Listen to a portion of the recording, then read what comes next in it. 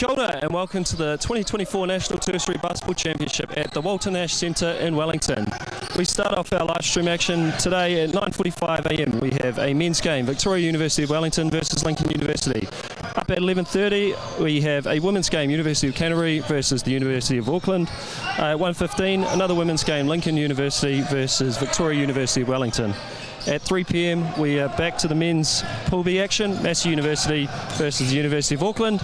At 4:45 another men's game, Lincoln University versus the University of Canterbury. And then we wrap things up today with a women's game, 6:30 p.m, the Wellington Invitational team versus the University of Canterbury. Yes, welcome to Walter Nash and Lower Hutt. We're down here with the National Tertiary Champs 224. We've got an exciting matchup. Victoria University of Wellington, the local hosts, up against tournament favourites Lincoln University. I'm here, my name is Scott Richardson. I'm here with Rakailo Ngātai Rimene. We are down here with a beautiful crowd just starting to build. Kylo, I know you've just come off a game, went to OT, so you're doing well, man. How are you doing? Yeah, it's pretty good, eh? The tertiaries are looking pretty fine out there, especially with a couple of invitational teams. They're definitely out there to play, eh? So definitely a game to watch. All right, the Lincoln University side starts up with Jared Burnett, Jack Churcher, Brody Cooper, Mitchell Corkery, Simon Lafayette, Joshua Muggleston, Cody Stevens, Zach Summerfield, Seb Wilson, Tony Worthington, Coach Craig Watts, Assistant Josh Thompson, a local Wellingtonian, and Manager Moses Bygate Smith.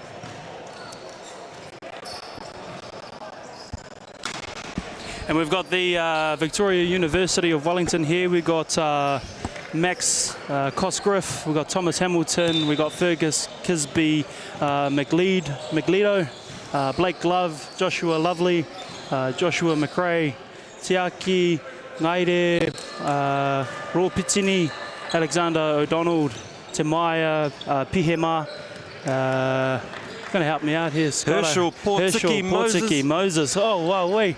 Look at them, the old Portiki Moses there. Tutau Rairino, and Felix Tuloch there with Coach Jaden Smith, Assistant Coach Jackson White, and Manager Cullen Hughes. All right. Not too familiar with most of these players, to be honest. It'll be our first show out. And I'm not too sure who the starting five is. We don't have a list for that, but we're just about to get jumped up. What do you think you're going to expect to see out here at this level of the game? Definitely a moving day, I guess you could say, on quarter one. We definitely want to get out of the block. You want to establish a nice, good run in that first quarter, especially when you're going up a team that you've never versed before. So especially with this Victoria University team, you see a lot of young guys, a lot of young locals running out there with the Lincoln favourites to win this game, but you always want to get out there out of the block on quarter one. So we should expect some physicality in this one. There, Scott. Yeah, no question. Look, one thing that I will assume is both teams will be well drilled. Two very good coaches, both assisted by very good coaches as well that have been in the National League, in New Zealand programs. I'm sure we're going to see some real polished product in what we see out of these two teams.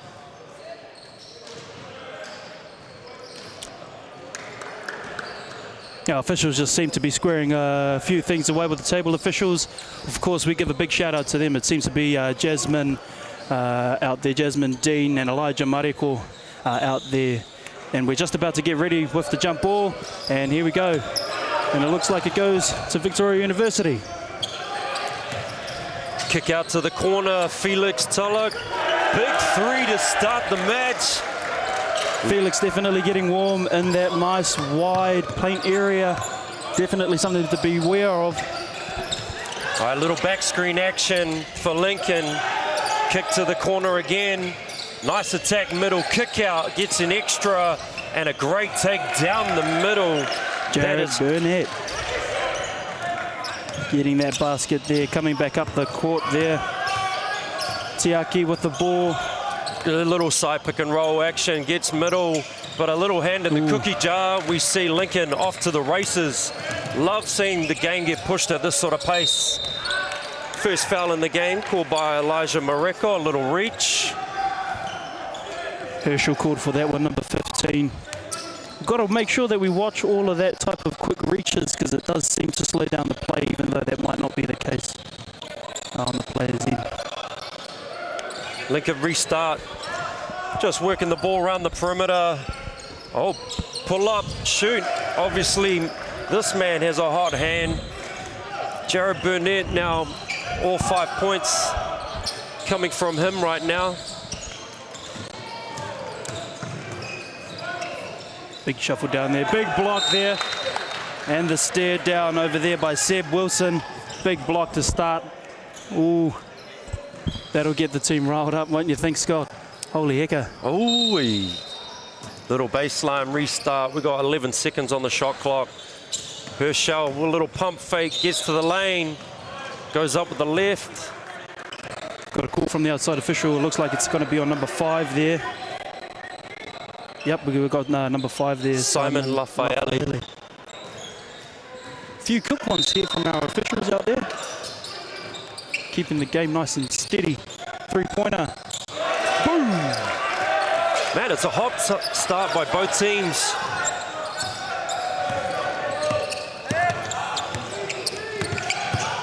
Can they withstand it throughout the rest of the game? Good pressure there by Vic Uni. They're off. It's Felix that bobbles up around the rim, but an O-board putback doesn't go.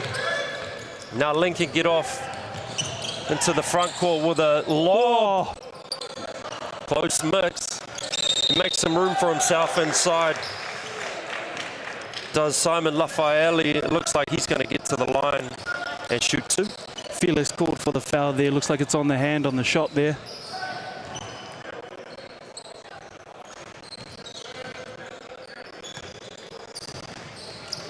Awesome. And so which game did you referee this morning? That would have been the Invitational with the University of Canterbury and the Wellington College team, it seems. There, Scott, with the Invitational. And how did that end up? Overtime with 103 to 98, so we were quite surprised that the young Bucks out there just wanted to get out there and definitely play hard. So it was a tough game to keep in it, but it's awesome to see, and it seems like it's reciprocated here. 3-point no good. Rebound there, big rebound by Simon. Yeah, again, he's out there, balling it up. Seb is out there, man. Here we are, little paint touch, kick out. Opened up a nice driving lane for Simon Lafayette, who's proving his worth right now. He's a bit of a force, bit of muscle inside. All right, some full court pressure continues by Lincoln. They're really trying to get up and in on the Vic guards. Little side ball screen action. Looking for the roll. We're playing a little bit of an ISO game as he pulls up. Lincoln come out of that one. We've got that man, the myth, the legend. Seems to be hot with the ball, quite frankly. Number 9, Jad Barnett passes it out to the outside going up. Ooh, no good. Big rebounds. Oh, but the turnover. Lincoln still with the ball. Nobody home. And he puts it down there. Brody Cooper down there for 2. Man, that's not a bad 2-foot jump from Brody Cooper to straight up and down for a beautiful flush. All right, Vic Uni gets to the second side, looking to get paint touches. That's big Herschel inside. Trying to get an opportunist one, but tipped out, and Lincoln come back. They're already straight into a side pick and roll. Kicks out to the Shakes man, and got a box out. Got a box out. Seems like the teams aren't really D'd up with the physicality in the game yet. It seems like we're still getting a bit warm, and fair enough. Game one for both teams. As we see another turnover there, the pass off for a big one. Down there yet again, Brody Cooper throwing it down for Lincoln University. Holy moly. Well, we've seen some highlights already in just the 2 games in the opening round, but that has got to take the cake. Man, I'm talking about a 2-foot jumper, man. This guy is a 2-foot leaper.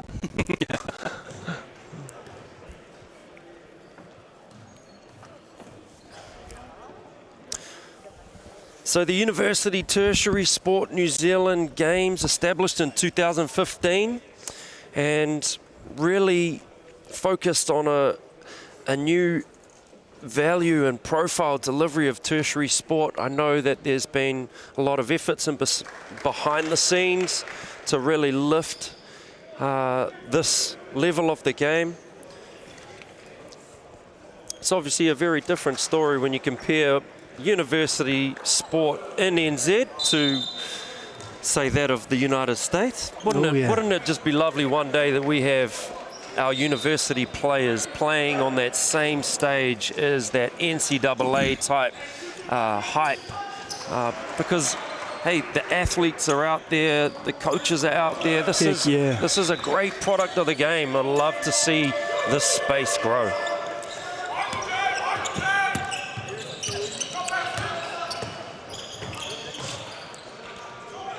All right, Lincoln doing well in their pick and roll coverages. Ooh, big one there. Vic Uni not getting too many advantages off the pick and roll at the moment. And as we see an and one there by, again, Seb Wilson going strong to the paint. Call being made, and the basket's going to count. Looks like that one's been called on Felix Toch.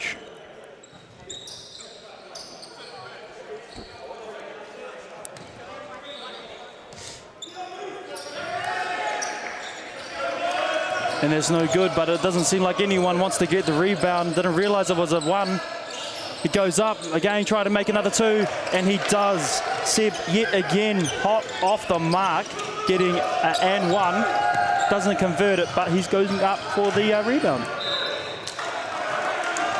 Ball slapped away there. They're going to get the ball again on the baseline. 6-19. Vic Uni need to look a little bit deep into their offense and see what they can do to just find a little advantage.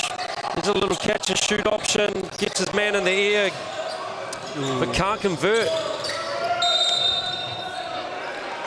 Travel called by Elijah Mareko on the outside official there. It looks like it's going back into the advantage of Victoria University. As we see a substitution for Lincoln. Looks like number 14, Zach Summerfield, is coming on for Jed.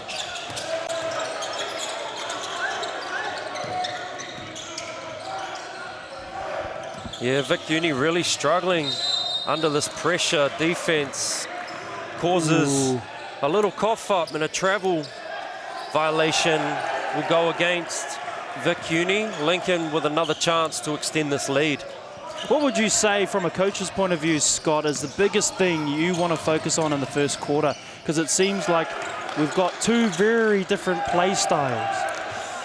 Yeah, I think for a team to go out there and dictate the pace, the tone of the game that they want to play, so that you're not forced to play a style of game you're not used to, but then matching all things around the physicality, you know, staying in front, being in the gaps, not allowing second chance points through offensive rebounding, so boxing out well. Those are the things you really want to force upon the game and set a tone with your team. Absolutely, as we've just seen down there, Felix Toch just got a 3-pointer for our Vic Uni team here, and then Lincoln coming up. Good screen here, mid-ranger goes up, no good, coming back down for Victoria University.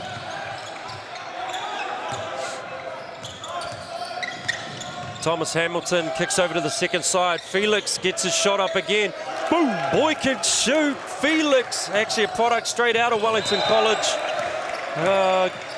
That man Herschel down there with the tip again. Actually his old Wellington College teammate Herschel gets all the way to the rim. Unfortunately cannot finish. He did all the hard work. All that hustle is coming back there. Oh, no good down there for Felix as he goes up for that mid-range as we come back down for Lincoln University. Jared Burnett starts the play. They get a little handoff action. Gets in the lane, gets a bump. And that foul's going to go on to Maya Pihema, number 12 for Victoria University. As he goes to the line, we see a few substitutions being made here, well and truly deep into the game.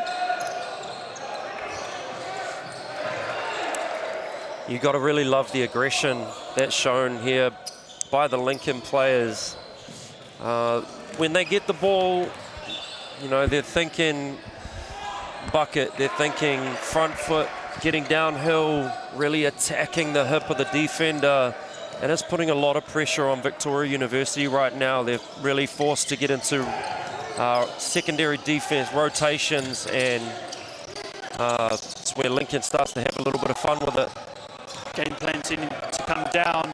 No foul called on that drive, but they keep it in the game. Kuru Fifi Toru here, no good off the tapa, goes back up. Oh, no good, and it seems to be a fight down low. Going back up yet again. The rebound stats will be phenomenal here. Going back to the outside paint. Looking for the drive. Pass out. Kuru Fifi Toru, no good off the tapa, and they get the rebound again. Will they keep it? No good. Turnover here. Lucky for Victoria University. Victoria University just got to get back to some basics. Shot goes up. They must get into the bodies of this tough Lincoln side. They are a little bit outsized. Not by much, but it seems that it's just a little case of more heart by this Lincoln side. They just seem to want those 50-50 balls a little bit more than what Victoria are putting out there right now. Victoria looking to get into a little set. Okay, high pick and roll, kick to the second side. They get into a dribble handoff action, but not much movement. I'd love to see a little bit of movement on the weak side just to break up a little bit of that secondary defense. That defense is really stuck, set in concrete, and Victoria University need to do a better job of trying to create some gaps, create some drafts for them to get into the lane and create.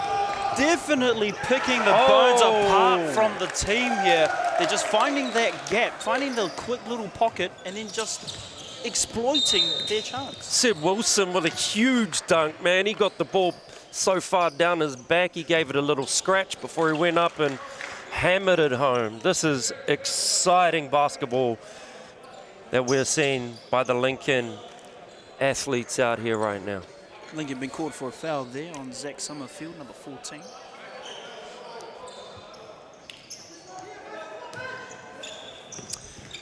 Alexander O'Donnell in the game for Victoria University. Similar action again, but pocket picked. Oh, they keep the ball alive. That was Tony Worthington. And that foul is going to go against Alex O'Donnell. Got back and stopped the easy two. Made him have to earn it now from the charity stripe. But Trans D, a little bit of an issue right now for Victoria. Looks like Lincoln are getting out and running and really putting pressure on the rim early. Victoria University just got to understand their matchups and get basket side. Make sure that they're getting back, getting ball, getting the next guy. Okay, stopping these easy trans buckets. See Vic come back up with the ball. Looking for that opportunity, pass out wide. Got tipped there, and the defense still on the outside. Vic haven't been quite good from the outside so far. The defense is nice and strong, exploiting that. Shot clock winding down. A little off balance. Saved in. Victoria University gets the bump, tip, but it actually comes off the leg of Vic Uni. Lincoln's going to have a chance to play from the baseline. 1 minute 19 in the quarter. Scores 14-30. Tony Worthington coming out of the corner. rejects the pick and roll, gets to the rim, does Cody Stevens, but misses an easy. Vic Cuny comes back and get it to Alex O'Donnell, puts up the three, splash, nothing but the bottom of the net. I feel like we're going to be watching Alex O'Donnell quite well once he starts warming up from the outside line, from the arc. I actually had the pleasure of coaching Alex O'Donnell as a 14-year-old back in a rep team back in 2018, and he could shoot back then too. As a little kid, maybe only a year in the game, he had a beautiful touch from day one. We saw Temai try to go up, but no good. Come back down with Lincoln University pushing it hard and heavy up there with that two basket. Jack Churcher leaking out, getting a nice little pass to a layup. Vic Cuny coming up against a set defense every time. It's going to be hard to grind this out over 4 quarters. They kick to the Shakes, man. Alex O'Donnell, also a pick and roll, pulls up at mid-range, but they get the O-board, no putback. They're off to the... And that's quarter 1 in the books. Victoria 17, Lincoln 32. Any thoughts around how Victoria University gets stuck to peg this score back? It's going to be quite a tough one, like you said, to ride out. The set defense seems to be working quite well for Lincoln University, and it seems like we still yet to see the same type of intensity and defense from Victoria University. So I wonder if their coaching staff are going to try to change up that defense, try and set some more different plays that are going to work for them to try and shut down Seb Wilson and even Brody out there. But we've got to keep an eye out down there for Simon Lafaele, because he's got a couple of turnovers in the midcourt, giving them and leading to a couple of those baskets down low. So we've got to see that defense change up, Scott. That's what I'd like to see. It looks like Leighton Haddleton is the one instructing orders in the Lincoln huddle. I'm sure they love the tempo that they're seeing out there. They're certainly dictating that, pushing the ball out of trans, getting to opportunist buckets out of offensive rebounds. For me, there's 3 things that Victoria University need to really focus on. One is rebounding. They cannot allow Lincoln to get so many second chance points. Otherwise, this is going to be a long day. Second, trans D. Okay, the easiest form in the game of scoring is getting up ahead of that opposition and getting easy layups. They need to stop that if they, again, want to have a chance to compete in this. And then secondly, in offense, breaking up that defense some way, whether they get some cutters through or get some exchanges on the weak side, something that's going to shift the defense a little bit to create gaps, create double gaps, okay, to drive into, create, good things happen when that happens.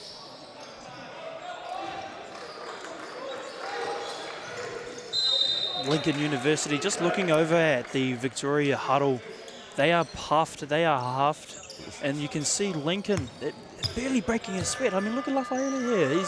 He's hot and ready. He's looking down the soldiers. He's got them all in line, waiting for that ball to get in.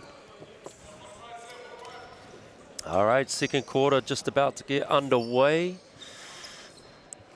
We got Simon Lafaele. He's having a little bit of giggle with us, but I know he's back into business time now. The whistle's gone.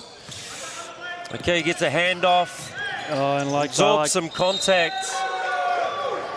So actually a cheeky little block from behind in the rear view. It was nice and strong, but we can see that three. No, we're good. Oh, nice pass. Great dish.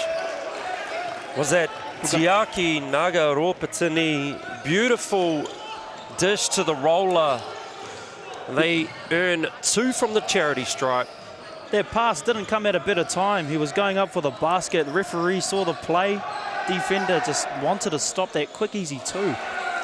Yeah, it was just a simple switch by Lincoln that allowed a little slip out from the big, and what a great find.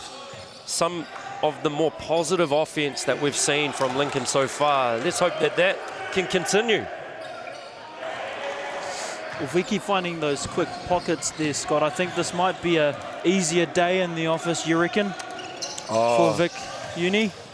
Yeah, well, I mean,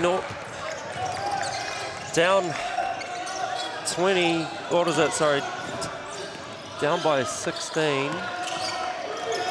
well, 14 on, okay, here we go, sorry.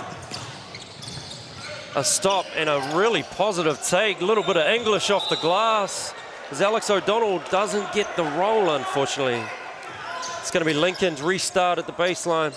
As we spoke about before, in that last quarter time there, it seems like Victoria have been given some gas into that engine, and they've come out just a little bit hotter than in the defensive area, because they seem to be getting a lot of breaks here. Ooh, but seem to not want to be at home or in the office at all, leading to the easy 2. Jack Churchill with a great wheel and receives after a good find. Here's a bit of no spice at the end of that for Blake Love, going up for the 2. Lafayette losing the ball, but bringing it all the way up. Easy foul, making it an and 1. Man, Lafayette showing a little bit of man strength out there. Not too many can hang with this guy. He seems to be pretty set when he's heading to the bucket. He's hard to push off his axis. Earns the bucket. Can he get one for his tally? Makes the basket again. Victoria coming up. Fergus with the ball, passes it to the outside. 3-pointer's gone up. And it's gone in down there for Joshua Lovely.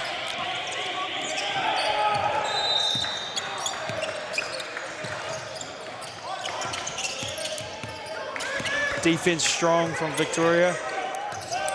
Pushing past, sees the inside man. Kicked it back out. 3-pointer. Kuruwhiwhi Toru is good out there for Mitch. For Mitchell out there. Mitch Corkery looking like he's got a little shooter's touch to him as well. Victoria come back, look, see if they can deep respond, but empty possession for Vic Uni. They're currently down by 19. Lafayette just strong with the ball there, pushing it hard with the contact. So tough as they get the offensive rebound again, and this becomes a bit of a grind. Man, nice little finger roll. Jared Burnett showing a little bit of versatility with his outside and inside game. Tiaki with a desperate throw to the ring, trying to draw the foul off Lafayette. No good. Look, I really like how Victoria has responded in the second quarter. They do seem to want to be a bit more aggressive. They have gotten to the heart of this Lincoln defense quite a few times, like down, getting paint touches, and although not converting consistently, they're getting a lot of great looks, a lot of balls just rolling off the front of the rim, unfortunately. Felix Tuller going to work, kicks out, 3, doesn't catch much. Unlucky for Blake Love out there with a 3-point shooter, just coming up just a bit short as we see Lincoln drive to the basket. A foul's going to be called out there on Tiaki down there. I just love how Lincoln loves to get the ball out of their half.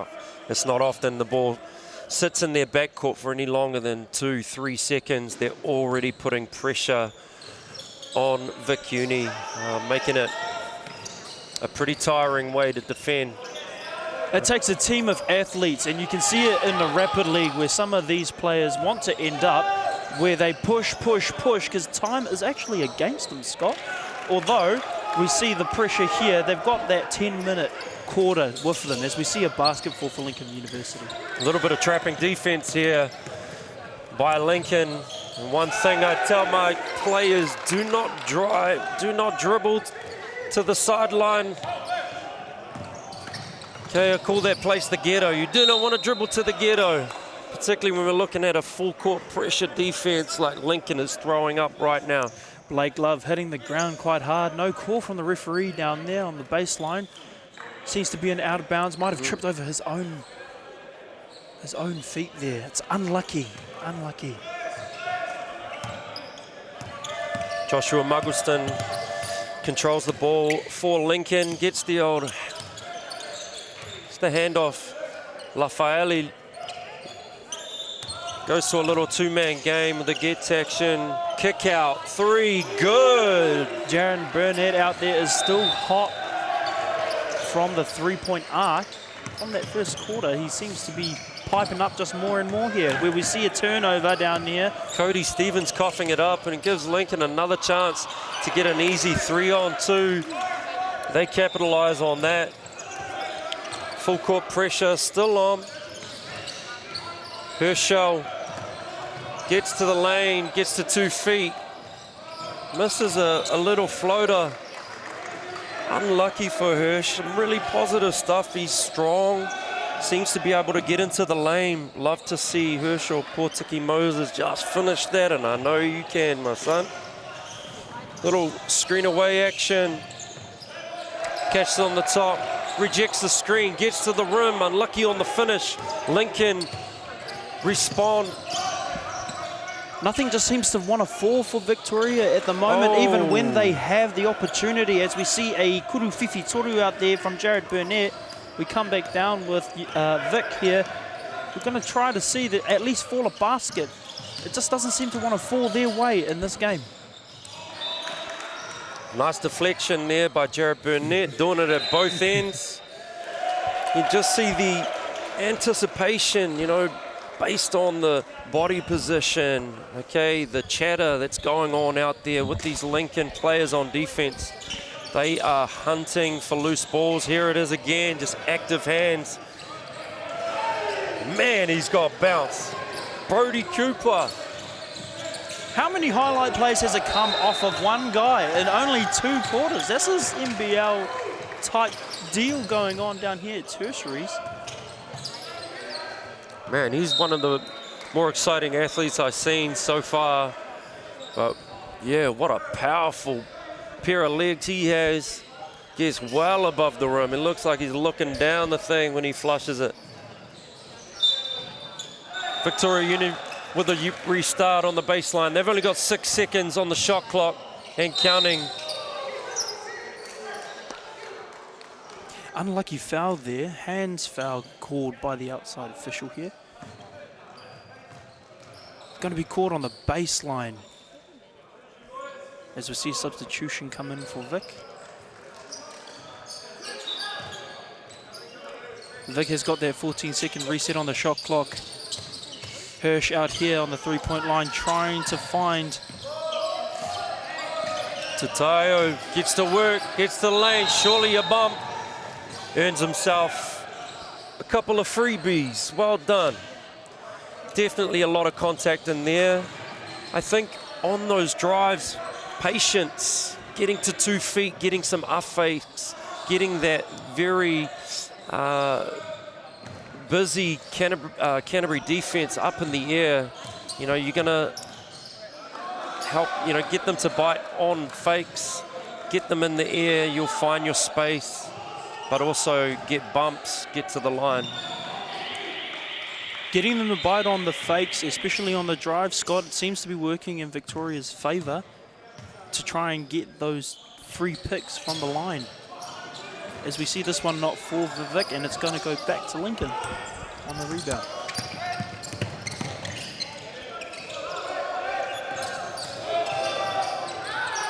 Hard D down there in the paint, turns it back over for Victoria University.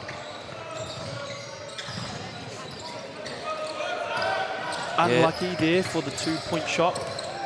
Pass off for the man in the paint, and a foul's being called. Yeah, it wasn't a heavy foul.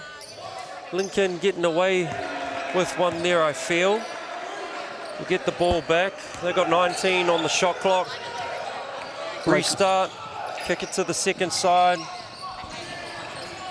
Oh, nice little drive from the corner. Finds the cutting Brody Cooper. Another name that we highlighted here, or at least on my sheet, as a person of interest in that first quarter. Drove. Yeah, Thompson, Hamilton. Yeah. Nice little drive. It's positive to see Victoria University there. Now they've got to be able to get back and defend without fouling. Look, I'd love to see Vic Uni just put a little bit more premium on staying in front of the dribbler. Right now, getting beat off the dribble. Let's see these guys. You got to catch that first bounce, square hip, stay in front, stay chest to chest. Okay, right now, Lincoln getting by and drawing in secondary defenders, creating from there. It's becoming very difficult for Vic Uni. Josh Muggleston making the 2 baskets in the resin paint strip there. An unlucky error there, Thompson Hamilton. Thought maybe there was a little tip from the defender, but no, he dribbles out of bounds under a bit of pressure there. Lincoln with the restart. Sideline in the front court. Score really blowing out now, 23-60.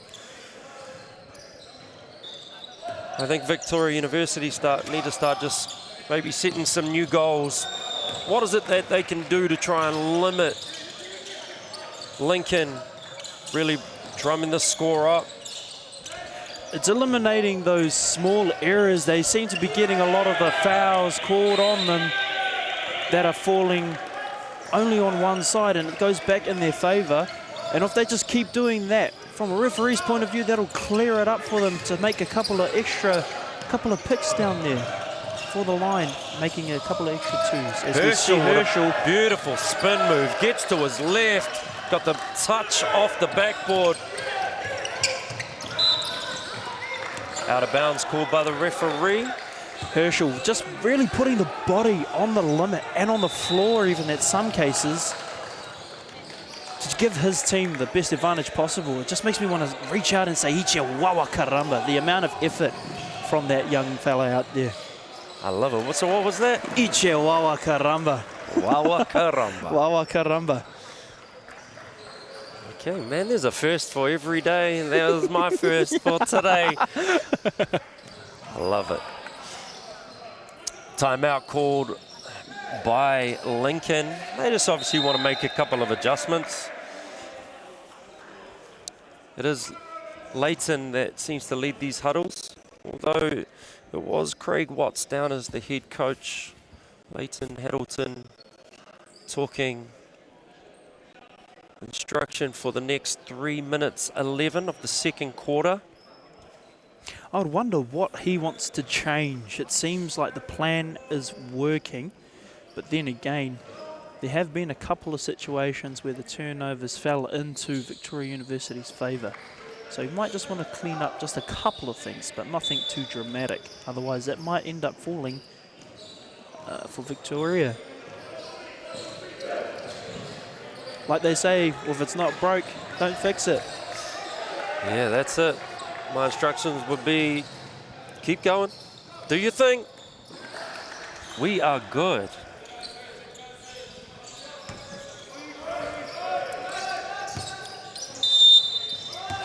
Little down screen action. Pop out kicks. Catch, gets the foul. The Kurufifi Toru. It seems like a responsive foul here. It seems like the contact that they feel for Victoria isn't falling in the same hands for Lincoln, and their Lincoln are just dominating due to the foul calls. It's just silly choices there. So hopefully we can see that being cleaned up by that foul there. Mitchell Corkery unsuccessful in the first and the second. Okay. Good things come in threes. I know you got this. Oh, man. No good for 3.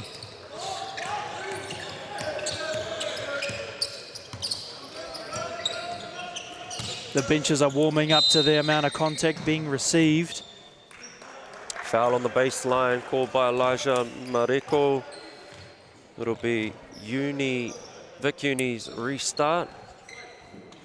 Quick call being made down there on Josh Muggleston for the hand checking and the pushing. But he won't be going to the line. 14 seconds on the shot clock. Oh, struggling to get the ball in under this pressure. Lincoln get a deflection. Got an outside And referee call here. the call was made. 5 seconds, unable to get the ball in play within 5 seconds. And we'll put that down to some great pressure by Lincoln. Oh, Lincoln going up for the two-pointer there. We might have had an extra defender out there, but it doesn't seem to want to fall in the call. Vic trying to run a play. Sees the man outside in the corner. Felix Tuller, he's going good for Vic Uni right now. They need to find this man. I'm not sure exactly of his shooting stats, but I haven't seen him miss much. Felix out there has been working quite well out there from the paint. 28-62, lots of work to be done. This time Felix gets in the lane, shows that he's not just a catch and shoot guy, but meets some very stern defense down low. They did well to stay in front. And again, three-pointer goes up, no good. a better box out now, better defensive position by Vic Uni. Herschel steadies the ship for Vic. The orders have been given by the general. Jaden asking for the cutter. That's a better touch. Hirsch. Again, this man is in the office, working nice and hard for his team. As we see a foul being called down there by the outside official on the baseline. Now, we don't have the privy of stats in front of us, but the foul count right now must be through the roof. I can imagine there's a lot of pressure on these Vic players getting into foul trouble. I'd imagine that some of them are getting into seconds, thirds, you know, and we aren't even in the second half yet. We see the first one fall there for Jack Churcher. Trying to make it a sweet number two. Boom. Second one falls. And I just see the cones over here, Scotty. It seems like we're both in the bonus, both teams, and that foul that was called just before seems to be the third foul, so you are correct. Some of these calls coming in heavy with a desperate lay, no call. Game getting physical now. Man, it's great to see Josh Lovell get his hands in the mix there, and the jump ball actually goes the way of Vic Uni, I believe. So they will get the restart after this timeout being called by Vic Uni. They're going to go and talk about a few things. He did not want to give Zach the light of day with that ball. He was going to fight for it, and it seemed like it was teetering on the edge of a little bit more than physical. Seems like this has now become a game of mental strength to see if they can keep the lead, but also work hard in the office to come back from 30. But now it's 30 to 64 with Lincoln up in the second quarter. 1 minute and 9 seconds to go. Well, Jaden Smith getting pen to drawing board right now. Looking forward to seeing what he's going to draw up. 1 minute 09 left in this second quarter. I'd love to see Vic Uni just pull a couple of good possessions together and see if they can just decrease this lead by Lincoln University. So we're here for 3 days in the mighty Hutt Valley. It's beautiful and sunny outside in Wellies. Hutt goes hard.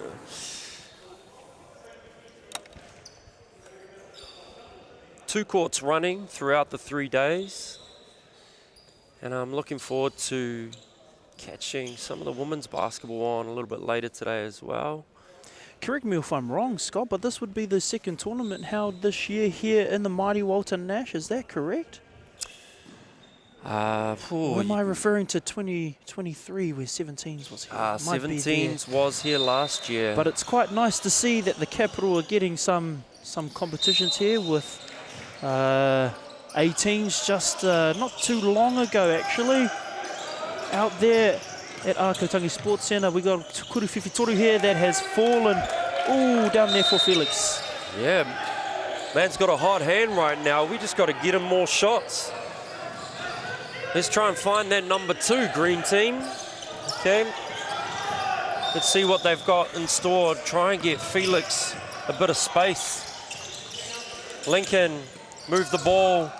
Little handoff to the corner, a little two-man game. He drives middle, pulls up for the beautiful mid-range. Cody Stevens. Cody Stevens, what a nice touch. Felix gets his feet set. Unlucky. Lincoln get the ball. It's now a 2-possession game. I know they're going to want to get a good shot up. Drives middle. Finishes high and wide, but cannot execute that. It goes long. Felix on the run. Out of bounds. It's going to be 17.1 seconds left. Lincoln, last possession. I'm sure they want to run the clock, create a great shot, not give Vic another chance to play offense in this half. They go to a handoff. It's Mr. Lafayette gets the bump on the elbow. That's enough to send them to the charity stripe. Josh Lovell called for the contact on the arm on the shot. 2 shots to come for that man out there, Simon Lafayette. First one doesn't fall. All right, Lafayette, a little bit more legs this time. See if he can adjust. Oh, yeah. Yeah, oh, no. Gravity not working for him, but as we saw earlier, the shot goes off. No good. I was going to say he is the man that'll go up for that rebound and try to get it again for his team. And we've seen it before and we've seen it again here, but no success here at the end of the second quarter. 33-66, the end of this first half at the National Tertiary Basketball Championships down at Walter Nash. Yeah, it's a little bit one-sided, we have to say. Lincoln showing, maturity in offense, pressure on defense. They play together, they're tough. Victoria University just really now have to dig deep into their system to see how they can stop what is a very aggressive offense from Lincoln, but then get into some sort of momentum. Yeah, right? within their offense, and it's gotten better within that second quarter. They're finding a few guys getting buckets. For me, Felix Tuller is certainly a huge 3 option for Victoria University, which is really forcing the Lincoln players to play up on him, and maybe that opens up a little bit of room inside for the likes of Herschel, Portiki Moses, Josh Lovell. Okay, I'd love to see them get a bit more space in and around the rim. But as for Lincoln Uni, man, everybody is contributing. Seeing Lafayette showing his strength, doing it at the rim. Jared Burnett doing a little bit of everything. Brody Cooper, the bounciest player I've seen in the gym today. Let's see if these guys get rested in the second, or whether they continue to push the momentum and extend what is already a big deficit. As I look around, I start to see some of these girls' teams start to flood through the doors, starting to watch some male basketball here, which is quite awesome to see. That's definitely going to be reciprocated. The guys are going to want to come and watch some of the women's games as well throughout the weekend here. But it's awesome to see some local faces, especially out here at Walter Nash. So we got the University and Tertiary Sport New Zealand organisation overseeing this event. They have flagship events as National Tertiary Championships, which are delivered annually in partnership with NZ sporting organisations such as Basketball New Zealand for this particular event. It's an exciting new era in New Zealand university and tertiary sport, which sees all the best university teams in the country battle it out for national supremacy. Whew. Right now, favourites in this particular basketball event amongst the males, well, we saw this morning a Wellington College Invitational side go down only in overtime to Canterbury University. I'm not sure the result of the other game just yet, but right now, the best team that I have seen so far is no question this Lincoln side. They seem that they have the horses, they can shoot, they can get inside, they're well drilled, so seem very well organised. And for me, yep, it's going to be this team to beat if you want to go out there and win a national tertiary championship.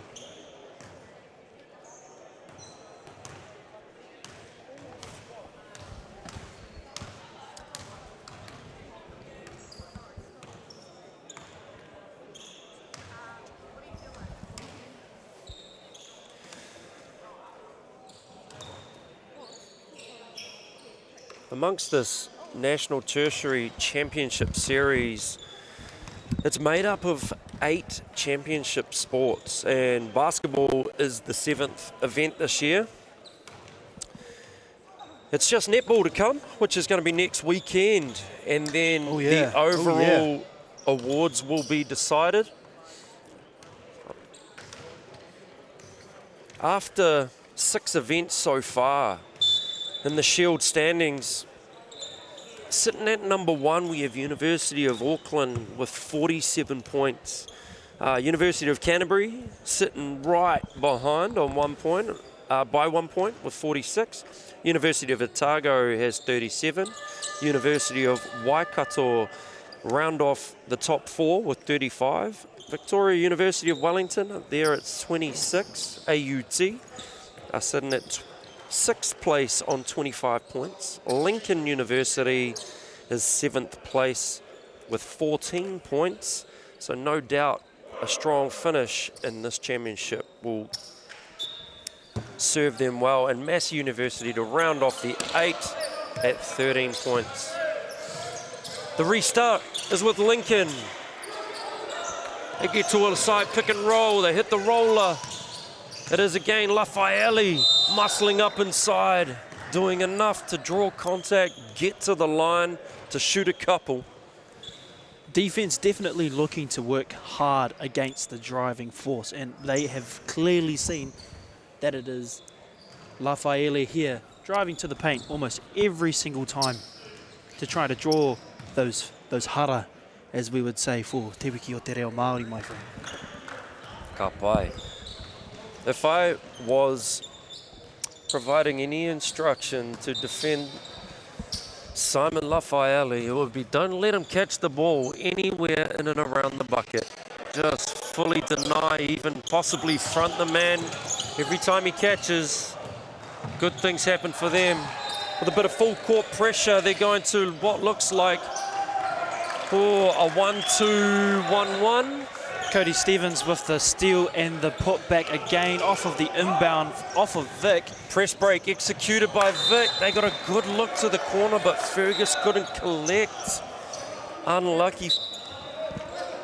Lincoln come back. We've got a substitution here called. Fellas are just eager and in it to win it. Just keeping the Pistons rolling over. They didn't even hear the whistle.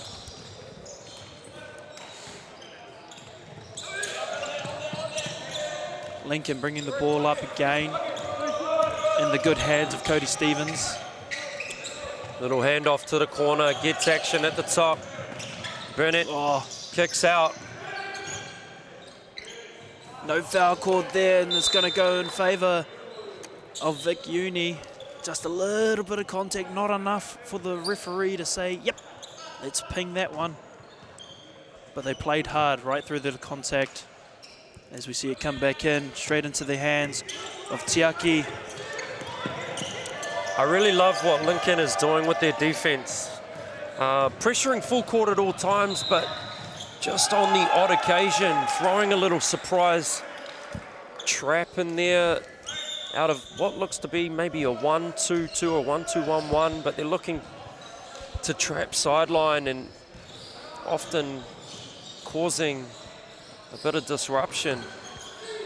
Tiaki getting pinged for that one, not getting in front of the defender, getting him to the line. Lincoln definitely exploiting the weak defense. Looks like again, here we are, they're jumping into a trap. Yes, they are, trap. And they kick out, yep. Those in behind are hunting, and it's Simon Lafaeli. Oh, probably the right decision. Definitely could have gone up himself, but unable to collect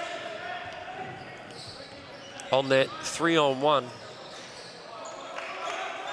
Going to go back to Vic Uni here. Has Vic Uni got a plan just to break the zone pressure? Side pick and roll, uses the screen, gets 2 feet in the paint, gets to a little mid-range pull-up, can't finish. Josh Lincoln off the Muggleston. run, kicks out, looks at the shot, looks to slow things down, but Lafaeli doing what Lafaeli does. Another poster play there from Simon Lafaeli as he looks to make another couple of calls to his troops there for the defense, and it's worked in his favor. The floor general working the troops hard on defense, making sure that they are constantly working. Seems to be a timeout called by Vic Uni. They need to talk a few things over. Certainly, let's get organised out of the backcourt to break this full court zone pressure. Identify traps early. Can't allow the ball to stick and wait for the double team to come. Let's try and find the open man early, move the ball, get it to the other side, look for advantages.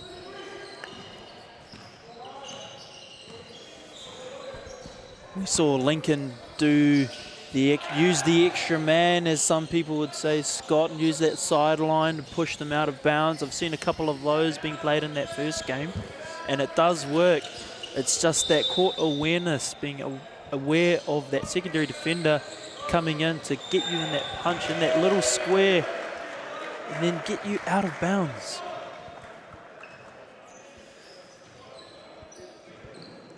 Yeah, Lincoln certainly looking to use the sideline to their advantage. It seems where they do have players creeping up sidelines, they send a second man, they look to trap, they look to apply pressure, and everyone stays home on their man and behind, looks to hunt and seek out loose passes. Catch and shoot looks short. Joshua Muggleston, I'm sure Lincoln University looking for better shots. Again, they're hunting. Unlucky too, unable to fall, but they get the rebound. Looking for the drive again, heavy contact, no call. Rebound falls for Lincoln, coming back the other way with Seb Wilson. Pass off to Cody. Cody Lafaele with the ball. Looking to try to get some sort of call here. Goes up, no good. Comes back down for Vic Uni. Vic Uni look to push. Oh, Lafaele puts their rump out. I have the same problem, brother. Two big legs. Can't keep it in our cylinder.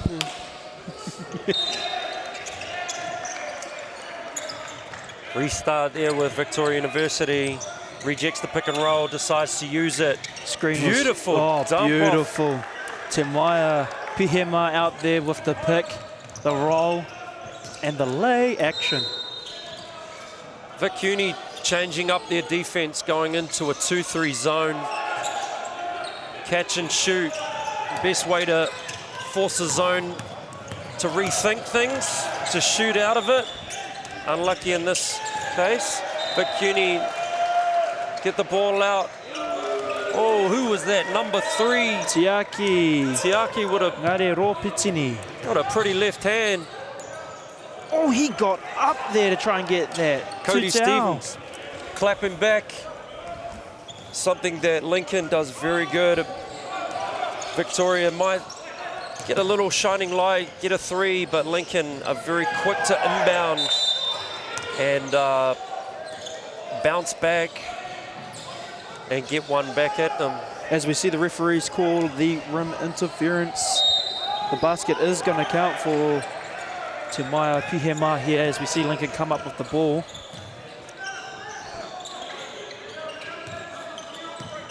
A little flare screen.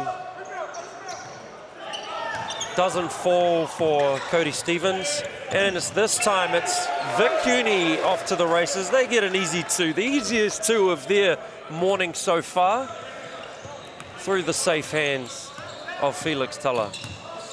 A little shallow cut, they get to the second side.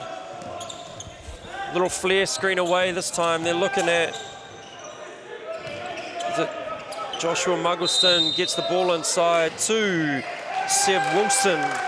He does enough to get some contact. Although, no, my mistake. An offensive foul being called. He did too much with his contact. Too much kaha in the drive there.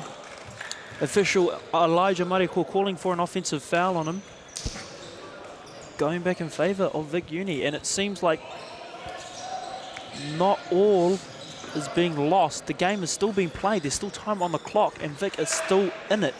They're still playing ball, and that's the best thing. Yeah, well, at this stage of a tournament, it's, you know, maybe the game is out of reach right now, but there is still so much to achieve in the quarter and a half that we have left in this game. It's about trying to find some flow in offense, build some chemistry through some of the combinations that they're putting out on the floor. You know, defensively, can they adjust around some of their defensive coverages to put a halt on the Lincoln offense? This tournament, it's not a sprint, it's a marathon, and often it's not about wins early, it's about finishing strong later in the tournament. And if they can start to just build some cohesion. It seems like we might have a bit of an admin, but it doesn't look like, looks like our referees have sorted and squared it away. 5 minutes 26 left in the third quarter. Victoria University's ball. Gonna get the restart through Felix. Oh, trapping action again. Anytime Vic Uni gets into that sideline, they're sending an extra man, and it's causing a lot of problems for Vic Uni right now. They need to recognize seeing that second man, and hey, you do it well, it becomes an advantage because there's an overlap somewhere else. There's an open man somewhere else. Lincoln get into a middle pick and roll. They hit the roller. Well tagged, challenge the shot, and forces a little front rim. Victoria University coming back with it. Gets bumped. Thought possibly a blocking foul, but no, they... Looks like we've caught an out of bounds on the baseline. Out of bounds. I think Vic Uni get to keep. As we just saw, oh, we might have a different call here, but we just seen number 2 of Vic Uni, Felix Tolich, just hobble off the court after that heavy contact. He's just sitting there in a little bit of pain. That's not a good sign. That's not a good sign. But as we return back to the court here, it is going to fall for Victoria University at the baseline. 18 seconds on the clock. Timaya with the ball. Good pressure once again from Lincoln. They're not giving Vic, you know, an inch to breathe. Every catch is contested. They're great at getting a hand above the ball, challenging shots, staying in front. You know, and really, Vic Uni, you know, continues to struggle to find too much chemistry under this pressure of Lincoln. Lincoln head back, get to a little corner handoff. They kick to a middle on ball. Use the screen again, goes little kicks to the cutting. Brody Cooper, is it? Brody Cooper.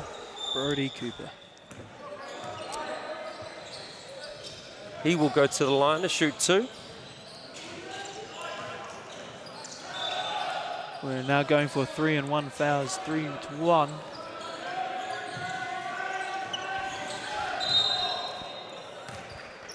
As we see Brody Cooper miss the first one just on the tip of the ring there. He's going to try to make the second fall. And it's good. 42-81. More full court pressure coming from Lincoln. Here we go. Again, seeking out to trap over the halfway. Victoria University just need to stay more composed. We've got a very jumpy defense that's coming from Lincoln. Throw pass fakes, be patient, let them bite. Get the ball to the opposite side, make them run. You can use this to your advantage, but right now they're just not recognizing when the pressure's coming.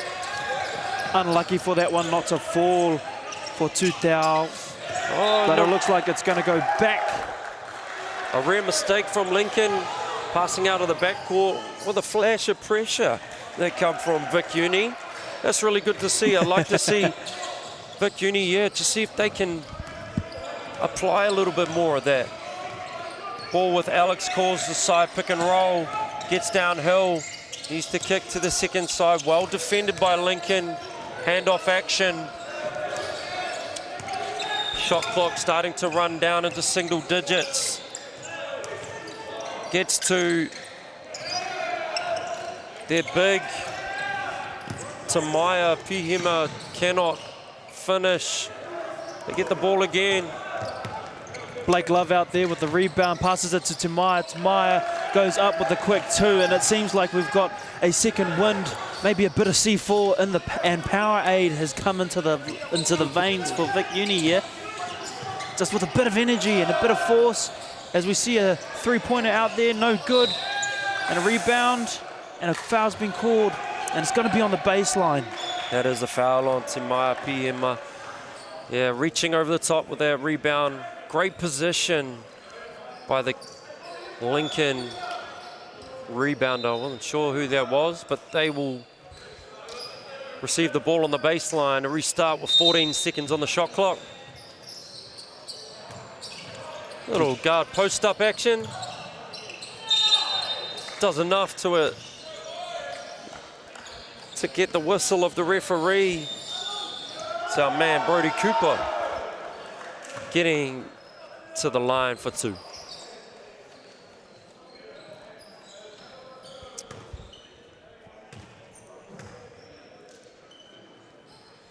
So how many more games will you be refereeing today there, Kylo? The roster looks a little bit deep here at the moment, so we've got 2 more to go in this round of play today, Scott, with 2 exciting, what I can believe are exciting games in the women's division as we see a turnover here. And what is it about refereeing that draws you to continue? You know, I know that you're pursuing refereeing to the highest level you can get to. I know you love it. I've watched you all season refereeing Premier College basketball throughout this last winter. You know, what is it about refereeing that you love? Well, it's exactly the same as a player. The life of ball is definitely one that you cherish quite well. And because I couldn't play, I don't have the coordination as some of these athletes when I was younger, I've decided to pick up a whistle and still pursue the area of basketball. And that passion has just stayed all the way through. Every game is different. As you will be able to see, this game is much more different to the game that happened on the far court just a couple of games ago, or just a game ago. But it's about passion passion for the sport, the love of the sport in the community. How many years have you been refereeing for now? Oh man, I can go back a little while. But if I were to put a good number on it, I'd be refereeing for a little while, just over 5 years, I'd say. Just over 5 years. That's a solid stint. It is a solid stint. Started in college, and the passion just continued. Is there any one person you could pin it on that brought the game to you, got you involved in refereeing? I can say, funnily enough, Chris Pugh, who used to be the Tawa College basketball coach back in the day, he got me into the team as the referee, go away to tournaments, and then he kept my passion for basketball really alive through those 5 years at college, and it just transferred into everyday life. So Chris Pugh would definitely be that man for me. Tino Pai. As we return back to the game, though, we've got Lincoln coming up with the ball, passes it out to Lafaele for the three-pointer. His first attempt from three land. Herschel gets to the room. Oh, it's a beautiful take, coast to coast from Big Hirsch. Great touch as he gets high off the glass as well. We've been saying his name quite often throughout the game, but Herschel is definitely working in the office today. You see a drive here from Lincoln, quick pass off. Finds the baseline cutter, and Cody Stevens comes off the boot of a green player, and it's going to go off the dribble and back into Victoria University's hands. Just a quick little error. Victoria University bring the ball back up. Minute 35 on the shot clock. Hirsch pulls up from three. Oh, Herschel. Uru Fifi Toru. He's making it look easy. Easy, easy, easy. You know, and this is a great little phase of play from Vic Uni. Shave the score now. They're using the same advantage that Lincoln was using against them, identified their weakness. Oh, big recovery D from Lincoln to get that block against the backboard, but offensive rebound to Alex O'Donnell, who gets enough contact to earn himself a couple of free throws. Outside official Jasmine Dean making the call with the contact on against the arm. And it looks like that was pinned against number 13, Josh Muggleston. As we didn't see the first one fall out there for Alexander O'Donnell. Hopefully he makes the second one here, and he does. Pushing the lead up to 51. So they scored a 51 and 83. Jared with the ball, trying to set a play here. Lafaele trying to do the quick screen. A little bit of error, outside man open on the three. Kick out, no good. Lafaele just too strong, taking up too much space inside. Man, he's a hard man to push off the block. And the foul has gone against Lincoln University, against Cody Stevens out there. Just too much kaha in that rebound situation, as we see Blake Love dribble the ball. Score deficit at 32 points now. And Vic Uni gets to a pick and roll, looking for that baseline cutter. Unlucky on that attempt, but they get back and manage to disrupt what looked to be a 2-on-1 easy lay for Lincoln. Blake Love is just putting a little bit of effort behind them, not getting that easy two. As we see it come back inbounds, Lincoln outside. Using the clock to their advantage. 14 on the game and on the clock. For a high pick and roll, Lafaele twists on the screen. Burnett gets to the rim. That's the putback. That isn't to go, but 2-1 not to be. Unlucky. What an exciting way to round off this third quarter. Nice phase of play from Victoria University. Shaved the score to 32 and showing some really positive signs. I loved a bit more pressure seen by them. Look, other events going back in time, it was actually University of Otago that won this for the men's last year and for the women. So I wonder, we haven't seen them yet in this year's championship. Looking forward to seeing them play, obviously with high hopes of getting some back-to-back action. Runners-up last year with the University of Canterbury, and in the women's, Lincoln University. But it was 2022 where Victoria University, they got the chip for the men's. It was AUT in the women's, but Vic Uni getting their flowers a few years ago, showing that, hey, they are a quality entity. Look, I still have really high hopes for this Jaden Smith coach side. They have come up against some tough pressure in this game and it's caught them unawares. Let's hopefully they can, you know, in their time between game 1 and game 2, well, maybe watch a little bit of film, look at ways that they can adjust things to deal with the pressure and also find a bit more flow on offense to relieve a little bit of the pressure that they're receiving. Also ways in which they can be a bit more disruptive on D. Often we have seen good things when Vic Uni looks to apply a little bit of front foot pressure. They clearly want to put that pressure on just a bit more because they can see that that corner is working in their favour, using that extra defender known as the sideline for that quick turnover and pinch them in the corner. As we saw one turnover work in their favour in that last quarter. Hopefully we see that same level of intensity as we come up into the fourth quarter. 10 minutes on the clock, 51-83. We restart the fourth quarter. It is Victoria University. They get to the second side, hand off to the corner. They reject it. Oh, that is a big block. Coming over as the second defender. It's our guy, big side, Lafaeli. He's proven to be...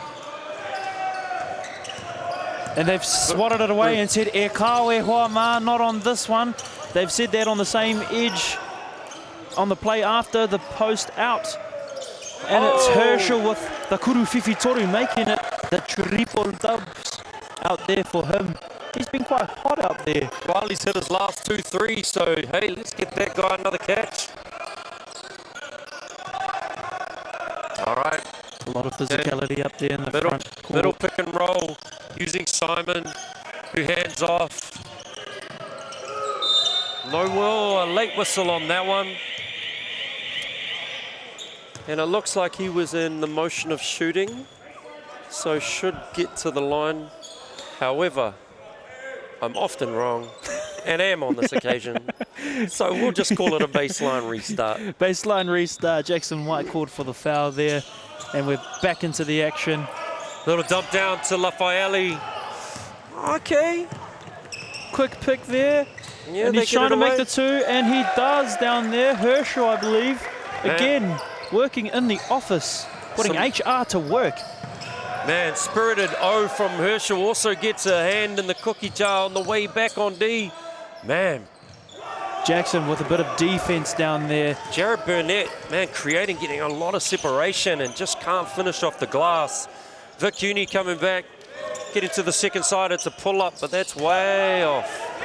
Jackson just not feeling it from the outside, and he's just been subbed on in the last 2 quarters.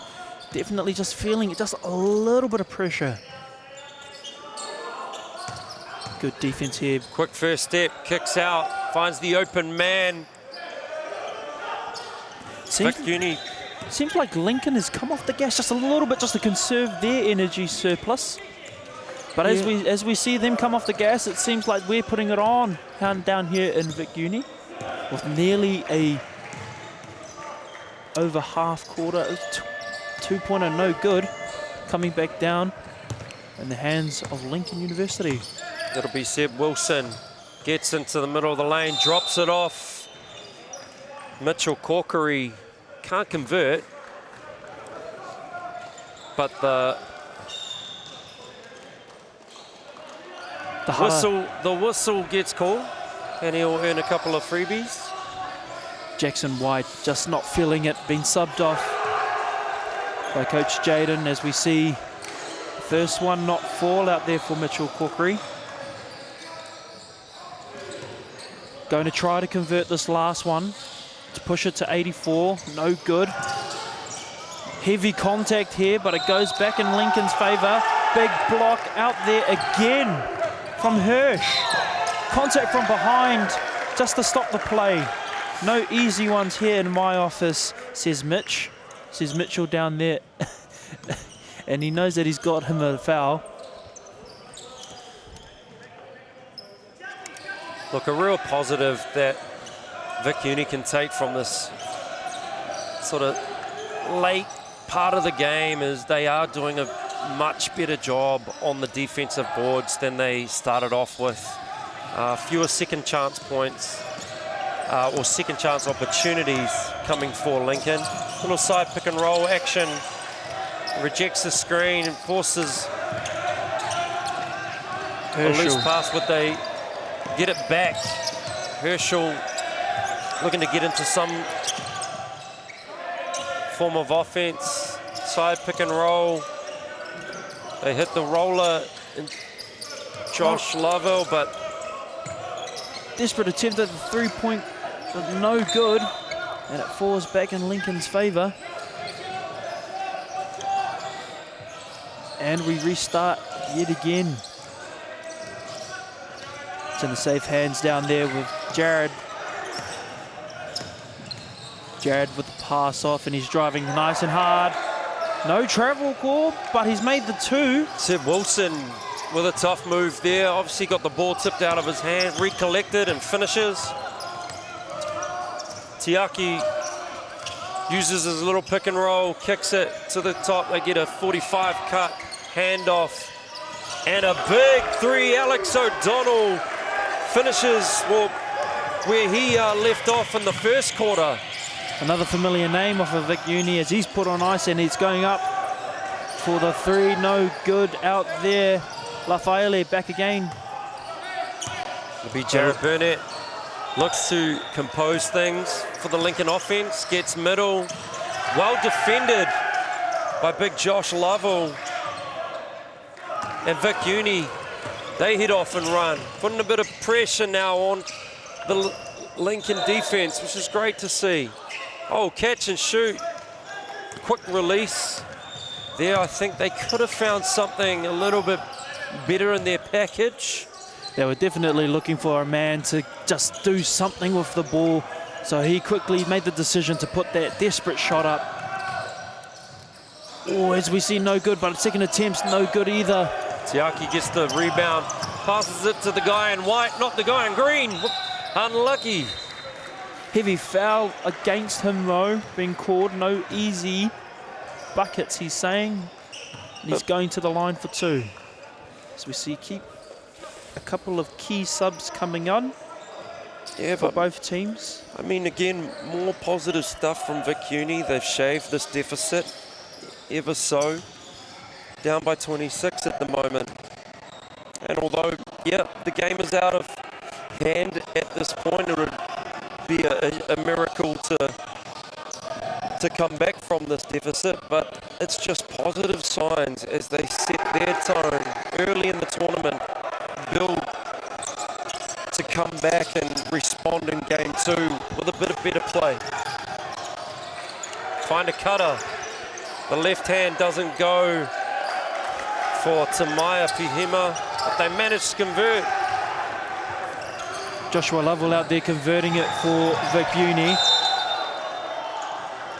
A foul call being called on the ground here by Elijah Mariko. And it looks like it'll go against Tutao Rairino. Comes back, looking for the screener, no good, pass off. Oh, catches. Drive, and makes it. Stampedes on the catch. That burst of speed really caught the defense unaware. Lincoln getting into a little bit of trapping motion, forcing. But Josh Lovell gets a great look. And that's how you make a trapping defense pay really get rid of the ball early, find the open man, and they do force Lincoln into rotations, and they're just too late on that layup from Josh Lovell. Enough to get him to the line. Unfortunately, he can't convert on the first. He definitely forced Brody out there to definitely give him that hard foul and that contact, and the referee just could not ignore as we see the last one fall. Out there for Josh. Lincoln coming up, far side of the court, quick pass off. Looking for the man. I really Shoots love out to the corner, no good. Oh, that's a great find. Love the pace of offense that Lincoln plays. There's a lot of speed cuts, okay? Exchanges are played at speed. It really puts this Vic Uni defense in a conundrum. They can't get to the coverages that they may like to because they're behind the play just slightly through the speed that Lincoln play at. Converted now to hit the 90-point mark. Again, we're seeing some full court pressure, trapping defense in a 1-2-2. And it looks like the outside official blew her whistle. Jasmine Dean out there asking for a substitution, but the play just continued just a little bit. Same defensive set.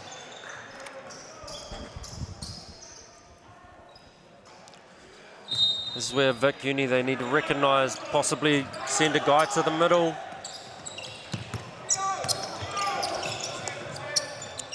Breaking that pressure with ease, they're getting into their half-court set. Tutau taking a bit of contact up high, looking for the drive to the basket, and he's gonna get the harder called on Seb Wilson here. Tutau did a great job with that space. You know, a bit of an ISO at the top, managed to shake and bake a little bit, get on the defender's hip, and earn himself a bit of contact. Making the first one go. Going to try to make the second one fall as well. To push the lead to 64 for them. No good, remains at 63. And what's the call here? Out of bounds by White. Off Lincoln last. Vic Ball getting the ball.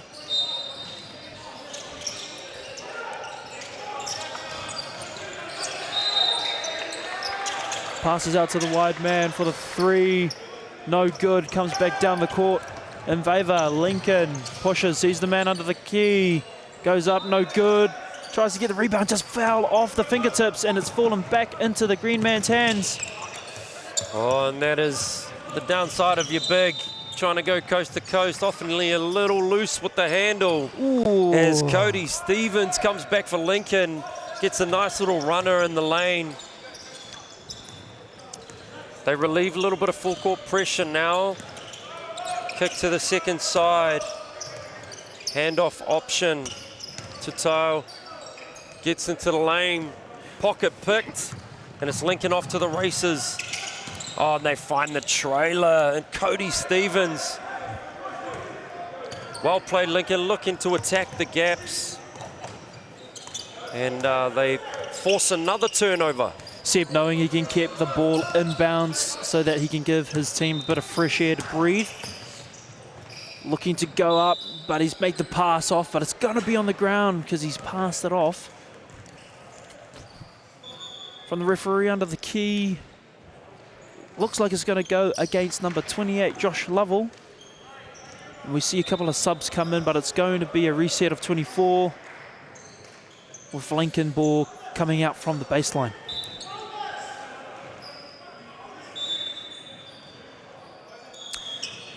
Well, Lincoln University has won this championship once before.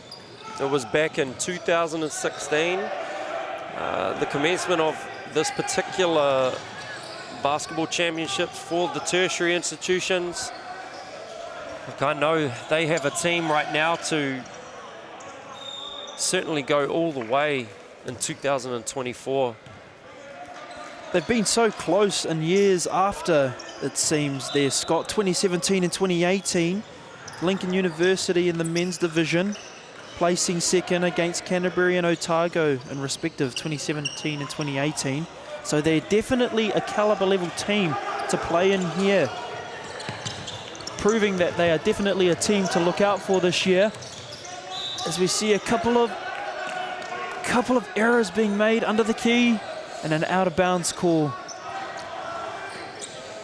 coming from the onside official. Again, the zone press defense forces Vic to cough it up. They managed to get a little steal of their own. Unfortunately, no love on the finish. Oh, the little dummy fake. Ay, ay, ay. Man, it is like he's got springs. It's like he's jumping off a tramp. Like, he just seems to like bounce up shoulders and head higher than everyone else. What does this guy eat for breakfast? Brody Cooper, give me your diet. Maybe too old these days to even live that dream, but man, just to seek out, you know, my late 40s, 50s, 60s with healthy knees, I want to know what the plan is. As we see Jack Churcher out there on the line with the first one that fouled, but the second no good. And it falls back into the hands. Okay, back into this trapping defense zone now. Victoria University, not a great shot. Okay, they can get to an action, try and seek an advantage through the offense and find better shots. Now the purpose of a zone pressure defense is to make you rush, and that's exactly what Lincoln did there. They may not have got a steal, but they're forcing them to rush and take bad shots. So they get a kick out. It's our man Brody Cooper. Big Kurufifi Toru. Tino Pai. Brody has just been working since quarter one out there with Seb Wilson, especially even with Simon Lafaele as well. They've been working really, really hard. Left hand for Cody Stevens doesn't go. Oh, what a quick get back. He managed to get another opportunity and converts. Lincoln Uni coming back. Only 1 minute, 20 seconds left on the clock. It'd be nice to see. Oh, I think I cursed them. Oh, man. Good recovery block. Love the effort. Unfortunately got his pocket picked. Blake Love saying, not today, not big man, today. Tony Worthington goes up strong, but yeah. Love not giving any love right then. Again, pressure defense. Really forcing Vic Uni's hand right now. And you cannot dribble through pressure. You must find open players, making it very difficult for themselves. Blake again going up, getting a quick two for them to try to quit the cold run. Lincoln soldiers coming to battle, waited for all the men to come forward. Looking for a drive to the basket, quick pass off. Mid-range shooter, no good. Jack Churcher, man, big man that he is, got a lot of length.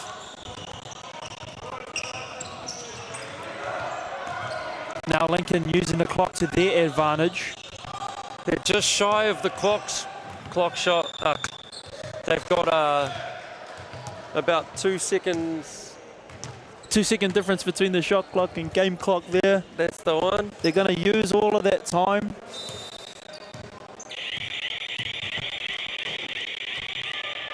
Man, a real statement game here for Lincoln University. They have certainly stamped their mark on this tournament with a big statement win against the local hosts, Victoria University. I know that they're going to come back stronger. Jaden Smith, you're going to do a lot of work in between now and their next game to find ways in which they can compete at a higher level against these great teams. But for now, kudos to our Lincoln visitors. You guys played great.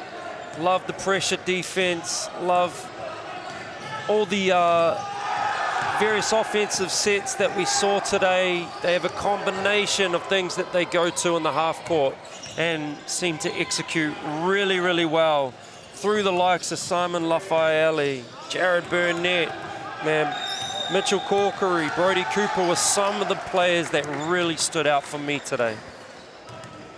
Reciprocated on the other side of Victoria University. As we've said, they're definitely a team that can hold their own, as by the polls of the last tournaments just gone by.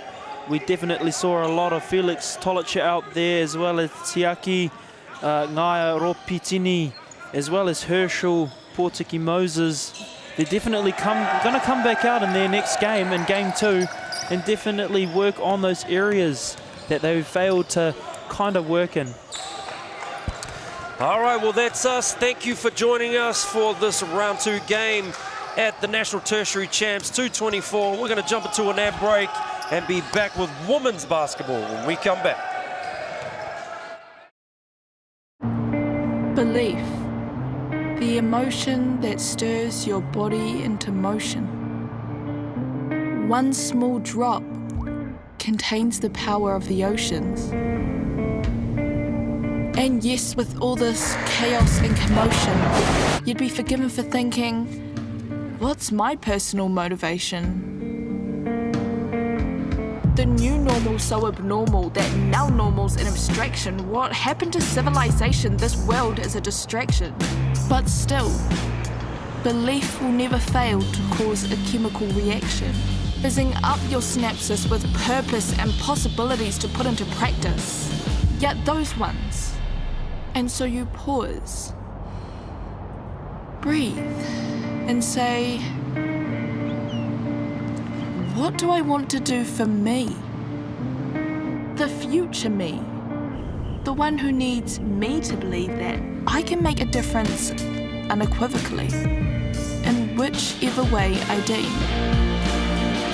Even if that's flipping me into we. You see, that really is living the dream.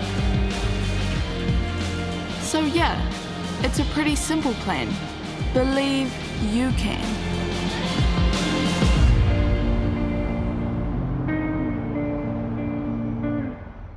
We're here to build experiences, to create and explore in the heart of the capital.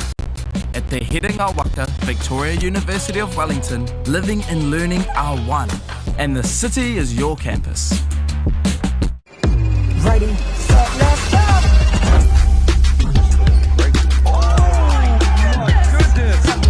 I'm on the way up, I'm on the way up, I'm on the way up, going all the way up.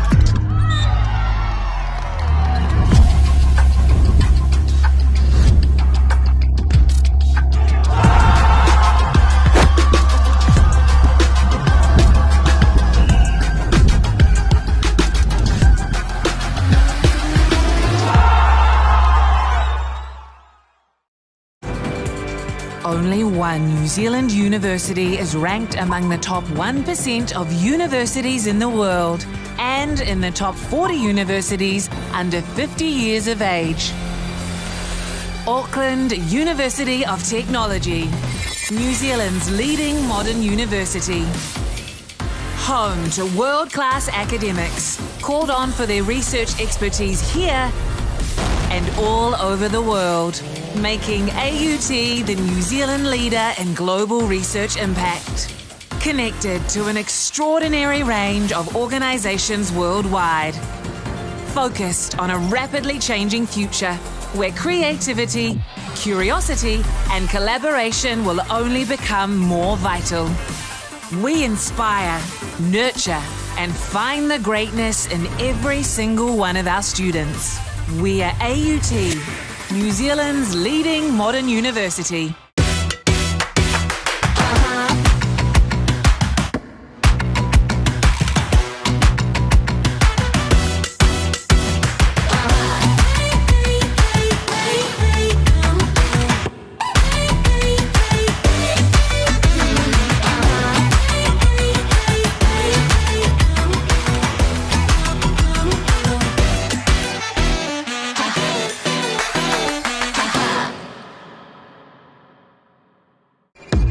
ready, set, let's go.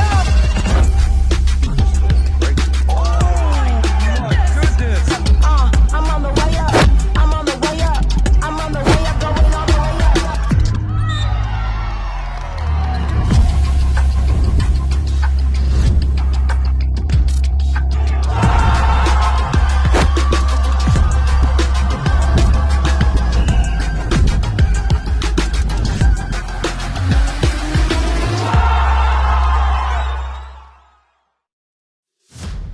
This season, Basketball New Zealand takes coaching to the next level, featuring BNZ Kiwi Hoops and 2 Degrees Girls Got Game on Coachmate.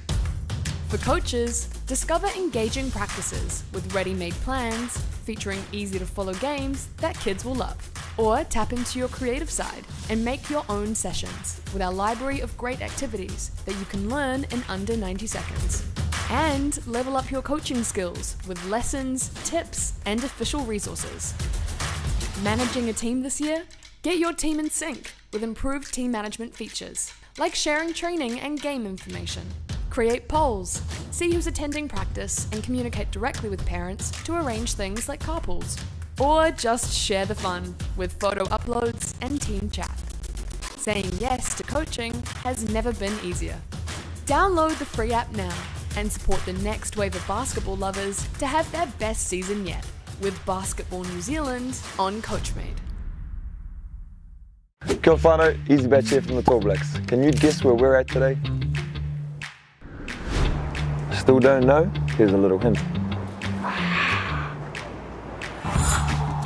Look, if you don't know now, I don't know what to tell you. Sick Neighbour Hoops is back at it again with the Hoops and Parks Bluff Edition. Come get you some oysters and shoot some hoops.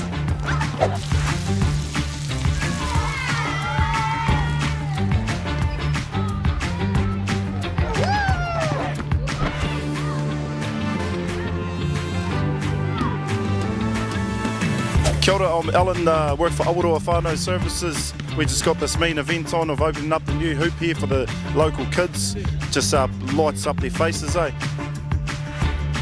So it's super important that we have this hoop down here in Bluff because it makes it accessible for all our young people and helps keep them in the game and play basketball.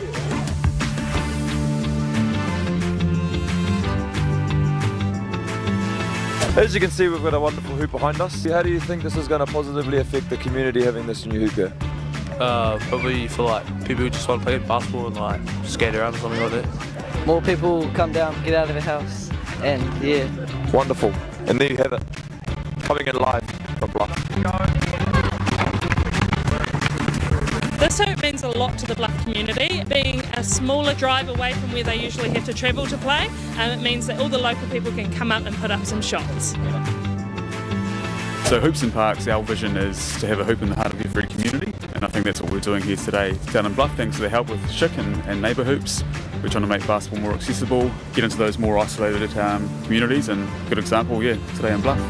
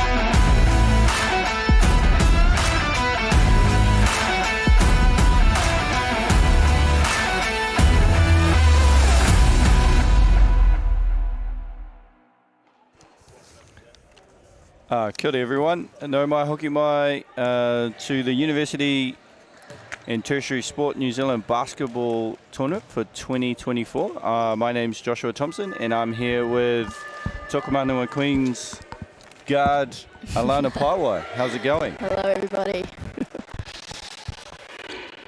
And we have a matchup here of top of the north. So Auckland taking on the University of Canterbury. So Sweet, I'll just quickly go through the Canterbury list. We have Emily Knight at number 15, Imogen Short number 1, Laura Jackson number 4, Zeta Schuler number 8, Amelia Davidson number 9, Phoebe Duncan 11, Clara Small 12, Anahita Beattie 13, Ella Ruby Gibson 23, and Meretitia Rofi 24. cool.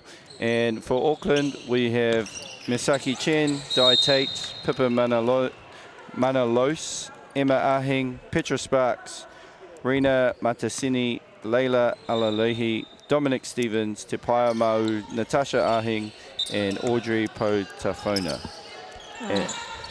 And I missed the tip there, so yeah. Auckland won the tip, I guess? Yep, they've won the tip and already drawn a foul in the first 5 seconds of play.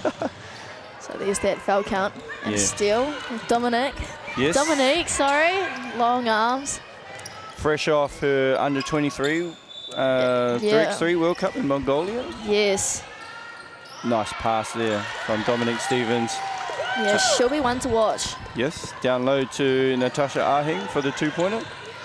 Full court pressure right at the top, making it hard for, is that Imogen, to bring the ball up? High school teammates? Yes, high school teammates. There's a couple of them. There's Millie in here and Imogen that we played together. You played with Dom as well? Yes, Dominique was at St. Peter's for her last 2 years Nice. of high school. So as we see Millie Knight with the Kuru Whiwhi Toru.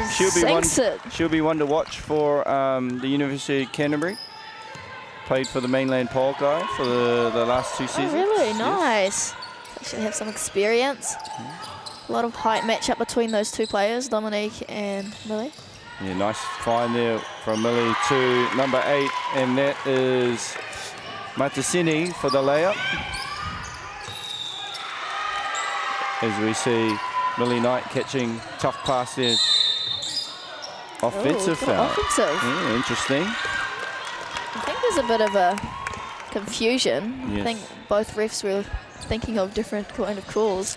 Yeah, I think the one down by us here, she was thinking push. Yeah. From my angle, I thought that, but, you know. Got to play to the whistle. As we see Matasini there for the Kuru Whiwhi Toru, and Rofi with the rebound. Tia Rofi, product out of Christchurch Girls High. Yes. As we see Zeta Schuler with a crossover, try to find Millie Knight in the corner, but turns it over. Just a bit too deep on that pass, on the hook pass. A quick sub here from University of Canterbury, as we see Phoebe Duncan checking into the game.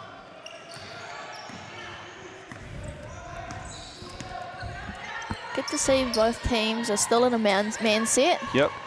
As the tournament goes on, I'm not sure how many teams will be sticking in that man set. Yeah, it'll be interesting to see.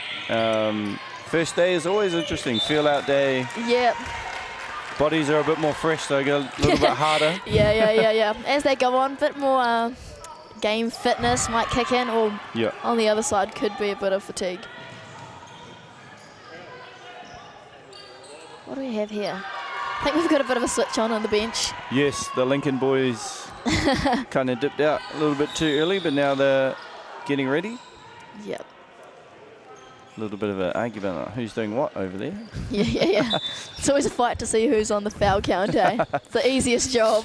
Yeah, as you see Laura Jackson bringing the ball up.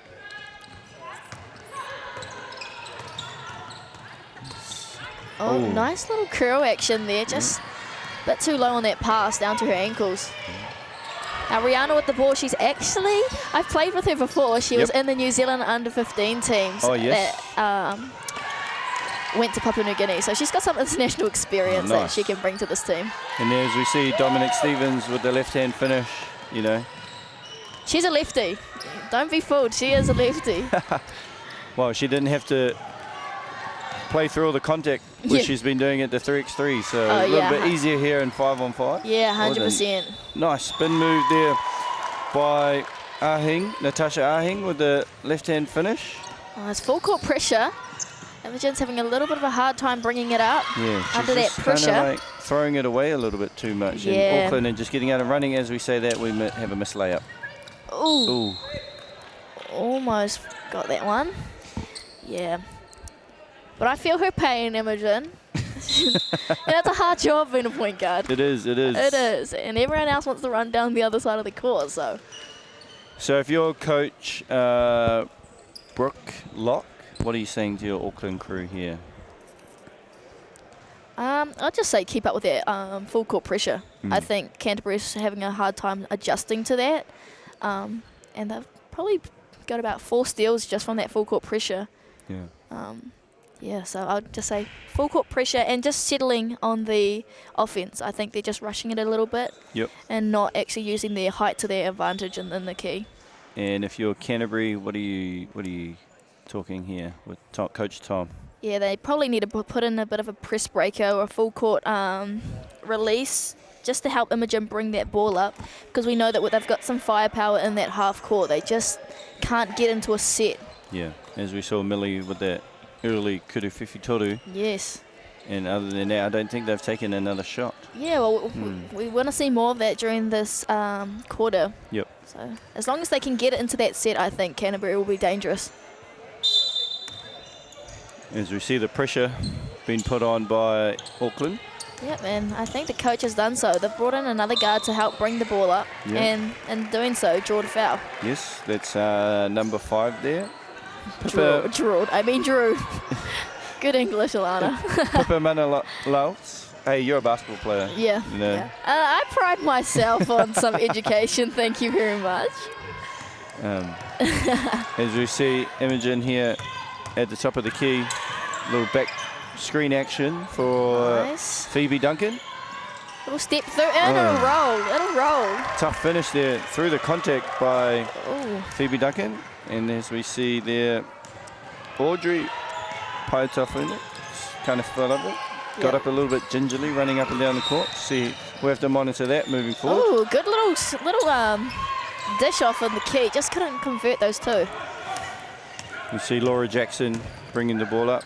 Laura Jackson, very good shooter, played for the Sparks in the Shit Cup last year, 3x3. Oh, nice. Where are the Sparks located? Southland. Southland. Sorry, it wouldn't be the Sparks. It would be Sparks is Nelson. Yeah. Storm. Close. Almost. Sorry for all those in the southern area. Don't let Josh write your little city off. As we see the air ball collected by Dominic Stevens. She's quite physical. Little blow by, nice. Oh, nice little dump. Yeah. Dump off there by number 6. Emma Ahing. Sisters, I take it? Both Ahing, Natasha and Emma? Yeah, probably. As we see. Nice right-hand drive there by Phoebe Duncan for the right-hand layup. Yeah. Now, Phoebe's been in and out of the programs as well for the New Zealand program, I think. Yes. Dom Stevens there missing the layup but collecting a rebound for the reverse. Yeah, you can't just let her stand there. You've got to put a body on her, otherwise she's just too tall, too much length. Well, she's got 4 years of collegiate experience. So, and there's a foul being called. I believe that'll be on number 34. Yep, Aheng there. Yep. Blocking. It's kind of getting in the way as we see Billy Knight checking back in the game for Tia Roffey. And number 4, Tate. Danae Tate. First time in the game, and there she is. Oh, just couldn't get it. The accuracy was there. Yes, just Millie a bit Knight. short. Dom. As the tournament warms up, the shot will warm up a little bit more. Oh, Good defense there from Laura Jackson. yeah, quick hands in the pocket and converts the 2. Kind of had a look there. Yeah. Nice little one-hand finger roll. And that's what Laura Jackson will bring. A lot of energy to this Canterbury team. I know majority of this team's been together all year, just like R1, so they play club basketball down in Christchurch. So they'll have a bit of a cohesion together. Yeah. Okay, cool. Good to know. Oh, battle of the 4s. So we had Dane with the shot, a little mid-range pull-up, and now we've got Laura coming back with an answer. 3 points. As we talk about being a man-to-man, we see UC in their 2-3 zone. Yes. I just think it's a bit, it's a bit more, what's the word? Useful. Yeah. I'd say useful. Change up. Yeah. It's good change up. Yeah. If they can notice that all the shots are happening within the key for Auckland, I think it's a good change. As we Haven't seen too many threes. As we see Millie Knight there, just a little cross from right to left to get onto her left hand with a nice finish there. Yes, 100%. And see, just with that little change of the defensive, we've tied up the scores. Yes, we have. Yeah, as we see there, Pippa with a nice drive, Dom with a excellent cut down the middle, find her for the and 1. I didn't realise she was left-handed. I always thought she was right-handed. Yeah, no. I think she's right-handed, but she's just so strong on her left. Like, her shot is right-handed, but like she always prefers to go to her left. It was so much easier. Yeah, so much harder to guard two lefties. Yeah. That's why it was always easier being the guard passing to her, Yeah. especially knowing she could go both ways. Sweet UC setting up Laura Jackson. Little down action there to Millie Knight in the corner. I think that's her third three of the quarter. Good little rebound there. She got some vert on that jump. Yep. Who's that, number 8? Yeah, Zeta Schuler. Yeah. That's cousin of Bree Schuler, who's currently over in American D1, Eastern Washington. Nice. And Dom here, the short jumper. The basketball genes definitely running the far note. Auckland just pulling away. There's a bit of a game of runs here for both teams. Canterbury's settled down now. Yep. Got into their rhythm.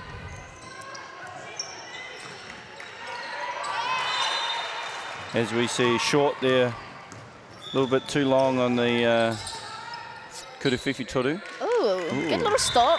Caused the turnover. Stood her ground. And subs coming in. Oh, another one of your teammates. Yes, Millie. Millie Davidson. And then we have number 24, Natasha Aheng checking into the game, as well as Matasini. Yes. Always makes me feel old when I see them. Now they're in university. Yeah, true, yes. Oh, nice little step through. Great defense by Dominique. Yeah, forces that 3 second in the key. Nice wee wall up there just to get Millie working on her pivot. Is that her nickname? Millie? Yeah, Millie Knight. Emily, yeah. Emily.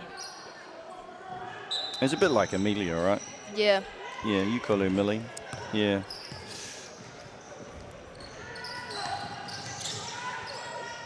As we see on the wing there, Petra Sparks, a veteran of this Auckland uni team over the past 4 years, I believe. As we see her get the rebound again. As we see Tate here for the Kuruwhiwhi Toru. And nothing but net there for Tate. As Auckland worked it around and got a good look there from Tate. Yeah, wow. 5 points for her already. Yeah, nice. The turnover. Auckland just forcing a lot of turnovers of Canterbury. The pressure of Auckland's defense in the full court's been really good and Yeah. has led to easy baskets like that. Yeah, exactly. Yeah. As we see Millie Davidson to Laura Jackson. I think if Canterbury want to look after the ball, I think Laura Jackson's going to have to run their point guard. Yeah, I'd say so. She's got a lot of speed on her. She's got the ability to slow it out and pull that ball out and find every player in their hot spots.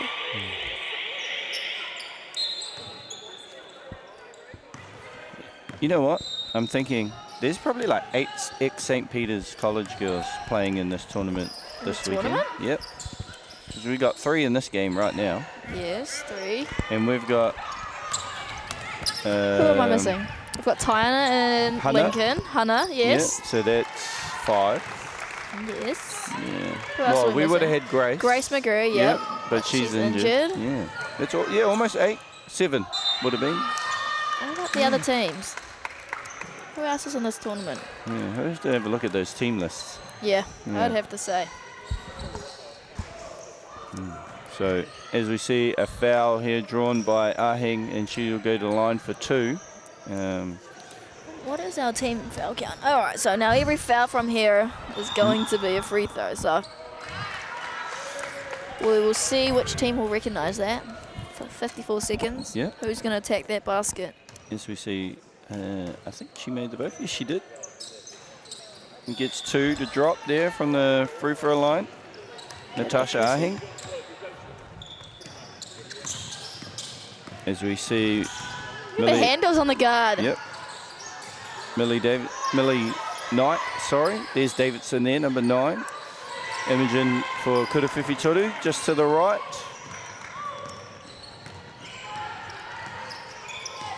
As we see Auckland getting into their sets, so handoff action.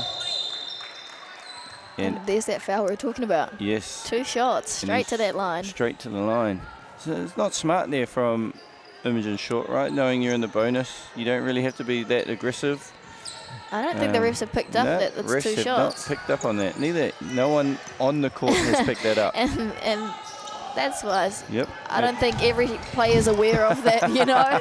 Just missed out on 2 easy points. I know. Then they come in and shoot a 3, which was a miss, where they could have had 2 freebies on the free throw line for carrying on. That's the bench's job. Yep. Come on, Lincoln. As you see, No hate to Lincoln. as you see Millie Knight draw the hutter, and she'll go to the line for 2. Yeah, boys have got to get the cones up there on the bench. That's also a captain's job of the team. Who are the captains of these teams? It is. As you see, Millie Knight knocking down the first.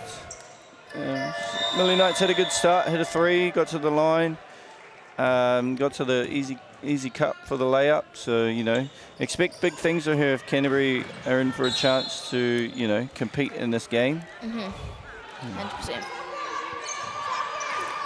So we're looking at Canterbury's full court pressure. Yep, 6 seconds on the clock. Yep. Will they get the shot off?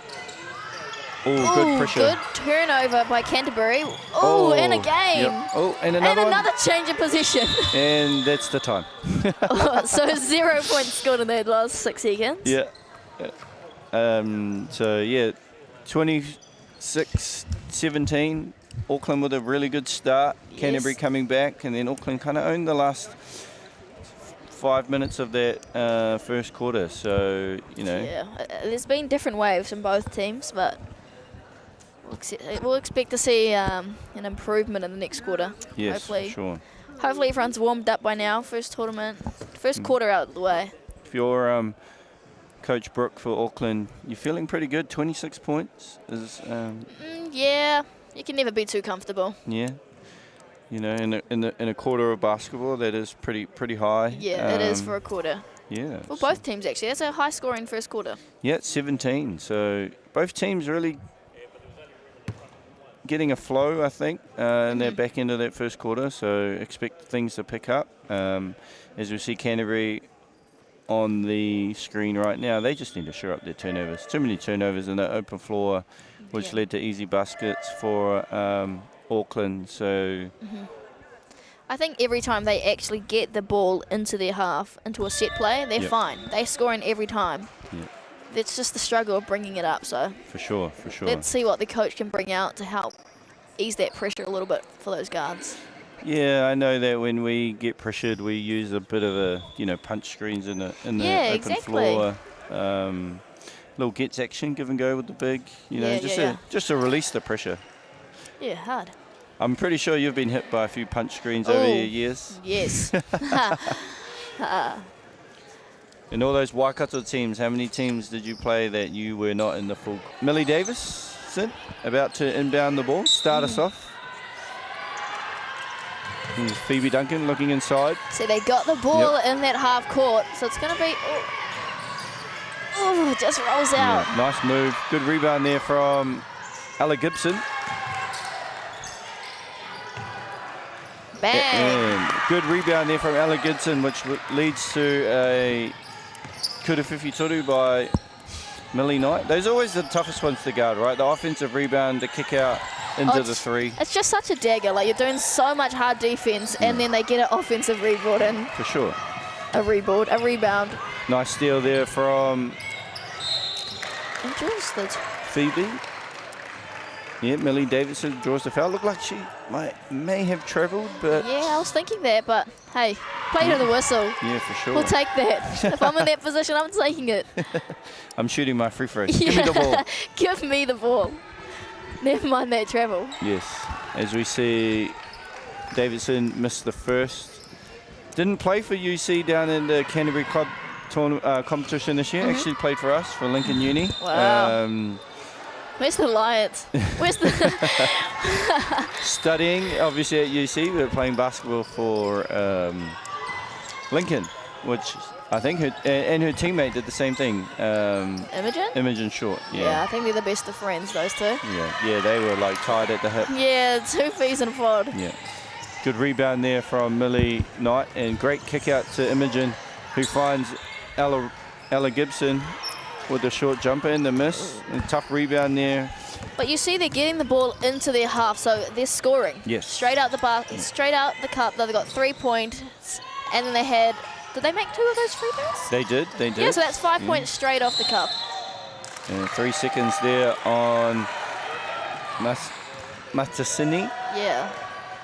So the answer is either having the ability to break that full court pressure or having really good defense where they can force Auckland to miss that shot just to get it on the fly. For sure. Just like that, how Millie Knight, ran her little rub action to get her open.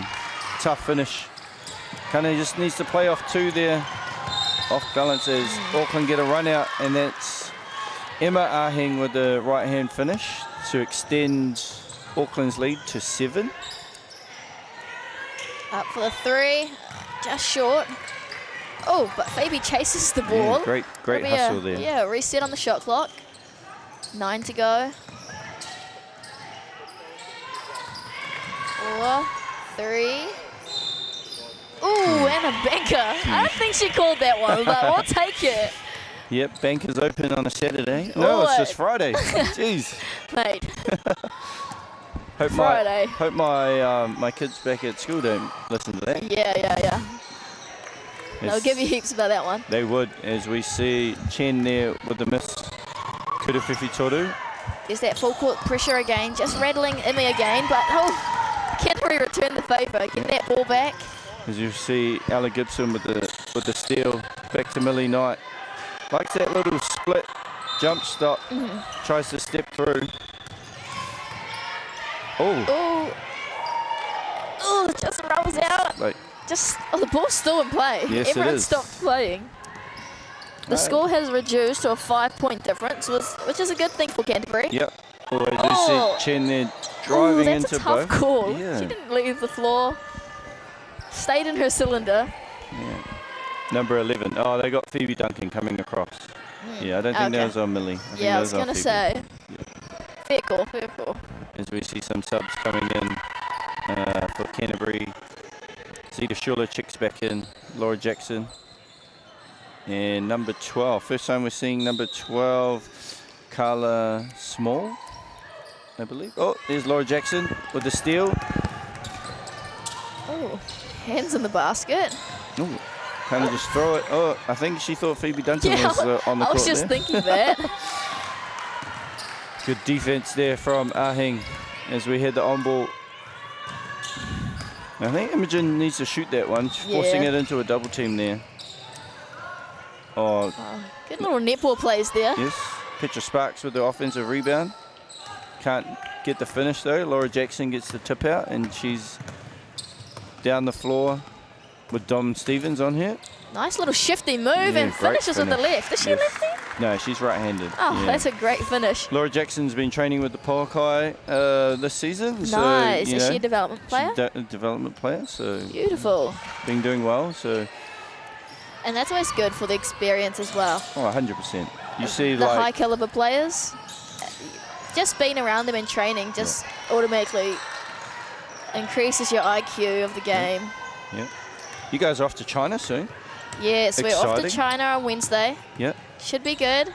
We're there for a week for a tournament and then straight into the season. Nice wee right to left crossover there from Ella Gibson to Imogen Short. Imogen Short just can't get anything to fall right now. Yeah, she's taking the right shots. Yeah. I mean, it's just the luck of the bounce. Sometimes it's not your day with the roll. Yeah.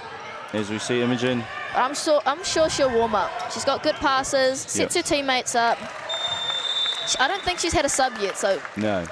that's something to recognise. As we see a timeout taken there from Coach Brooke. You know, they're looking a little bit gassed there, Auckland. UC's getting a few leak out layups. Kind of just need to reset. Yeah. Well, Coach Brooke, she's got a lot up her sleeves. I mean, she's got a lot of experience. I've played with her before. She's a really good player. Yep. Tall Fern. Yep, tall Fern. Kind of been on a hiatus, getting married and having kids. Yes. Yeah. That's the life. Yes, it is. I wonder if she'll come back for a little jump in for a season. Little cameo. Yeah. A little pop out season. Yeah, obviously I've been coaching in the female space for a long time. Coached her against a lot of the ones that are coaching now. Coached against you a couple of years ago. Well, you're just a pain. Was Pain I? to scout. Was I? Alana Paiwai, energy, defense, can get to the room, shoot threes. It was just a long list there. Too kind. No, but hey, gonna have to do some more scout this year as well because I'm obviously a part of the mainland Poakai. Yeah, we'll be enemies. We'll be enemies. Hey, we're friends off the court. Yep. On the court, you're not my friend, mate. Let's see what Coach Brooke shared the whiteboard out, setting up what one of their out of timeout plays. So let's see what Auckland come out with. Yep. As we see UC and some, it looks like a 1-3-1. Yeah, okay. Nice little tip. Yeah, nice little change up there. I like that. Tia Roffey with the hands. Well, they've shaved some seconds off the shot clock, so that's good on Canterbury's behalf. No real structure just yet. Yeah. Oh, there it is. Yeah. Saw that straight away. Corner three. Collapse the defense. Great find from Dom Stevens. You know, that's the one. Draw and kick. As we see a turnover. Ahing with the steal. Emma Ahing. There's. That's her second little deflect. Number 24. Mere Titia. Yep. As we see Imogen directing traffic. So get a little wing on ball with too tall. Laura and Zeta. I just don't like that pass, especially with Dom Stevens on the weak side, Yeah. right? I mean, when you have someone that tall in the lane, that's a no-go. Yeah, that looked like it came off Auckland. Laura's just a wry smile on her face. Yeah. But we're the ones sitting behind the mic and the screen, not on the court. So. Yeah, it's easier to talk when you're on the sideline, eh? 100%. Nice. She Still tries in to there. get over that screen, staying in Nice. that 1-3-1, like you said. Yes. Yes. A little bit of a double dribble there by Aholele. Lele? Is that how you pronounce it? I think it's Lele. Lele. Lele.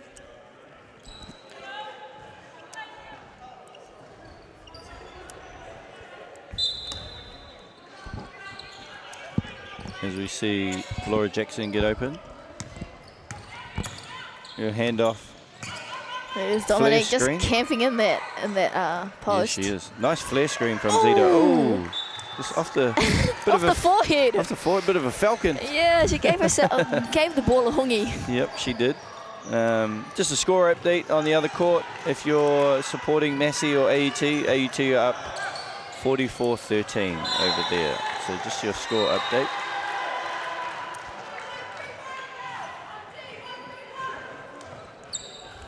Three-point game. Canterbury ball. Yep, they're down by 3.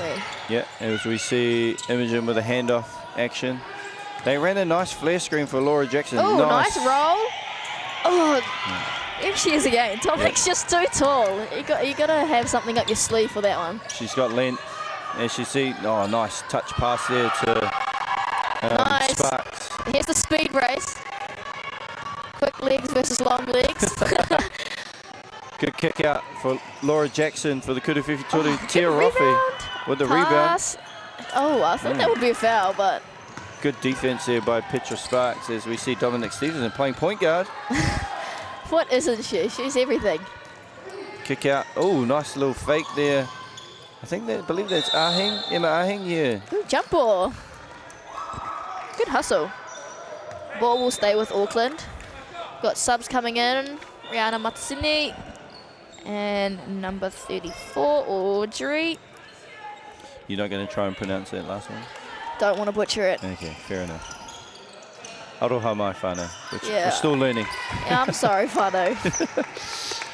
As you see, the nice finish there by Auckland to take their score up by 5.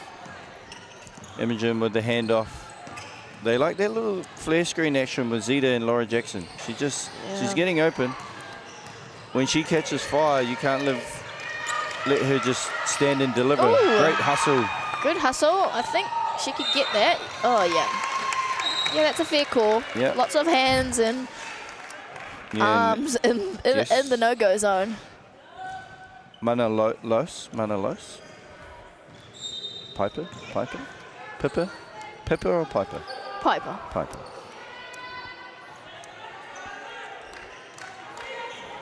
As we have a little baseline out of bounds play. Roffey. Oh, good. Oh, good recognition, though. Tough. Just needed to keep her balance. She was just caught right underneath the basket. Just had to throw it behind her head a little bit. Sometimes it feels like it's too good to be true. Yeah. She was open there, so open. So I think she just rushed that shot a little bit. It was a great baseline play though. Get a wide open look like that. As we see Laura Jackson down the floor. We have over 2 minutes to go. Draws the foul. Under 2 minutes to go now in the first half here in the Walter Nash Lower Hut here in Te Whanganui Atara. There it is. Have you played here? No, I haven't played here. No, you haven't? No. But I've been here before. Yes? Under 13 nationals were here once upon a time. Oh, it was a while ago, wasn't it? For you? Oh, are you calling me old? Rude. No, it was my little brother. You said it yourself when you saw Millie and Yeah, that's Imogen crazy play. because I'm their brother's age. Oh, I'm okay. the same class as their brother. Nice. So what's that, 3 years? Yeah, probably 3. How long? When's the last year of school for you? 21. Ooh, 21. Good little putback, Audrey. Yeah, just using your size there. Yeah, using it to her strength. And there's that step-up screen that we've been asking for. Yeah. With Tia Roffey, just to get Laura Jackson on the downhill. I think Tate kind of felt that one a little bit. She thought, ooh. Yeah. Subs coming in, number 24, Natasha for Auckland. Another one of the sisters. And she's going to sub off her teammate, Piper. Yeah, number Give her a little bit of a break. 13, Anaheda Beatty will check into the game for the first time. So, Laura Jackson makes the first. Has an interesting shooting style, but hey, if it works, it works. As I say that, Yeah. commentator's curse. Yeah, that's the commentator's curse for sure. See Tate advance it. Nice little corner play. Yeah, leaving. Dish into the middle. Oh, there's Audrey again. She's going to clean it up for them. Oh! Through the hands of many. Yeah, two things that you don't want if you're UC. Offensive rebounds and turnovers. Kind of like killing them at the moment. As we see a big hit there from Small with the Kuruwhiwhi Toru. They look to double team Laura Jackson. She finds the open player. Will they return the... No, they won't. Just off the legs of Dominique. I think, yep, it'll stay with Canterbury. That three-pointer has closed the game, which is good. That gap keeps opening for Auckland and then slowly closing. Yeah. So Canterbury's not going anywhere. No, they're just kind of slowly going about their business. Here's a little rub screen action for Zita Schuller. A little wedge screen. Yes. Another three ball. Just rattles off the front of that lip. Point guard Dominique with the handles and the assist. Ooh. They draw the foul. You'll take that. 27 seconds. Yeah, really liked what I've seen out of Dominique in this first half. You know, she's doing a bit of everything. Yeah. Hitting the rebounds, playing a bit of point guard. And she doesn't look like she's overexerting herself. No. She just looks like she's happy to be here. Quick 10 points in the first half. Yeah, let's try and get 5 assists. Trying to get 5 assists. 5 rebounds. Yeah, stat padding, Dominique Stevens. Without even trying.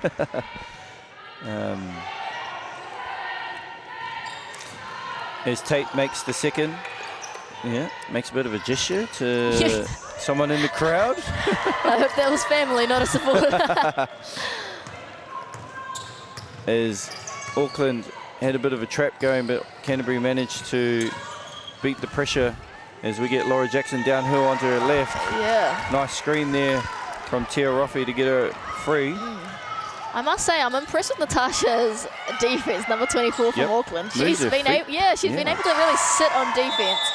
As you see a nice block there from Zita Schuller to end the quarter, and we're going into the major break. Auckland 2-point game. Leading 35-33. Beauty.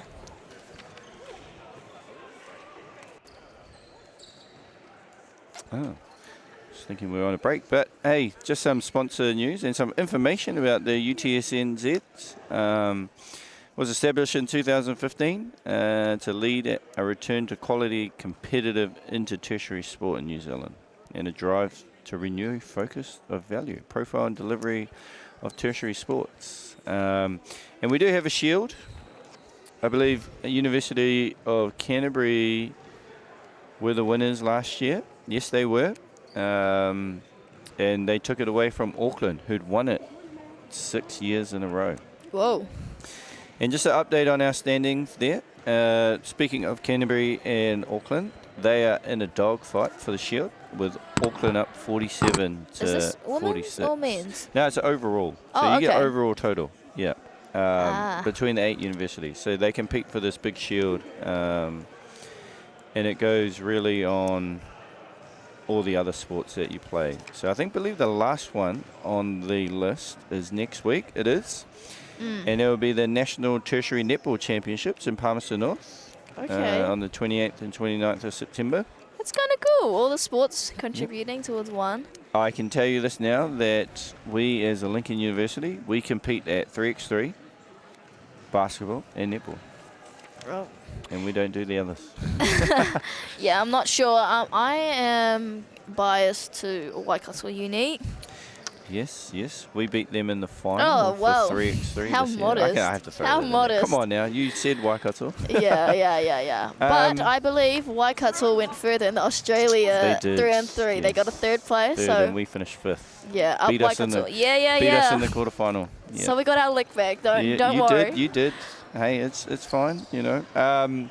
But overall standings for the Shield after 6 events: University of Auckland, University of Canterbury second, University of Otago third, Waikato coming in 4th, Vic Uni 5th, AUT, Lincoln Uni, and Massey University. And there is a Spirit Shield. So the Kai Tiaki, the National Spirit Award, was introduced in 2021 to recognise the tertiary institution that captures the spirit of national championship events and determined by participant votes across all UTSN national championships throughout the year. And Vic Uni leading the way with that one, the Spirit Shield. University of Canterbury are also the holders of the Spirit Shield as well. Currently? Current holders, the University of Canterbury. Nice. But South Island. yeah, I would say Vic Uni almost securing that one, I think. And we're back. 10 seconds to go. Auckland up 35-33. We're in a tight contest of our first round of female athletes to grace the court here in 2024. Entertaining first half. Yeah. It was quite high scoring. That second half kind of just, both teams started to settle into their defensive situations, so it made it a lot harder to score. As we see a handoff there, double handoff to Millie Knight for the open Kuruwhiwhi Toru, and I believe she's hot. Straight out the half. Canterbury's first lead of the game. Yeah, I think you're right.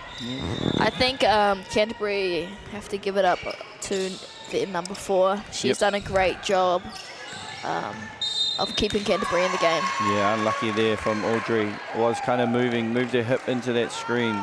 She gets called for the foul there. And a chance for Canterbury just to extend the lead. Yeah. After just taking it after. Let's see if they can get those back-to-back successful possessions. Ooh, just stripped. Yep. And then we see a physical play by Ahing. Just to rip that off Zeta Schuller. Nice little tip there. Tia Roffey. Yeah. Good find there. And it goes. Nice. Hey, you called that. In the first quarter, you said don't let her heat up. Yep. Hey, this UC team can light it up. You know, they beat us this year in the club competition, so. Ooh. There she is on that left hand. Left hand, nice wee wall up there from Millie Knight. As we see. Oh, nice. Yeah, and she draws the foul. But too much contact there from Laura Jackson. Just got caught with the hips. Yeah. Hips don't lie, as they say. So looking at this, current champions, University of Otago, both men's and women's. That's her first foul for Laura Jackson. So, good job of her.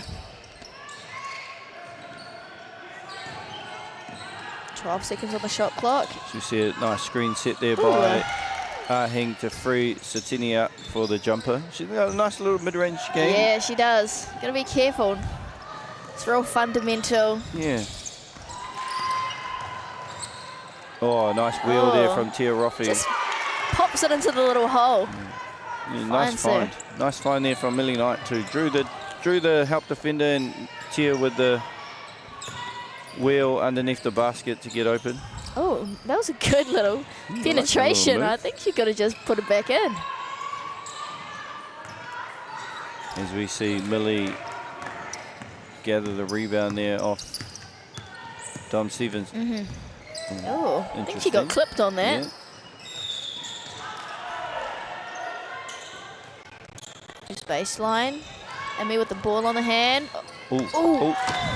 I think she was coming for me. She was passing it to you. Was that St. Peter's uniform, Tom?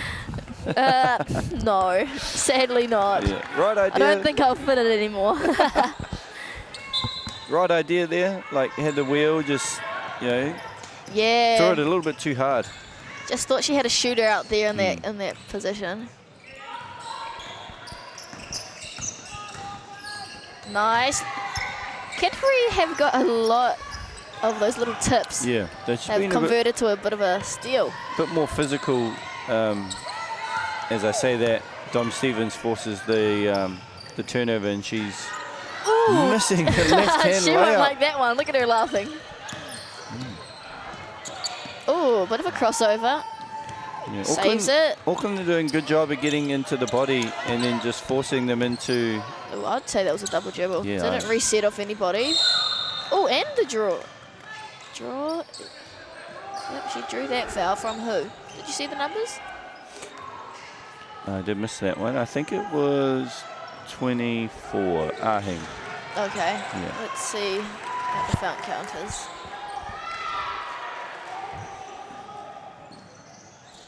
I don't think the boys are going to give us a foul count. No. Oh, it's 2-1. It's up there. No. Oh, you mean players? The personal, yeah. I think that was her First? third. Third. Ooh. Maybe second. So Millie missing the free throw. And she goes to the line for her second. I think Millie Knight's had a nice game too. She's done a little bit of everything. Hit a few threes, got to the rim, dishing, played good defense, you know, with Dom just being a little physical in the post just to put her off. Yeah, I mean, it's hard being a big.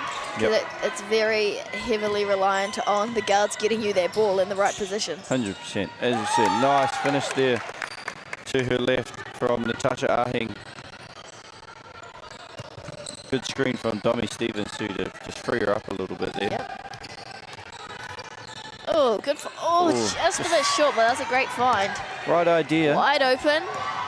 Oh, Zeta will save it. Yeah, great defense. Great hustle back from Zeta Schuler. Yeah, I think Emily was trying to pull it out. Just a bit hard rushed on that. Yeah, 16 three there. seconds on that shot clock. And just As we see that girl again. Ahing with the nice fake jump hook. yeah, she's having a really good game, Natasha. Yeah, she's been good on all facets, playing good defense. Yeah. Moving her feet. Offensively and defensive. Oh, almost gave up a little bit of a turnover there. Ooh, okay. I saw the pass. She kind of thought about it.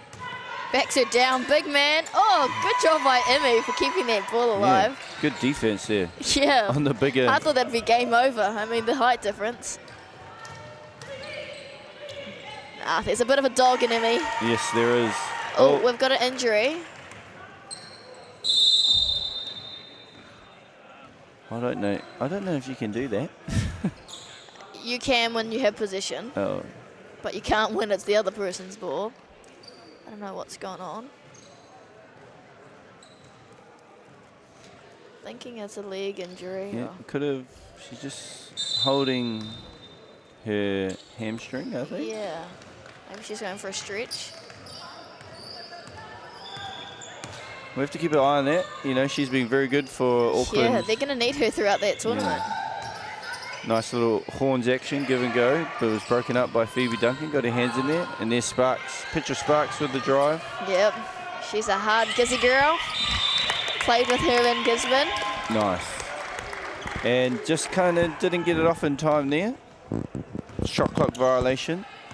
Canterbury's ball. As we see Imogen bring the ball up. Zeta Schuler finding herself wide open there on the wing quite a bit, isn't she? Yeah. Just can't convert it. Just needs to get it over that lip. As we have Ella Ruby Gibson checking into the game. Coached Ella in high school. She went to a small school called Ellesmere College and then transferred to Riccarton High. Funny story, my dad taught her mother. Yeah, so... Small world. Small world in Palmerston North. Up the P naughty. Yep. Oh, here we go. Ella with the steal. Oh. Had a streaking Millie Davidson, which we didn't see.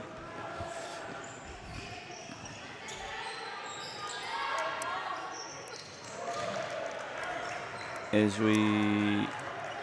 Canterbury's with a 5-point lead now. Yeah, it is kind of like lulled and nothing's really happened in the last 2-3 minutes, right? Yeah, well, exactly. We've had a few turnovers here and there. No, nothing in terms of scoring. And the quarter's gone by pretty quick. We have like 4 minutes to go. Yeah. As we see Just Imogen. long. To the left. Doors open? Yep, the doors are open. Yeah, there's a breeze in here. It's not her fault. Shooters will have their days. She's offering her expertise in other areas. Yes, she is. She is. as we see that high horn set again from Auckland as Audrey comes downhill. Gets her own rebound. Nice. You know, she was really aggressive, you know, kind of got the defense on the back foot as she shot the ball. Yeah, she just gives a bit of a pump fake, gets the defense on the back foot, and she's gone. Yeah, Imogen's just trying things. Just needs to slow down, you know, slow her mind. She's full of energy, that one. As we see Auckland in their high horn set again. Wing on ball. Take. Good Nice defense tip. from Phoebe. Oh, Yeah, unlucky. is that Dominique? No, I think that was on Tate. He kind of jumped, got her legs in the way. Dom's sitting on the Dom's bench. not even. Oh, who's that? They look exactly the same. Tipaya. As we have a timeout, I missed who the timeout was for, but a bit of a slow lull moment here. Yeah, 46-43. You know, if you're Tom here, you got the lead. What are you saying in your timeout for Canterbury? Well, I don't think that Tom will recognise that as much of a lead. I mean, 3 points, that's one position away from a tie game. So I think he's just put an emphasis on looking after their possessions. They've come down and given away 3 possessions back to back, just with quick passes or a quick shot. So just really utilising that ball. Yep. Recognising it's late in the game, energy is probably starting to lull a bit, get in the low. Yep. So not needing to push the ball every single time. Yeah, if I was Coach Tom too, also I'm looking at bringing Laura Jackson and maybe Millie Knight back on as well. Oh, yeah. Settle it down a little. For Auckland, you know, I think the big thing is that little Natasha Ahing injury. You know, you got to keep an eye on that because she's played so well. She's done defensively, she's been really good hands. Yep, 100%. Offensively, she's been a problem for UC with her physicality. So, you know, that's... On both ends, like you said, yeah. Yeah, been physical on both ends. So it's be interesting to see how she goes moving on in this game and then obviously moving on in the tournament, right? Yeah. Yeah, so... Yeah, we'll see how that goes. So... I think she's back on the bench. She's back on the bench? Yeah. But like you said, yeah, Laura Jackson did a really good job when she played that point guard role. She was able to facilitate to all her teammates. So hopefully we can see her back in the game at the point guard role. Yeah, little high post action there to Phoebe Duncan. We're getting low on the shot clock here. It's Phoebe Duncan to the hoop. Oh, and draws the foul. Yeah, draws Bit the of a header. bailout. Yeah, it is. Number 14. Oh, Tipaya. Tipaya. Wow. You can see how I got mixed up. Yes, yes. The only difference you can show is Dom's got a short sleeve black t-shirt on. Yeah, I didn't see. Yeah. And maybe I need my glasses. Ooh. Extends the lead. 4-point game. Nice. Kind of important free throws here, just to get the scoring ticking over, right? Yeah, pushes the lead to a two-possession game. Yeah. Score update on the other side, 72-21. It is a bit of a blowout game over there. AUT with the leads. Yes. As we see good ball movements going side to side. Nice tip, Canterbury. Yeah, good hands there from Zita Schuler to swipe it away as Millie picks up the ball. And here's Laura Jackson. Ooh, great fast defense. hands. Don't need a foul, just wall up. Here we go. Get a hand tip. Push it. Push it. There she goes. Yeah, nice. Finds her on the fly. Oh, just the angle. Yeah. I think she had it on the left side, but felt more comfortable on that right side and just couldn't get over enough. Yeah. It's always important to be able to use both hands, team. Oh, travel. Yes. Getting a lot of tips, you see. They're just good at, you know, digging in and without fouling. Yeah, finds is that Zeta? Ooh, just rolls out. Oh, it's a bit physical down there. Millie gets her own rebound. But I like how they'll, Yep. to fire with the little tip. Good no call there. Yeah, I like how they're giving it a little bit of physicality in there.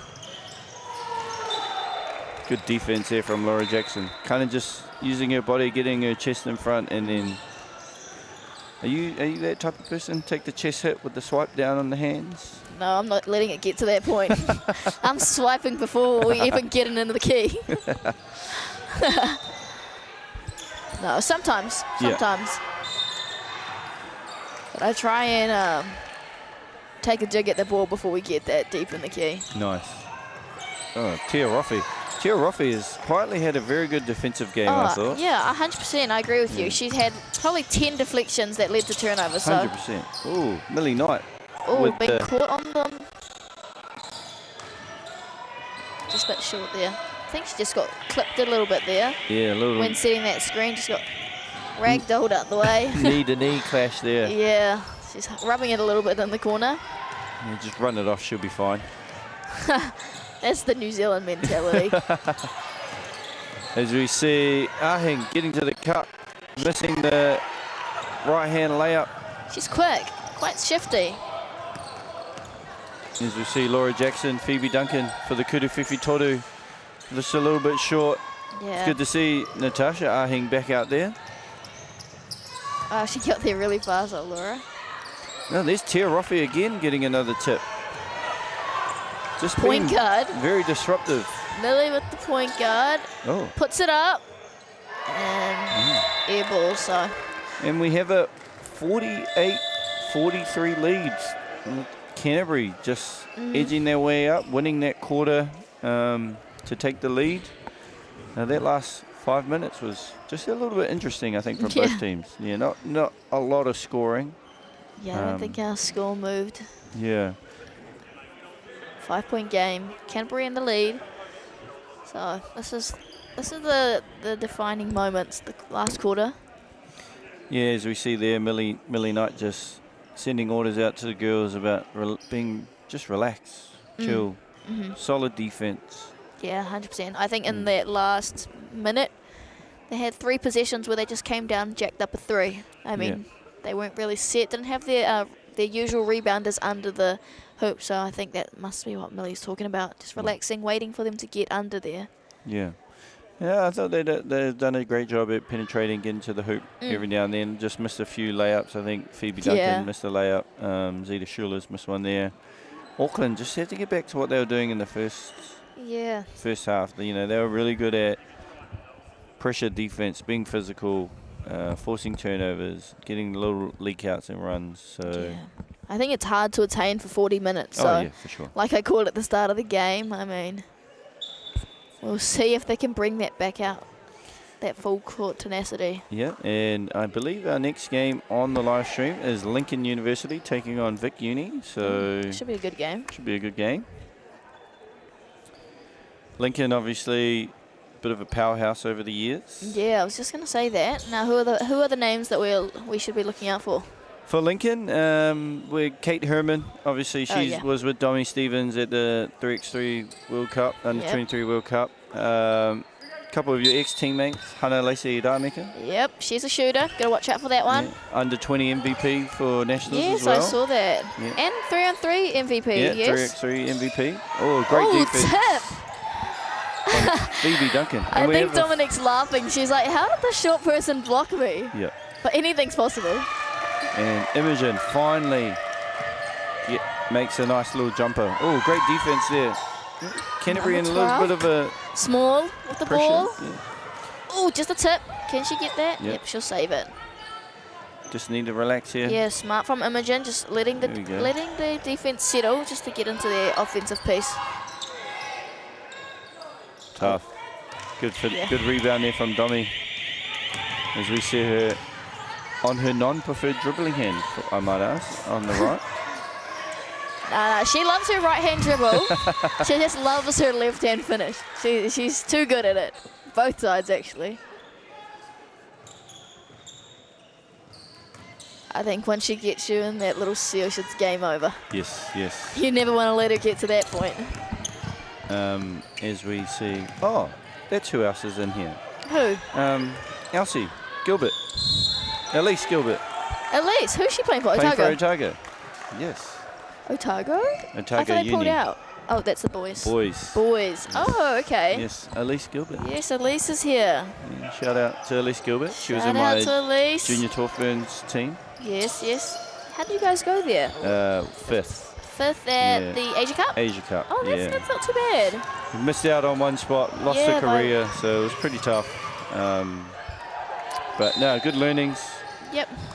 Obviously, as a coach, and the girls learnt quite a bit, so it was good. Good to see. You know, not every day you get to play international basketball. Oh, yeah, 100%. You know what I mean? So you got to. I think the more it becomes the norm, Yeah.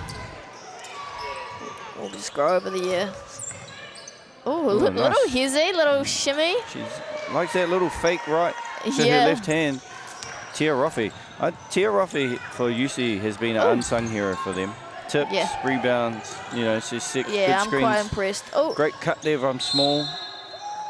Oh, she's got that was a fast call. Yeah, number 6. Oh, we've got a foul called. Ahing there with the push. Yeah, I can see that. Yeah. Oh, that's a 3rd foul for her. If I can see correctly. I'm squinting a little bit over here. Tyana Day is playing for us as well. Obviously, she's a netballer. Yeah. She's on the netball She's a scholarship. netballer, but she's been in the NZ programs. She's been selected, I think, 2-3 times now between both 5-on-5 and 3-on-3. She's got lots of international experience. And now led by the man himself, Sam Watkins. Yes, played against him a couple times. Oh, yeah, was he in that team where he beat you? Yeah, but I didn't play the final, so we won't count that. Yeah, that's right. We won't count that. No. They did really good. They had Powerhouse in their team that is now in the Tall Ferns. Yep. Oh, yes. Lauren Whittaker. Yeah, Whittaker. At Gonzaga. Yeah, she's a phenomenal player. Canterbury definitely have, or just the South Island in general, have a lot of talent. Yeah, we've done a good job, but I wouldn't put Waikato as being the front runner in female basketball for a long time. So, Yeah. you know, they're still going to compete. Good Yeah, players coming out of there. Yep, they've just won the under-18 Footlooker Nationals. Yep. You were there commentating? Yes, I was. I think they've done a good job. I think just women's sport in general has done a great job at growing ever since the Tauahi League has come in. 100%. Just bringing in a lot more attention and recognition to Well, look sports. at Tauranga Whai. You know what they've brought to the table with, I think their under-20s making the final, their under-18s making the final, their under-16s winning. 100%. That's a testament Yeah. to just being around basketball, high-level basketball. 100%. The Tupu League team making the final. Yes, So 100%. Like, shout out to Tauranga basketball. shout out to Tauranga. Yeah, they've got a lot of growth in there. I think they have the 5 development camps. They have all the kids, high school kids going to. So we can see that bleed through here. 100%. So here's Tia Roffey, Millie. Oh, with a big is that her Kutufifi third three? Her third, yeah, her third. That's her third. And that gives Canterbury a 10-point lead. Yeah, Auckland's and slowly dying out here. I they really are. thought they had a... Oh, it's never too late to write someone off. Ooh, could have been a foul there, Yep, you're right. but we'll call this one here. And is the ball staying? Yeah. That's foul on Phoebe Duncan for Canterbury. That's her third as well. So she'll take a seat and Millie Davidson will come in for her. Bit of a 1-2-2 full court press here from Canterbury. Yeah. So, you know, a little bit of a change up. It's the beauty of having teams that play together, right? Yeah, In exactly. That's the cohesion you see. Yeah, in situations like this. Even though Millie and Imogen weren't in the team, but there you go. Got to have some backup plans, get the ball up the floor.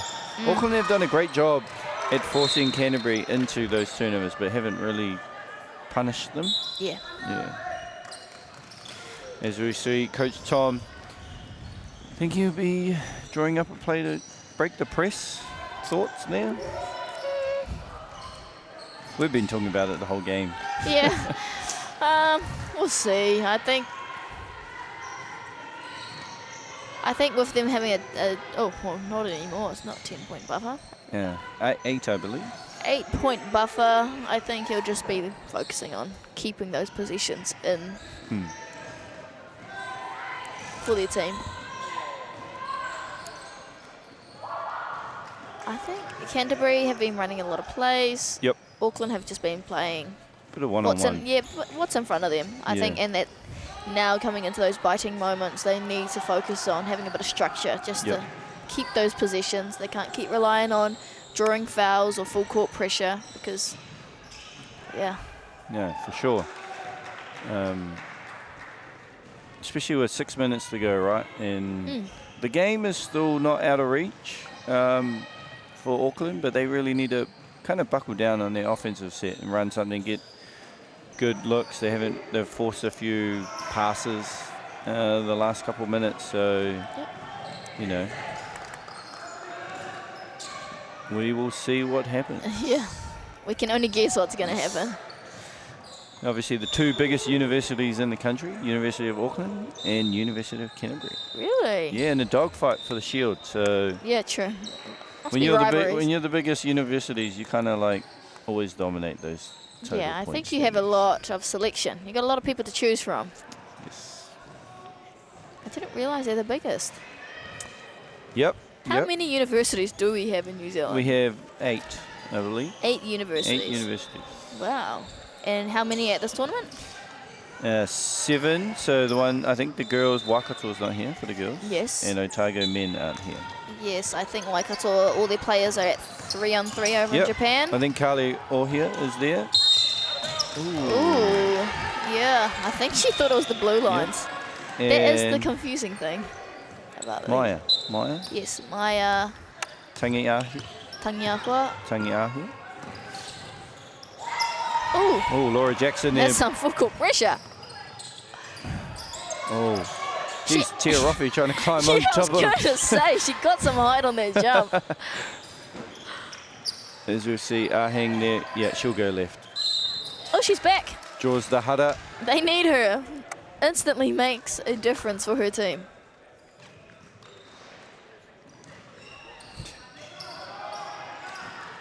I think Dom's like, hey, why is there no foul call when she tried to climb over my back? Sometimes you just got to let it slide. I mean, 100%. It's basketball. You're not going to get it perfect every time. And when you're in Tia's position, you love to get away with some little things. Great fight there from Dom Stevens. Almost came up with the ball, but lost it there on the way down with the fight with Millie. And Auckland are also in a bit of a 1-2-2. No, they're in a diamond. Oh, good hands. Bit of a diamond press, a 1-2-1-1. Interesting, because I would not leave. Ooh, I stand corrected. Gonna say I would not leave Laura there. Free. Pushing number 12 on Dommy Stevens. That's interesting. She's like, damn it. She's a physical player.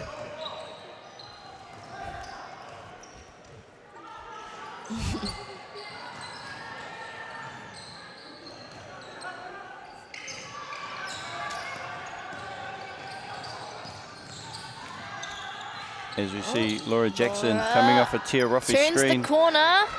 Good contest there by Dom Millie Stevens. with the rebound. Yeah, Millie getting in there being physical. 6, you can hear them counting down. Oh, Tia, maybe not the right person to be throwing down. There's a tough pass, tough catch there from Tia Roffey.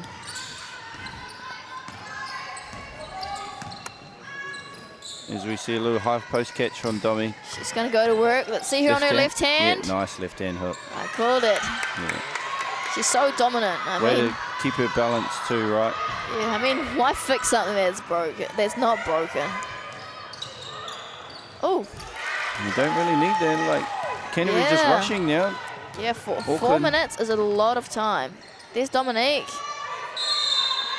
And there's that player again, number 24. Natasha Aheng. Yeah, what the and one. Offensive She was rebound. gone for maybe, what, 5 minutes, Yeah, 5 6 minutes, and as soon as she comes back on, helps her team close the gap to 3 points, making an immense difference for her team. Auckland on a bit of a 7-0 run here. Yeah.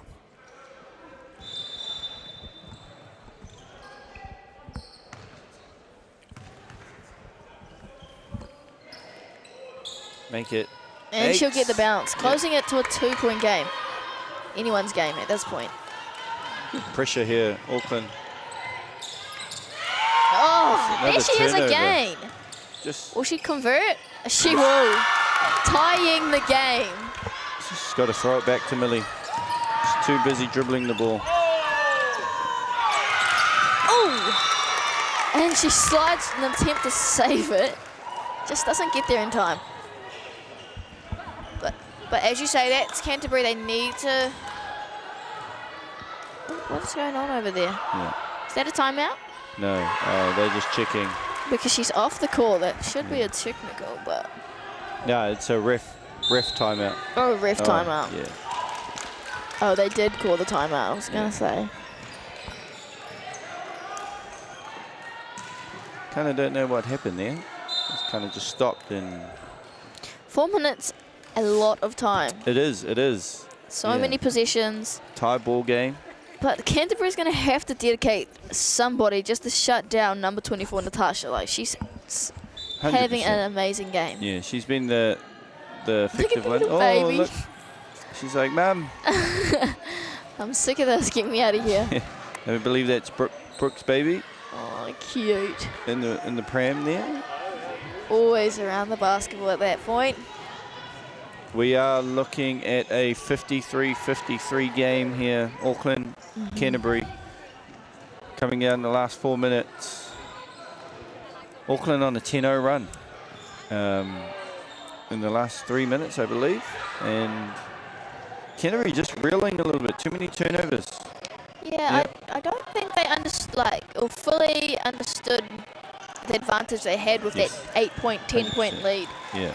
They should have recognised that they do not need to be rushing every possession.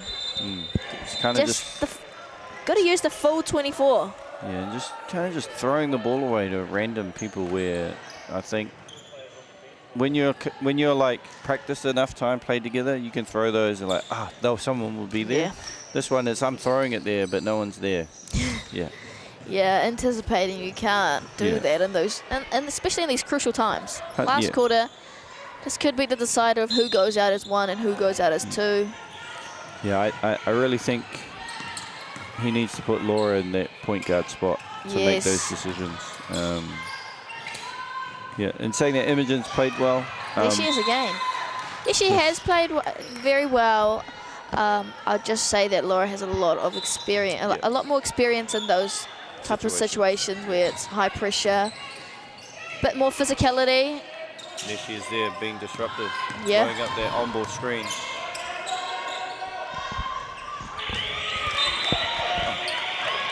And great defense there from the University of Canterbury to force a long Kuruwhiwhi Toru. There's that full court pressure. Yeah. And then she just turns the ball over again. She doesn't need to be going full speed into that. She just needs to, the trap is coming. Yes. Yeah. Just absorb it. Oh, and she lets her go by on that. Nice finish there from Tate. Converts. Oh, and will she give it on the fly? No, she won't. She'll keep it to herself. And great. Unfortunately, just forced the turnover. From the Ahings. Oh, and I'd say travel here. She's rolling all over the ground, but we've got a foul called. Okay. Number 8 with the foul call. That's Zeta. Yeah. Kind of just need to let that one, they fall over. You just stay there. I know you want to reach at the ball. Yeah. The shepherd. There's the Paya downhill. And that's shooting. They should be that shooting. Is not Te Paya. That is. No, that's Mona Loss. Mona Loss. Yeah. 2 shots. 2 shots. Yeah. This is to extend Auckland's lead. Yeah. Yes.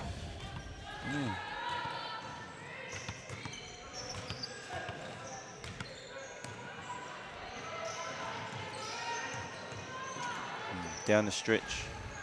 These are big. Ooh, gets the roll. Makes the first. 3 minutes on the dot. Takes Auckland's lead to 3, you know. Yeah. This one here will take it beyond a 3-pointer, so a 2-possession game. Oh, and the rebound. Yep. Using her length. She's looking for her players to cut off the ball. She always been that smiley when she plays basketball. Always. Yeah. Always. Just loves it. As you see her with a reverse finish. Now I'd like to see which team is going to be able to recognize the foul count to utilize that to get to the line. Yeah. Both teams on 5 fouls. As we see here, Zita Schuler will go to the free throw line. Oh, I think she's got a bit of a knock. She's looking for blood. Now, 2 shots. They won't count that after the basket. Shot. And she makes the first. Closing that gap, 4-point game. 2-possession game. Nice. Or could be 1.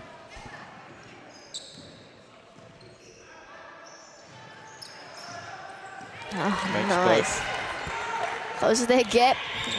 3 points. Downhill.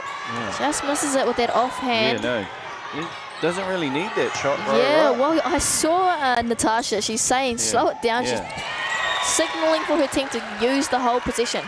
And she must have a little bit of experience behind her. 100%. And as we see Canterbury finishing the layup in transition on the other end to take it to a 1-point game. And here as we see aim for 3. A step back.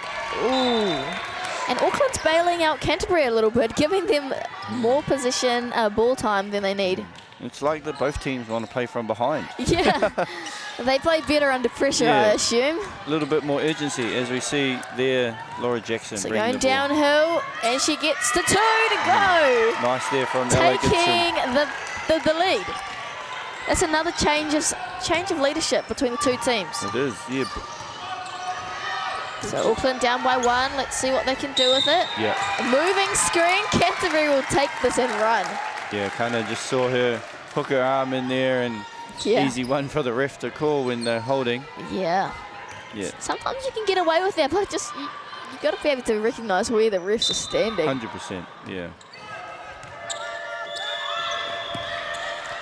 A chance for Canterbury to extend that lead just to make them feel a little bit more safer. You just don't really like. Both teams are just rushing it too much. Yeah. And here we go, Millie Knight. Nope. I don't know if it's recognition of the shot clock or the fact that the shot clock is not on the scoreboard. It's a tiny little block at the end. 100%. This is the timeout there from Auckland. Both teams are just like panicking a little bit. Yeah. Which I'm not sure why. Both teams have experience. Yeah. We're up. Let's try and shoot the ball with 15 seconds on the shot clock. What did I do? Just move the ball. Yeah. Yeah. So just need to relax a little bit, both teams. Just rushing. I mean, it's first game of the tournament for them. Yeah. They'll just be easing into their game styles 100%. A little bit. As we see. Oh, zoom in on Hannah. Getting her Hannah little... Trying to spin the ball. There's Emma Lofhagen in the background. She was on the camera now. Yep. Yeah. And we have a final in the background. AUT taking the win 100-34 against Massey. So they powerhouse. They get off to a good start. Yep. AUT, I believe, finished 3rd last year. Okay, not bad. Yeah, we beat them off on a Rosalia Samia buzzer beater. Good old Rosie, eh? Yeah, shout out to Rosie. Shout out to Rosie. Is she finished uni now? She has finished uni. Nice. She's a rugby girl now, yeah, I see. didn't play basketball this year, played rugby. So yeah, well, her partner is a powerhouse in the rugby, so... Yeah, Shay plays for Canterbury and the Crusaders. It's only right they're both giving it a crack together. Sister of Rosie in America right now, Portland University. Yeah, Malika. Yeah. Just had her 21st, I believe. Yeah, I saw that. Okay, let's see. 1 minute and 23 seconds on the clock. Let's see what Auckland has to offer. Good pressure. Ooh, right on the line. Ooh, great balance. Great footwork there. There's Tate with the ball. Hands off. Oh! Great hands there from Ella Gibson. Yes. Oh. He's just Okay, throwing the ball away. Auckland secure the ball. 17 seconds on the shot clock. I don't think the bench has done a great job with the... Okay, Canterbury will take this. Will they get the 2 to convert? Oh, good. Great stride stop, up fake. Oh, and that's an unnecessary foul. Yes. Both teams on 5, so that'll take her to the free throw line, giving her a chance to tie the game. Yeah. Knowing Dominique, she is a good free throw shooter. I believe that's Phoebe's 5th too. Oh, that is not needed. No, especially when you're... Oh, I think the refs are having a little bit of a debate over the call there. But they're going to stick with the foul call. I believe... Oh, the next game's the only game going. Oh, really? Yeah, because of Waikato's not here. Yeah. Oh, they didn't find a university, They do. Oh, a they're high school Wellington, team? Wellington East. But Wellington, East are pretty good. Wellington East have to go to school today. Oh, they can call out. Baller's life. Okay. Domi with the big free throw here. Yeah. She is going to be their go-to player. I would assume Dominique or Natasha Ahing. Massive. Ooh. As you see, Millie Knight doesn't need to panic here. Yeah. You see, they just need to get a good 2-point solid. game. Oh, and they've left her open. Yes. I think she hesitated a bit, seeing Dominique's presence coming over like a big shadow. Domi bringing the ball up the floor. Tate with a handoff with Ahing, trying to get into this middle on ball with her sister, maybe? Yep, 27 seconds. Yep. I'm not Good sure why defense. they're not looking. Oh, there's Domi with the left-hand hook. Ooh. Oh, Ella Ruby. Oh, and okay, they need to secure this possession. Yep, they need to not foul. Oh, I think they're going to get an 8-second call here. Oh, and they've called the foul. That's 2 shots at the free throw line. 24. As long as they can make at least 1, just to make it a little bit harder, for Dominique. I mean, Auckland. Yeah. Millie Knight just taking your time, just stroll down. Yeah, and that's only smart. They're probably out of breath. That was a pretty full-on last possession. Just needs to finish the job here. No. Ooh. And the door is still open for Auckland. Yes, I think so. I'd say Brooke would be wanting a timeout if she makes the second one. And she misses, but but Ella they get the gets rebound, and I all think she needs that's to do is hold the ball. Hold the ball for the smart foul. But that's a great rebound from Canterbury. Yeah, Ella Gibson with the big offensive rebound. Yep.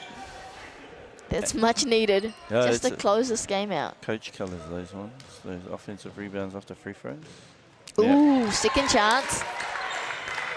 Auckland will hope for her to miss. She's just shaking her head there, Millie. Just thinking, I should have made the first one. And so it'll be a timeout. I'm sure they can extend the ball.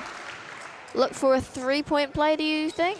Oh, you need to score twice anyway. So whether you get a quick layup or a 3, you're going to have to score and then either steal, foul.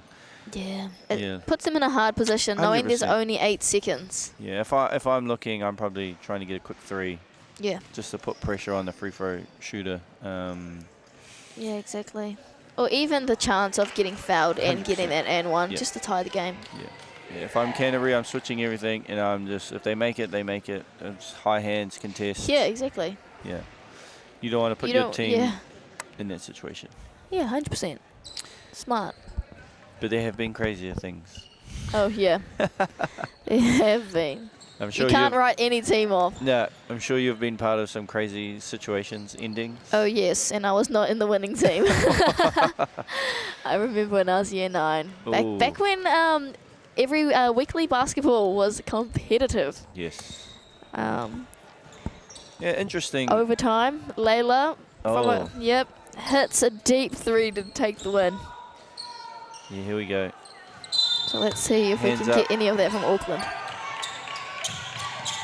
7 seconds. Yeah, taking too long. 5. Oh, 3-point. Oh, just long, and I think Canterbury will take that. Yeah, Canterbury will take that win. Nice. And Canterbury 63-59 winners. Really hard-fought battle that was. Yeah. I'm sure they're going to want to meet again in the finals or in the semis. All right, and that's us. Thanks, Alana. Yes, thank you, Josh. It was a pleasure. All right, and stay tuned for our next one. Lincoln taking on Victoria. All right.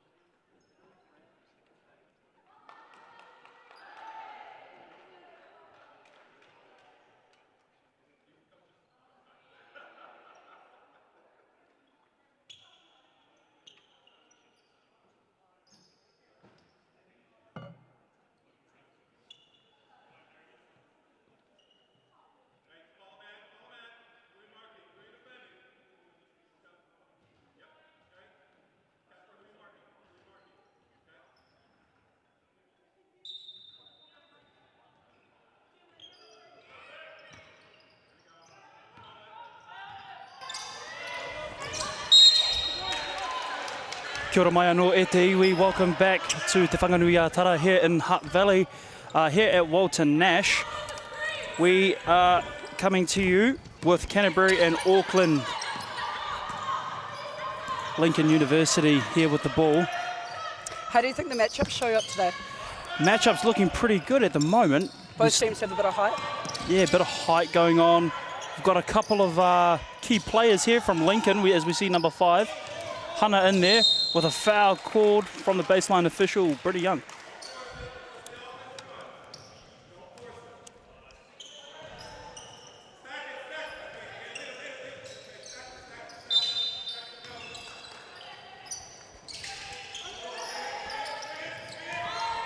Ball that's at the top of the key.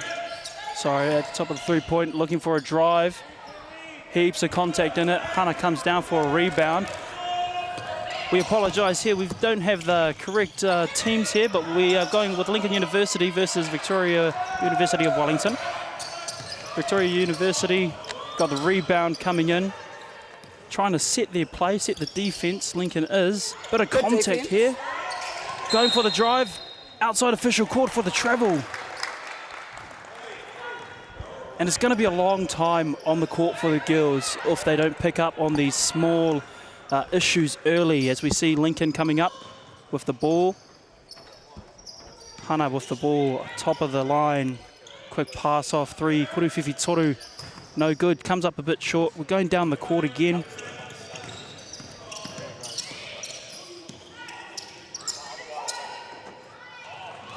Oh, good drive in the key. A foul's been called. Foul is on 24.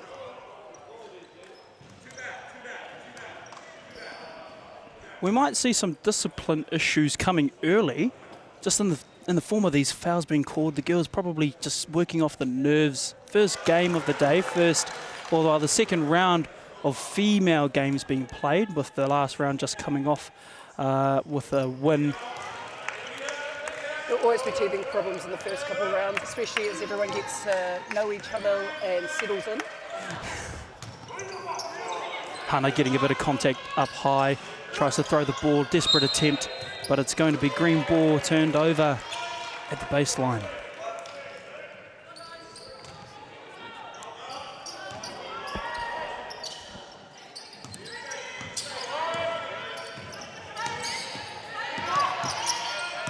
Good defense by Lincoln. Results in a steal.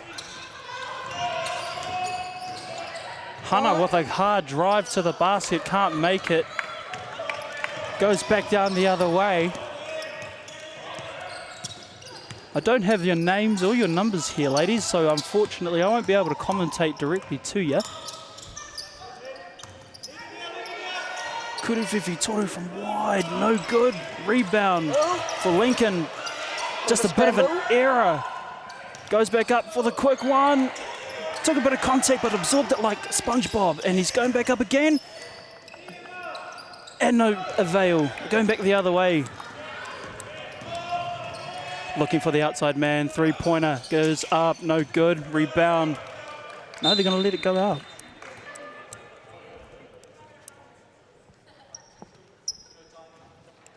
Looks like we might have a couple of table issues going on as we see Brittany Young out there trying to just quickly head over there to Victoria. Of course, there are a couple of technical issues. Never an easy day in the office, is it, Shannon? Never an easy day. No, never an easy day in the office, and we can see the opposing teams know each other quite well.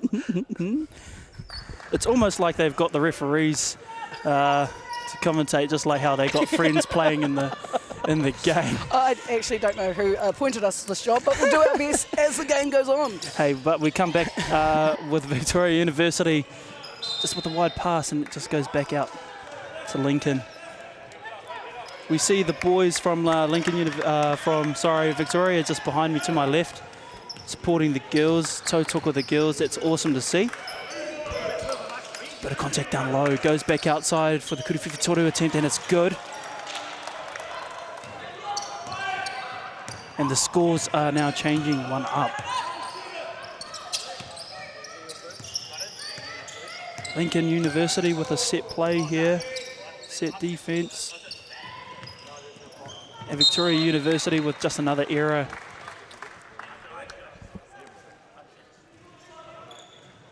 The positive thing for these two teams is that they're both brand new and they to each other, so they don't know their matchups quite well. So both of them are in advantage to each other. What do you say, Shannon? Three-pointer's gone up, no good. Bit of out of bounds call by Jaden Rowanowski. Where is Jaden Rowanowski from, Shannon? I believe Jaden is from North Canterbury. Canterbury. From the South Island, as is Brittany Young, who is currently residing in Dunedin, but is originally from Oamaru. Oamaru. As we see, Kuriwhiwhi Toru no good. Hana with the ball, drives to the basket, Nice. Little to no contact. Basket's fallen, and I think we might just have our tuhinga here, some of our details, so we can give you some more accurate readings with a two-pointer, no good. So our team list has finally arrived. We have numbers. Bubs with a pass out, mid-ranger, no good, but they get the rebound back again. The clock against them, 6 seconds, 5, and it's been turned over. Hana with the ball. Strong drive. Wasn't quite successful in finishing.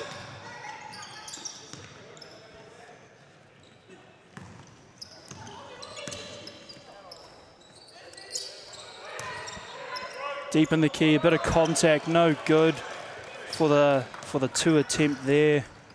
Coming back up. Go for the drive for the ball. Bit of contact. A blocking foul's being called. Oeha. We're just getting the result here. Career Fitisema number 13 for Vic has been called for the block. Arohamai, if I butchered that name, Arohamai. I'll try my best. 16 seconds on the clock for Lincoln. Kuriwhiwhi Toru attempt, big block there. It's still. Nice big drive, but it's been tipped off, and she's where?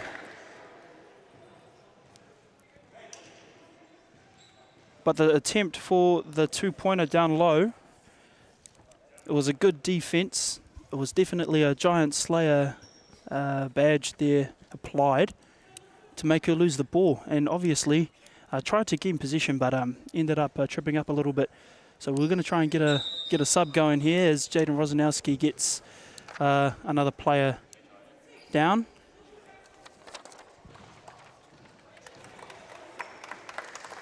Round of applause around the arena.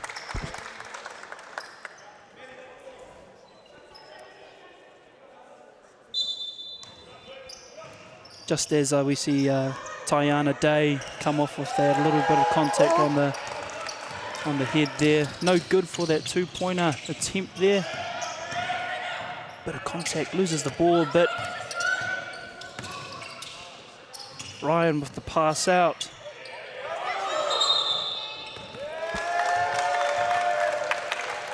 No good, a travel call by our outside official. A couple of errors being called early.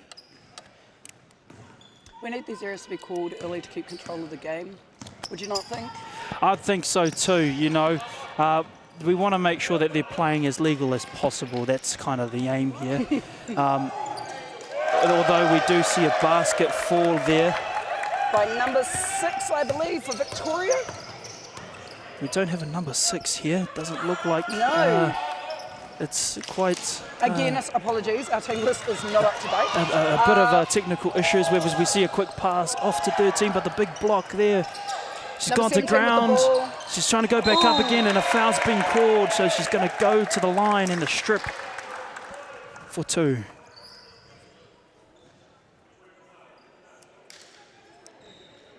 We see that foul being called on Madeline Timms, number 24. Where is Lincoln University based?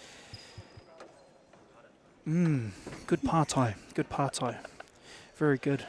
Very good partai. I'm going to be honest with you, I actually don't know where Lincoln University is. I think Lincoln is also a South Island university, like University of Canterbury. University of Canterbury, so that's also down south, I know that for sure. I just wanted to make sure that I was correct in my assumption. We don't see the first one fall. I'm going to try and make the second one fall. Doesn't hit the rim, unfortunately, for Seta. So it's going to go to the sideline for Lincoln. Bit of confusion there, that's all right.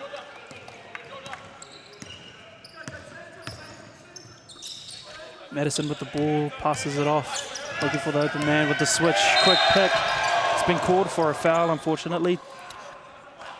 Fast pick up by our official, Brittany Young. Number 6 there, Teako Epiha, being called for the hara. Going to the sideline. The quick pass, here's the open man. Again, another error. I feel coming into the timeout or going into the end of period 1, they'll probably talk over that, right? Talk over trying to clean up the errors nice and early. Yeah, so both coaches will probably look at how to best correct these small errors that can be quite costly when it comes down to it. I know that the travel call was called on number 16, but we've got Misudzu here for the name, but I don't think that's initially correct. But we see a shot attempt, but it's been blocked. It goes back in favour for Vic Uni. Substitute 5 and 10 for Lincoln have been called in. Pippa Hawk and Hannah Lacey Rameka. Goes for 3. Hannah with the rebound there. Hannah is obviously a name that we hear quite often throughout tournaments. We saw her earlier this year, I believe, wearing a couple of black and white singlets for New Zealand, as she makes that kuruwhiwhi toru, I believe. A bit of spice there by Teako as she drives with a quick pass off to the man that just closed off the defense. Comes back outside, tries to set up another play, sees the open man. Good look. Shots go up, no good, unfortunately. Oh, hard foul from the side. by Vic University. Alia King for the block foul there.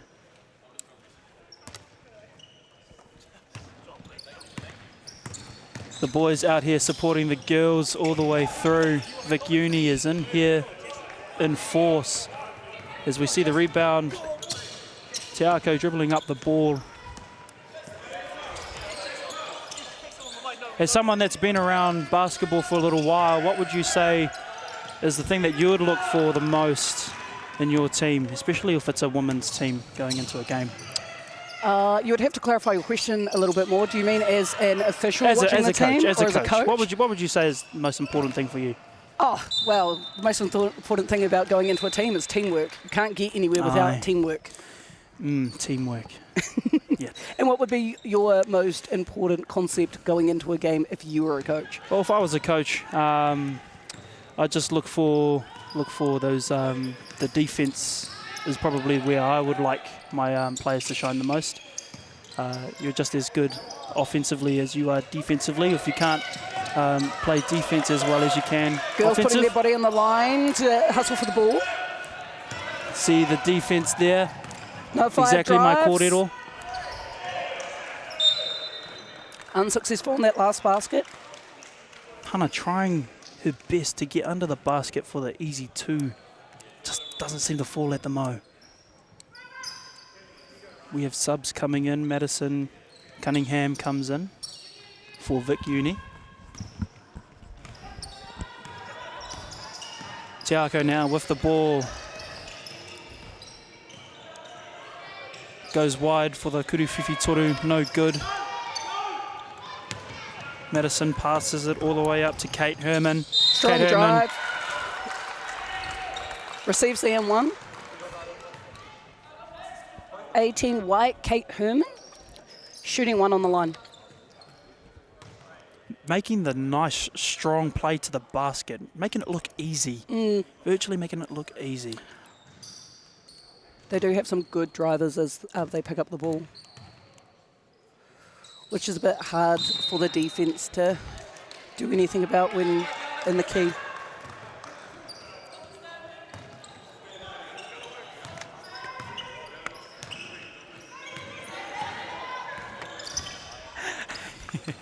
We see Tiako coming up for Vic Uni, driving it to the paint, finds the open man outside, but it's going to be an out-of-bounds call by the outside official. Seems like there is a sixth defender always on the court. just that white strip of paint just seems to be your worst enemy at some stages of the game, as we see the Kuruwhiwhi Toru attempt and fall for Kate Herman. Now extending the lead to 13-4. You see that two-man defense there. Bit of a travel there. Let go. Contact's all good. Nice hard defense there. Lincoln coming back with it. And 24 white scores two. Madeline Timms with a Kuruwhiwhi with a two-pointer there.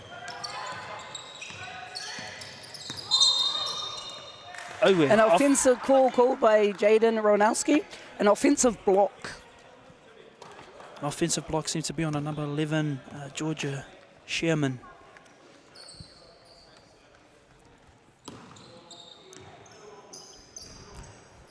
might be a hard day in the office for our girls, our host team of Victoria University, just in the office at the Mo.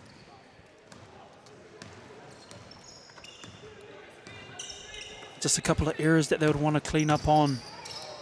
As we see a quick pass being made, a late foul call, but the basket is going to fall for number 7 of Lincoln, Madison Cunningham. So she's got one to come at the line to make it a three-point play. No good for that last shot attempt. Goes up, but the mid-range shooter by Madeline Timms comes in to push the lead out to 17-4. Big block by Hana. But it's going to still fall for Vic Uni as Tiako rises to her feet after the block.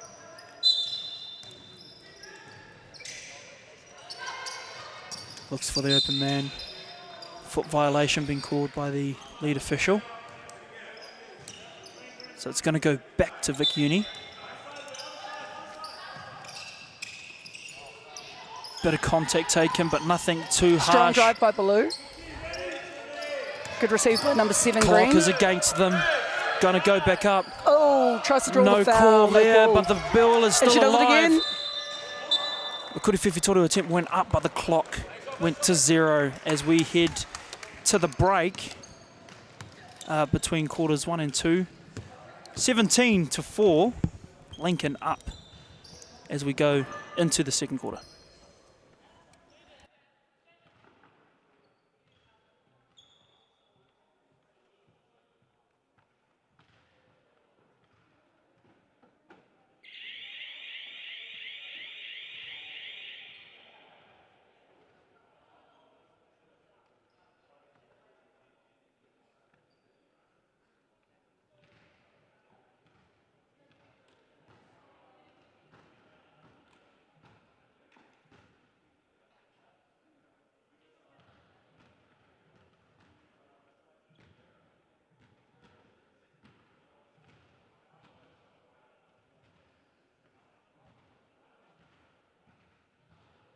So as we just taking a bit of a whakatāa here with a minute and a half on the clock, let's just have a look at the results of the previous years.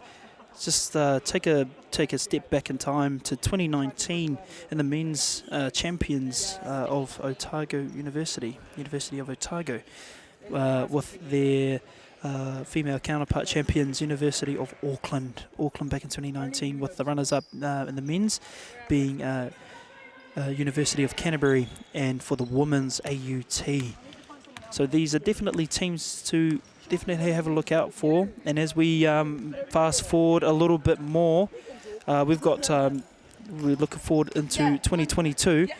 For the men's, it'll be Victoria University of Wellington, and for the runners-up, it'll be University of Auckland, and for the women's, it'll be AUT, and for the women's, it'll be Victoria University of Wellington. As we come back into starting quarter 2, it'll be in favour of Lincoln University here as we look to clock down the time.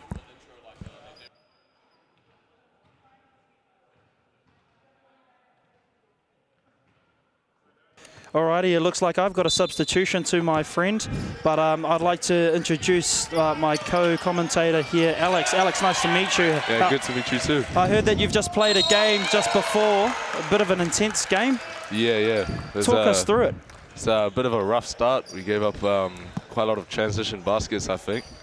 But we managed to kind of pick it up in the second half, just controlling the tempo of the game a little bit more.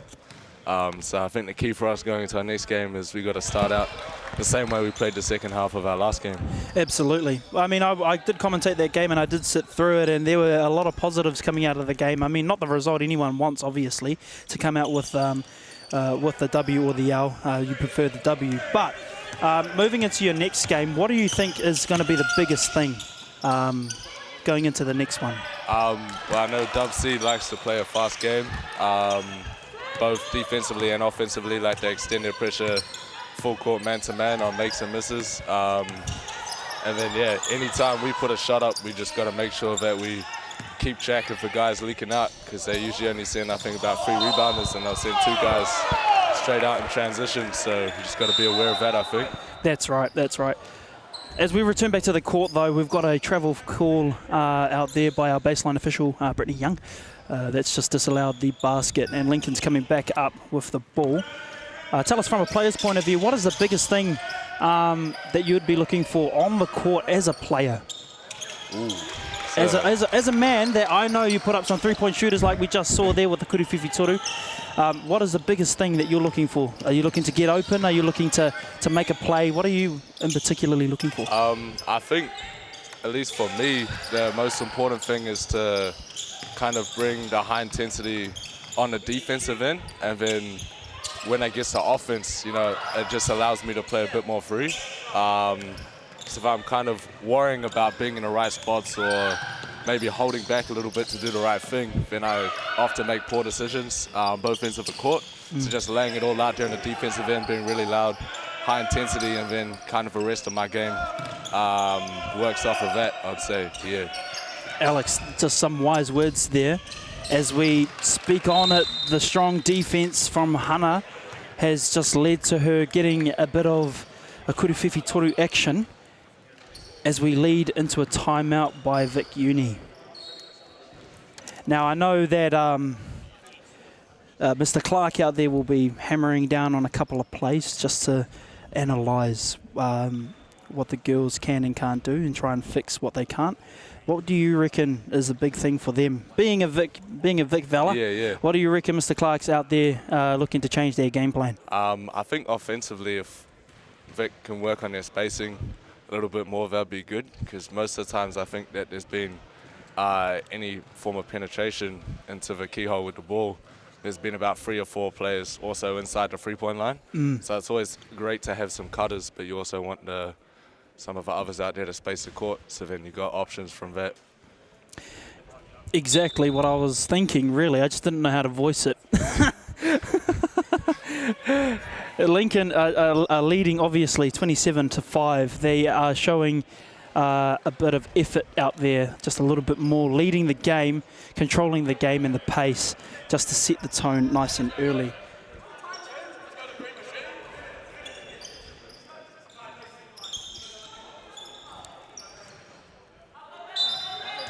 Boo with the ball, going to pass it in. We see a 2-3 being run here, now going into a 3-2. And it's going to be the turnover. Defense is looking strong on the Lincoln end, both in the men's and the women's division.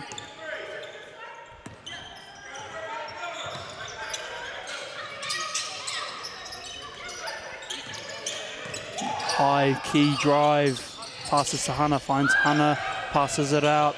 The drive to the key yet again, and the 2 does fall in the end. Tayana with that last 2 bucket with Teako with the 3 attempt. No good, but it's still going to remain in Vic's hands on the baseline, just with 15 seconds to go. Boo with the ball. Ella finds Teako. It's been just a little bit too long there, and the turnover is an error. Hana finds herself a quick, easy 2 off of the end of that little error. Yeah, I think that's been where most of Vic's turnovers have been so far, kind of dribbling into 1 or 2 different players, so just being able to find that open pass earlier. And just another lead example yet again, where we see Madeline Timms come down with a 2 basket. It's going to be a long day in the office if it's not easily achieved. A bit of contact on both sides, but an offensive block call is called on Bulo. Tuisiu is called for the foul, as we see a couple of substitutions. Madeline is subbed off for Charlie Tiplerton.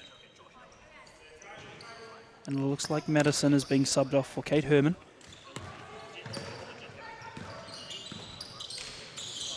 Emma Longhorn passes it. Finds the big man down low. Hard basket made down low by Tayana Day. For Vic, it's going to be important, I think, to get some stops, because every time they get scored on, it allows Lincoln to extend their defensive pressure, which is making it very difficult, I think, for them to get into their stuff at the moment. Absolutely, as we see a drive to the basket. Boo goes up for the 2 attempt, no good. Tries to get the rebound, no good. Defense is too strong, as we see Hana goes up for the easy layup.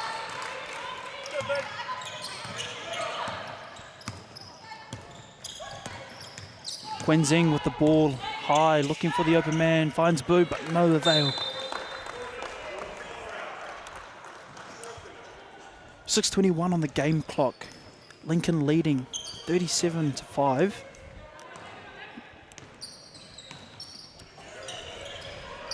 I feel like Vic will just go back down to the fundamentals and the basics. What do you think, Alex? Yeah. I think it definitely starts on the defensive end. Like if they can get some stops, then then Lincoln won't be able to set up their full court press, which they're showing here. Because every single action Vic's tried to run so far has been well outside the three-point line. So definitely make it a whole lot easier on the offensive end too if they can get some stops. As we see another offensive foul called by the outside official, Jaden Rosanowski. Sorry, what were you going to say? I was going to say, I almost feel like it might be beneficial here for Vic to look at running a zone defense. Looks like it might be in a 2-3 here. Looks like a good 2-3 here. Yes, it looks like the setup. Out to the outside man, drive into the key, quick pass off, tried to do the pick and roll. And a foul's been called by our outside official. And that's going to be on Alia King. Okay. A bit of frustration coming from the Vic bench. But the fundamentals remain as a 3 attempt by Emma Longhan is good. I think those are the shots that Vic is going to have to live with for this game, but the important thing is that they don't give up any more easy shots inside. So they're going to have to live with a few threes going up, but yeah, nothing easy in the paint. And Boo comes down with a 2 basket after a couple of rebounds. As we see yet another 3 attempt go up. But it's Boo that comes out with a rebound for Vic. Great job here by Lincoln, managing to match up and extend their pressure early on a miss. Finds that open man in Quinn Wan, but she just on the fingertips, just on her fingertips, she loses the ball. So it goes back to Lincoln. As we see Kate Herman bringing the ball up. Emma.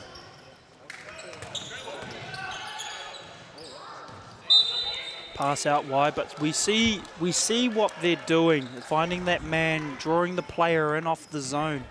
And it seems to just be working just a little bit less now in the second quarter. What do you think, Alex? Yeah, I think that last one there was a good example of that weak side low man rotated nice and early to get across to take away the baseline drive, which forced the kick out, which is good. Yeah, I definitely think they're just going to have to live with a few threes going up from Lincoln as long as they're able to, keep the points in the paint down for the remainder of the game. And it seems like they are at this point, with Alia King going to the line with a foul being drawn by our outside official. As she has a shoe malfunction, as some of our athletes do. That brings me to the question, what type of shoe is the best shoe? Ooh, I'm not much of a shoe guy myself, but from many of my teammates I've heard that GT cuts seem to be a popular choice of the best shoe at the moment. You see so many out there that it makes the referees look boring and bland, doesn't it? Yeah, with the black shoes. With the black shoes. Yeah. No good. Might have to have a uniform change in the future. First one isn't good for Alia, unfortunately, but she tries to make the second. Second one doesn't fall. Hannah with the ball comes back up for Lincoln. Still got the ball, goes to the corner, just outside the paint, no good. Boo with the rebound. Finds Alia.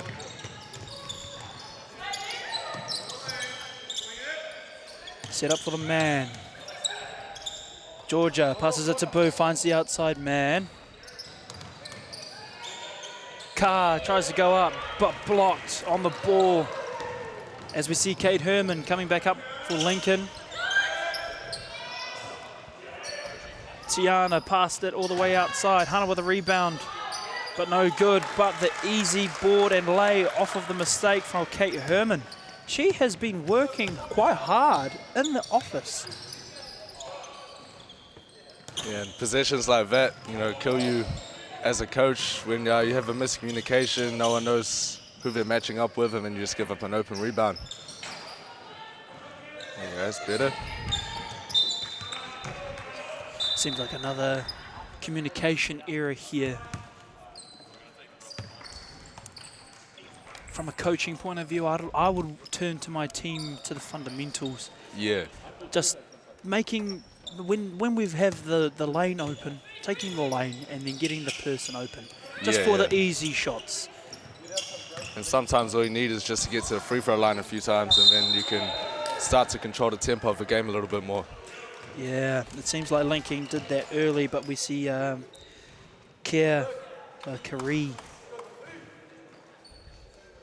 Fiti Semanu has called for the foul there for the Hara, and sends, again, Kate Herman there to the line. As she extends the lead out to 47-7. 40-point difference here. Victoria University with the ball. Te Ako trying to play her man. Alia loses the ball just on her fingertips yet again. Lincoln up with the ball. Ball's in Hannah's arms, and boom. Yet again, Hannah with another 2, pushing the lead out. 49-7.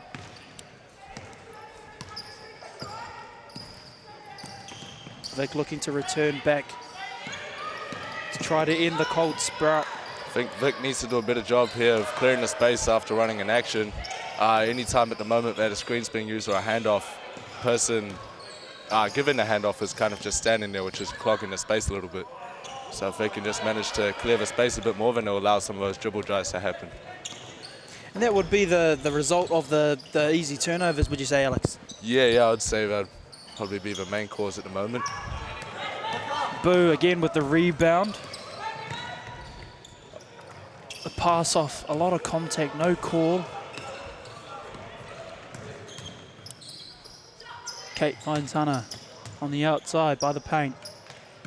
Finds the man, far side of the court, mid-range. She lets it fall, Emma Longhang. And it looks like a warning's been given to the Victoria University coach. Well, yes, and a warning has been given. Just a little bit of too much emoting. Emoting. We still yet have the finals to play. Yeah. But frustration and tempers fraying, clearly for good reason. As we see drive. Yeah, so again, we got a dribble drive, but there's two other teammates in the paint already, so it's making it a bit hard to get a good look. There we go. With a good look here, as the pass out goes to Boo. Tuisiu makes the 2. As we see, Hannah's got the ball in hand currently. And you can see that the Lincoln defense has just left a pocket open. A pocket full of green. Kate, unfortunately, not letting it fall. Alia nice take. faked it out on the take. Got a bit of noise off to my right as the boys cheer it on. 45 seconds to play. 15 on the shot clock.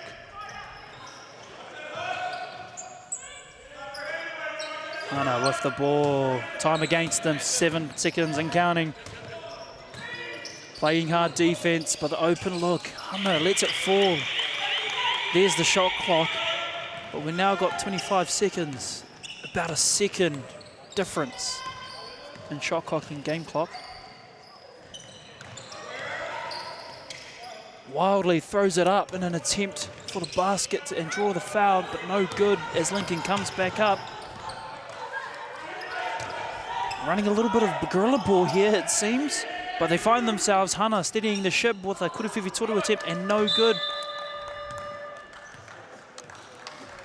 A little bit of work in the office done by Lincoln University to push the lead out. 53-11. Lincoln University to Victoria. What was the biggest takeaway out of that game? Well, the game currently, Alex, from a player's point of view? I'll just say I think the lack of communication from Vic right now, I think, is letting them down a little bit. As players aren't quite on the same page on both ends of the court, and it's just definitely led to a lot of turnovers at the moment. And every time there's a turnover, it means an easy transition layup going the other way. So yeah, just trying to limit those turnovers, and then that allows you to get back, set your defense, and then once you get a few stops, now you're on the front foot and you can look to push and transition yourself. So yeah, just keeping it really simple, getting the communication up a little bit more, and then just taking care of the basic tasks.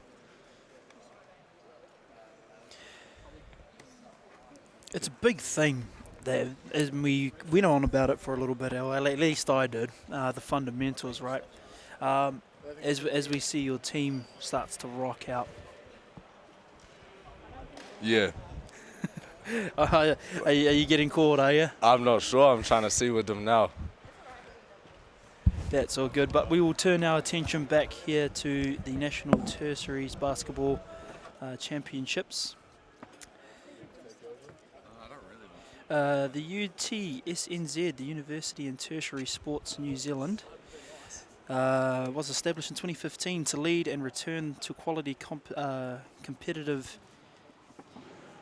inter-tertiary sport in New Zealand and drive a renewed force and focus on the value, profit and delivery of tertiary sport, which is quite awesome. And as we see here on your screens, referees Jaden Rosanowski and Brittany Young, giving us a bit of a smile. Some of my co-officials there. But the key role of the organisation UTSNZ is to facilitate quality, competitive and inter-tertiary sporting competitions and develop the pathways to the international opportunities, because it would be great to see some of these young athletes out there in the wider world, overseas, over in those universities, as we see quite a lot of our Kiwi males and females as well out there in the university leagues.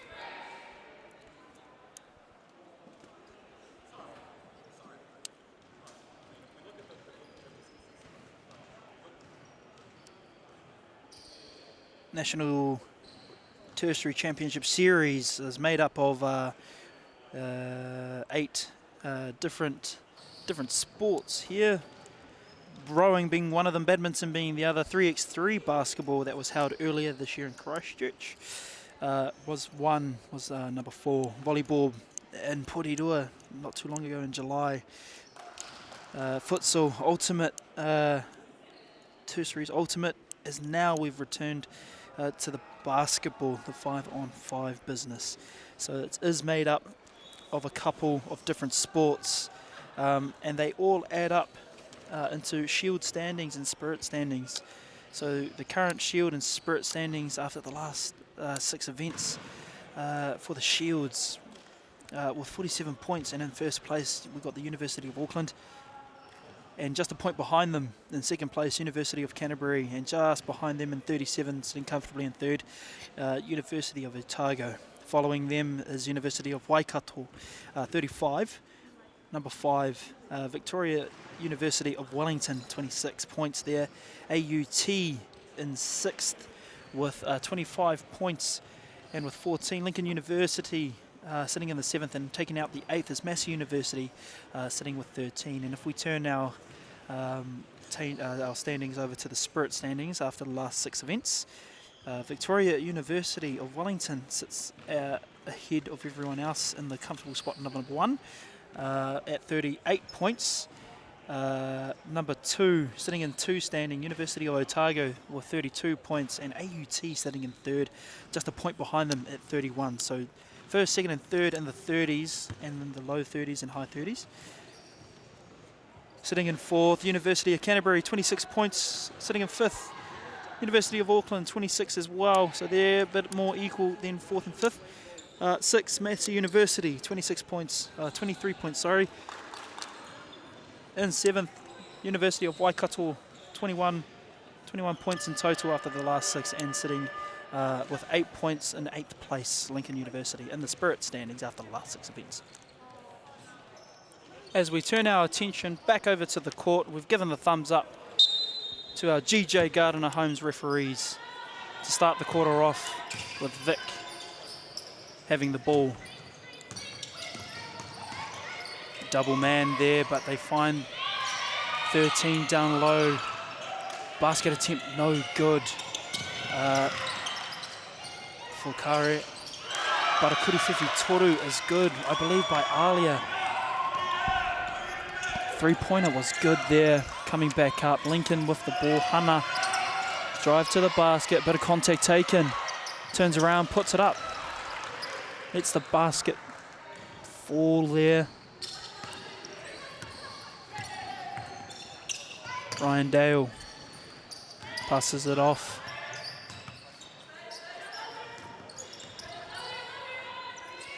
Tiny passes it off. Goes up for the two, no good. Tried to rebound it. Quinn Wenzang tried to rebound it, but the quick, early, hard drive, and a foul's been called.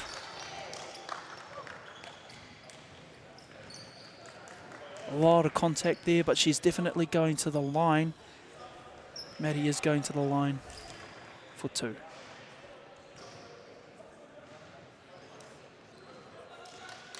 Kiri Whiti Simimanu been called for the foul. Looks to be her fourth foul as well, as we see the first one for Madison fall at the line. Trying to make it the second free throw here. Pushes the lead out by two again, 57-14 to Lincoln. Just shy of 8 minutes on the game clock. Quinn Wang saw the play and the opportunity, just came up with the steal. They found Hannah with the ball yet again. Madison with a quick pass off. Pass back to Hannah. Three attempt, no good, with the clock against them. University of Wellington with the ball again, coming up. Got the roll going up for the two, and the foul's been called. So we'll see Ryan Dale, or Daly, go to the line. And the foul was called there on number 4. As we see the first one fall. Ryan trying to make the second free throw. And that hara was called on number 4, Emma Lofhang, sorry.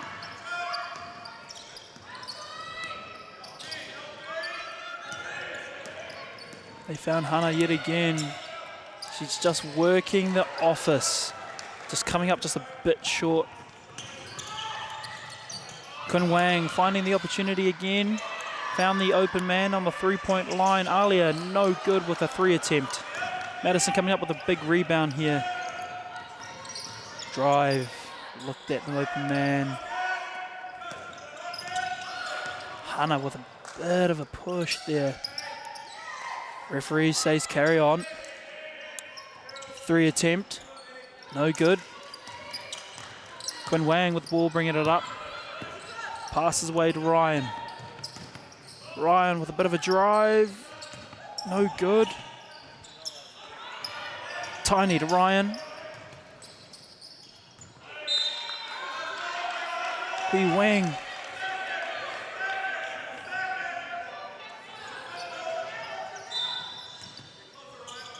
On the baseline, Vic Uni. Thought of taking the shot, but no good. And it's going to remain green ball. Referee just reminding the players of 2 seconds on the clock. This is a bit of a catch and shoot situation.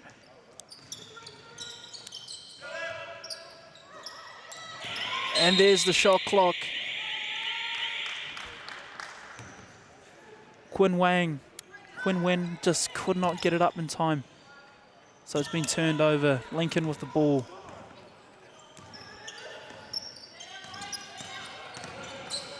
Big drive to draw the defense in. Kuriwhiwhi Toru out there by Kate Herman, and she has been working for her team quite a lot from outside in the arc. Alia with the ball. Ryan with the drive now. But that's going to be tipped off of White there. Kate Herman has been told that she's the one that tipped the ball out, so it's going to remain green ball. Alia looking for the open man. Q Wen, 2 points, finally letting it fly. Pushing the point stats to 18, tried to go coast to coast, draws the foul. Tiny Paul Tomoana, wearing and donning number 10, is called for the foul, called for the hara. And as we see Emma Lofhang missing the first free throw. Going to try to redeem it off of the second. And she does. As we see a substitution come on. Taylor Waikiki is the substitution for Ryan Daly. Tiako bringing the ball up for Vic Uni. Screen attempt made, but no good, but she drives it anyway. Found herself with 2 points to the roster.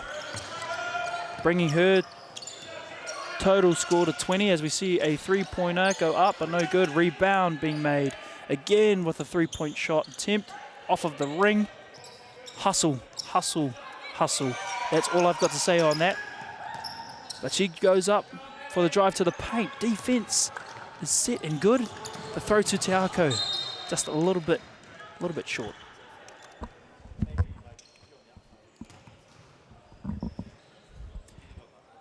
Out of bounds, now falling into the hands of Lincoln off of the error being made.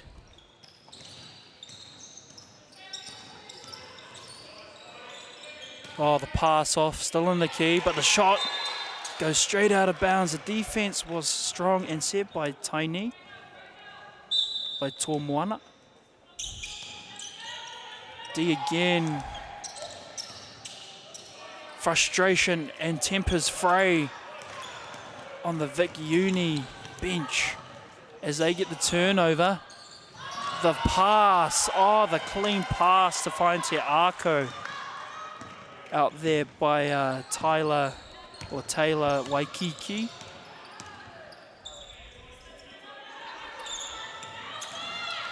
Seem to all be playing outside, and then a drive as we see Kate Herman yet again. An important player on their roster, leading again with the points. Tiako found again. Alia with that good clean pass, but just couldn't let it fall. A bit of defense being played there. Tayana passes out. Madeline let it fly and it fell.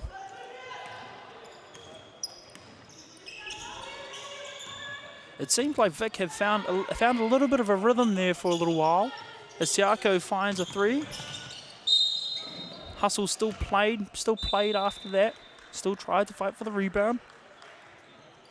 But it is going to be a violation.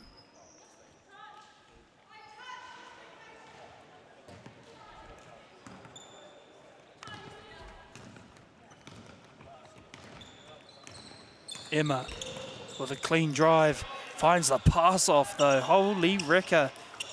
Tayana Day just found her in the right space in the right time. Tiako for Vic. Foul called. And it is going to be on number 28. Tayana Day for the hands foul just before the pass. Just a little bit of discipline. Could be the error there as we see the drive, but the defense was hard. But it's still going to remain in Green's hand and Green's possession. Kate Herman with that defensive breakdown. Drive. Unfortunately could not let it fall. And the open layup for Madeline Timms. Oh, and we have a stoppage of play just on the court here. Just going to clear that one up as we have a substitution for Vic Uni. Bit of sportsmanship being played here. Lincoln notifying the referees at the time, hey, you have an injury down here.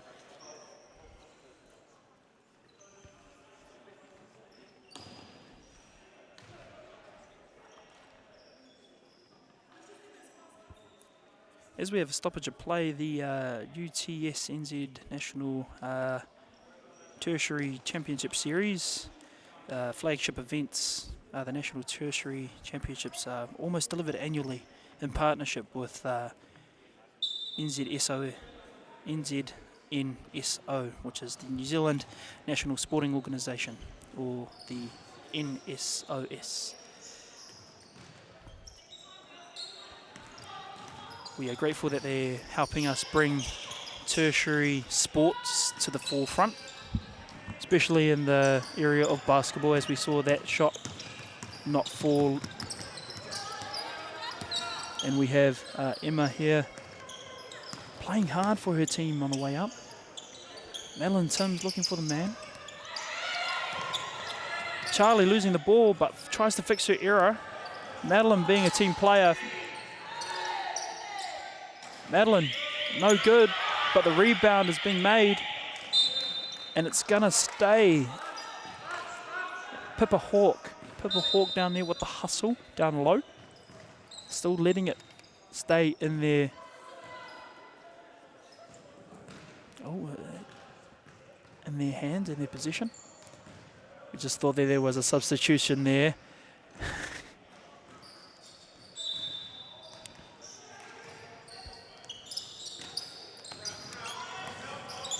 As we see Emma, we find Madeline, no good for the Kuriwhiwhi Toru attempt. So it will fall back into Vic Uni in their hand.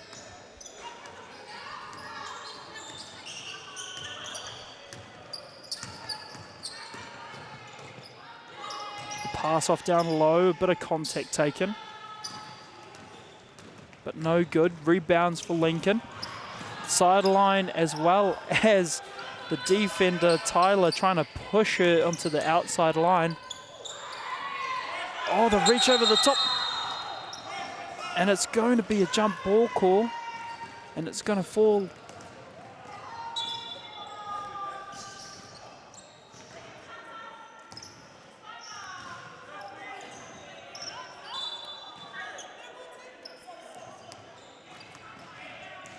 It looks like we had a bit of a just a bit of a mix-up. The arrow was pointing one way, but it is going to remain in Lincoln's position as the arrow wasn't flipped. So a good correction by our officials out on the court. As we see Kate Herman work the magic, and a foul call as she drives to the ring. Alia called for the foul. And sends Kate to the line for two.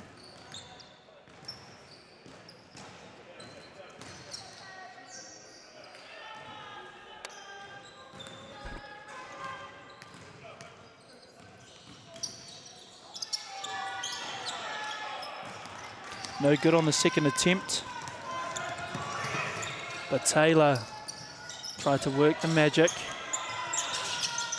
Drawed some contact out of her on the outside. Finds Tiako, pass down deep, makes the basket. Tiako adding to the score. 69-24.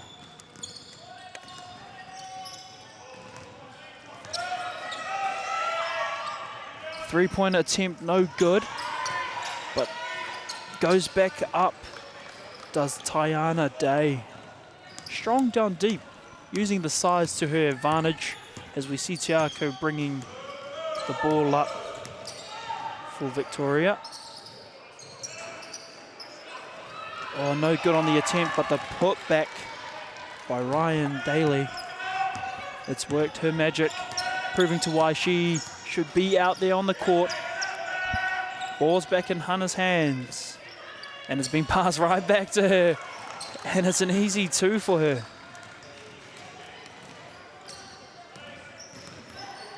It's good to see the fundamentals by Vic being played just a little bit too late and early.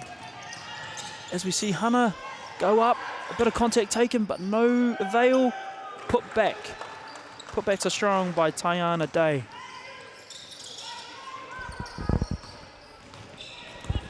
Quick early turnover. Hannah found on the outside, no good. Rebound, Teako's got the rebound, driving up. 30 seconds left to play. A 3-point attempt. Heavy defense there, but the rebound falls back in their position. Spinned, drawed the foul.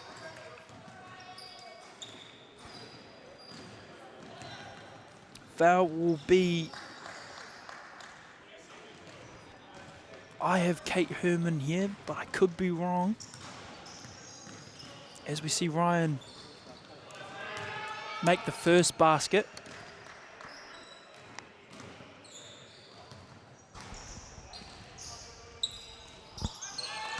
And she makes the second. She makes the second as well. 19 and counting. Lincoln with the ball. Kate Herman working the magic. Pippa passes back. Madison finding the man, but down low, doesn't let it fall, no, and the time has gone out. In that last section of play, it seems like a bit of good defense played by Victoria University of Wellington. Quite an interesting matchup here, as one team is finding the fundamentals and one is just trying to remain steady and poised as they hold the lead. 75-28, Lincoln University and Victoria University of Wellington. We'll be right back just after the short whakata.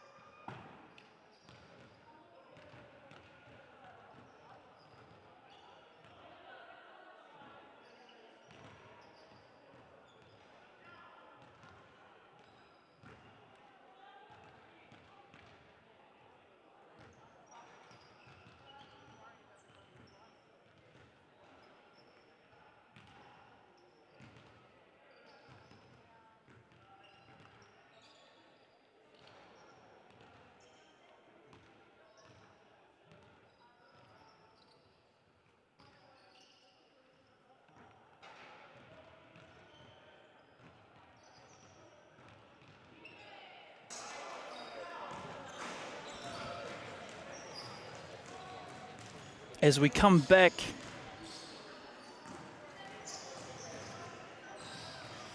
for another quarter of play.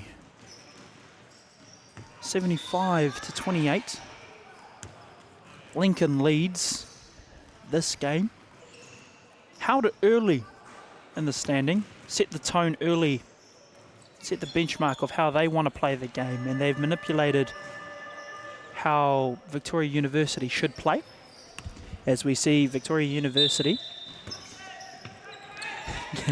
start our last quarter here.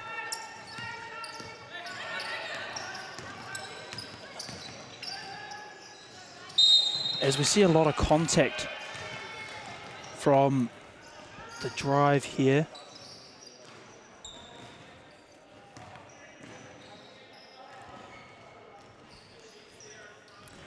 Foul called by our lead official, Jaden Rosanowski, on Charlie Templeton. Haley just not letting it fly for the first one. Second is good.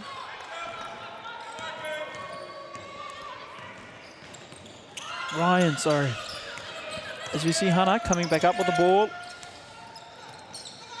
Madison finding Kate. Kate with a three-point shooter attempt, no good.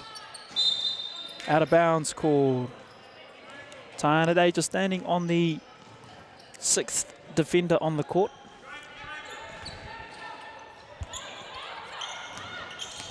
Players all around the globe always find that 6th player somehow. A lot of contact down in the paint, but no foul call. As we see Georgia Sherman down there ask for a foul. As we see down the other end, Hannah just goes to work, proving why you should have some strong defense. Set early. A lot of contact. No foul call, but it is going to fall back to Vic Uni. Ryan just maybe a little bit frustrated about the contact she was taking by Madison. But Boo has the ball now. Passes it back off. Ryan with the ball. Outside, being pushed outside. Just a little bit too much kaha, too much Weet-Bix in the morning by Tiana Day. Foul called by our official, Brittany Young. Hailing from Dunedin as we see quick rebound and shot attempt, but it's no good. Out of bounds.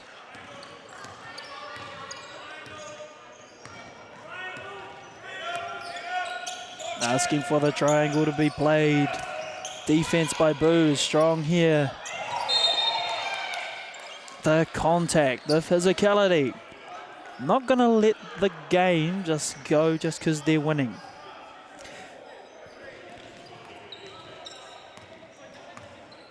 Bulo just out there playing that hard game against Hannah. Hannah may have just met her match here. Boo with the ball.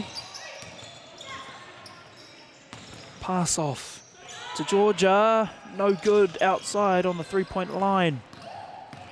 Finds Madison. Madison finds Hannah. Better contact here down low, but nothing called. Back in the hands of Charlie. No travel called there. Three-pointer, no good. Lots and lots of contact, but we play on. Tiako with the ball. Lets it fly, but doesn't drill it down in the paint. But a jump ball call. And it's going to go in favour of Lincoln University.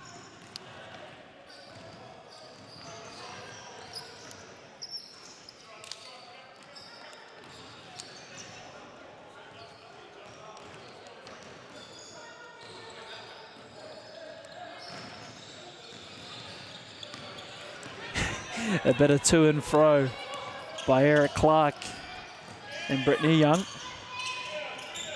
Just clearing up why it's not green ball. As we saw the shot attempt, no good. Boo with the ball, bit of contact there. And she's found herself at the forefront for a two-point attempt, but no good down there by Taylor Waikiki. As the ball has been pushed out of bounds, but a foul has been called.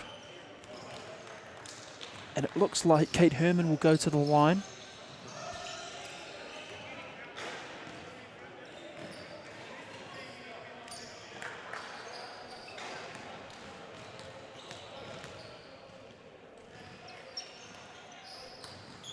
First one falls in favour. Foul call was called out there on Bulo Tuisue on that three-point shot. Was not going to let her get another easy three-pointer. Oh, I could be wrong. Could have been a two, but we carry on. Boo with the ball.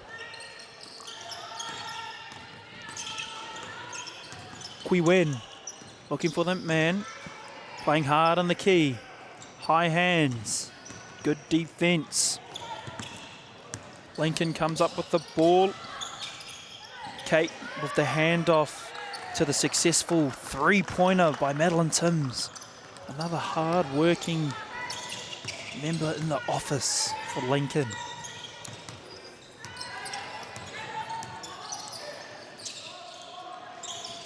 Kui Wen with a kuriwhiwhi toru attempt, no good.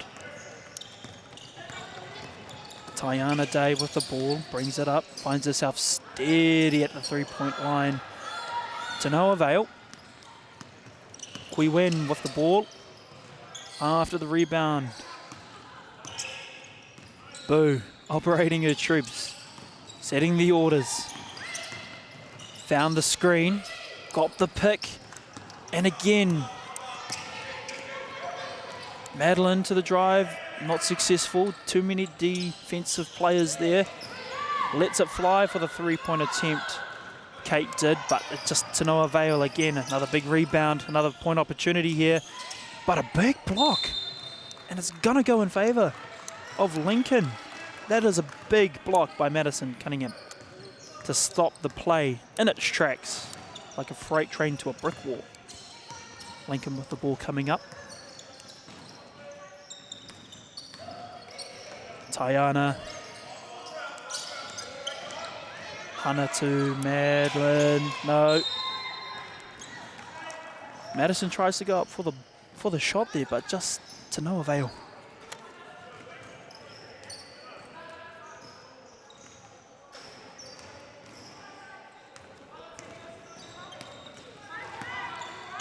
Ryan bringing the ball up for Vic.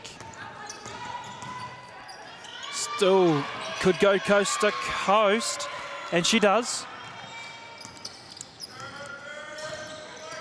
Exploiting some of those kinks in the armour. Lincoln. 3-point attempt, no good. Big rebound. Contact there by Tayana Day. Called for the contact by our North Canterbury official down there, Jaden Rosanowski.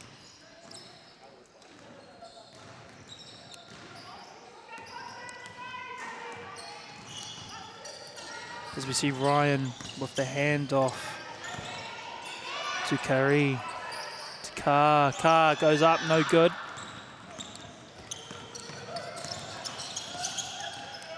Three-pointer, no good. But it's going to be tipped by White. And it's going to stay.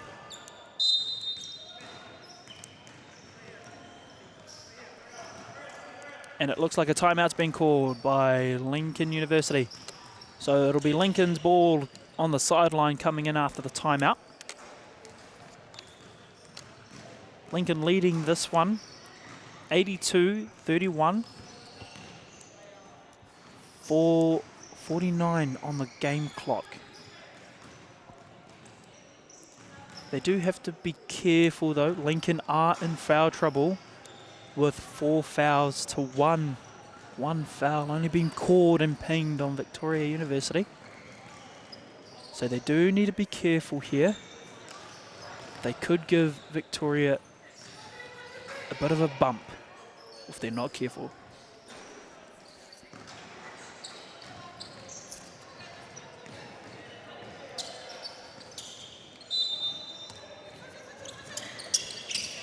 In the hands of Madison. Hannah with the roll, but doesn't get it. Boo with the ball. Ordering the troops to run. Makes the pass off. Tiny. Quinn Wen with the ball. Passes it back to Boo with a 3-point attempt, and it's good.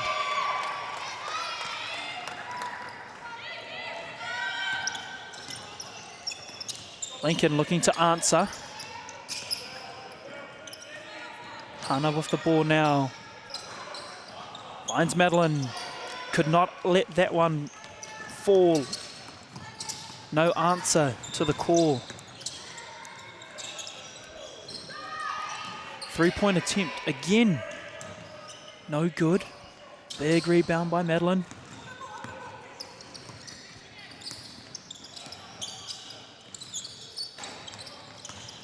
Hannah driving it into the key. 2 defenders there. Stops her in her tracks.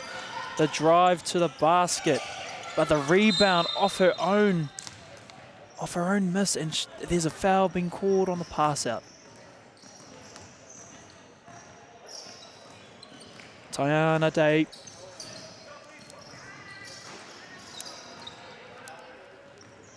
Working down low. maybe having the lead, but still work to be done. Vic Uni still not down and out. Spirits are still high. Energy is still there. Defense being played here. Everything's out the arc. Drive to the key. Pass outside. No good. Defense was good.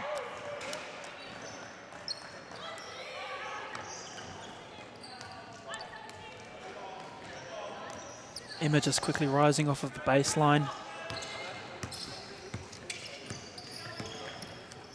Ella Pearson now. Calm and composed. Ella.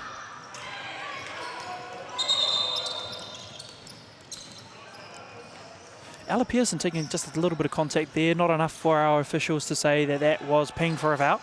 But we have a stoppage of play with a ball on the court. And we're back into it. Madeline find Madison. Madison with a quick handoff. Charlie, it's Madeline again. Drive successful. No, no good. Boo coming down the other end. Quiwan just could not let it fall. Alia finding that man. All the way drive. Big foul in contact, and she makes it a 3-point play if she makes this basket at the line.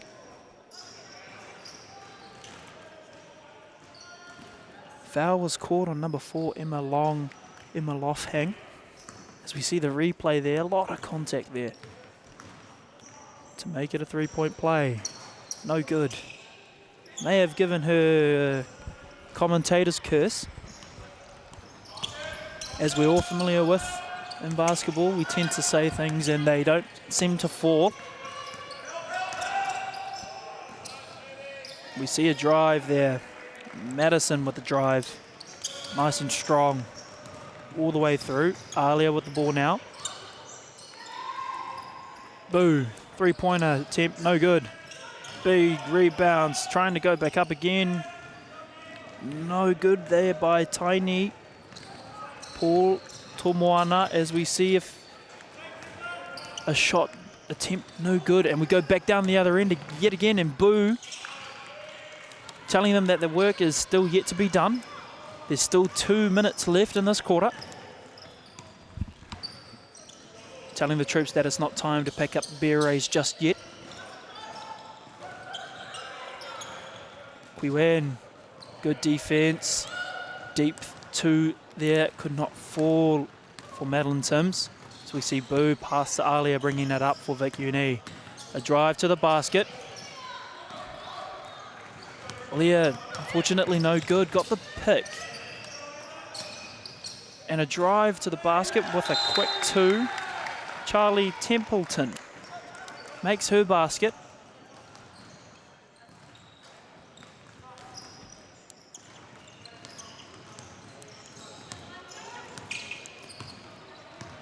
Alia with the ball now. Waiting for the man. Ella. No good. Just over a minute to go. Vic still saying that they're still here. Not going to let you just win it out just like that.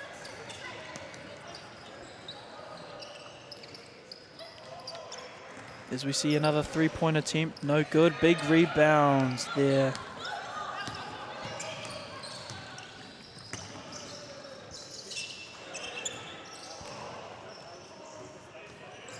Another Kuruwhiwhi Toru attempt, no good. Rebound yet again for Lincoln. Madeline with the ball now. Finds Madison. Fatigue settling in, well and truly. Goes up for the basket, Emma does. No avail. Defense was strong.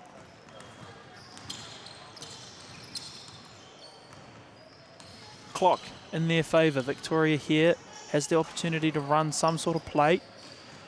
Get another basket. 9 on the clock and counting. Screen set strong there. Alia unfortunate enough to get the ball. Deep 3 from the car park. Just could not let it fly. Just did not fall.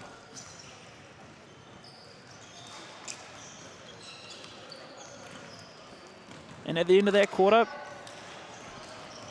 we've got a couple of good baskets and a good set of runs there by Victoria University, saying that they were not just going to let the game flow away and float downstream, still let Lincoln play with a lot of physicality.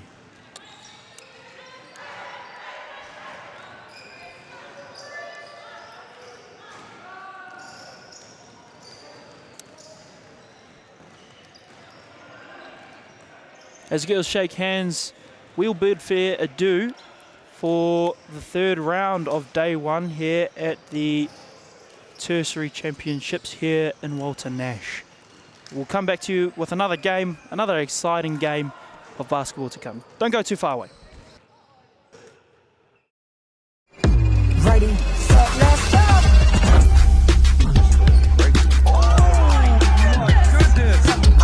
I'm on the way up. I'm on the way up. I'm on the way up, going all the way up.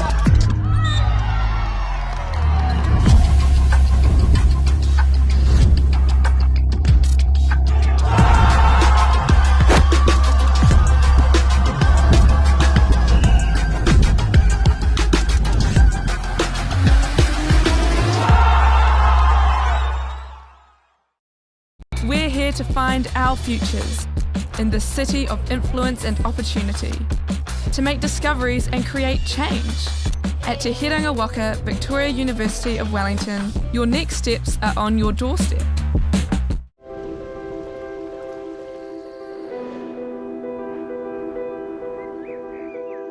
At Lincoln, we seek to ensure that future generations can grow and thrive. That means providing a world-class learning environment to grow fresh solutions to real-world problems, including using the world's resources wisely and sustainably. Come to Lincoln University, a place to grow.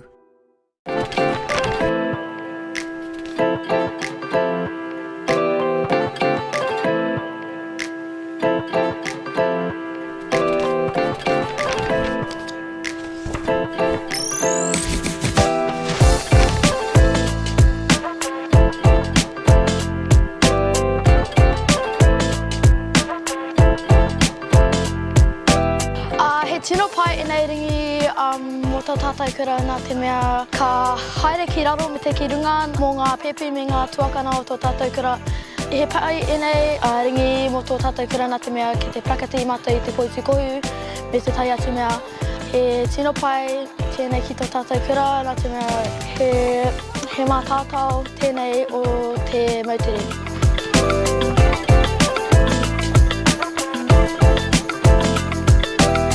Before we had the hoops, we had to use our hands and we had to use wire. We used a clothesline and the trees, and then we moved on to a kid's hoop, and then we moved on to the hoops that we got.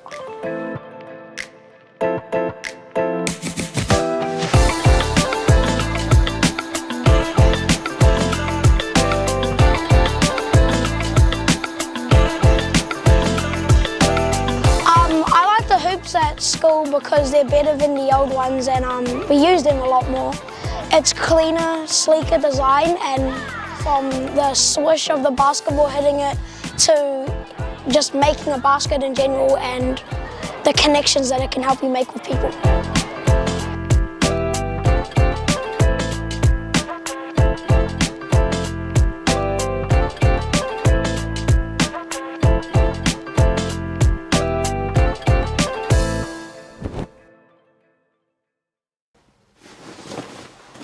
We believe where you live shouldn't decide your destiny, and that any place can be a place of learning.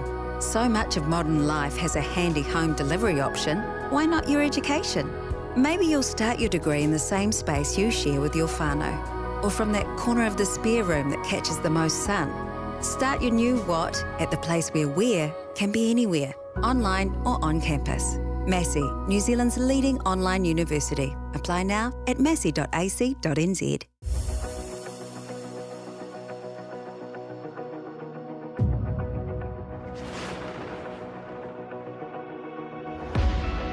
Imagine getting your foot in the door to your dream career in the sport industry. As you represent your uni, building lasting friendships, connecting at national and global events, connecting with peers and mentors who help connect you to your future. Make this happen with UTS NZ. I've definitely made some really personal relationships and friendships through volunteering. It makes you always feel like you're part of the team.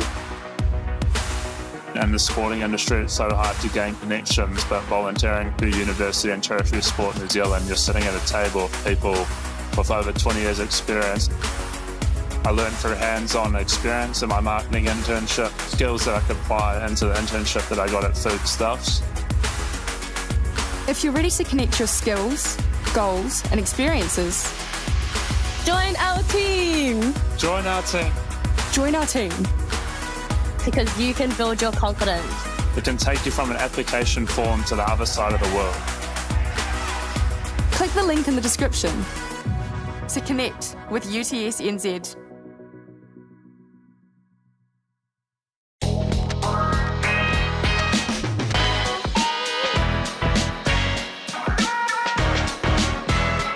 Hey, I'm Dylan Boucher from Basketball New Zealand, here at Kakaramia School.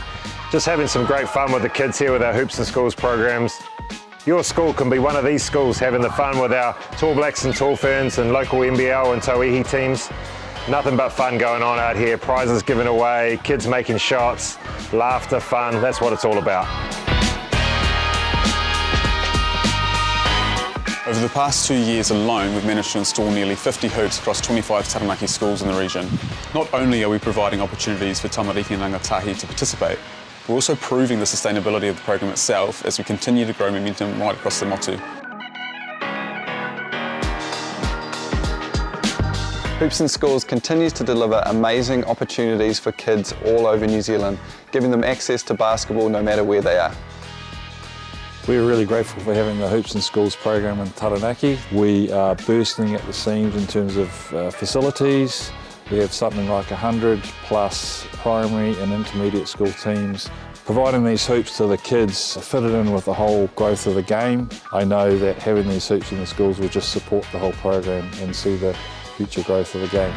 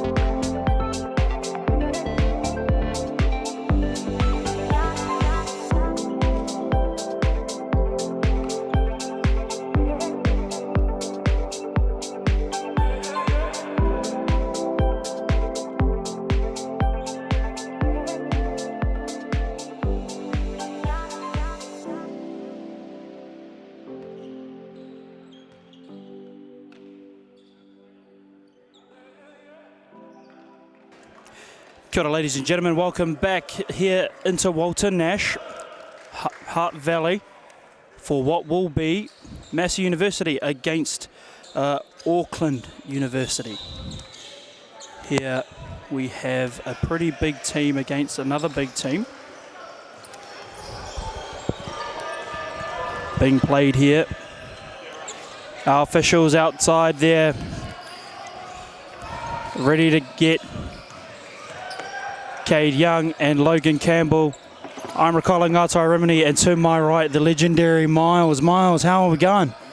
Good. Oh, there we go. There we go. Got to turn the mic on. I'm good. How are you? Yeah, not too bad. It's quite weird being a referee in the man's, the Mr. Legend seat, you know? No, this is your job. You're born for this. Absolutely born for it. As we see Auckland win that tip, come away with the start, see what they can produce in their first offence. Up for the three-pointer, and it looks like it falls out there for Terrence Abden, putting 3 points up. It's quite good to see the battle here. Matt Foss, a member of the Junior Tall Blacks a couple of years ago. Same with Zion Anderson, handing the ball up there. Liam Judd, if you're watching some Sal's NBLs, we see Foss from the corner. A little off on that one. Liam Judd, of course, representing the Manawatu Jets in the Sal's NBL as Auckland get another 2 in transition. It's going to be a one-sided commentary box here, Miles, it seems. But it's going to be a fun one for sure. No, I'm just popping in to say g'day. That's, you know, it's like I said, it's your world. We see a bit of defence being played quite hard there by Massey University. Auckland comes out with it though. Finds himself an open lane to the mid-range, but no good. Massey with the ball now. Comes up, finds himself deep. Xavier Pern short on that one. Ball will stay with Massey. A little lucky on that.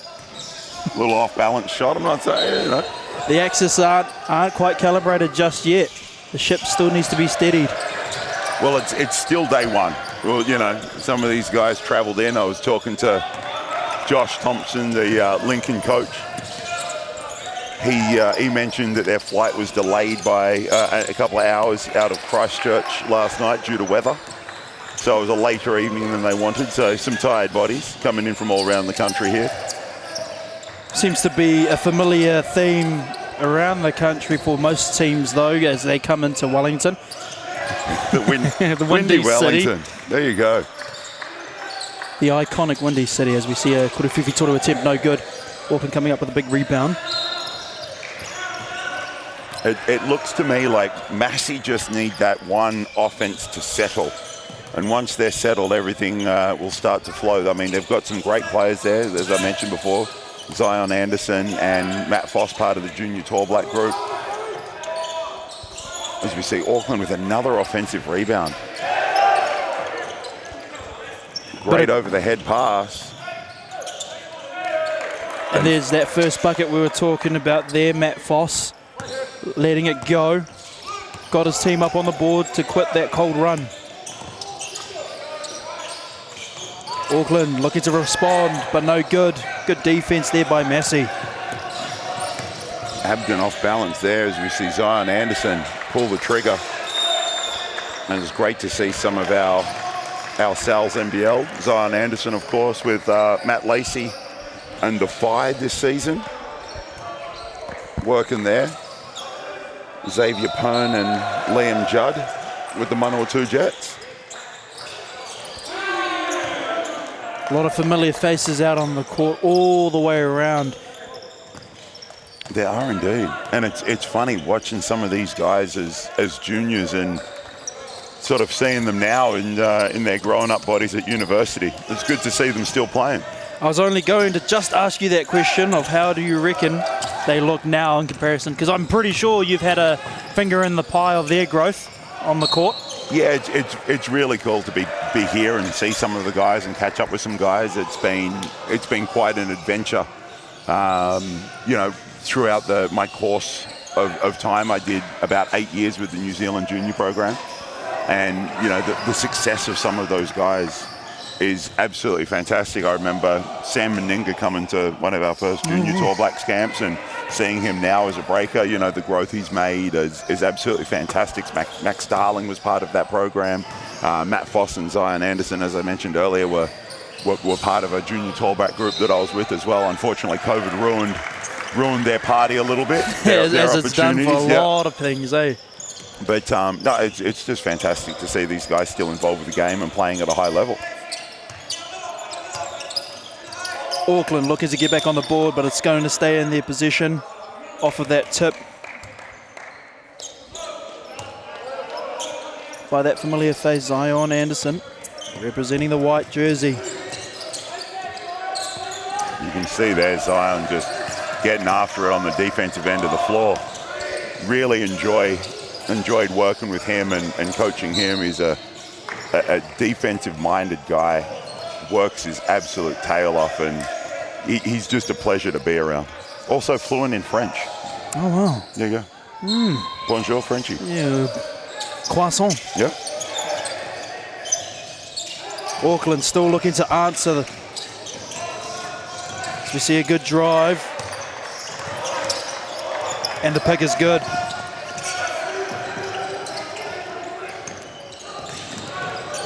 Bit of contact here. Defense is hard, and it is on the floor. A little bit of contact on that last play, but I like the fact these officials are letting this stuff go. What are your you've had a whistle in hand a couple of times in the Sal's NBL? Yes, I have. We'll see the replay here. Get on the floor. Great little find. Nice. That was good. Cale Lawson underneath for the finish.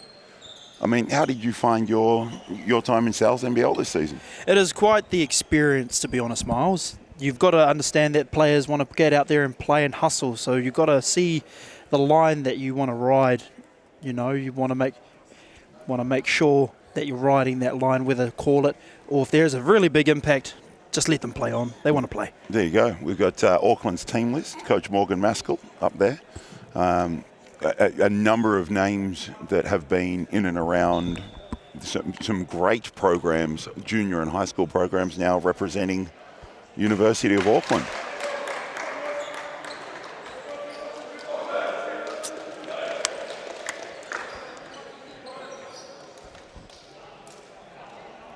No, but I think you're right with the... It's been 1,000 years since I played, and the game is vastly different. But hey, we see here the Massey University team line up. Once again, as we mentioned, some great young talent coming through on both of these programs. But the ability to let the game flow and turn it into the spectator sport that it is really, really tough. It is quite tough, even at the Sal's NBL, but it's going to be tough here for our officials. These two teams, definitely a matchup that some just dream of, and that high flyer. Terrence Abden going again. Don't know if they've read the scout. He wants to get to his left, finish high off the glass. A lot of contact taken there, but the play is to play on. Big rebounds. Again, Auckland getting the rebounds. It's going to be a long time in the office if they don't let those easy ones go. What do you reckon, Miles? The statistics on winning percentage and winning rebounds is huge and well noted. So you're right. These teams have got to start winning the battle on the boards. Great touch pass there. Cale Lawson dropping it off. Great little assist. Massey taking that 4-point lead. Massey seem to want to keep their players out there on the arc as they make that one go in through the basket. The advantage that we see that Massey has right now with this 5 is every single guy on the court has an ability to shoot the 3 ball. So playing spread like that gives them an advantage to space the floor and be able to get upstairs. Liam Judd, not quite. But he is going to draw the Hutta and send himself to the line. But as I said, you know, the advantage that you've got when you can space the floor with guys that can shoot, hugely advantageous, as you can see on Auckland's offense. I think it's Reef Church is down low. He's been setting a lot of picks. Did get up a three not that long ago, but he's doing the bulk of his work down inside the paint. A little more old-fashioned. Old-fashioned, getting down there and working hard, eh? Hey, the old school is a good school. Ain't nothing wrong with that. That's the school I went to. Hey, if it works, right? That's right. That is right. If the mission is achieved, we can go home nice and go back home. Well, this is the. It doesn't really matter how you win in these tournaments. You just want to keep winning so you can get to that crossover game and get yourself climb that ladder. See a little bit of a hook there, but we play on. Corner three is good out there by Charlie Cox. Yeah, Cody Brown able to create off the bounce there. Creating for his teammates.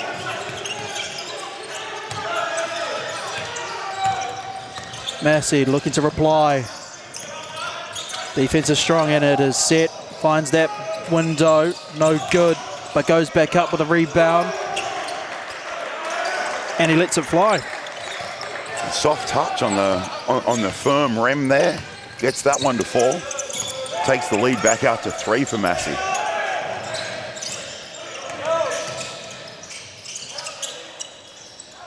Drive there, and what I would have thought was just a little bit weak defense played there by Massey.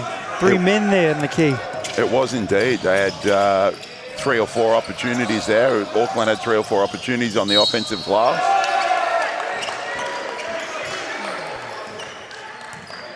As we see the basket counted. The tough and one. Xavier Pern, replay of that. And we go straight back to live action. Straight back to the play. We like to keep it live and active. Yes. Pern misses that.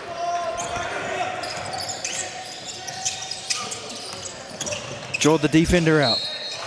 Hands were in it.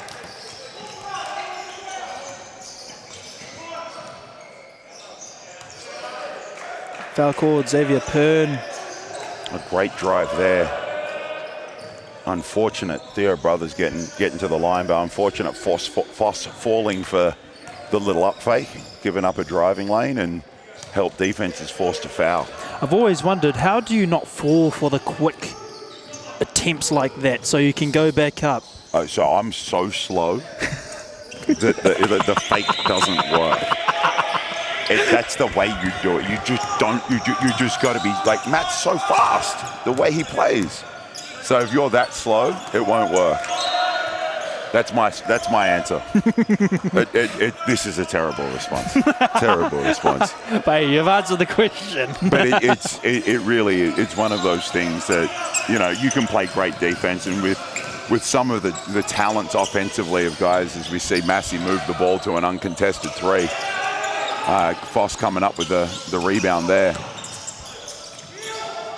Behind the back from Pern.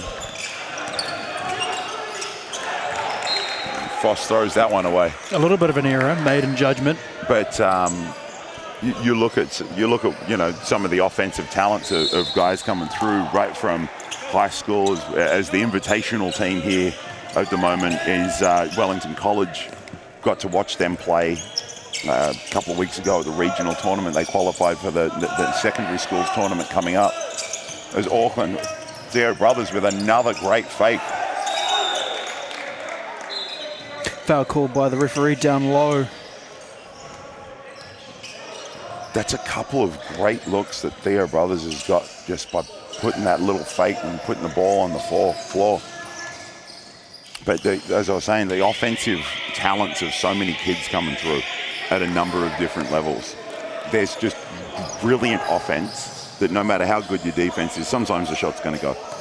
And so you see that fake there and whatever it might be. Some of these guys are able to contain the first move, but if the offense is that good, they'll go to a second, third move, second, third action offensively as a team. See a little pistol action here. But it's tough. It becomes very, very tough defensively. Mercy trying to respond with a kuruwhiwhi toru attempt out wide, but no good. And again, way off plane on that one. He's never going to die wondering, though. I'm enjoying the physicality of these two teams, and I'm enjoying how they are playing through all the contact and still playing the ball. It's good to see. So we see a big rebound from Auckland. Which, as we talk about the physicality, the call there, sort of once again, it's the help defense that gets pinged for that one. A little reach in transition opens up a driving lane for Auckland. And no matter what league you're playing in, at what level, whether it's mini ball all the way through to the Sal's NBL or Tall Blacks, as an athlete, you've got to be able to adjust to what the referees are calling that game. And you might have a referee crew, as you're well aware, that let stuff go. The advantages, the understanding of advantage is really high in some crews, and some referees like to tidy it all up by blowing the whistle. So the ability for these guys to be able to read this and make the adjustments as they go, it's a little more physical. Well, don't complain about it. Get on the level that everyone else is, and we'll be good to go. As we saw that big rebound there after kuruwhiwhi toru attempt, but no good. Auckland falling for the rebound on the board. Man down low. Strong defense. Just couldn't let it go. Tip's been made. Still in favour of Massey. The drive here. Referee's called for a charge foul. Yeah, Josiah Stevens had his feet set, able to take that charge. As we review the footage here, he was able to absorb it nice and square. Take a hit to the chest. Always a tough one. The block charge call. Absolutely. That's where I find the most difficult calls come from, really. A great take there. Theo Brothers able to get his feet in the paint, get on the rim. Gets to the free throw line. Well, the great Curtis Wooten, who coached in New Zealand for a very long time, coached Sal's NBL, absolutely fantastic coach. I remember when I first started coaching over here, he sat me down. I got a little emotional at a block charge call, and he said, "Look, on those ones there where it could be a block, it could be a charge." He goes, there's a lot of the times it's a flip of a coin. It's like, what angle did you have? What angle did the referee have? Was the guy still moving a little bit with his feet? There's so many little micro details that go into a block charge call. He said it's a flip of a coin. And after talking to Curtis about it, he calmed me down, did a fantastic job. Which, as a younger coach, I was a little hot-headed as a player, and that definitely took over into my coaching. As we see Josh Payne short on that three. But absolutely wonderful bit of advice. Wear it as what it is, as we see Payne short on that last three to end the quarter, and Auckland take a 1-point lead into quarter break. Rounding it off again, that 1-point lead, 17-18 at the end of the first. It is quite a physical game, but it's not physical to the way where a lot of fouls are being called. They're allowing the players to play on, and as you said, the flip of the coin for that block charge foul.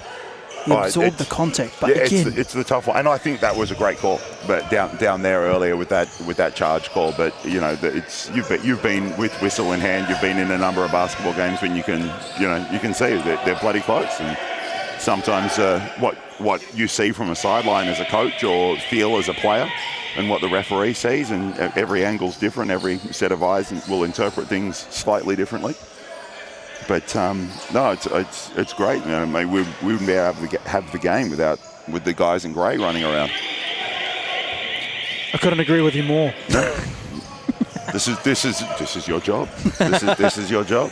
I seem to be a multi-trick pony at this point in time, but it is quite a matchup, especially after the first round, the Invitational versus University of Canterbury.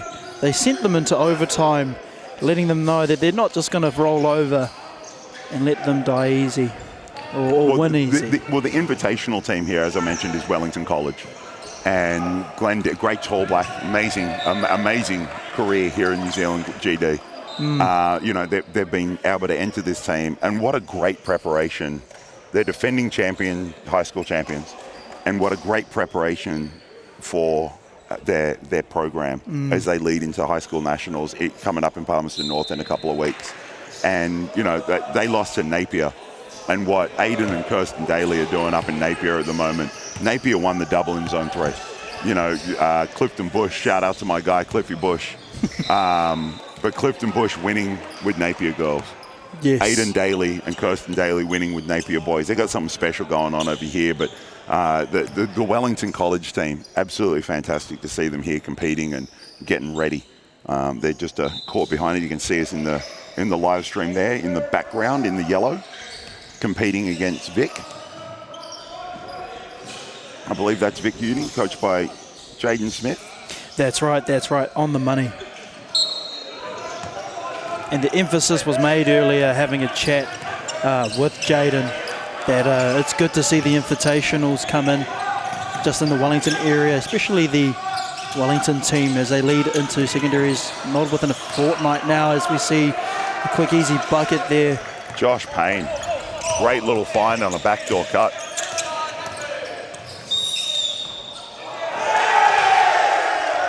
And then gets beaten off the bounce, picked the wrong way.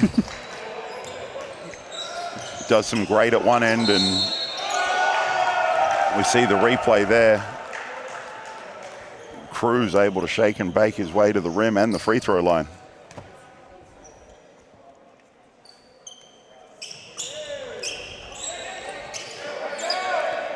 Big rebound by the big man.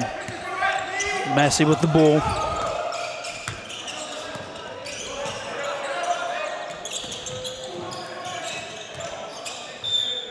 Keeping the players nice and wide, it seems. All the defense is more around the key because they feel like they're going to drive, and they've picked that up nice and early. Well, it's something that I think New Zealand across the board, you know, we're kind of a drive-first country in terms of what we can do, and you know, the guys who can really shoot it are so valuable. You know, you look at our group that went to the under-17 Worlds. They had an amazing group and some guys that could really shoot the ball. Hayden Jones, Oscar Goodman, Lockie Crate, you know, guys like that. And they, you know, top 4 in the world, absolutely fantastic. But you're right, when you've got guys that are reluctant to shoot or can't really shoot the ball that well, teams are just going to start sagging off and take away that option. As we see, big drive to the basket, big rebound as well, puts his own one back. Xavier Pern able to collect his own miss there. And I like the hustle from players like Xavier, how they just go out there, they make a mistake and they fix it straight away if they can. That's true, as we see another great finish. Terrence Abden, high off the glass. Still haven't, Massey still haven't figured out that he's coming back to that left hand. Three-point attempt outside as good as it falls for Liam Judd. I'm surprised. I think that's Judd's first attempt from 3. And for a guy who shot about 40% in the Sal's NBL, I feel like he needs to be shooting that thing a whole lot more. It's the Auckland with a footwork mistake, turning that ball over.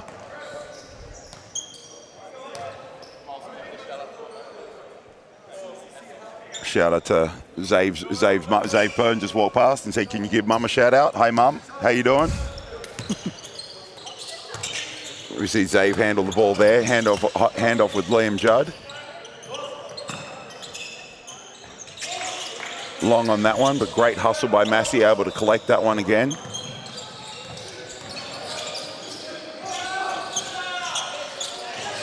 Working hard to get the rebound they were, but Auckland comes turning it away, comes and finds man down low, working hard in the office, just can't fax it home. You are old. Fax at home? Man. Well, you can't say phone home. Well, no one's used a fax since 1987. Only you would know. Yeah, I know. I was the last guy to do it.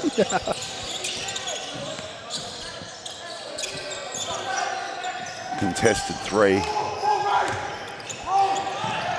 Great kick ahead from Pern to Lawson.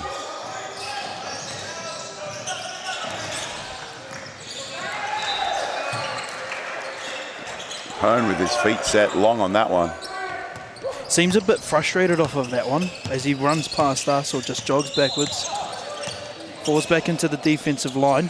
He's got the ability to knock that down. He's missed a couple today, but he's probably a little more frustrated with himself not making a couple of open ones than anything else. As we see a foul being called down low by our official, Gade Young. Cruz able to reject the screen, goes away from the defensive coverage and get to the rim, gets fouled, earns himself a trip to the line for 2. It is a prime example of work hard, you get results. Yeah. Do the mahi, you get the treats. Is that one a bit younger now? There you go. That's Did I make up for my old? That's good. There you go.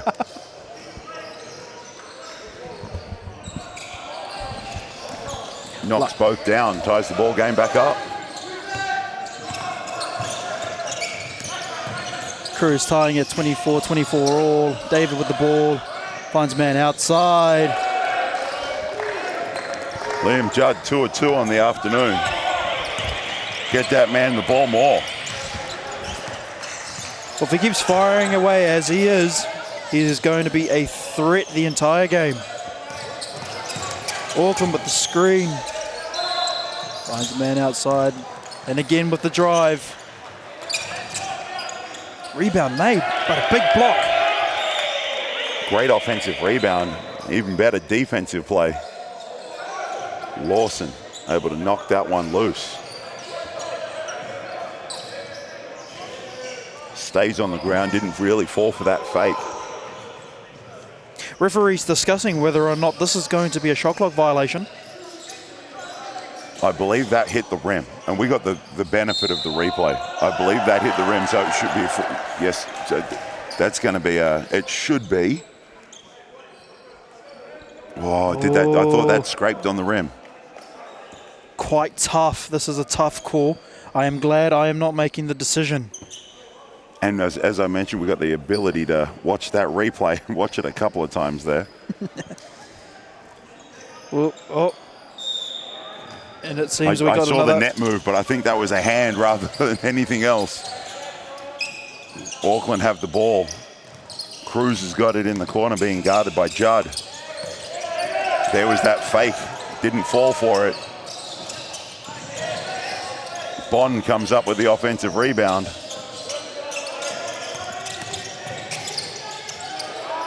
Great drop off back to Bond for the finish.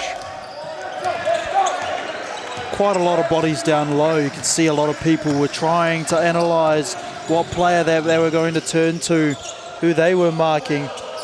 As we see a Kuruwhiwhi Toru miss. Auckland coming back up with the ball. Cruz with it now, pass off made.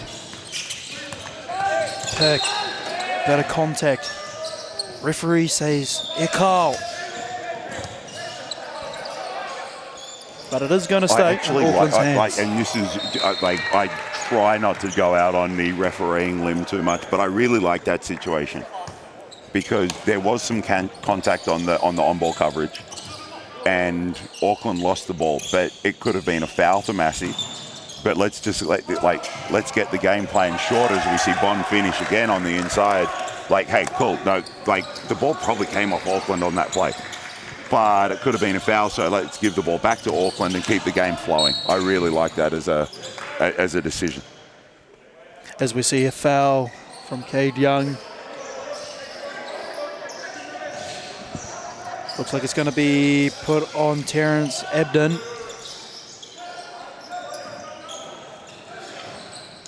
Massey making a couple of quick substitutions. And this is the kind of game that you, as a player, you love because You can get up and down. You can be a little more physical. Even as we draw halfway through this second quarter, there's not a whole lot of, I think we missed the jersey grab on that one, but there's not a whole lot of foul trouble. No. So you can get out and you're good to go. In total, 3 fouls called, 27-28. Massey down by 1. Auckland looking to extend the lead. Just by that little bit more. Cruz taking a bit of contact, tried to pass to the open man. Try to redeem his mistake. Man with the drive, contact absorbed, but gets the rebound. Second attempt, That was no a couple good. of great plays. The first deflection, Zion Anderson. Auckland held with it, got the ball back, and then that drive blocked by Zion Anderson again. You know, forcing Auckland into some tough decisions and putting that defensive pressure on. Little ghost action there for Liam Judd. Juddy well short on that one. Cruz again with it. Outside.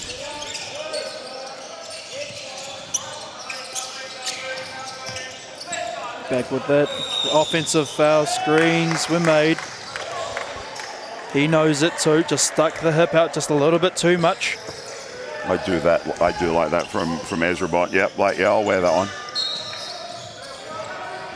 Because as a player, you never foul. Ever. Ever. You're telling me. Players don't foul. It's all a myth. But Ezra Bond owning that one. Quite cool to see some integrity as we see pass off out wide. Drives it back in. There's that drive we were talking about earlier, but big defensive made. And it falls back to Auckland. And a great drive. Just Zion Anderson couldn't get the up and under to go. Rebound knocked out of bounds by Massey. Auckland come back with it. Cruz running the show.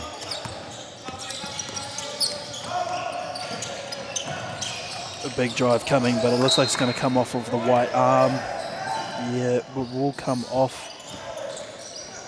Xavier Pern keeping his hand in the cookie jar. That's what you want as a coach. Guys with active hands trying to get those deflections and, you know, you're trying to earn a possession back here or there as Cruz goes off 1 foot.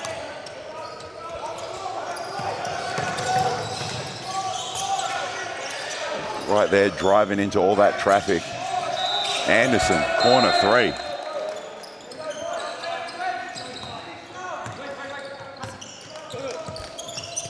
Orders are coming in from Cruz. Down low in the key. How long? Goes up. Ties the game back up there. Charlie Cox, 34-30 in the second quarter with just over 2 to play. Great kick ahead there. Keeps going. A little contact absorbed there. Was expecting a call, but it goes down the other way. Matt Foss. Theo Brothers has had a couple of good looks at some 3, but he's definitely preferred to throw that fake and put the ball on the floor. Massey fell for the first one and he got to the free throw line. I think they're doing a better job reading him now. He hasn't been able to get to the lane as easy without that pressure. So good adjustment by them defensively. I would just wonder what Massey will be going into their timeout talking about. Knowing that they are up by 2. And for me, as someone that's really just a referee, as a coach, what would you reckon? Would they be going back to the fundamentals of just trying to get it to the basket, trying to get it in through the paint? Or will they still be trying to look for that outside man? Well, you got to get to that inside-outside action. If you just take threes without penetrating, and whether it's a pass penetration or dribble penetration, defense can get set on that. And same if you're just attacking the rim the whole time, defense can get set.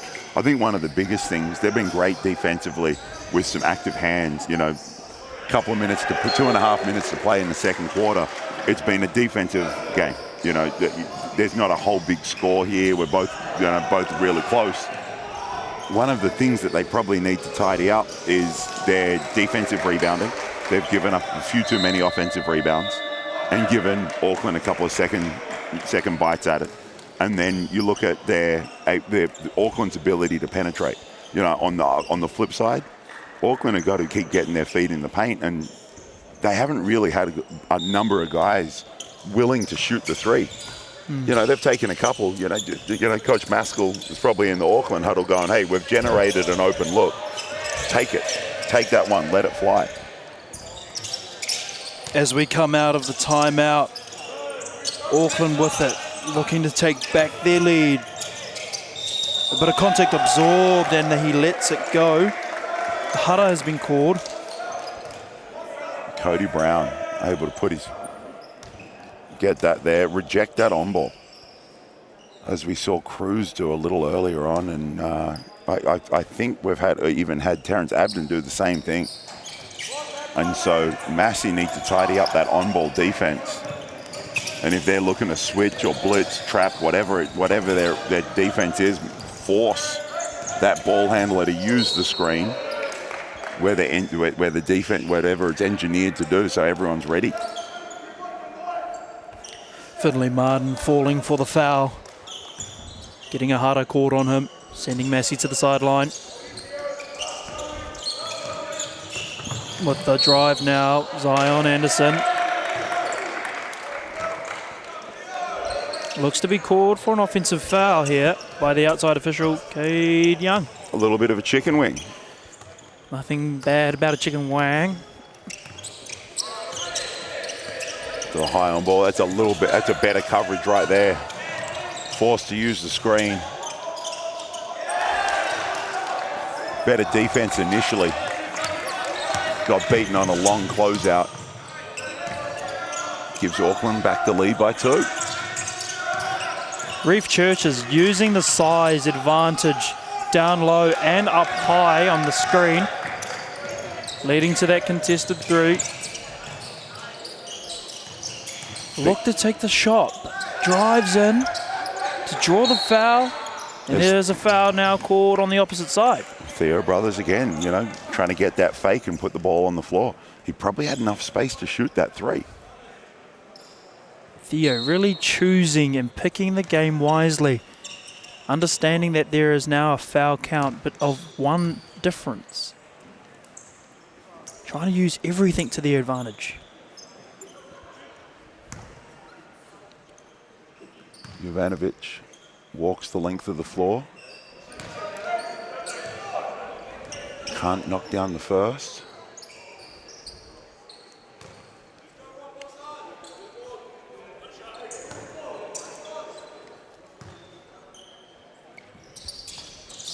Long on the second, but great rebound there. Levi Davidson. A lot of contact absorbed. Levi, as we see down the other end. Some pretty good verticality there on the break. Yeah, I have to say, it's Hands been a out. great game. Yeah. Game to watch. I'd be interested to see how these teams go throughout the weekend, especially with the performance they're putting on for us now. As we see a high screen there with a low. No good there for Churches, but he gets the pick. And it's been called white ball off of the dribble. Cody Brown may have a little bit of an argument there. It looked tough. Not sure whose foot that came off last. The baseline referee's got a better angle than we do.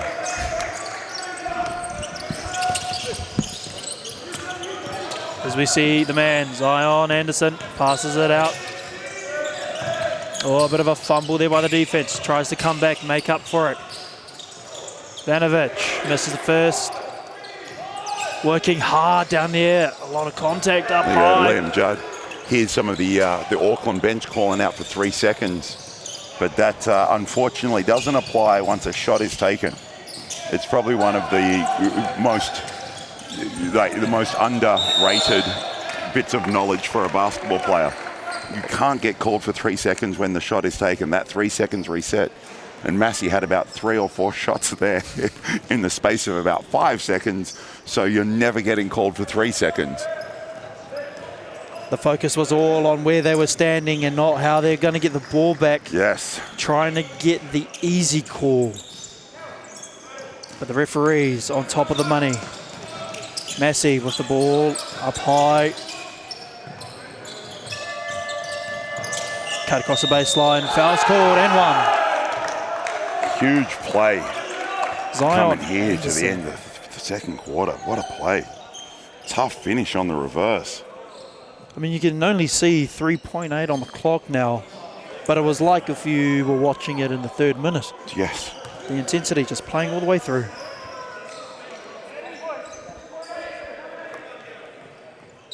As we see a couple of substitutions come in. Now to try to make it. 3-point play, no good. Just hands it over again. Another error. Doesn't end up making the basket in the end.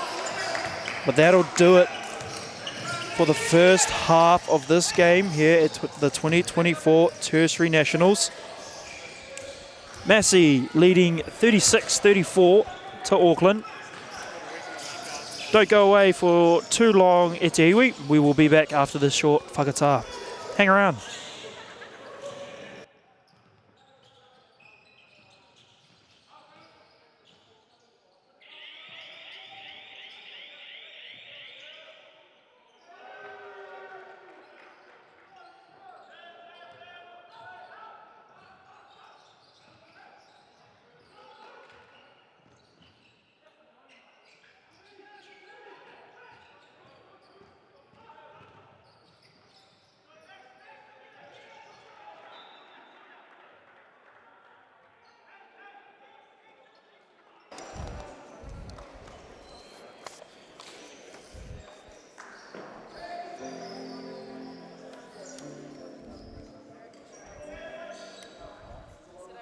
As we are in the halftime break here at the Tertiary's Championships,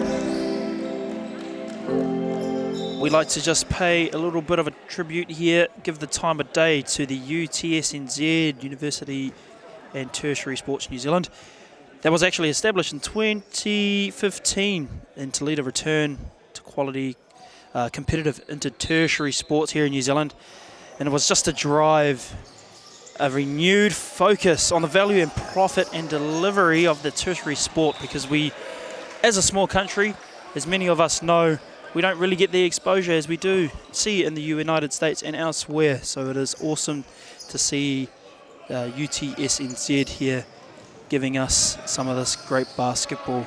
I mean, to facilitate quality and to have the competitive inter-tertiary sporting competitions like this one here, it is definitely an opportunity worth grasping, and they just develop pathways for the international opportunities as well, which we do get to see as well with some of our New Zealand counterparts, both in the men and the female respective divisions overseas.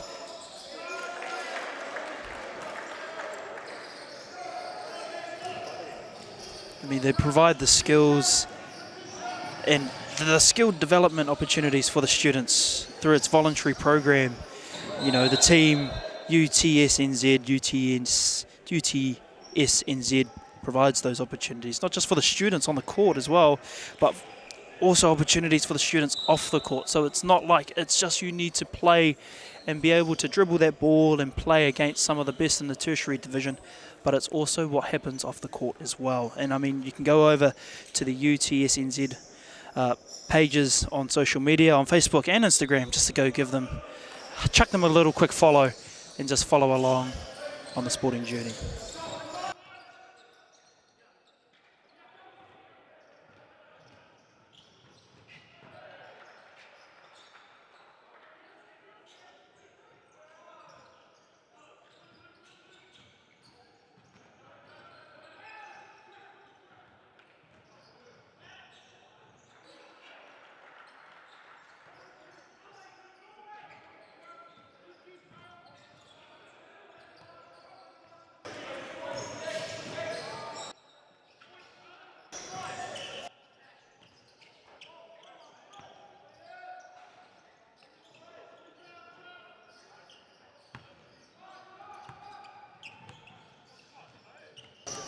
with just over a minute in the half time to go.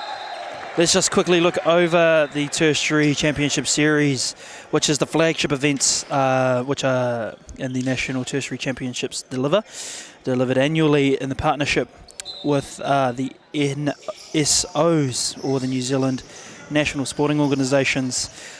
They've had a couple of these sports already being played throughout the year. We've had rowing, badminton and 3x3 played all before May. We've had volleyball, futsal and ultimate just being played during July, August and September. And here we are in Lower Hutt for the National Tertiary Basketball Championships. And over the last couple of standings, over the last 6 events, our top 3, University of Otago, sitting at 37 points, and second being University of Canterbury at 46. And at 47 is in first place, University of Auckland in the Shield standings. And in the Spirit standings, first, second and third, Victoria University 38 points, University of Otago 32 points, and AUT at 31 respectively. As we return back to the quarter play, we see Auckland with the half in possession. Screen made up high, trying to lose the defender, but it stays in the Auckland's hands.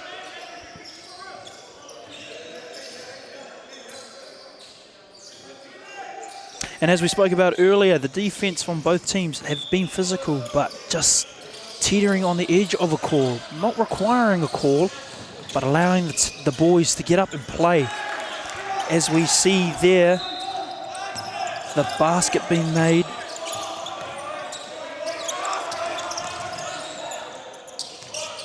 Three-pointer, no, gonna fake it out, pass it out, gonna try to drive. High basket there. Liam Judd going up and high. Draws the Hutter, draws the foul. Going to send himself to the line as we watch the replay here. Drives all the way through, drawing the contact with him. And our outside official, Logan, picking up the foul in the Hutter. That's a tough finish by Judd. It is a tough finish. Nice touch off the glass. See that high pick and roll. Massey just switches to negate that. And then switch back again.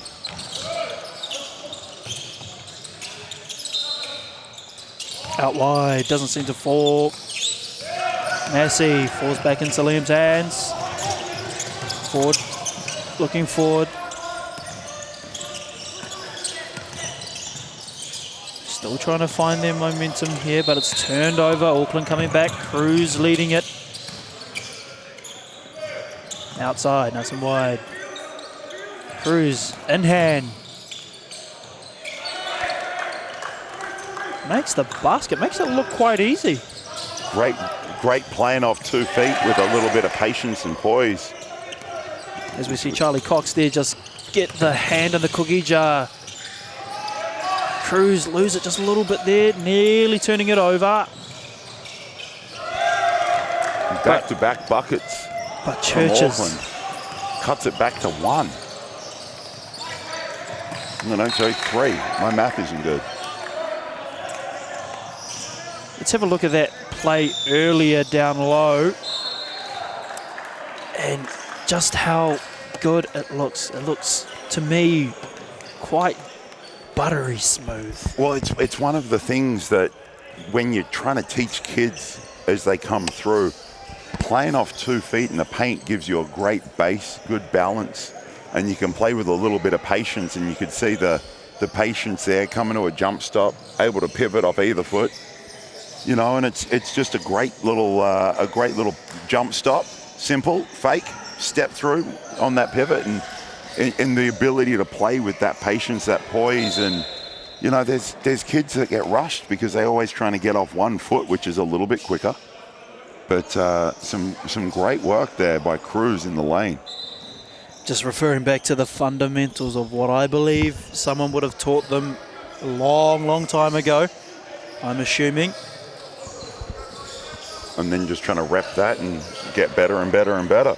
Exactly, chipping it away to fine-tune the skills as our GJ Gardiner officials just talking through some complicated business, some admin work there. But it is, again, an interesting matchup. Massey leading by 1, Auckland down by 1. And it is only the third quarter, 8 minutes, 8 and a quarter left to play on the game clock.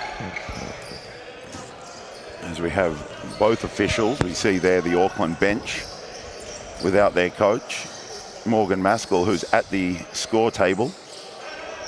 Oh, there we go. Morgan Maskell, coach of Auckland, University of Auckland, having a chat with the score bench, the officials, and the coach of Massey University as well. Trying to work out some technical error, no doubt.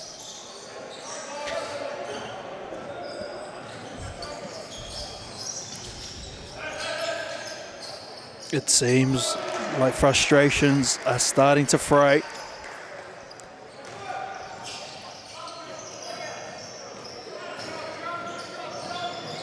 As we see our volunteers ask for a replay. Well, we've had a few replays of some great plays, but the problem is we don't know what they want a replay of. No, but this is a great opportunity to give out Lincoln University, the girls team there, giving up their voluntary time. The score bench this game here. And it seems like this is now echoing into a bit of a problem.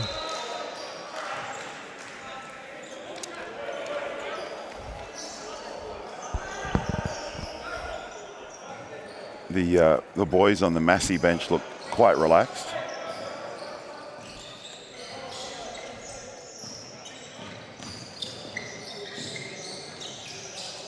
They're too busy checking out the game on the court next door.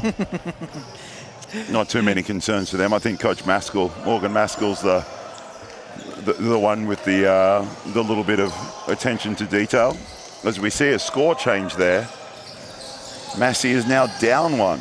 Morgan Maskell obviously voiced his thoughts on a basket or a play. As I like to think of it, they would always strive and find every kink in the armour to try and get themselves a lead, as any team would like. As we see Massey outside, returned back to the three-point line, and it's just released before the buzzer. And it's still going to remain. So we have a reset of 14 after the shot was made. I thought there might be a little less as Liam Judd corralled that rebound and held it for a couple of seconds, but I'm just here to talk some stuff about basketball. I actually don't know what's going on most of the time. As we see a tough drive slowed down by Churches, using again the body to slow down the steaming train, trying to tip it in. No good. Coming back the other way for Massey, goes up, a foul's been called. Liam Judd puts a finish, puts a lid on the finish right there in style, but unfortunately it won't count. Happened after a foul was called. Xavier Pern going to the line. We see a replay here, Pern giving it up, getting it back.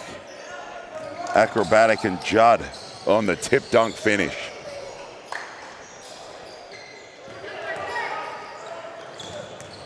And they would be going to the line. First one is good. Good for Xavier Pern.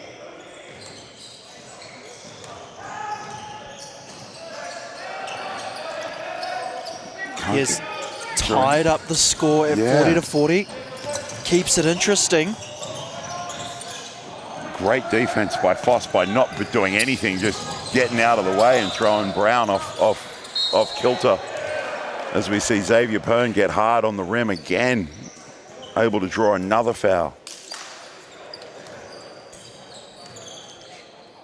Referee Cade Young looked like it was called on Reef Churches. And he's been a big part of that backline defense there. Able to rebound the ball, change some shots. He's even got a block or two as well. So the big fella getting in foul trouble. I'm not quite sure how many fouls he's on now, but he picks up another foul or two, and Auckland needs to go deeper into their bench. He's a big part, both figuratively and literally, out there for Auckland right now. As Auckland try to get themselves a bucket. Churches with an attempted rebound. Balls back to Judd. Fires out to the man on the wing. And it's good outside for Matt Foss. He really has improved that shooting over the course of time that I've known him. And he is quite a dangerous shooter when given that much time and space. Churches, no good on the rebound, gets a second attempt. And he makes sure that that one falls. Just a Massey unable to deal with his size down low on the glass as he gets a piece of that and blocks that one.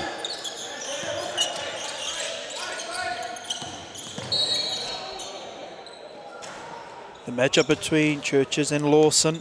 Down low, pushing it outside, drawing the foul.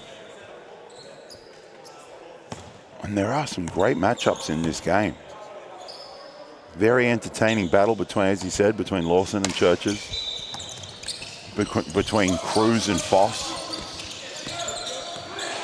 It's as if watching two towers go to work to prove who's the tallest as the three forwards down for Matt Foss yet again. Same spot. And this is the biggest lead for anyone during this game. 6 points. Auckland got out to a 5-0 lead just to start the game, and then it's been a couple of quick shots and it's been pegged back and forth ever since. Churches with a drive, it gets picked. Three goes up, but a foul's been caught on the shot, so Cruz drawing the foul, sending himself to the white strip. Foul caught outside there by Cale Lawson. Cruz slow to rise to his feet. But I believe the right call. Lawson just didn't give him any landing space. You could probably explain this rule a whole lot better than me. I'll let you take the reins on this one. Not allowing that landing space, the player still has the right to come down where he left off. And you are correct, he didn't give him that opportunity. His feet were still in the air. As he converts the first one, ready to make the second.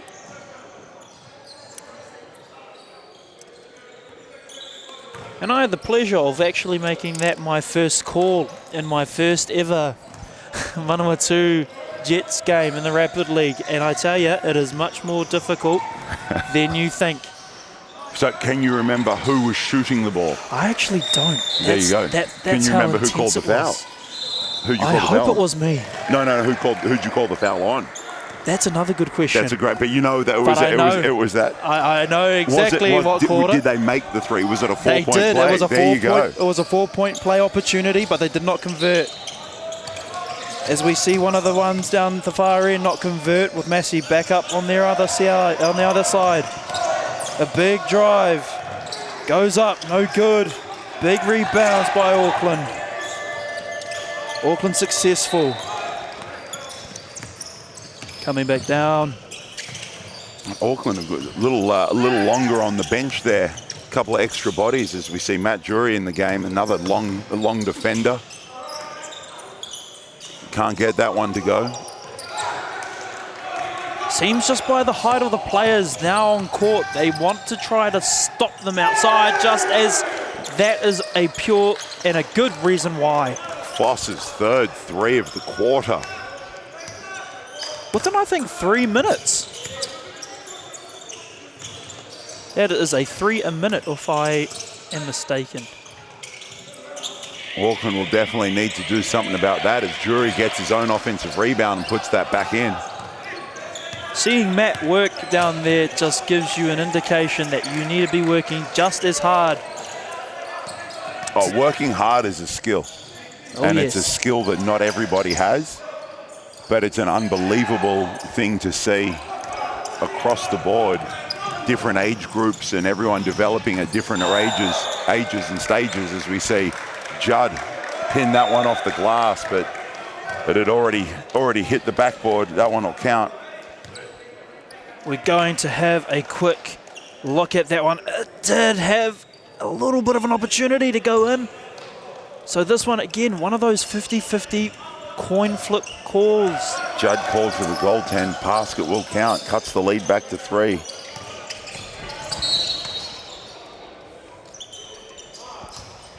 Abden called for that one. And it seems like the calling now is starting to slowly square itself away. Referees now just tying loose ends, making sure that the game is still flowing. And that's Abden's 4th. That's a huge call. That's a huge call in terms of the time and score of this game. Just over 3.5 to play this quarter. And he has been a really good offensive threat for Auckland. Having him go to the bench right now is tough, particularly now that Foss has caught fire.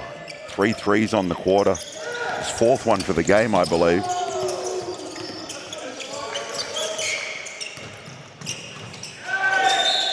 Calls being asked for. Higher up on the play. Push foul.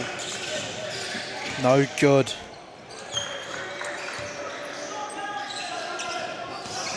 Only Foss's 2nd.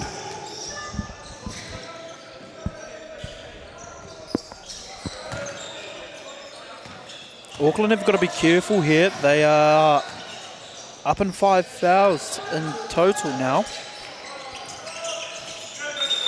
With this being the 2nd against Massey. Foss coming off, being subbed on. It's Stefan Notoa.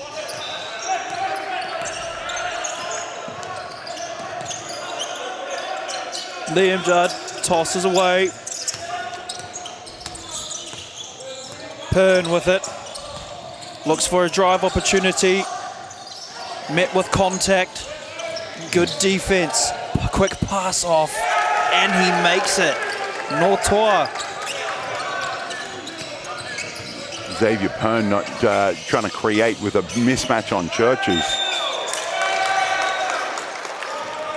And a error. Little footwork error there, Cody Brown.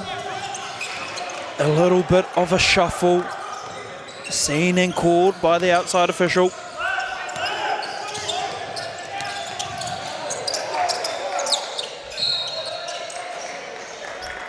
And that's a tough one. There's definitely contact on the play there. Might need a towel or something to clean that up. Liam noticing he's taken a bit of a fall, and Auckland defense knew that they were going to go for the jump ball situation. So they weren't really contesting it, knowing that Liam was on the ground already. So what was the deal in going in as you would on top of the player? So that's also awesome sportsmanship from both sides to see. As we see Judd come off and be subbed off.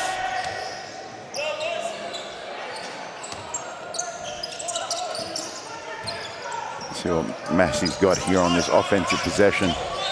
Shortened shot clock after that jump ball call. Pern just drives into traffic. 3 guys around him. Can't get rid of the ball. Auckland respond with a little quick at the rim. KO with the block and the rebound. Giving another opportunity for Massey to come up and score.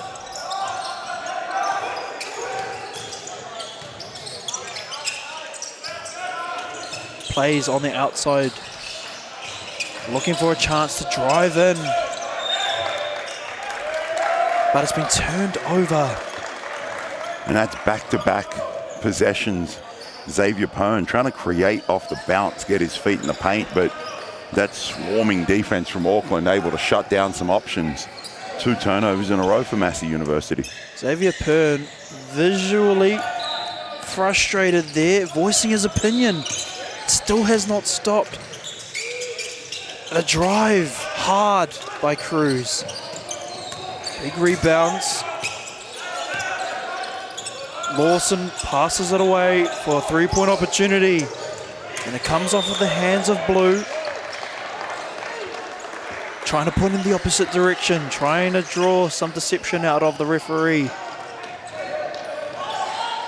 The referee's again on the money.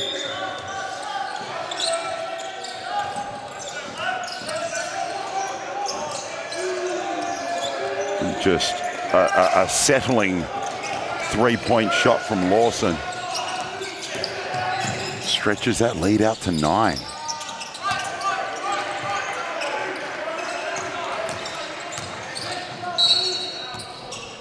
Seems like a foul's been called here. Stefan Notois will be receiving the foul. As we have a quick look at the replay. As we see Kuruwhiwhi Toru by Kale Lawson out deep. Replay of that. Church's hand down, man down. Lawson given enough space, comfortable to shoot that shot.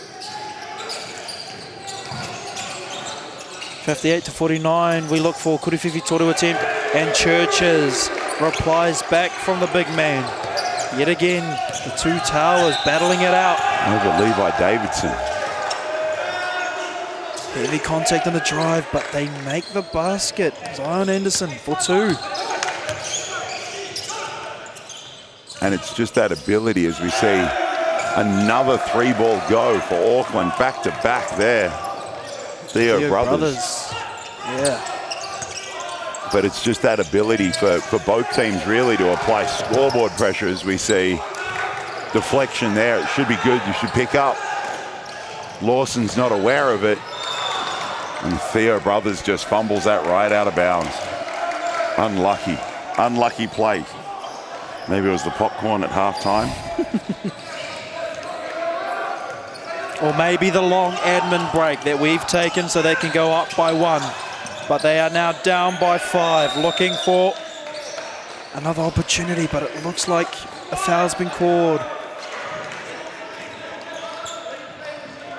on Theo Brothers.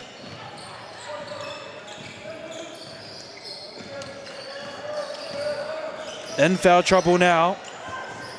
They now go to the line. Auckland coach visibly upset because he can't talk to the official. Official has to move away. It's something that we are trying to teach our guys as we come through at a number of different levels on just how to converse with referees. And I think this is such a valuable part for both referees and players and coaches to understand that when you're in a situation, there are some genuine questions, why did I get called for that foul? Because you want to be able to adjust what you're doing so you don't get called for that foul. But now it's a matter of when do you ask the question and how do you ask the question, the tone, body language, all those things come into play. And so the conversation, it's got to be going both ways, and you've got to have officials that are willing to speak and explain, and you've got to have athletes and coaches that are willing to ask in the right manner. And it's hard because basketball is a very emotive game, as we see Church is long on that 3. And so even at this age, there's guys still learning to deal with that situation on how to and when to speak and interact with officials, teammates, all sorts of things. It is a constant learning curve, even in the South's NBL. And not too long now, Miles, for the Tauihi League. No, not at all. Looking forward to that as we see a last-second 3 by Massey. Cruz firing it away, but does not get it to fall. And that will be it for the action in the third quarter. 60-55, Auckland down by 5, Massey leading by 5. An interesting quarter, a lot of physicality, a lot of questions, and a lot of calls. Yeah, that first half was a very free-flowing game. It was quite physical, not a dirty game by any stretch of the imagination, but just very free-flowing and a lot of physicality, a lot of physical defense, not a lot of hands in, which was great. And now that third quarter sort of went up another level in terms of what was going on, and a lot more calls made in that quarter alone than the first half. So still a 5-point game. This is going to be a really great fourth quarter to see who can play strategically. You know, a couple of guys in a little bit of foul trouble.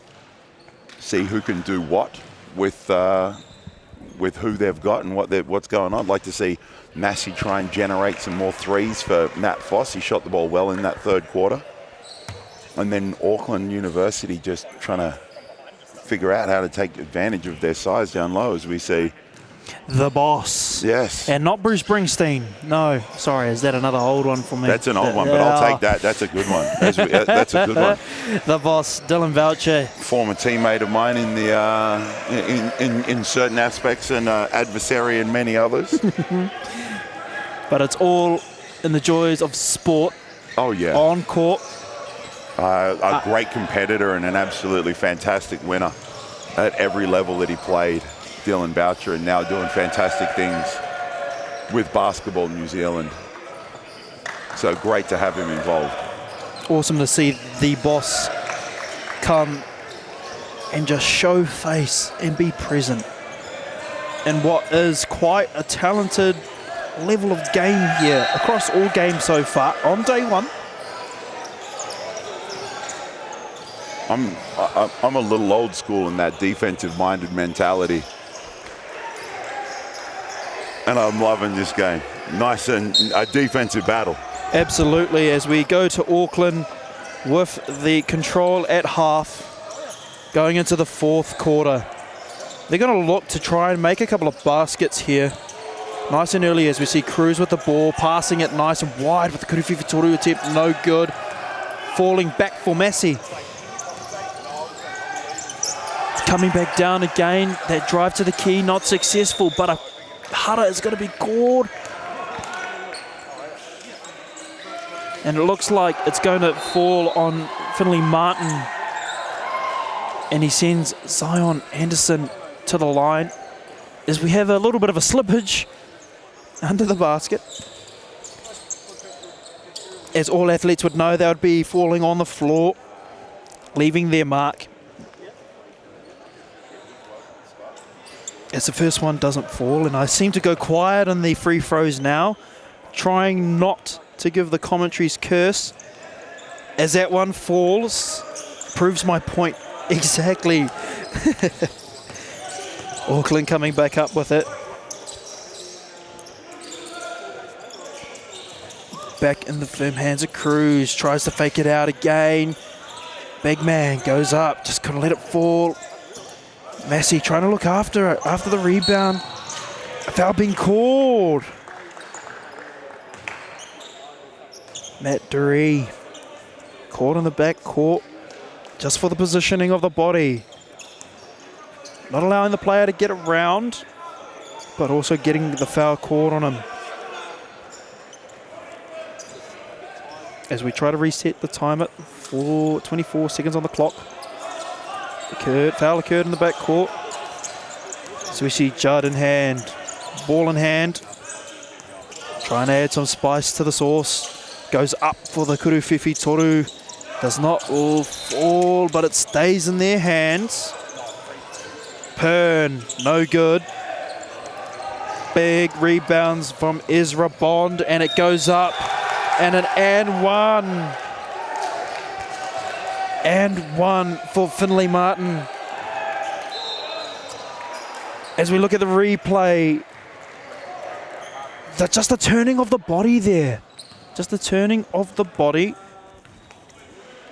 on Xavier Pern, causing the call to be made by the official. Can't ignore it as the three-point play is successful. Screens are set. Foss on the ground, bodies hit the floor. Trying to steady the ship. And it's out of bounds, just falling out of his hands. Matt Foss just asking the referee, watch the contact, watch the contact.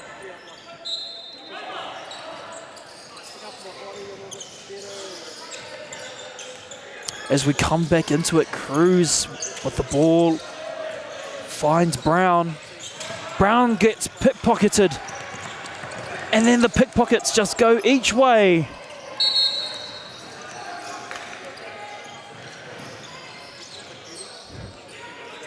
And we have a stoppage of play again, just for a little bit of hard work left as a remnants on the court, under the key, or under the hoop. As we see Logan getting in some elbow grease action. He's making sure that our courts are nice and safe to progress on with some play. As we have a stoppage of play, we just review the score here of Massey going up 61, Auckland down 58 here with 8:22 to play. So we see a substitution coming. It has really been that seesaw battle. You know, Massey getting up 9 at the biggest, but no one's really put a stranglehold on this game and said it's ours for the taking. Just a very quick chat with the Lincoln men's coach, Leighton Haddleton. Caught up with him. He's in the building after one fantastic and wonderful campaign with our New Zealand under-17s in Turkey. Oh yes. He was saying they beat Vic comfortably this morning. And no one really has been able to put their stamp on the game, as we see Pern finally connects on a 3. We were speaking about how physical the game has been about those first 2 quarters. But now, a Kurififituru attempt by Cruz, but it doesn't happen, and a foul has been called off ball, down low. And that 3-pointer here, just having a little look there, and bang. Barely contested. Just a well-timed make right there for Massey, and unfortunately for Auckland, doubled up on the danger and got called for a foul on that rebound. Giving Massey that possession back. Pern can't go back-to-back, but a fight on the glass. Cruz with ball in hand, tries to steady the ship. Flying the other way. Looks for that open pick, but doesn't get it. And he's back outside, and the Kurififituru is good. Cruz with the 3. He has been the danger man, Cruz, Churches, and when he has been on the court, Abden, all making an impact offensively. That one might have touched the support beam out the top there, but we carry on. No advantage as Auckland here looking to slim it down. Clock against them at 7. 3 is just short there by Brown as it comes the other way. We look at a no-charge semicircle call here, possibly. And a foul's been called going the other way for Auckland. And this is the joys of youth in such an up and down battle as we see here. Pern, push on the break. Contact there, you know. Flip that coin. But it's the joys of youth, really. You know, in a time when you're like, hey, let's settle down and get a great one. We're up 3. You know, the game's been going up and down. Probably a possession where I walk the ball up the floor and get into something where you know you can generate a known shot for a person in a known spot. You know, it would be advantageous in that situation, but Pern grabs the rebound, off he goes, and, you know, some contact on 2 parts of the court and coming up with that miss. As we see a couple of words exchanged with Anzac Rose, a fellow official, a fellow colleague, now assistant coach on Massey's side. Just wondering about some of the calls made by RGJ Gardiner officials. It's one of the great ones, isn't it? When you've got someone who knows what they're talking about, ask you those questions. And use silly things like position and cylinder and all these fancy things as we get into it. Hey, was that your zone? Were you in position to make that? You were meant to be the lead official. So now this commentary has turned into, I remember you saying that at it. No. Hey, it keeps honesty alive, and it keeps the officials on their toes to make sure that they are on the ball as much as they can be. Let's see what Auckland's got coming out of this timeout. Cruz with it, still trying to come over halfway. Nearly got the 8-second violation, but he's trying to steady the ship. Bit of a man-on-man there And the shot just went up and no good. A great defensive possession for Massey. Just even the fact that they made Auckland use some clock, as we see Foss knock down another 3. Foss has been a pivotal part of Massey's arsenal from deep, as we see Churches proving why he is a pivotal part of their arsenal down low. Get down, get up there, big fella, and throw that down. Give us a little showtime. But you're right, Foss, that's his 5th, maybe 6th 3 of the game, as we see him turn the corner on that little inverted ball screen. The little man setting it for a bigger guy. And a violation called by both officials for the travel. A lot of going on. You know that it is definitely a travel if both officials blow the whistle at the same time with the same action. There's no getting out of that one. As we see the replay reconfirming the decision. It's like, what? No, both, and even when you get to Rapid League, Tauihi League, Sal's NBL, and all 3 officials have the same thing? No. You like to pretend that you didn't do that thing, but all 3 people saw the same thing. Starts to become a concern when all 3 are watching one thing, though, Mark. I know. But it does happen. Mistakes do happen, and that's the beauty I find in officiating, is that we are not robots, and neither are the athletes that we are officiating for. Mistakes do happen. Passes do get intercepted, and shots do get missed. As we see Auckland here trying to make sure that they sink another, and an offensive foul on the big man, just using a bit too much of his body. Reef Churches called for the offensive foul, as we have a look here of the impact, sticking his bum out just a little bit too much there. Massey with the drive. And it's that's a crucially timed. I think it's the right call, but a crucially timed call in the context of the game. As we see Judd short on that 3. Church has grabbed the rebound, and Auckland's off and running again. Great little drop off. Auckland can't finish.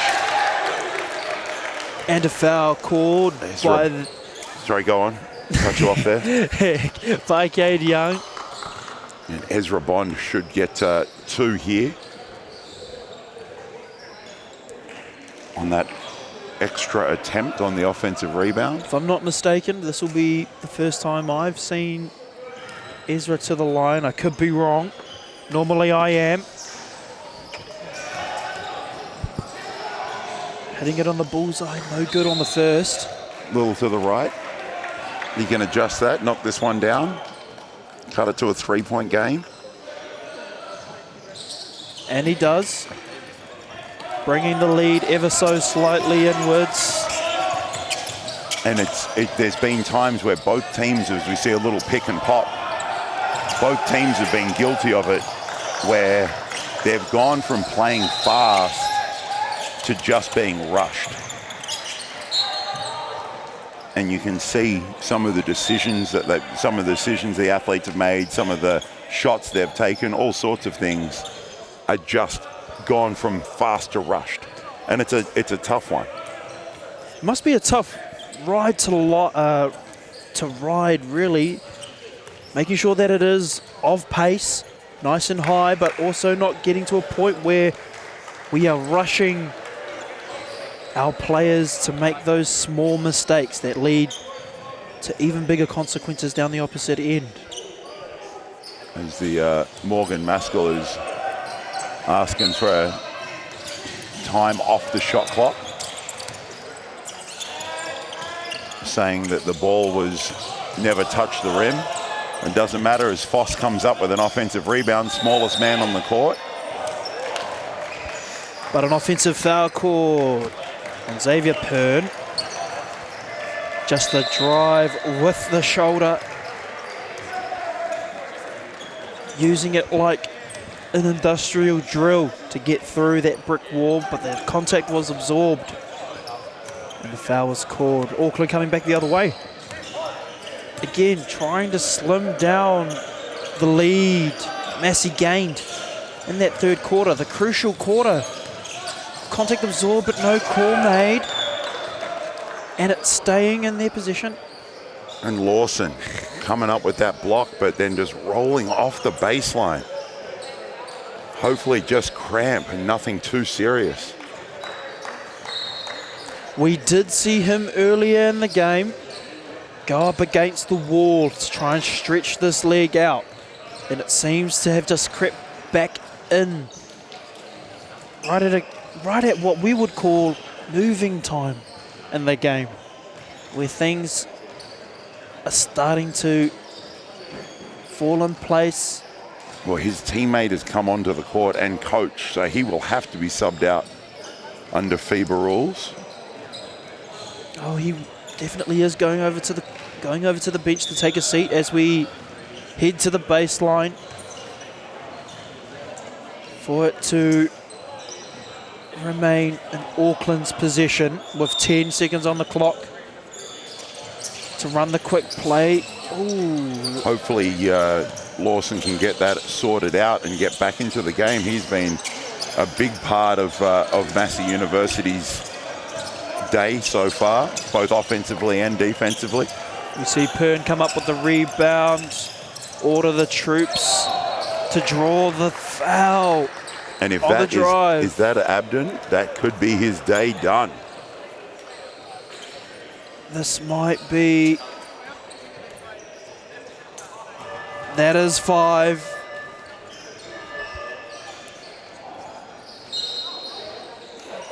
Foul called on number 5, Terrence Abden. And he is subbed off. Go to the line.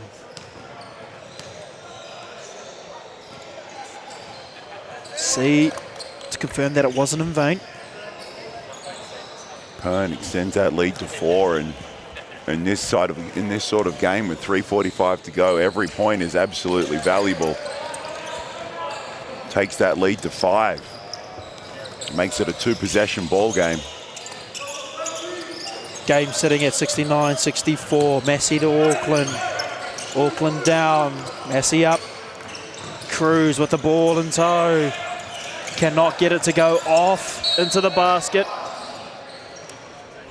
But a foul is called, and a man is going to the line. Dury going to the line. And it looks like the call. Vovanovic for the block.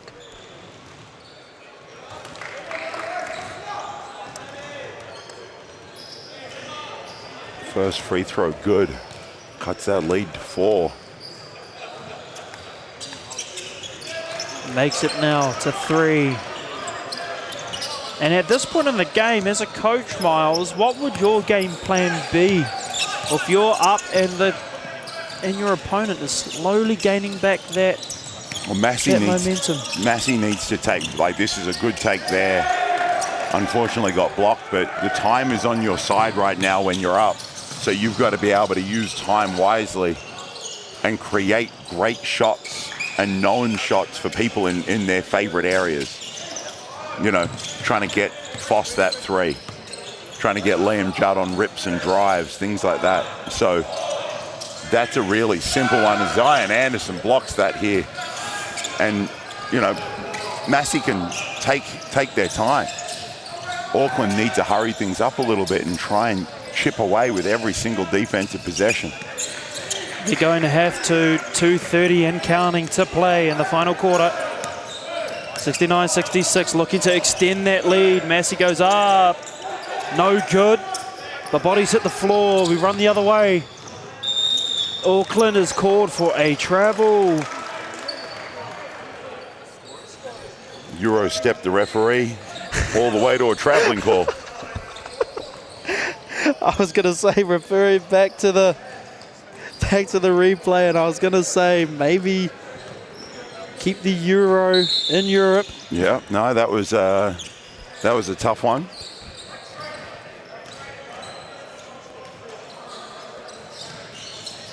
As we have a stoppage of play here, just for the contact from down before. All of that hard work left on the court.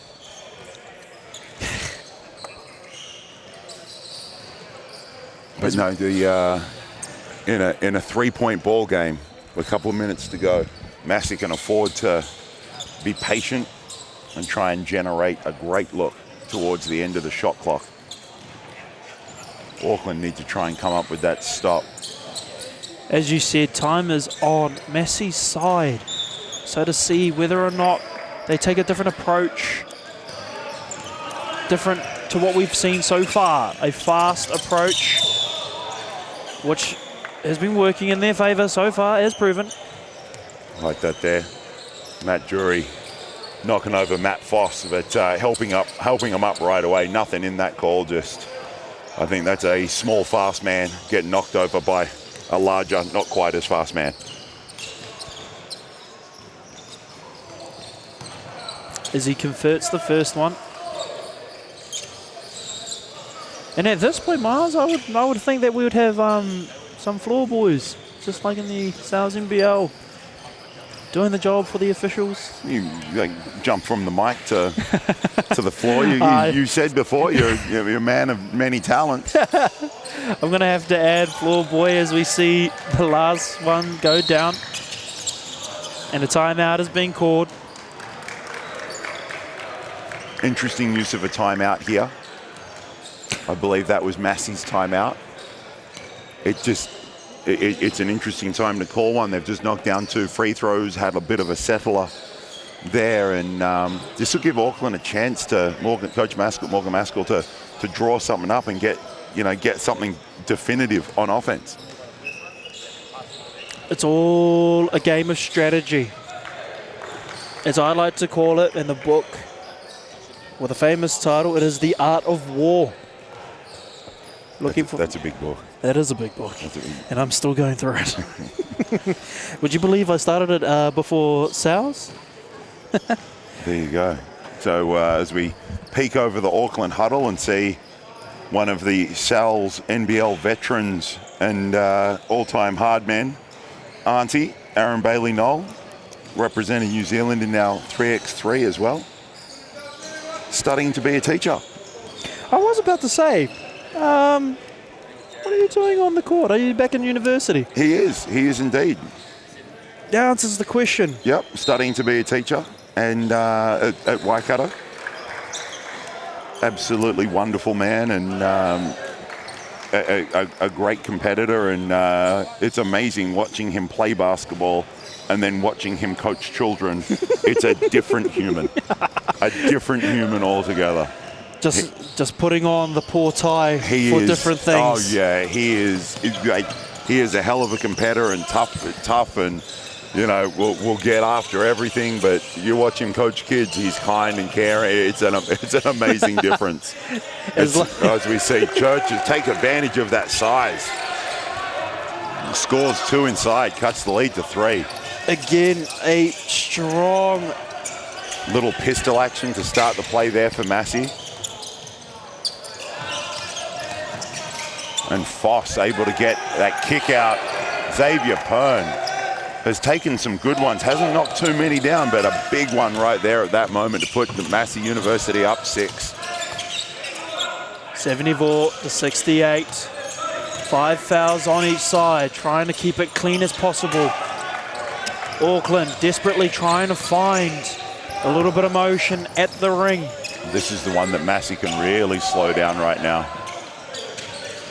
With the passes, keeping it wide, looking to cut down the time on the shot clock. Asking for a travel, but no call here. We play on. Now the intensity is starting to lift just a little bit, as you can feel. Players. Great deflection there. Zion Anderson comes up with it. Drive. Ball lost. Foot violation called by the lower official. And these are the calls I feel sometimes can decide a game, or decide a quarter, or even a single play. And this is a situation that we spoke about earlier. Zion Anderson grabbed that his teammate deflected the ball, grabbed the ball and started pushing in transition, where realistically with 45 seconds to go up 6, Auckland University need to foul. In that, they're going to need to play a great defensive possession and then start fouling if it stays at that 6-point lead. And Zion just pushed into a turnover. And so 45 seconds on the clock, if they'd used 20 of that, well, now it's only a one possession game with 2 possessions, with a 2-possession scoreline. So once again, the exuberance of youth sort of taken out a situation. As the officials watching the clock strike down to try and round the game off. 45.7 to go. 5 fouls on each side. Massey University 74, Auckland 68 here in the 4th. It does seem like a 2-position game here.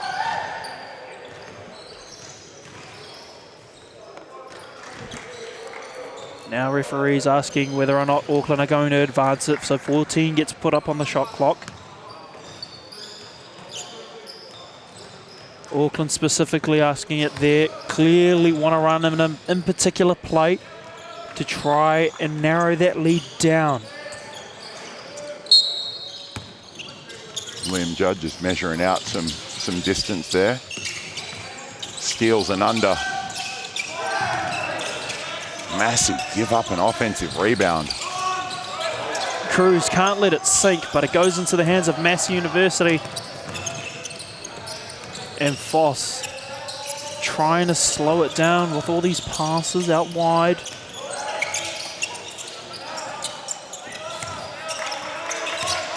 And this is what we were talking about previously. Just milking the clock. Getting that shot with about 6 seconds. Massey just putting in the work right till the end. As it slowly ticks out. Massey don't need to do anything here but not foul, and that'll be the game. And that will be the game. Thank you, Miles. Thank you. A 10-point difference between Massey and Auckland. 78-68. Massey coming out with a win. Don't go too far away at iwi. Again, we'll be back with some more tertiary basketball action. Kia ora anō.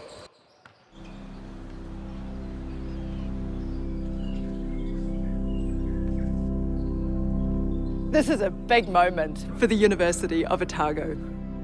The next chapter in our story. Firsts have always been a part of us. Our pioneering, forward-thinking spirit has brought us here.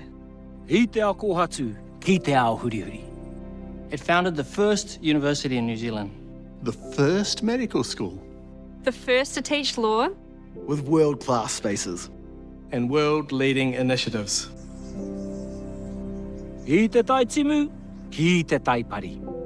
This is a place of many peoples. Of many voices. Of many aspirations. Of many firsts. University of Otago. Otako whakaihuaka. A place of many firsts. My world is my storytelling. My world is diverse. Our world. My world is astrophysics. It's always been a dream of mine. I don't know what my career pathway will be. I approach architecture from the point of view of my culture. I want to contribute to my people. It's a way I can give back. I want to change the perception of engineers. I want to take my tohu home when I graduate. Right now, it's about me. And this is my chapter.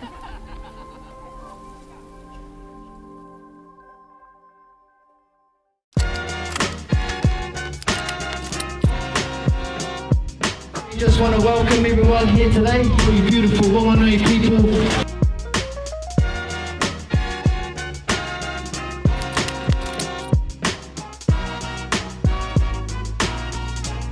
These hoops are pretty mean, eh?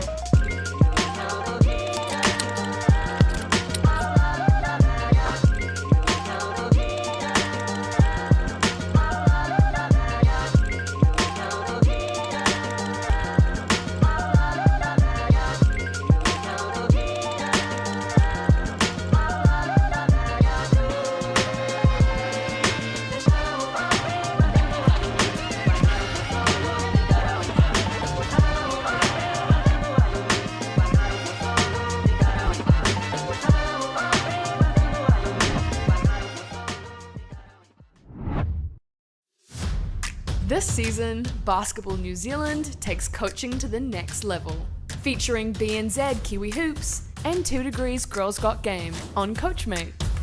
For coaches, discover engaging practices with ready-made plans featuring easy-to-follow games that kids will love. Or tap into your creative side and make your own sessions with our library of great activities that you can learn in under 90 seconds.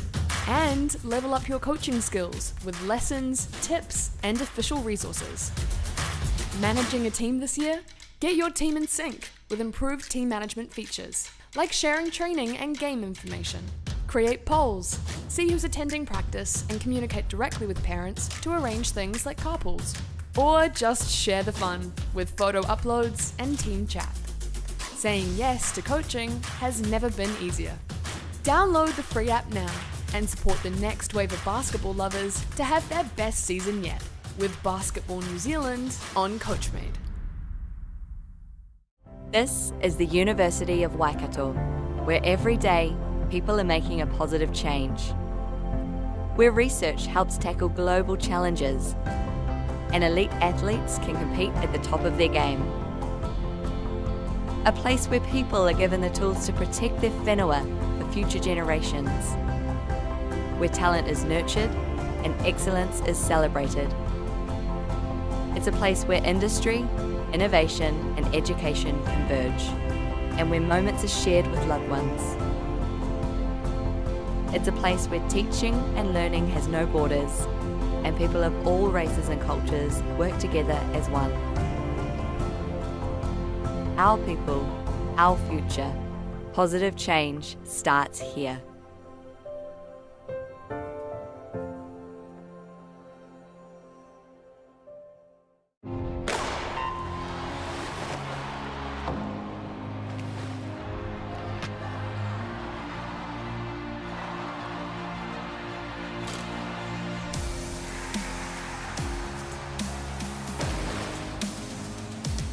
FISU, World of University Sport.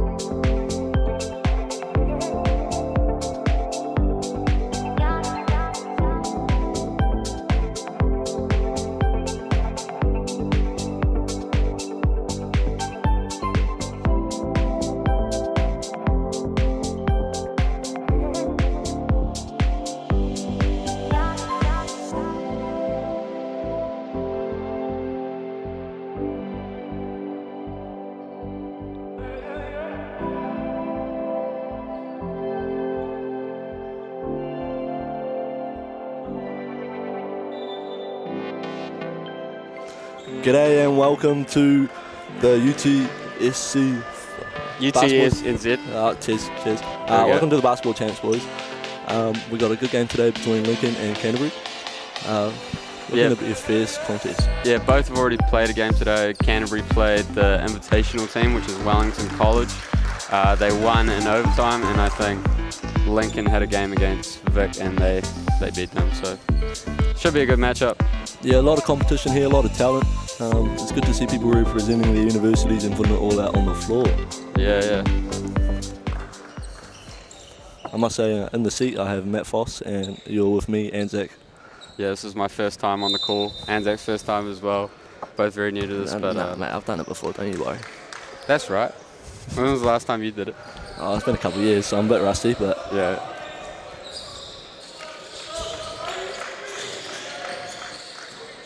Starting in the blue singlets for Lincoln, we have Seb Wilson in number 11.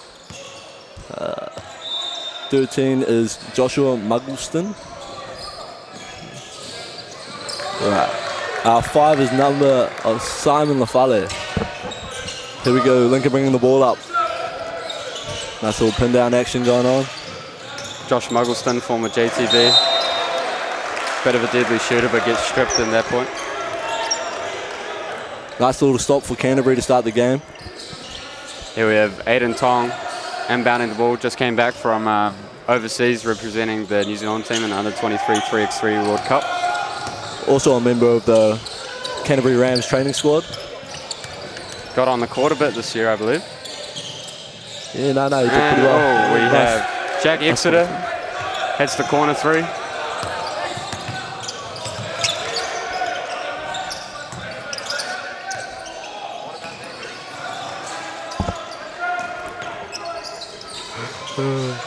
Bit of chat coming on. And first whistle of the game, here we go.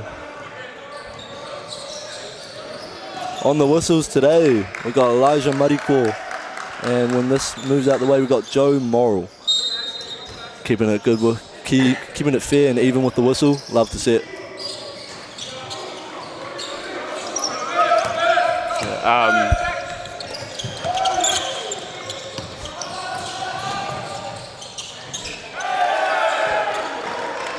That was a great take from who's that, number 31, Brody Cooper. Man, I watched him earlier today. He can't be that tall, but he's got a lot of bounce. He dunked on someone from Vic. Mate, but everyone's got some bounce in here. Yeah. Again, we have Jack Exeter. Pretty lethal right now. Jared Burnett bringing the ball up for Lincoln. Simon Lafale straight to the rack and puts it up and in. Of course, we know Simon Fale from the Manawatu Jets. Put in a good stint this year. We don't talk about the Jets much around here, mate. No, we do. Hey, when they win a game, they can get a bit of airtime. Strong whistle call by Elijah Muddycore. Rams running a lot through Jack Exeter right now.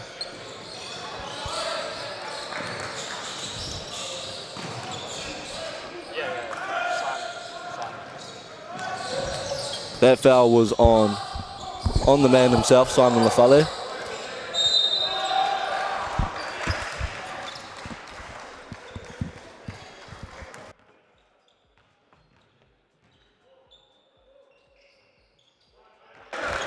Makes a pair there.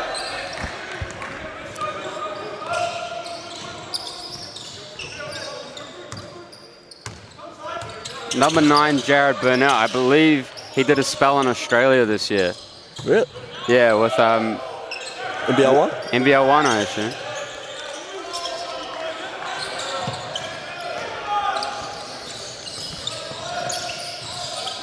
There we go, a bit of post-work action. Big fella's going to work. Tom Higgins also a Ram. Bit stagnant now. Canterbury just trying to get it going. Aiden Tong going to work in the low post. Can't get it to go. Here we go, Lincoln now out in transition. They're out and running. Simon Lafale leading the charge. Oh, we can't leave that man open. There it is. And Simon gets it. That's a great rebound right there. Yeah, man. Love to see a bit of extra on it too, like a Dennis Rodman, you know. Spread the legs, maybe. Oh, that was in his teeth. Oh, and it goes. There we go. He's cooking it up in the pot. What's Canterbury's response coming back down the other end?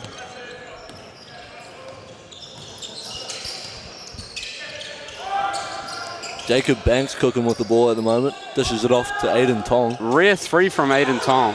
Yeah, you don't see many of those nowadays. You know, even in a game like 3x3, he didn't actually shoot that many threes. Yeah. To be fair, the other 3 players on his team were shooters, but... Well, mate, if you're open, you're open. You're going to shoot it.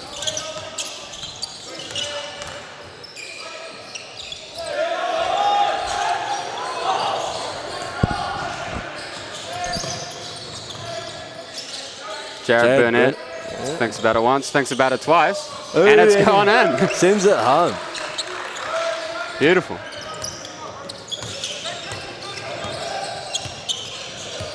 Noah Watson brings the ball up the court for Canterbury. Gives it off to Jack Exeter. Quick lay for Jack Exeter.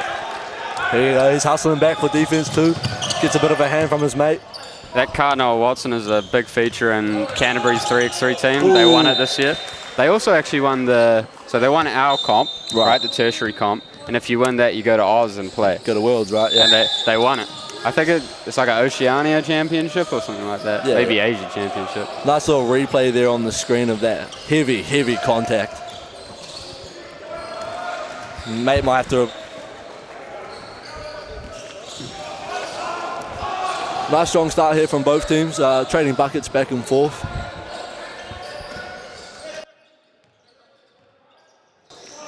So, on the blue team today,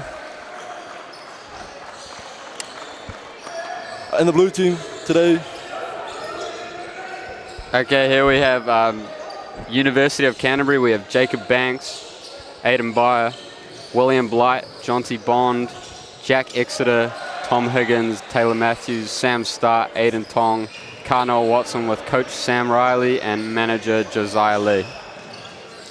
Great group of lads they are. Yep, they are. A good time at the accommodation. In the blue team over at Lincoln, we've got Cody Stevens, Simon LaFollette, Jared Burnett, Seb Wilson, Joshua Muggleston, Zach Summerfield, Jack Churcher, Mitchell Corkery, Brody Cooper and Tony Worthington, with the head coach being Craig Watts, assistant coach Joshua Thompson and the manager Moses Bygate Smith. So funny story, right? Me and Anzac were both part of the Massey party. I'm playing for the boys. He's assistant coach for the women's team.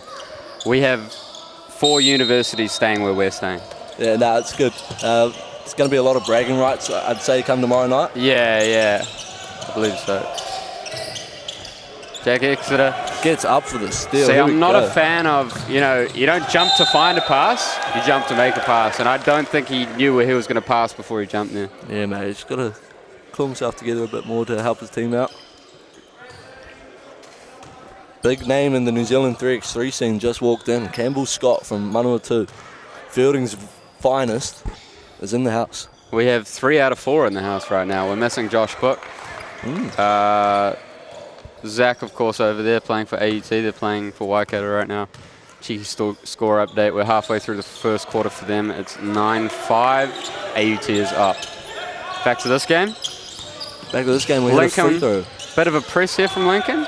Looks like they're just extending pressure, not really looking to trap or anything though. Tom Higgins with the ball on the elbow. And Canterbury really running through their motions at the moment, just trying to move the ball around. They're a nice, well-structured team, but they're not getting many easy buckets. Well, this Lincoln outfit's their class, mate. Here comes a 3 from Simon, falls a bit short. Lincoln, I could say they're athletes. They have a trainer with their team at the moment, and they can all get up and jump. Yeah, man. So defensively, that's a bit of a struggle to deal with. I mean, I'd say I want to jump with them, but I simply don't want to. I'd back you. You back you? I mean, I did see you put someone in the weight room. Ooh.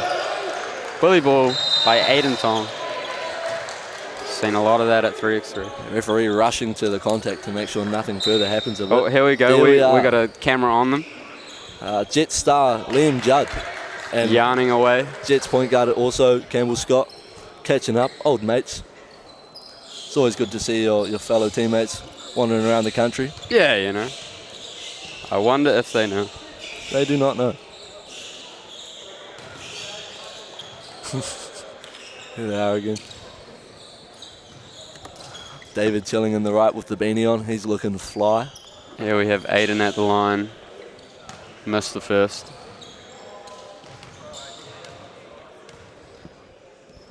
Jim goes quiet. Knocks it down. I don't mind that jump shot. You know, usually they say lefty jump shots are prettier. Yeah, I mean, if you see a left-handed jump shot, is it nice or are they just left-handed? That's a great question. There's actually an Instagram page that I see pop up where they just mirror images of like, or mirror videos of people shooting.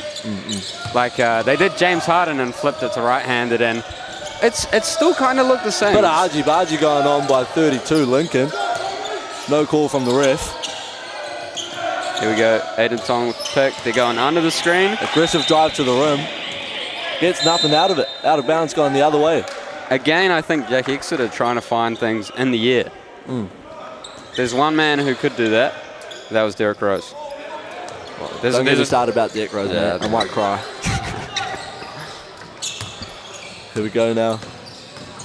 Oh my God! Number 31. Oh, what's that? Brody Cooper elevates. I'd call that a body. I'd call that a body. That was... I'm going to have to be honest, I missed it. Hoping for a replay later. I'm hoping we see that again as well. Nice little answer back down low for Canterbury, under the rim. And what is this, Anzac? What do we have here? Elijah Muddycourt just giving out a technical warning for stepping the ball away. We're about Here's to our see replay. it. Oh, nice little 2-foot stop. Aiden Tong gets right out the way. He doesn't want a piece of that. Yeah, Tom Higgins was kind of there, but not there enough, you know. You got to get up to contest that. It's definitely a bit of bragging rights with that bucket. On the court right now, who do you think has the nicest shoes, in your opinion? Nicest shoes. I do like Simon Lafalle's Kobe's. They're nice. They're very good. I am a big fan of the KD17s going on. Yeah. We see some AE1s. So I'm not a big fan of the AE1s. I think that color is quite nice with Adam Bayer. Those are some, you know, that two-tone kind of colorway. Anthony Edwards got people out here wanting to wear them with jeans, man. I don't know about that. It's not the go. I don't think wearing basketball shoes casually has been the go for about 10 years. I mean, but we are in Wellington. Anything goes in this city, especially when it comes to clothing. It's very true. Big Strong boy take. move by Simon. Just can't get it to go. Tom Higgins secures it. Back to Jack Exeter. He's going to look to push it. Pushing it up. Rises. Can't get it to go off the glass and in the rim. Back with Simon. Spin move. I feel like I saw a foot slide there, maybe. Well, Canterbury's complaining for a push-off. They're not going to get much out of it. I didn't see a push-off. I think it's just two physical boys going at it. Yep. Game with Jack Exeter. Tom Higgins in the screen. Decides to pop out. Beautiful layup. The inside righty.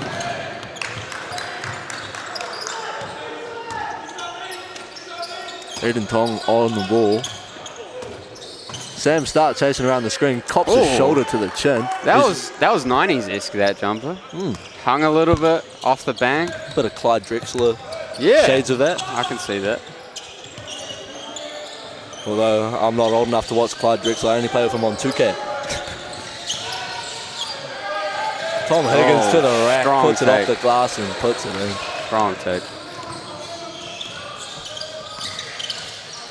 Good slip from Simon and great move. I really like this Jared Burnett and Simon Lafalle connection. Yeah. Pick and roll game is very good. Right now, Canterbury's full screen defense is kind of lacking a bit, I feel like. Whereas Lincoln on the other end, they're doing a great job at containing the ball screen, kind of forcing some indecision from Canterbury, and we have a timeout. Yeah, speaking of indecision, look like Canterbury will look to draw something up coming out of this, maybe adjust a few defensive tactics. It's been a while since I've got to stop. Yeah, what do you think coach is saying over there in the huddle as a coach yourself? Mate, if I was a coach right now, I'd be just trying to tell them to string together a few more phases of buckets and stops. They really decides momentum swings of the game. I think a technical thing, if Lincoln keep going under the screens, is to twist it, right? So bring it back, come back to the screen, and hopefully, if you set it right, you shouldn't be able to go under the second time. Right. And then we're No, I definitely agree. A bit of coaching advice from Matt Foss. That's for free for you viewers out there. He charged premium for that, so you guys are very lucky. I work for free mostly. Oh, mate, don't say yourself short. No, me and Anzac actually last year, we coached together in the Palmy Boys development team. That was quite a fun experience, I can say myself. Mate, those high school kids, they're different. Yeah. Nice little close-up on the Canterbury team, just chatting it over. What do you think's happening in that huddle right now? The Canterbury team? Yeah, mate. Well, they're about to do the chair, is what I can say. Coach has said his piece. Coach has said his piece. Hopefully, we've got some pitching in from some of the seniority in the crew. Indeed. You know. I feel like Aiden Tong's been playing for UC for it feels like my whole life. Yeah, he's been there a long time. I don't know what he's studying. It'd be nice to. We might actually have something in that.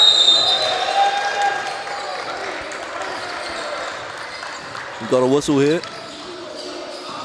Foul on 14. Zach Summerfield. So UC last year, runners up. I'm sure they're looking to get their get back this year, get back into the finals and get the win this time. Indeed. Well, they've got a very favourable pool. I'd say so. Yeah, so with that invitational team, Wellington College, they can't actually advance past pool play. Indeed. Which makes it interesting. Yeah. Not that it makes it easier, but yeah, it just gives them a bit of a run around. I think that's a great idea, though, for Wellington College. You know, they have their secondary school nationals coming up in 2 weeks now. Yeah, they look to defend their national title. Yeah. A lot of their... Oh, close to an 8-second.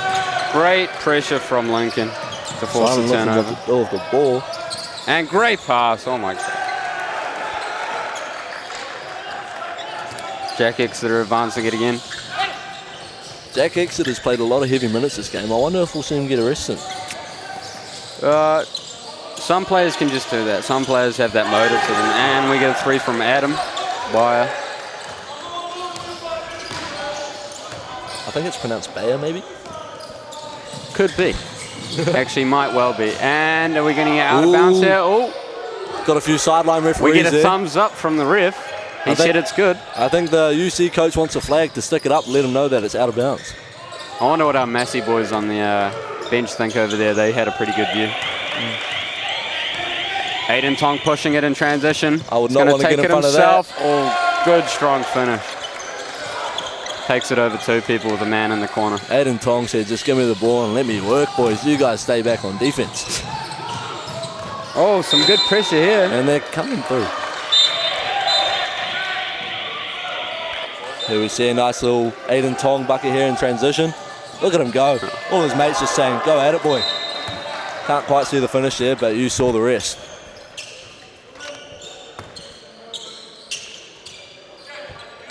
Jack Exeter now just setting up the UC offense. What are we going to get? They're using their time a bit.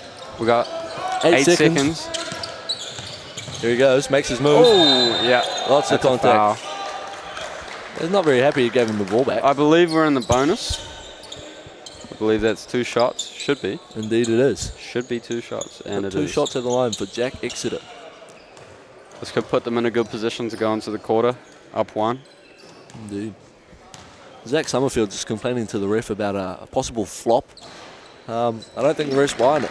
We get a little toilet bowl there. Just rolls out for Jack Exeter. Do you think he remembered to wipe? Pause. Pause, big pause. And they get it back.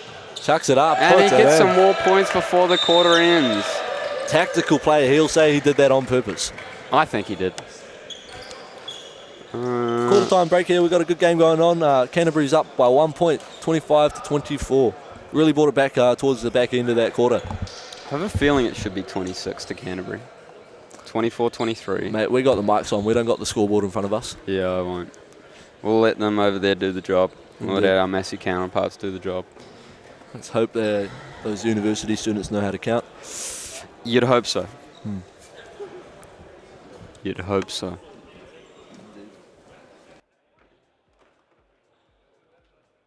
On screen, we have Xavier Pern, Jets guard. He's really fighting for a spot, but he's very confident. He's putting in the work to come back. Yeah, on his right, Zion Anderson, Phi DP. Of course, the new team in the NZNBL this year. I'm sure that would have been a really fun place to play basketball. Some really cool guys on that team. Looks like Levi's quite tired on the left there. No, I don't blame him. I don't blame him. We're talking about you. Good job. They heard me through the mic, bro.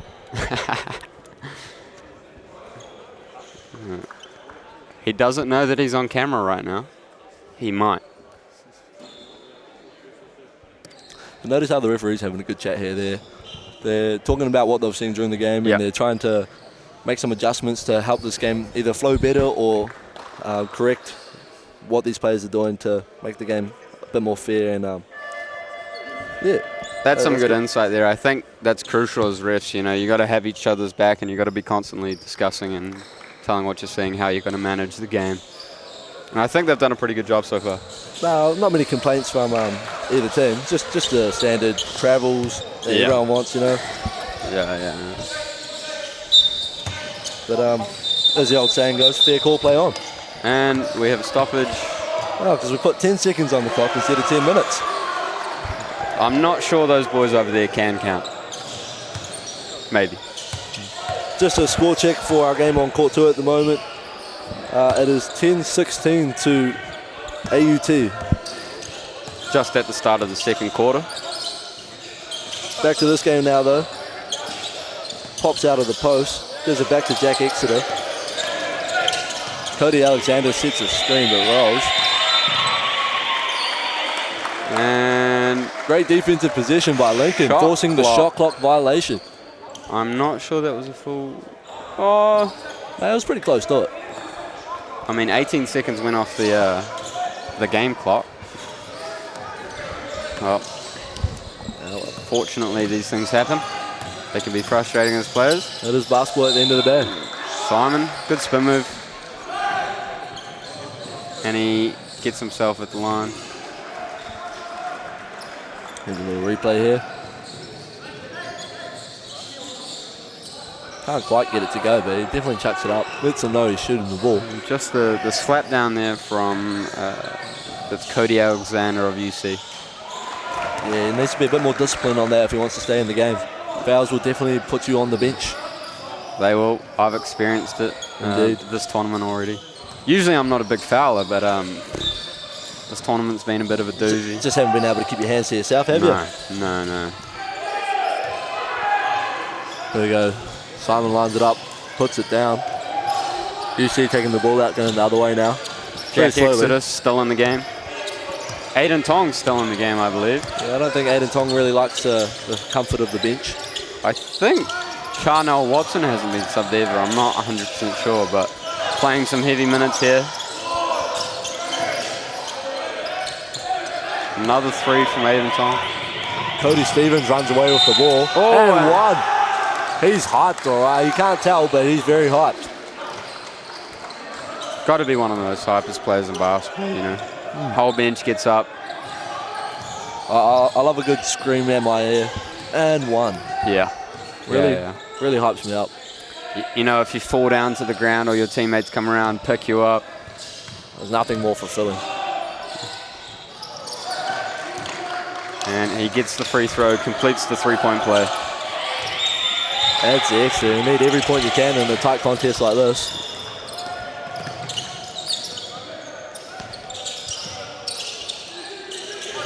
Jacob Banks just figuring out what to do with the ball, gives it to... But a one-on-one ball again. Just, you know what I'm going to say, Zach? Mate, jump to make a pass, not look for one. Exactly. Oh, we're going to see a three. Nope. Pump fake. I think we've got a better chance of Mike Grandma dunking the ball than Simon Lafali shooting a three. Shout there. I think we might see one this game, you know. Late shot clock, ball goes to his hands. These things happen. Jack Exeter pushing the ball up. Some will consider that cherry picking, misses it. Right, clean up crews, Jacob Banks. Somebody give that man a raise. Board man gets paid.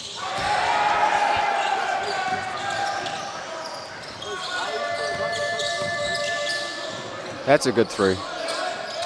Jared Burnett can't connect though. Good footwork off of there. Maybe a bit off balance, just leaning in the three, but I think that was a good gives shot. it back to the trusty man of Jack Exeter. And he stops a bit to just ask the ref what's going on there. Yeah. He might be better suited running back on defense. I think he might be tired. I have a feeling this might be a sub coming from him. If coach asks you if you're tired, you're not tired, are you? Ooh, get out the way. Oh, Aiden. Aiden Tong running like a freight train down the middle of the lane. I know he wants that layup back. I know he wants it back. That's baby food from... Oh, another hanging little mid-range shot from Jared Burnett. He seems to think it went off the other bloke, though. And finally, Jack Exeter is exiting the floor. Nice. Nice. Ball's inbounded by Aiden Tong to Kanoa Watson. Let's see what they have for us. Kanoa calling the play. Pick and roll and handoff action. Jacks it up. Rebound falls comfortably into Cody Stevenson's hand. You know, I don't know if that's... the shot was open. But first play of the game, you get in and you shoot the ball. Not sure you have quite the rhythm yet. You know, maybe play a little bit of defense first, get the ball moving, dribble it a bit. You've just been sitting on the bench for about 15 minutes. Yeah, the better half of the first half. There's a player on the team I coach now, and I guarantee you, every game his first touch, it's going up. Oh, yeah. It's going up. Mate, if you swing the ball to me in the corner, no one else is touching it. The only person that's touching it is the bottom of the net. The possession ends with you. Damn straight. Figuring out what's happening here. Someone need to be subbed out? Cody Stevens has been subbed out. I'm not sure what this is for, but Josh Moggleston comes in for him. Interesting. Elijah Muddycool gives his mate the thumbs up. Straight line drive here. Good back cut. Oh. Seb Wilson doing everything, setting up his teammates, getting the rebounds. I think Cooper's really... Brody Cooper's just got to go Jack up and dunk Churcher that. gets the rebound. Maybe a lucky shot clock reset there, but they'll take it. Floats it up. Ooh. Almost gets his own rebound. Aiden secures it. Secure with the ball. Passes it to Kanoa.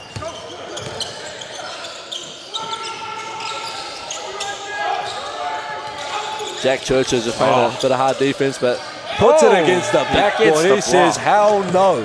I thought he was a bit of a baby for a moment Going right back there. the other way also. Lincoln just turning it up. Seb Wilson with the fast break layup after that big block by Jack Churcher. 32-27, you know, that's getting to the point where you start to feel a bit of comfort. As we know in basketball, though, no lead is safe. No lead is safe, especially with the three-pointers today. Indeed. Tom Higgins goes with the follow-up. Jack Exeter is entering the game. There's the quick smoko, mate. Oh! Chucks it up. Where's this going to land in Kanoa's hands? And we're pushing it in transition. Pulls up for three. Fight for the rebound. Lincoln secure it. Jack Churcher just sliding it up there. Brody Cooper with the ball, goes for the pass, and again, the ball's being batted around. Who's it going to be? I think Seb Wilson got a bit confused on what sport he was playing. He swatted it away like he's playing volleyball. Yep, of course, we're not on. This could be a volleyball court. I think it's a bit of everything. I see some volleyball lines. I think those red lines are volleyball lines. Of course, the hoops are down and there's no net. Sideline inbound now, 14 on the shot clock. 5:26 left to play in this second quarter. They hit the post. Aiden Tong going to work. I think he liked that matchup there. I think he probably likes about every matchup in the post. Well, I don't think there was much Seb Wilson was able to do there. And he's not too small, to be fair. Goes for the Euro. Gets his own rebound. Kicks it out. Smart play. See, the casual fan would call that stat padding. Jared Burnett pulls up for a nice little elbow jumper. Got some really good elevation on that shot. Jack Exeter back in the game, setting up his UC teammates. Kanoa Watson wandering around the court. Frees up, just short. Aiden gets it. Nice little stroll. Got action happening on the other court. I don't know, something happened. Someone's hurt. Not Waikato, of course. Back over here, we've got a nice little quick transition bucket straight down the middle. Timeout called for Canterbury. UC making all the moves. As I say that though, the Lincoln just went up, so maybe not.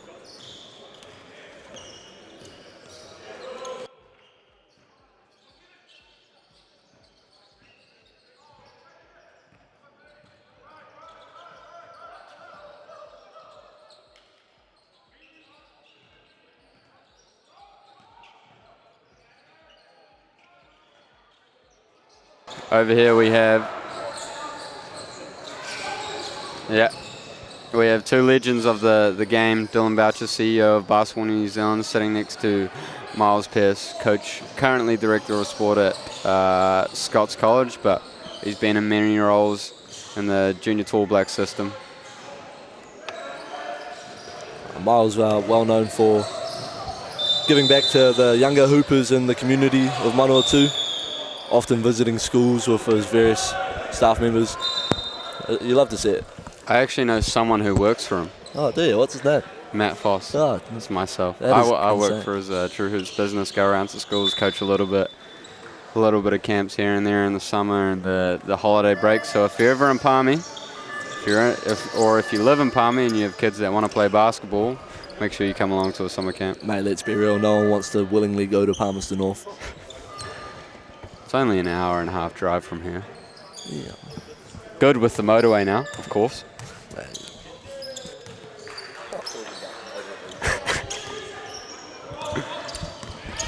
And we're back into it.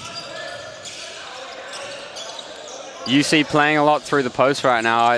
I don't blame them. They've got some very strong post players, but right there they don't quite get the connection. Good old pass to the out of bounds line. Josh Muggleston is going to inbound the ball. UC showing a bit of pressure. Jared Burnett says, get the ball out of my hands. Jared with the ball again, little pick and roll action here with Zach. Nice little pull-up jumper. That's been automatic all day, hasn't it? Nothing but net. Aiden Tong playing a bit of point forward. Let's see what he can set up for his team. Some great defense also from Jared Burnett. He goes under the screen. Jack Exeter not looking to shoot that, take advantage of the coverage. Tom Higgins. Oh, and he gives it to Simon. He's not on your team. Simon doing spinny poos through the court. And can't quite get it to fall. Aiden comes up with it.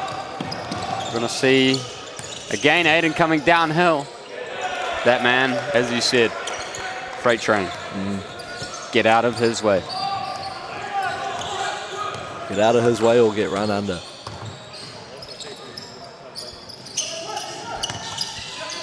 Josh Muggleston coming off a handoff. Gives it back to Jared Burnett. He's been cooking. Again, looks for that midi. Can't quite fall this time. Simon getting up for the rebound. Couldn't quite secure it. Just quite tipped it. Can't know it. Bring the ball up the court. He looks to make a move. Little in and out high crossover. And rolls in. Friendly bounce. Rolls in. Can't quite call that shooter's touch. Wasn't that far away from the hoop. Josh Muggleston advancing the ball. Gives it to Simon. Again to Jared Burnett. They're working out of this pick and roll quite a bit. Oh, here comes a three. Simon Lafale. Mate, what did you say before? If he's hit a three, that means my grandma is getting a 50-inch vertical. I want to see a video of that. Like when Michael Jordan's mum dunked. What do we have here? Just a bit too much contact on the box out from Aiden Tong. Referee alleges that he swiped his arm and let's see created space. Sorry, Carnell Watson.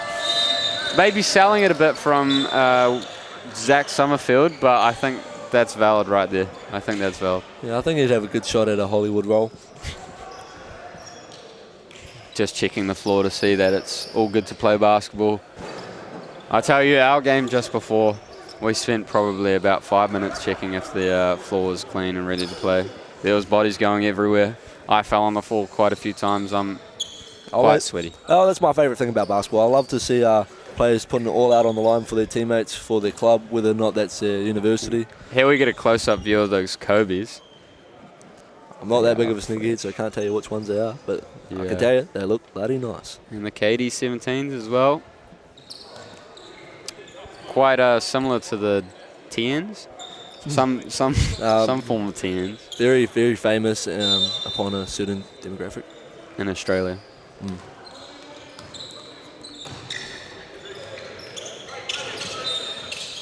High screen and roll action happening. Yeah. A little bit of guard screening action. He pops it. Nice little behind the back. Dancing. Oh, can't quite control the ball. Shot clock counting down. Simon with no resistance, he lays it up. Simon with a bit of flair doing the D Brown. Hand on the head? Hand on the head. But lays it in instead he yams it.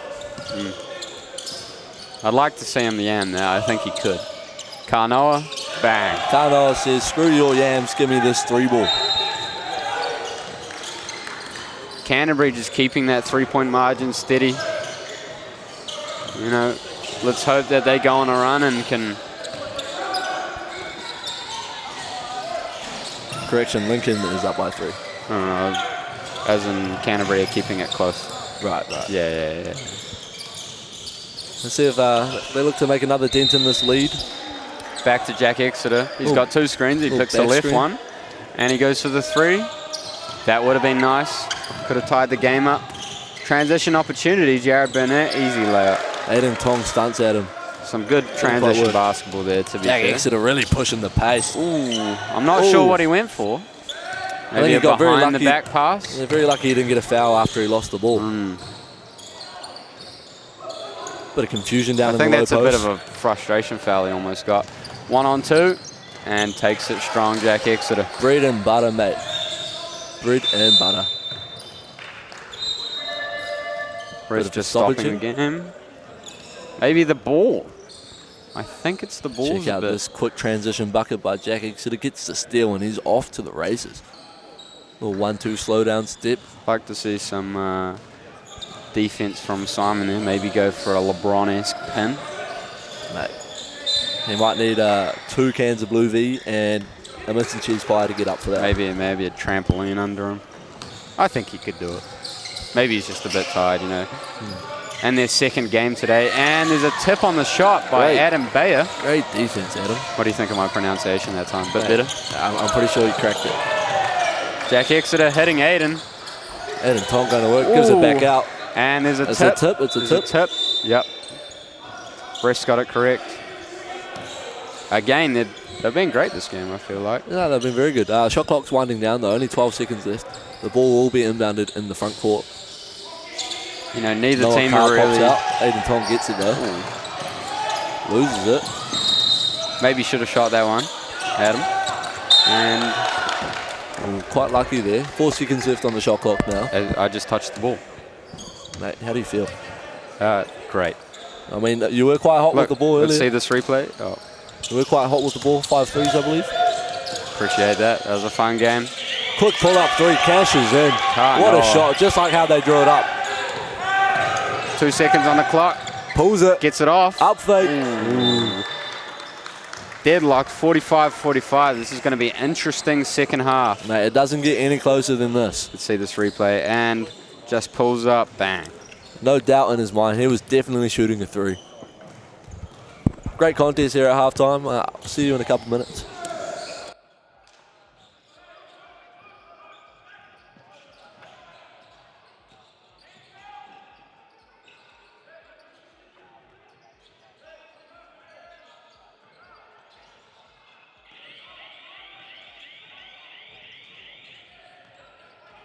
We have Aaron Bailey-Noel, a veteran NZNBL player for the Taranaki Airs, playing for Waikato. He's been a teacher for quite a while, and I think he's gone back to do some more. So that's interesting. You know, we like to see a bit of a veteran presence here. Hopefully the body's holding up for him, you know. Yeah, a little hole in his knee sleeves there. They might be a sign that they're starting to give out, but... Well, he might be hustling. He might be getting on the ground, going for the ball, you know. Nah, I'll give him the benefit of the doubt, but you got to remember he's an old soul. Yeah, AET are actually running away for for it.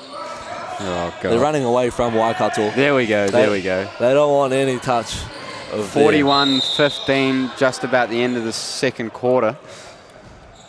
I've heard a lot of A's and R's. Must be great content. And back on Liam and Campbell Scott. Couple NZNBL studs. Bit of a bromance, let's say. Two great mullets, I must say. I think Liam's probably one up in Campbell at the moment, but yeah, but they're both stellar, Of course, you and me both sported a mullet recently. You decided to chop it off. Parted way with my baby, but that's all right. It's okay. Like I said, same with D-Rose, don't make me cry. I'm still going strong, and I still will be going strong for a while. What do you think's happening in the Lincoln huddle at the moment, mate? Well, I think, you know, they were up for a bit, but they couldn't quite extend it. And I think they're just wanting to execute a bit more. I'm not sure they're getting the shots that they want. So, Coach... I think a few silly turnovers has really costed them a few points on the other side of the scoreboard. But I think as a whole, they're moving the ball quite well. They're getting it into their target players' hands. And for the most part, putting the ball in the hoop. Yeah, I think Simon's doing a great job of catching it and being aggressive, but I like to see him using that playmaking skills that he has and spraying it out to find his shooters. I feel like he's looking at the rim, and a lot of the times he's getting easy layups, but also hit your open man. Well, he's made one three. I'd love to see him shoot a few more.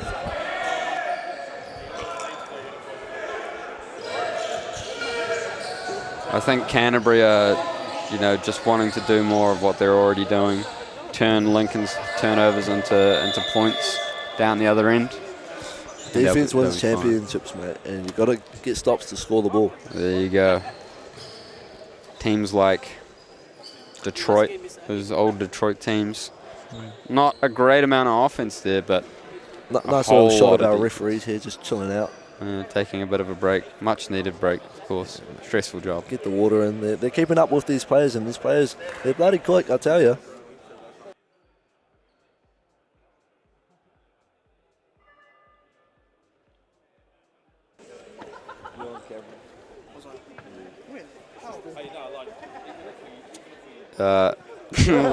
Breaking the fourth wall a bit there. Deadpool-esque. Very confronting mug on this referee.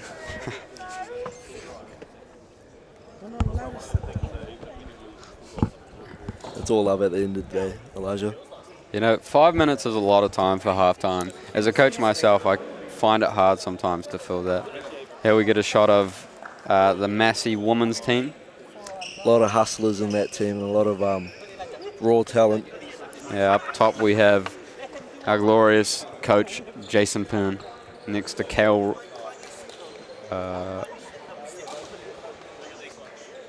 So our Massey teams, we have, the way we do it is we pull from all three campuses, because we have a campus in Auckland, a campus in Wellington, a campus in Palmy.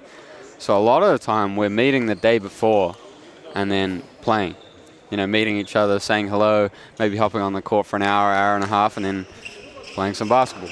How would you say that affects your team chemistry and overall team morale throughout the tournament? It's interesting. You see a vast improvement from game 1 to game 5, but it can also, you know, harm yourself because you're just getting used to each other. Whether these teams like UC, Lincoln, they play all year round. Indeed. The one campus stop. Back into the game's second half action here. Josh Muggleston. Screen. Corner 3. Some good ball movement there. I think coach would be happy with that shot. I think he's more happy about the second opportunity. And Josh Muggleston hitting the 3. Josh Muggleston, just letting them know that, yes, he can shoot the ball. He can shoot the ball. I believe that's his second 3. Hit one early in the first quarter. Tom Canterbury Higgins going nowhere in the paint. Aiden Tong says, give me a go. Yeah, he'll go somewhere to the rim. Back to Jack Exeter. Little mid-range floater, puts it up with the right hand. I think rattles through the net. Lincoln got dealt a bad hand there. They played about 20 seconds of great defense, and then Jack Exeter hits a shot at the end of the shot clock. But Mate, tough players make tough players at the end of the day. Exactly. What are you going to do? So the old saying, good defense, better offense.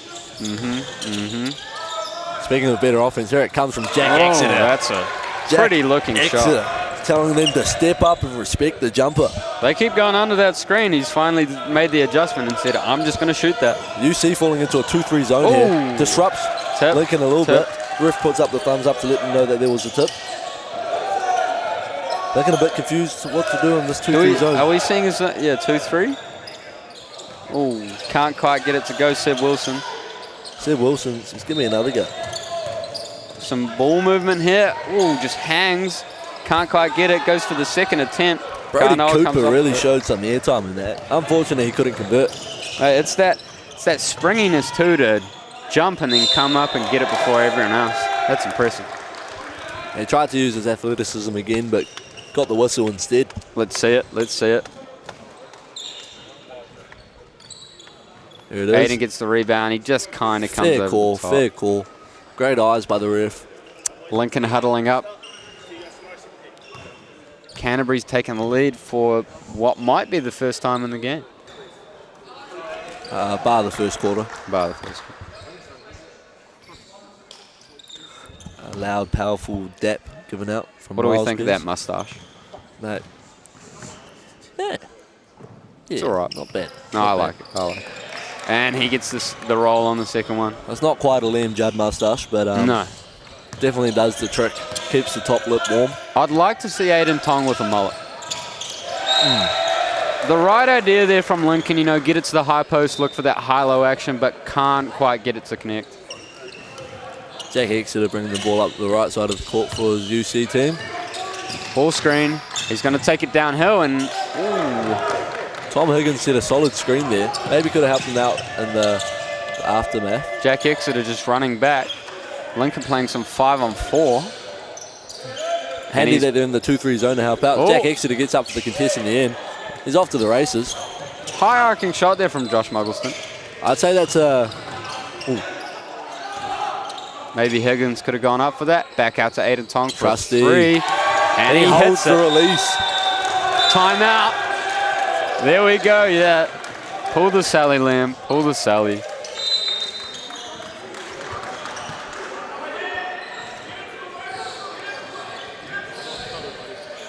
UC bench was very hyped after that Aiden Tong free. I can imagine. Must be a rare sight. You never know. Some games he must just feel like Steph Curry and want to start jacking those up. Love to see it a bit more often. Oh. Behind us you see the Victoria boys enjoying a bit of dinner. Refueling themselves before the score bench later possibly. Bit of barbecue meat lovers action. I like that. I like that. I'm a real big fan of the barbecue swirl. Very nice. Matt Foss still in the playing kit. That's how dedicated he is to the microphone. Right off the court I come to commentate. Mate, you love to see it. You love to see it. See UC talking it over. Lincoln having a few words of encouragement. Trying to claw back their lead that they had in the first half. I think the key for Lincoln is go back to what was working for them. That was the broken play in transition, giving it to their target players of Simon Lafale. Just let them go to work. Yeah. I think we also need to realize the importance of this game as well. I think both these teams are going to beat Vic. Lincoln already has, UC will. So it's a great prediction there, Matt. So with that being the assumption, whoever wins this game would take pool. Yeah, take top seed. Supposedly get the better matchup. Supposedly. But you don't want to see Massey. You don't want to see Massey. Lincoln bringing up the court after the timeout. Look to get into the set that they've drawn up. A little bit of push action. Gets action. Simon's deciding to take it himself. Little hop step. Good move. They must be listening to the live stream, mate, because I swear that's what I said. Give the ball to Simon. He looks to play a bit of defense now. Giving Aiden all the room in the world to dare him to shoot. And ball stays with UC, but some good defense there.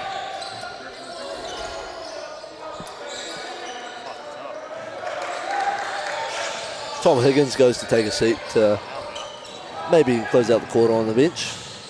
Let's see what UC have for their sideline inbound. Nothing special. Checking in was Cody Alexander in the number 16 jersey. Noah Carr puts it up. He's happy about that. He really doesn't want to give up that lead. Seb Wilson, straight down the middle, draws the foul. It's going to be a baseline inbound to Lincoln. I believe Cody Alexander there has some Damian Lillard shoes on. Either the 4th or the 5th model. One of my favourite players. Why is he your favourite player, Matt? Because he plays for the Trailblazers and Played oh yeah, that's true. That's very true. Now for the Bucks, but you know, Dame Time. Who's not a fan of that? I don't think Paul George is a big fan of Dame Time. No, he's not. But was it a bad shot? That's very debatable. I mean, if you're feeling it, anything's a good shot. Canterbury coach is feeling something. He's very happy. I don't think he's happy about that. Yeah. Oh, showing the hops. Brody Cooper just out-jumps everyone to get the ball and get the putback. Brody Cooper says, get out of my way and give me the ball. Aiden Tong up top, gives it off to Jack Exeter. There they go. We see a twist. Pick and roll action. Aiden gets stuck in the paint. Possibly gets bailed out by the whistle. Simon's not happy about it. Are we going to see that back? Maybe. Yeah, I think Simon's Here we are. seen nicer calls as well. Okay, dump off. Yeah, slight hip check there on the initial contact. Maybe got a bit of arm contact too. The old saying, ball don't lie. First one goes in for Aiden. There you go. And Zach, you're a very, you're an experienced ref, not so much anymore, but... I'm retired these days, mate. Yep. Always love seeing what's going through a ref's head though, just having guesses. Yeah, I think as a player, having that experience as a ref gives you some sympathy for one. But it also can help you to understand what the refs see. Indeed, indeed. Sympathy, I would not use that word. But fair enough. Definitely a bit more understanding of what's happening. Zach Exeter just running the show for UC. Oh, pulls up. Pull up three. Possibly. I think he wanted the foul there, and he's kind of given up a fast break opportunity for Jared Burnett. Can't get it to go, gets his rebound. Can't get that to go. UC going back the other way. Jack what do we have just here? Slightly slipping on his attempt to get up off the floor. Aiden Tom. Oh, strong finish, and he hits the floor. A very animated call from the referee, Joel. He loves says the basket's good. Fouls on 11. Here we go. Let's see it. Seb Wilson. Get out of my way. It's a foul from Seb Wilson. Get out of my way. Doing the old classic, what did I do? Mate, you pushed him and you fouled him. If you ask a ref what do you do, they'll probably tell you, unless you come a bit, a bit angry towards them. They'll tell you, you fouled him. Yeah. Pretty clear cut and dry. That one's clear cut and dry. Oh yeah, definitely. You really cannot body check someone like that. This is not the UFC or the WWE. Have you seen the basketball that they play? It's where, Khabib? Nah. Oh, the fighter? Yeah, the fighter. Dagestan, I think they play some sort of basketball where it's just anything goes. There's no dribbling and you just... You know what that sounds like? What? Rugby. Well, there's a hoop and a basketball. It looks pretty out of it. I can't say I'd enjoy that. Nah, I like that there's referees in the game of basketball. Yeah, that stop the contact. There are no games without our referees, guys. Big ups to them. Unless you want to run it straight at Khabib. No, sir. Yeah, I think I'll pass. I won't run it straight at an undefeated UFC fight. Aiden sinks it, completes the three-point play. 8-point lead here for Canterbury. Things have turned for Lincoln. Yeah, Simon's calling the plays from the trail man. Jared Burnett, once went in the first half, is not hitting now. I think he's put his jump shot in the freezer. He's gone a bit cold. I like that. And Kanoa can't get the hook to go, but gets his rebound and the foul call. Carnell just showing a bit of strength there, putting his opposite into the weight room a little bit. Yeah, that's 3 team fouls on Lincoln for this quarter. 4 team fouls, actually. So next foul, they'll be in the bonus. Just the 1 foul for UC. I think UC have really tightened up their defense. Yeah, of course, going into that zone. Going back into that zone tightens up the discipline a little bit. Everyone has a role. They know what they're doing. Yeah, I think Lincoln has some shooters, but they haven't proved that they're lights out and, a team that you need to run off the line yet. So that zone's going to be perfect. And are they going back into it? It seems they're in a bit of a man. Maybe a 3-2? Nah, they're in a man. No, it's man. They're in a man. Here Aiden comes a high comes up. pick and roll. A little hard show, but they switch it. Jared Burnett just surveying his options, decides to take it straight down the guts. Kick out to Simon. Another Is one. he going to hit another one? Oh my God, Simon Lafale is on fire. He is knocking him down from the arc. I'd like to see him look for that shot, What am I looking at, Matt Foss? I mean, they're giving him the shot, so you got to take it. Indeed. Is that a travel? I'll let it slide. Yeah. I think the court's a bit slippery. That's probably messy. Simon going to pull up for another one? No, he's going to put him in the weight room, get the foul call, no basket.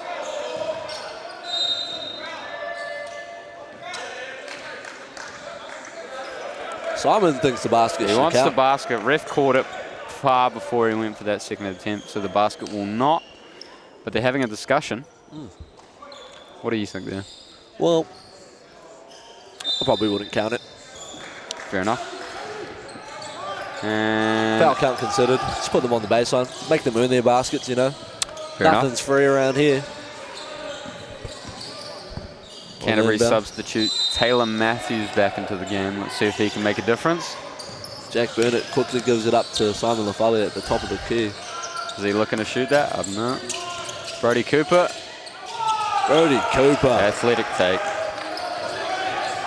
He says, you can't out-jump me. Aiden Tong checks the three.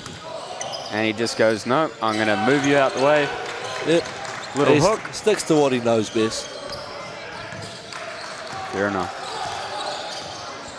Canterbury coach is just doing a fair bit of cheerleading on the sideline for his boys. Love to see it. Yeah. Love to see it. Brody. Jack Burnett gives it up to Simon. This is a very interesting matchup here between Aiden and Simon. Similar play styles in a way. Indeed. They like to work in the post. Yeah. They're going at each other, and it's fun to watch. I can tell you that. Saw a little out of bounds call there. Jack Burnett couldn't quite keep it in. Jack Exeter taking it out the other way. Tom Higgins sending the big boy screens up top. Aiden coming from the back for the handoff. They're going to twist it, and he gets downhill. Ooh. Jared Burnett with a cheeky strip. I think Jack Exeter thinks he got a better wrist on that. I say Jack Burnett, Jared Burnett. We're getting there, mate. We're getting there. Yep. First time. Remember that. I remember my first time. Simon gets up oh for my it. God. He's taking it himself. Ooh. Great cross some key, good Euro. footwork there. That zero step that's so revered in today's game. Oh, we saw plenty of it for the Manawatu Jets as the starting power forward. For sure. And Great Jared talent. makes the kick, but into traffic for Higgins. Tom Higgins sitting in the key for a while. Aiden doing what he does best, but can't make it. Can't hit. Simon gathers the ball and says, everyone, get out of the way. Give me an ISO. Oh, nice shot there for Jared. And can't get the bounce. I think he wanted the foul. Yeah, well. Can't have everything, mate. No, you cannot. You see, it's interesting. Canterbury, you'd like to see them take advantage of the fact that they're in the bonus right now. Well, I think they're trying to get to the rim, but they can't quite keep a hold of the ball. Yeah. I see that.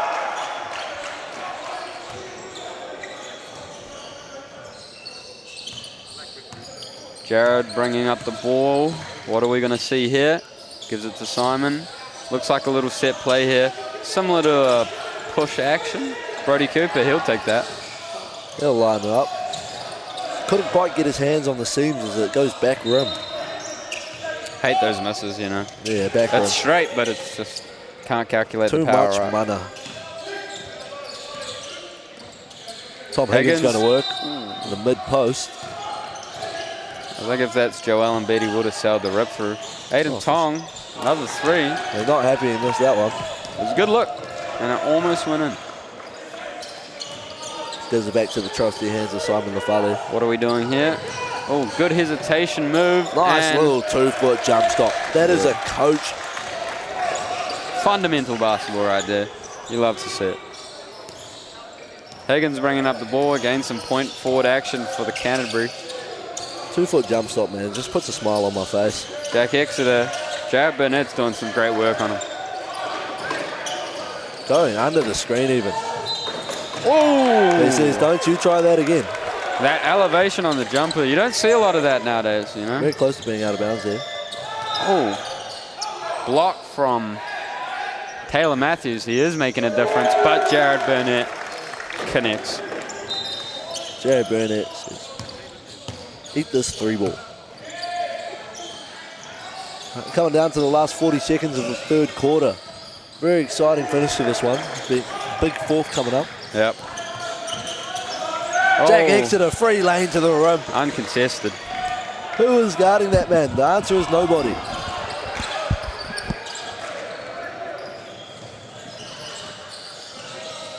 Jared Burnett waves everyone off. 5-point lead. He's going to use the clock here so that University of Canterbury don't get a great time. He's working. He's cooking. Corner three. Goes up. Brody Cooper. Front rim.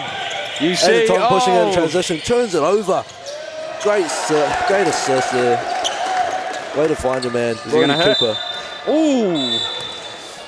Hits the rim on the three-quarter court heave, sorry. What an exciting game happening here. Yep. Wouldn't want to be anywhere else, Matt. Maybe. No, I really can't think of anything. The drive-through of the McDonald's sounds pretty good right now, but hey, I'm an athlete. I gotta eat right. Maybe some. Nothing wrong with the McDonald's chicken wrap. Sounds like an athlete. Subway, get a bit of veggies in there, you know, avocado and whatnot. You like your avocado, do you? I do. You're weird. I'm weird. Yeah. I'm sure the viewers at home right now are disagreeing with you. Aiden Tong doing a bit of coaching in the UC huddle. The veteran that he is. Well, I think I'd listen to Aiden Tong. I would. I mean, plenty of experience. You see him in those the 3x3 team. I was watching some of the games. Their huddles. He's leading them. Of course, you can't have a coach to help you out. Indeed. So he's playing that player-coach role. He's been on the 3x3 circuit for a number of years now. So he's well, his play style is pretty good for. Callum Welch, NZNBL Referee of the Year, did the final between the Tuatara and the Rams. What a game. What a great game, all right. Lachlan Olbrich. Oh, man. What a name. It's next to him, Kate Baxter. Yeah. TC of the tournament.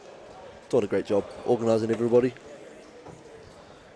But that Tuatara Rams game, holy moly. Of course, we have some players here that have a chip to their name. Indeed. They'd have a medal hanging up in the wardrobe, no doubt. That'd be pretty cool.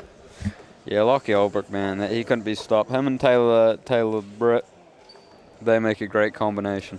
And then your side man of Kai Isaac. Oh. Yeah, he's a force to be reckoned with. He's proven himself in the NZNBL this year and earned himself a spot as a DP for the Breakers, I believe. Yeah, the results speak for themselves, mate. And, he's really earned that spot.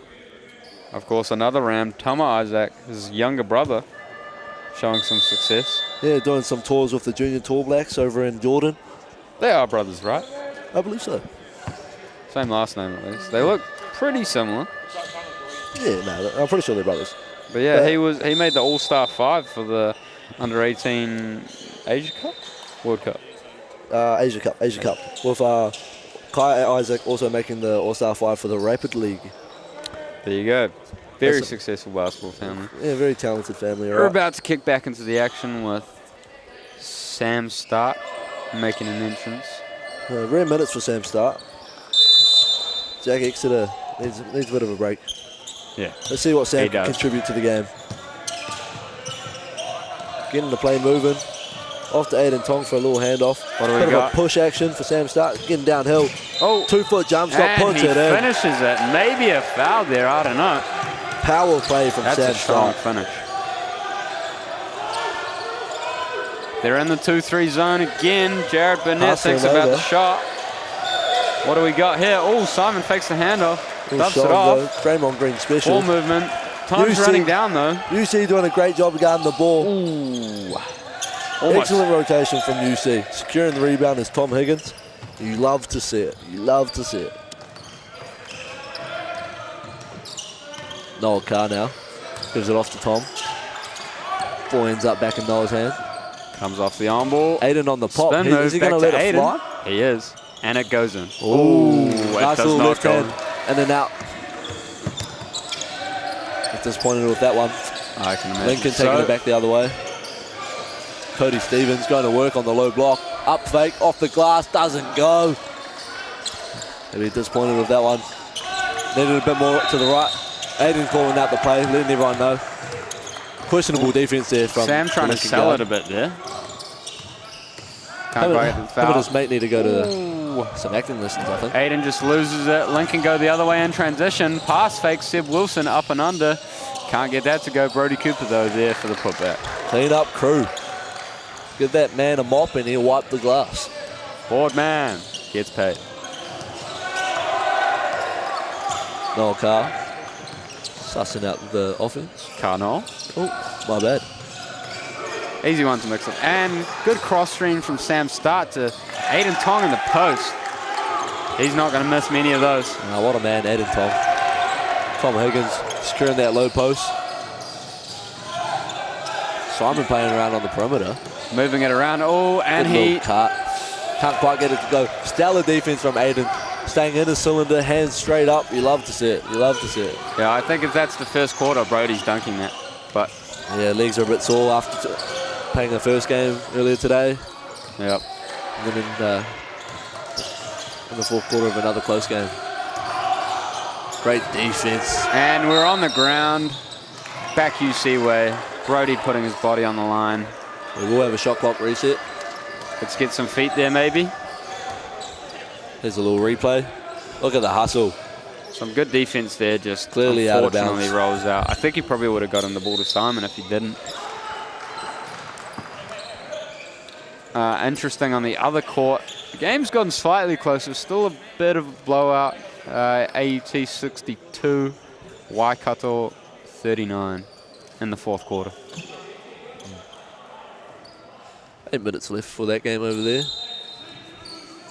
Bit of a discussion here happening between our referees. Not sure what about. Maybe about the clock, the shot clock. Yeah, Could maybe be. discussing what it should be on. I'm But just I believe eyeing- it's a reset because of the change of position. I'm eyeing up some of the players in the Massey team who've just entered the building with some Pizza Hut. That Ooh. would go down quite well right now. I could definitely smack back a pizza right now. I was just talking about being an athlete, but that's tempting. Tom Higgins going to work, can't quite hold on to it, gets stripped away. Off to the races goes Joshua Muggleston. Little floater, doesn't really want to take on Aiden. We're going back the other way. Simon Long just watches pass. it go over his head. Ooh, and Aiden's collided with Simon. A bit of an accidental run it straight. Aiden going for the low blow. I think we're going to need a mop. Maybe a big mop too. Aiden's singlet is saturated. Looks like he just had an ice bucket shower. Good sign of hard work though. Good sign of hard work. You don't want to be that dude in the gym with a grey t-shirt and it not being black by the end of it. I'm thankful to see that neither of them seem hurt. Good sign, you know. Aiden Tong just doing a bit of duty and cleaning up some rubbish off the court. Yeah. 5-point game here. 7 minutes left. Could go with Chris Sherrick enjoying a mate. good bite of that juicy pizza. You got any for me, Chris? You left a little bit on your lips there, mate. Give it a lick. Very good. Just a bit of clean-up happening here on court 1. This is my first time being in this gym, playing in this gym. Right. I'd like to say quite a nice court. You know, the 2-court setup, 3-court setup, actually. Well, at the, when the sun's setting, how do you find the effect? That was a bit annoying. Yeah. So we have, to our left, obviously, we have these, I don't know if I'd call them windows, but they let light in, and the sun kind of lined up towards the 4th quarter of our game, and shots were slightly harder to make, but the job got done. You squint a bit and you're right. See a missed corner 3 gathered in by Canterbury. Aiden Tong's in transition. He's off, and he's up, and he's blocked. Ooh, I don't know about that. Let's see the replay of that. Tim maybe. Wilson is not happy with that call. If only we had IRS. Here we see it. Aiden coming downhill. Oh, a bit of contact early. Oh. I'd say so. I'd say so. Maybe a bit of body contact there as well, but clean up top. Indeed. There comes another action. Different angle here, though. How about this camera crew? And yeah, definitely not happy with it. I'd definitely blow my whistle on that one. Yeah. Lots of contact. Athletes are never happy when they feel like they've got a nice block, pin block too, and it gets called. The referee's never right in these instances. Got a bit of a break here as we clean the floor up again. Both teams huddling up, just having a good talk. It is quite a... University of Canterbury women's team here watching, supporting their men's team. They're playing next.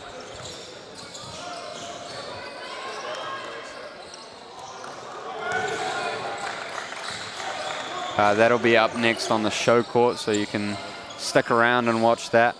Canterbury supporters.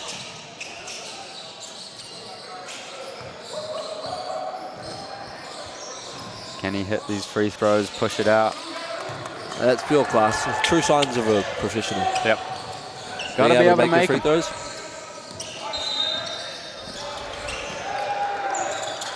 Oh, again, zone offense. Simon hits the floor, moves everyone out the way with his arm. 14 seconds on the shot clock. Jared Burnett. Can they get something to go? Little floating mid-range. Simon grabs the rebound, goes up with it. Can't get that to go. Again. Forward man gets paid. Simon's definitely... I'd be very proud in assuming that he's got a double-double. I'd say so. Oh, Tom Higgins gives him the eats. Oh, get out of the way. I'm laying the ball up. Gives him the left-right twacks, and he's free under the hoop for the easy lay. Love to see that strong power dribble move for the big men. You got to have that in the bag. I mean, back in the day, mate, you'd be seeing a power dribble, spin move, drop step from a big man. Nowadays, they all want to shoot bloody threes. Yeah. Get back in the paint, I say. Yeah. If you're 7 foot, you should not be on the free throw line. Aiden's got a bit of a favourable mismatch, but they don't hit him and opt for the 3. I think he wanted that. Jack just chucking an apology towards him. Someone has to guard Simon. They choose not to, so he keeps going to the hoop. Ooh, picks up a whistle from the ref.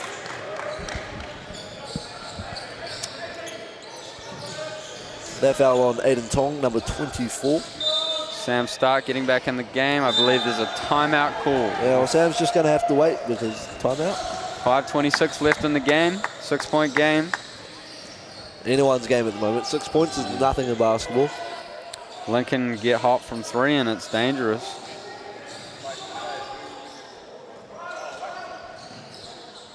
We see some. Aiden once again leading the charge in the timeout huddle for UC. Interesting to see. Well, I think that just shows a great dynamic between the squad, the trust from the coach towards players, and how they are all on the same page as he gulps that big water bottle. Bill Russell-esque from Aiden Tong, player coach. Indeed. Who else was a player coach back in the day?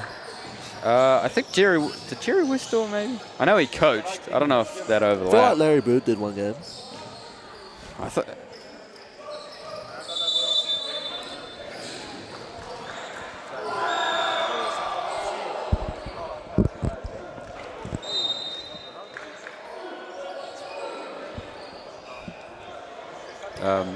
Good little shot of Mark Dickel from the Otago Nuggets. Otago Nuggets legend. A few buckets handed out back in his day. Here watching the young talent. Yep. Otago, unfortunately, not able to field a men's team, but did bring quite a strong women's team to this tournament. There'll be some bragging rights after tonight at the camp. Yep. The holiday camp. Yeah, whoever wins their game, Yep. they'll be telling the other teams to do the dishes. Simon misses a piece. Oh, but he gets the board. How about that for hustle? Jumps to find a pass. And Jared Burnett can't quite get it to fall. He's the first man back though. Disappointed. Jack Exeter sizing up his options. Takes Simon one-on-one. Little cut from Sam Stark. Sam on the Hits ground. the floor. Jump ball incoming. Yep. Good call. And it's going Lincoln's way. Sam Stark's hustle just costing his team a position there. It's unfortunate to see. I think Lincoln really need to get something going right now. Otherwise, 5-point deficit. Becomes huge with about 2 minutes to go. Yeah, UC will just start taking their merry time, using up the whole shot clock. And it gets pretty hard. Positions get lower. Dylan Boucher on the phone. Probably a very busy man. Yeah, I bet that phone doesn't stop ringing. It's like when your boss says he's actually coming to work today. Yeah, mate. Oh, give me 1 sec. Then answer this. Yep. Back to the action.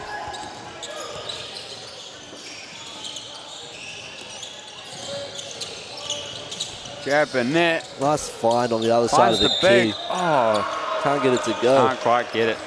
Tony Worthington just missing that little left-hand hook.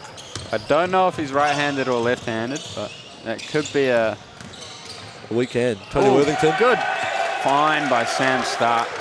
Tom Higgins with the quick finish. Canterbury just extend the lead here. Simon, Jared's going to come back to it. They're just going under the screen.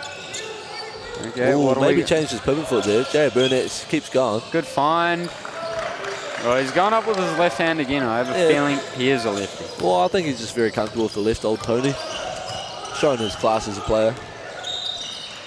And Jack Exeter coming back to Aiden it. Tong maybe thinking of a 3. Now gives it off to Sam Stark. Sam Stark. Shot clock down to 8. Some good minutes here in the 4. Jack Exeter looking to make a move. Shot clock winds down. Travel call.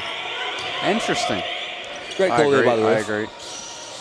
Trying to pull off some James Harden type move. Yeah, you can't go walking with the ball, unfortunately. You've got to bounce it. Yep. Here we have Carnell back in the game to finish it off. Sam Stark played some good minutes there. Great contribution there. A few cuts, good hustle plays.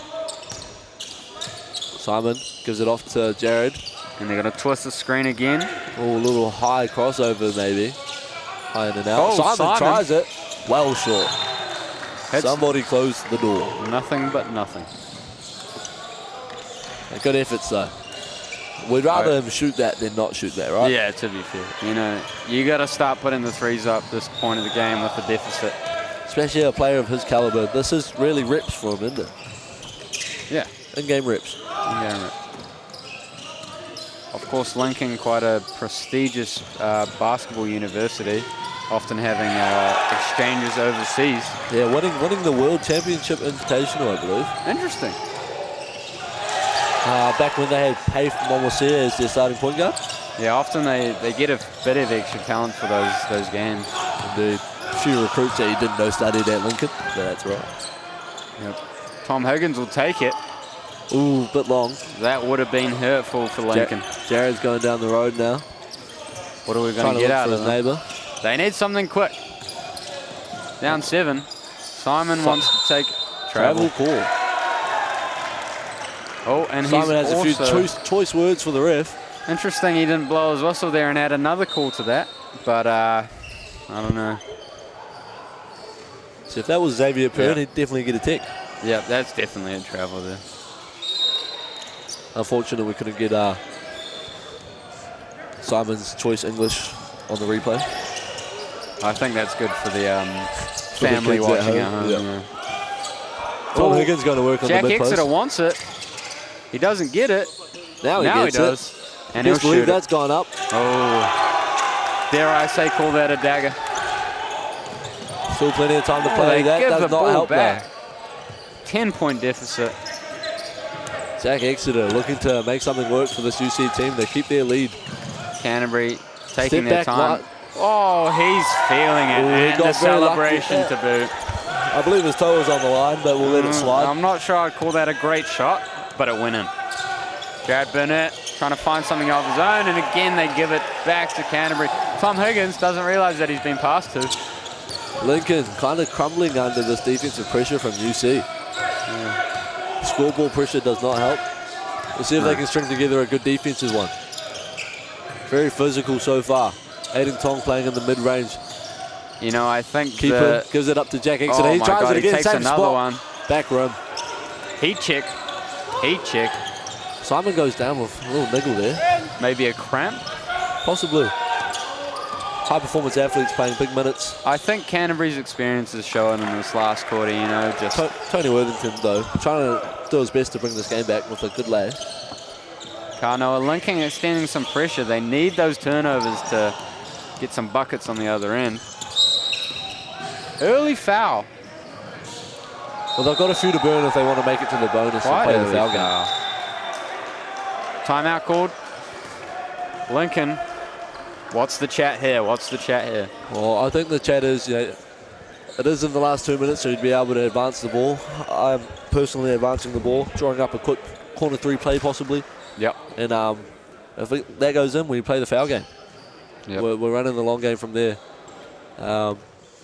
It is important, though, that you don't give up any baskets while you're trying to do that, because if you play up in full court press, then you are prone to giving up baskets down the other end very easily. Yeah, I like to call it a touchdown pass, especially in a zone press where you just have that guy waiting under the rim. He might get forgotten, and you just throw it down to him. Easy buckets. Easy, mate. All day, every day.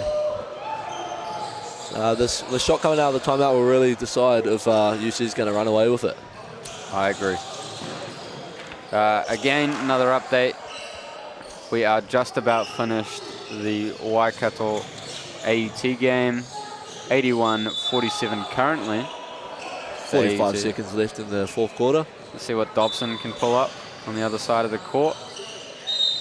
Strong player, and he gets it to go. Also a 3x3 player. He went away with the team to the Asia Cup, but did not make the World Cup team. The top right of your screen, you see Josh Ledger, Tuatara NBL player. He was telling the ref that basket should count too. Here we see the UC Canterbury Eels women's team. getting ready for a big clash. Little huddle. Maybe they're going to warm up. Can't quite see an opposition for these UC girls yet, but must be these guys. Bit of a thumbs up to the camera here. And we're back underway. Here we go. Kano is deciding to take his time with it. My mistake. I thought it was a Lincoln inbound, but it's not. They do he secure should the have used rebound. his right there, I think. They need to make a push here. 1 minute left. Jack turns it over. Ooh. Seb Wilson just can't hold on to it. Looks like a Wellington rep team has just walked in the door. I believe they're the invitational team for the women's side of it. Oh, yes, just the Queen Margaret College double game. They must be the opposition for UC. I'd say so. Speaking of UC, sharing the ball around while Lincoln are applying pressure, trying to get a steal to bring them back into this game. Clock is winding down. They really need something here. Aiden's going to put it up. Game's still going. It hasn't stopped. I thought the whistle would stop. Oh, and ball has been passed to the other wall of the gym. Not quite someone over there that can shoot the ball, but I think that it's just about going to be the story into this game. Yep. UC putting up a big fight. Jack Exeter advanced the pass. We're just going to hold it. We're just going to hold it. They're probably... They do have a shot clock they have to Are they follow. going to foul? I don't think so. I don't think there's much point in fouling. They're going to have to put up a shot unless he wants to take... 6 on the shot clock. Oh, isolates. Simon. And... Simon doesn't let him get anything easy, so he fouls him straight away. lets them know who's running the show. Are we going on the line or? I really hope not. Baseline. Good Baseline. call. We are not in the bonus. 6.2 seconds. They get the shot clock reset. They're going to inbound it and finish the game. I will bet you a high five that they go for a score. Okay.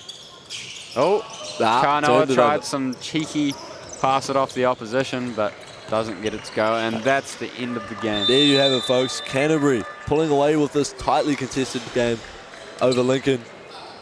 88-77. Thank you to our refs. That has been Matt Foss and Anzac Rose. This has been a pleasure. Yeah, mate, it's been good fun. Cheers, guys. Thanks for listening.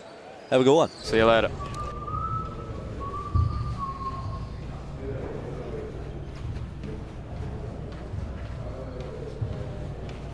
What's there?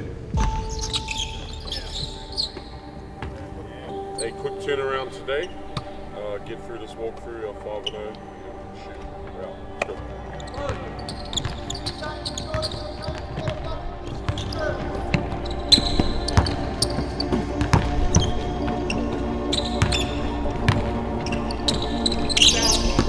Yeah, good. It's awesome, man. 7 months out, I was just dying to get back on the court. But yeah, here now, playing again, love it. I missed it that whole 7 months. I was just itching to get on the court. But yeah, looking to help the team get through and advance. It has been one whale of a game, a lot of fun, very competitive, but in the end, a big scoreline. USA win at 99-72 over New Zealand. Yeah, we just got to be clinical on the small things. They're definitely at the pinnacle of basketball. We've always been classed as underdogs, and we just go out there and play our hardest. And we're a small nation, but we're big at heart for sure. And we know that it's only us there. Last night felt like a away game, so I feel like every game will feel like that. And we just got to go out there and show everyone that we can run with everyone at the top. I think firstly we just have to see the reality and see things how they really are. Like we competed very well against one of the best teams in the world last night against Team USA, but like I've really said, at the end of the day the reality is it's a loss. 1-7 to 3-5. Proceed patron sections 101 to 1. So it means we have to win in these next two games, and the beauty of that is that there's lots to get better at in the next 48 hours. We have to address that very ruthlessly, and it's about being a very quick learner.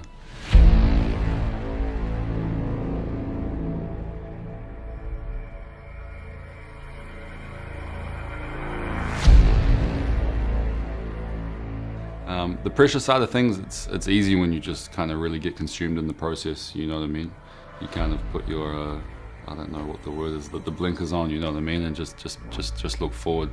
Be very process driven. Consumed in the processes, you kind of don't have a lot of time to think about the bullshit like the media or outside expectations, Our expectations or my expectations of myself and the team are kind of greater than theirs anyway, because I believe we can do something special.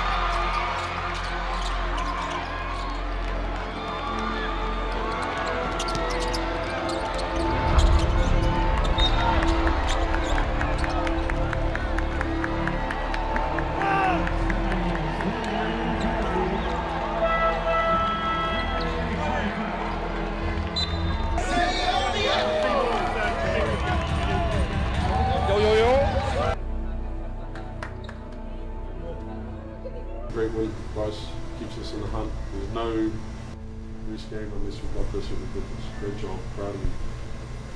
The recovery starts immediately. Head's sorted. Watch this game later on. Get some sleep and recovery. You good? Here we go. Congrats, PC, on your first World Cup win. Yeah! Due to the fucking Moa Katina. Tina! Yeah, yeah.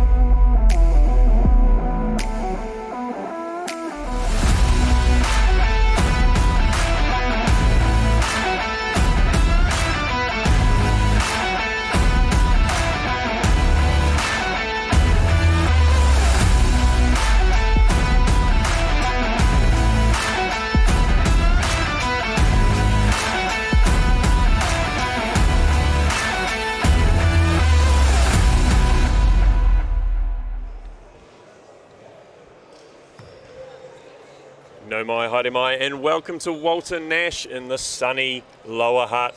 We're here on day one of the National Tertiary Basketball Championships with UTSNZ. I'm Connor O'Fee, and beside me is Ryan Daly. Oh. Rylan almost, we'll go with Ryan. Ryan Daly. A couple of Otago battlers here to take you through this one. We have Wellington East College taking on University of Canterbury. Here's the lineup for Canterbury. We have Beattie, Davidson, Duncan, Gibson, Jackson, Knight, Roffey, Schuler, Short and Small, and coach Thomas Hamilton, manager Josiah Lee. Now Wellington East, they come into this as the invitational team at this tournament, luckily enough to fill that 8th spot in the women's division. That's them sitting on the bench there in their black and gold Wellington uniforms.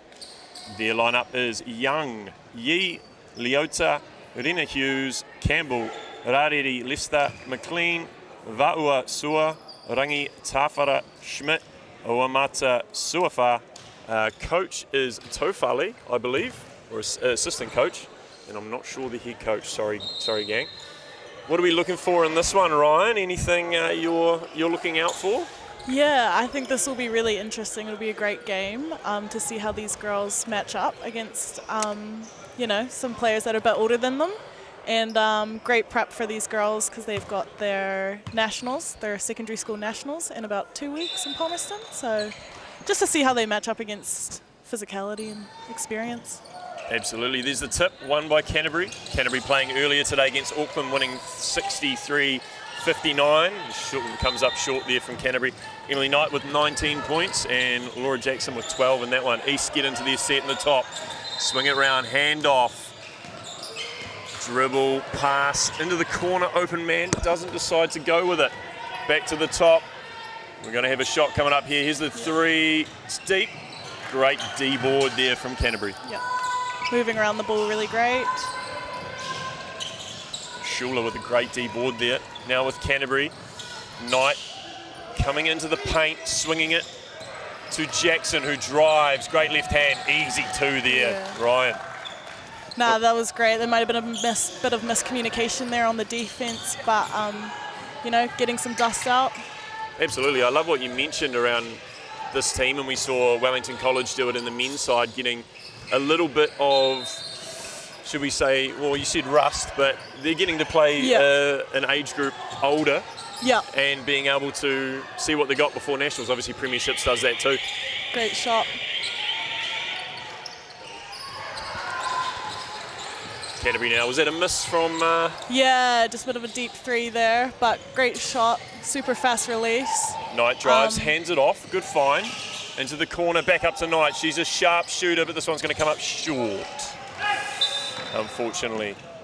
And yourself, Ryan, make it to any secondary schools nationals? I didn't actually, no. My school is going for the first time this year, now that I'm first year uni, so missed out on the opportunity. But hey, but you're here playing for Victoria University this year, so that's pretty cool. Yeah, absolutely. Here with East now, swing into the corner, another skip pass back. Love this movement around the horn. Back, oh, what a great pass to the weak side. Three in the corner. Huge deep ball there. Yeah, great shot, great movement. From number 33, Ava Yi. Absolute ripper from the corner. Love that swing pass, Ryan. Yeah, absolutely. Big three here from number 4 from Canterbury. Absolutely answers back. Jackson. Whack, whack. Or Jackson gambles, doesn't get it. Lovely high floater there from East, but a great rebound from number 24, Canterbury. That's Roffey. Love that name, Roffey. Rolls off the tongue. Rolls off. Yeah, great physicality here. I wouldn't say these girls look intimidated at all, which is great. They're getting in there, getting in for the tie ball, which they've just had right now. Going towards Wellington girls. Yeah, Wellington East girls there. Hate to correct you there. Sorry, apologies. Ryan, but I think it's awesome. I think, like you said, they're playing with confidence and not looking like they're backing down. I think there's the same thing from Wellington College earlier against our men's team, who Wellington College just came away with the win. But I just think if I was this age at school, playing in a women's or men's open tournament, there would be that absolute nervousness is coming up against these older women or older men, but they're footing it toe-to-toe. Oh, yeah, absolutely. And Canterbury's a great team, too. They've got some really experienced players. For sure. It's Canterbury now on the break, settle into their play. Finds Jackson at the top. We're going to get a little screen here, screen action into the corner for Emily Knight. Can she bang down another? She can!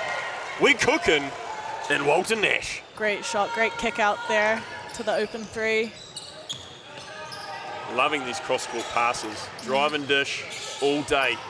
East with a home court advantage, you would say, but a steal, half steal from Knight there. She's going to knock that out of play. This will mean East ball. They get into their out-of-bounds play here, down on the baseline, the blob, as we call it. Nice feed into the corner, 3 up, no good. And a great rebound, and onto the fast break is Jackson. She's looking, she's handing. Yeah, Wellington East is doing a really good job at getting back and containing those fast breaks from happening. As you say that, they give it away under the hoop, which is a coach's hatred. Oh, nice little step sideways. 3 there from Short, who leaves it short. Unfortunately, a good dish in here from East now, running on the fast break. I'm too slow for this quick basketball, and another one just comes up a little bit wide from East. Yeah, absolutely. No comments from Miss I'm Ryan observing. Daly. So it's my first time commentating, so. We do. We have a debutant, but I love it. Oh, and a great feed inside there. Number 8, Schuler gets the finish.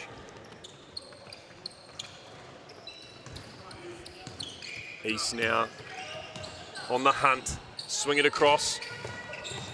Vasur. She's looking. Nice pass across to the weak side.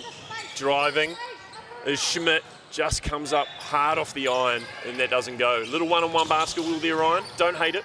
Don't hate it. Yeah, it looks like they're in a 2-3 zone there, which I do think sometimes that catches out younger teams because they're not as used to playing up against it in their reps because you don't have... Can't zone and reps. Yeah, well, zone. in the younger age groups, yeah, that is. exactly. So I think, you know, you get older and you come up against these zones, it can be a bit of a challenge, but they're doing really well, passing around, penetrating. For sure. We've got a timeout here. I believe there was a foul just before the play. And we'll take the time to thank our sponsors and partners and organisers of this tournament. So thank you to Basketball New Zealand for hosting the 7 universities at this tournament. Well, all 8 universities are here. There's just some on the men's and some on the women's that aren't here. So thank you to Basketball New Zealand for hosting this in conjunction with UTSNZ. And thank you to a friend of UTSNZ, Musashi, who've been giving away a lot of gear, a lot of drinks, a lot of bars. So we thank you, Musashi, for the support of UTSNZ and tertiary sport. And Ryan, I'm just going to fling to you to talk about your experience with university and tertiary sport. You've been to, this is your third tertiary championship sport this year. You had 3x3 in Christchurch in May. You also played at Porirua at the volleyball championships in July, and now you're playing here at the basketball championships. Talk us through what it means to represent your university and come to the games. Oh, it's been so fun. It's so cool to get a really different group of people that you're playing against. I think when you grow up in high school, you knew everyone and all the teams and you know all the regions. But yeah, coming to UTSNZ and those competitions, it's when people kind of move around their regions and you get a new taste and different ages as well. You know, you've got older girls and girls that I grew up playing against too. So yeah, that's really cool. But they do a great job organizing it, and it's fun. Fun to have sports and your degree, well, you know? Yeah, that's the cool thing, the opportunity there for you to still play at the national level and get your degree. Great drive here from East. Just comes up a bit strong. A lot of contact there, but that was... We'll let that one play, says the referees. As East get it back out, low on the shot clock, and we are going to have a foul on number 1. That's Imogen Short for Canterbury. Now, apologies, ladies and gentlemen, at home, if I'm either mispronouncing names or they may have had number changes. We are doing our best with the information we have. Now, East, swing it around, lose the ball, turnover. Yeah, just the ball's getting a bit messy here. They just need to calm it down as it's with Schuler to Short. Now sending it across to Jackson as the coaches in the background are scheming. Don't mind that. Here's Short, trying to find it inside to the post. High catch, Jackson, 3, no good. But a good O-board from Canterbury. Rebound up, and Wellington East has got it back. Number 50, Ashley Young. She's been doing a really good job staying strong, pushing that ball and penetrating it, which is great to see. Great feed there to Ava Lee. Yeah, and she's got great decision making when to kick it back out. 1000%. Here comes Short now. Swinging across to, that is Schuler. Looking for the drive, wasn't there. Duncan drives, foul, no. We have a travel, unfortunately. She's got a smile on her face, and that's what we love to see, Ryan. There's been a fair few smiles on the faces from teams today when something hasn't gone their way. Yeah, absolutely. You don't want to talk about any of your smiles today? Oh, nah, I think we'll let those ones rest. We will. Is coming up the court. Oh, great lovely rejection, behind the back from great Young. kick. What a fine. Can she finish? Oh, would have been a highlight play for the tournament. But ball on the court, we're going to stop play. I've almost had a heart palpitation on that one. That was a beautiful. Here we go. We're going to replay on this one. Yeah. Swings it around. Boom. No look. Yep. Oof. That would have been, I'll tell you what, that would have been on TikTok. Yeah, that would have been. Ashley Young again with that amazing peripheral vision, kicking to that corner 3. Great option there to reject the screen. There you have it. Expert insights from Ryan Daly as Schmidt goes to work, finds the corner. The 3 goes up from East, just a little bit strong. Another great O-board, and we've seen this throughout the tournament so far. Ryan, the O-boards are winning games. Yeah, absolutely. Drive. Great take. Great drive. Good foul. She was going to the rack. You've got to make them the hard way. Yep. That's Schmidt. Mm-hmm. We'll go to the line, and I believe that was on Short again. She might be on a couple. She is. 2 fouls there for Short. And you're a big fan of hacking them when they go into the room there, Ryan? I'm pretty clean. I'm pretty clean, I will say. You are nice. I will give you that. You're a nice person. Yeah, I can't say I remember the last time I was in foul trouble, which, you know, could be a con. Maybe I need to get a bit more into it, Maybe you need to get a little bit tough. Oh, no. You play your game and makes the first. That's Schmidt. But yeah, as the coach said back in my day, Ryan, is you make them earn it from the stripe. And I tell you what, Schmidt's doing that right now as she makes the second yes. She does. A lovely start here from East. They're just settling into the work. It's 10-6. There's their leading as Duncan drives another travel. Oh, yep. Great job containing that speed there, coming down fast. I believe that was Portia, yep.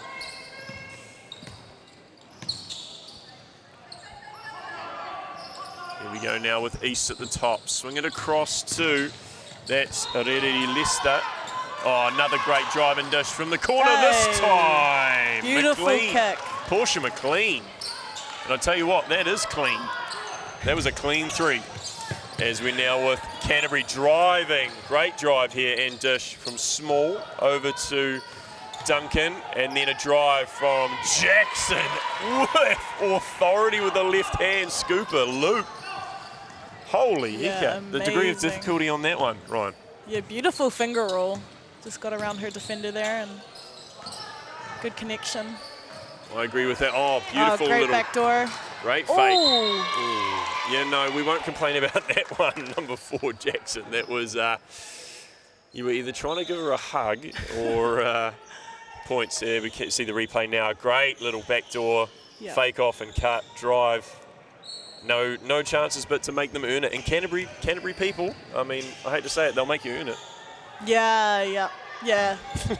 Coming from Dunedin, I've played those teams all throughout our South Islands, and it's always rough. We've had plenty of rivalries, a couple of people from down south playing sport, driving that 5 hours to Canterbury to get whooped, and then driving back. I tell you what, it's never fun.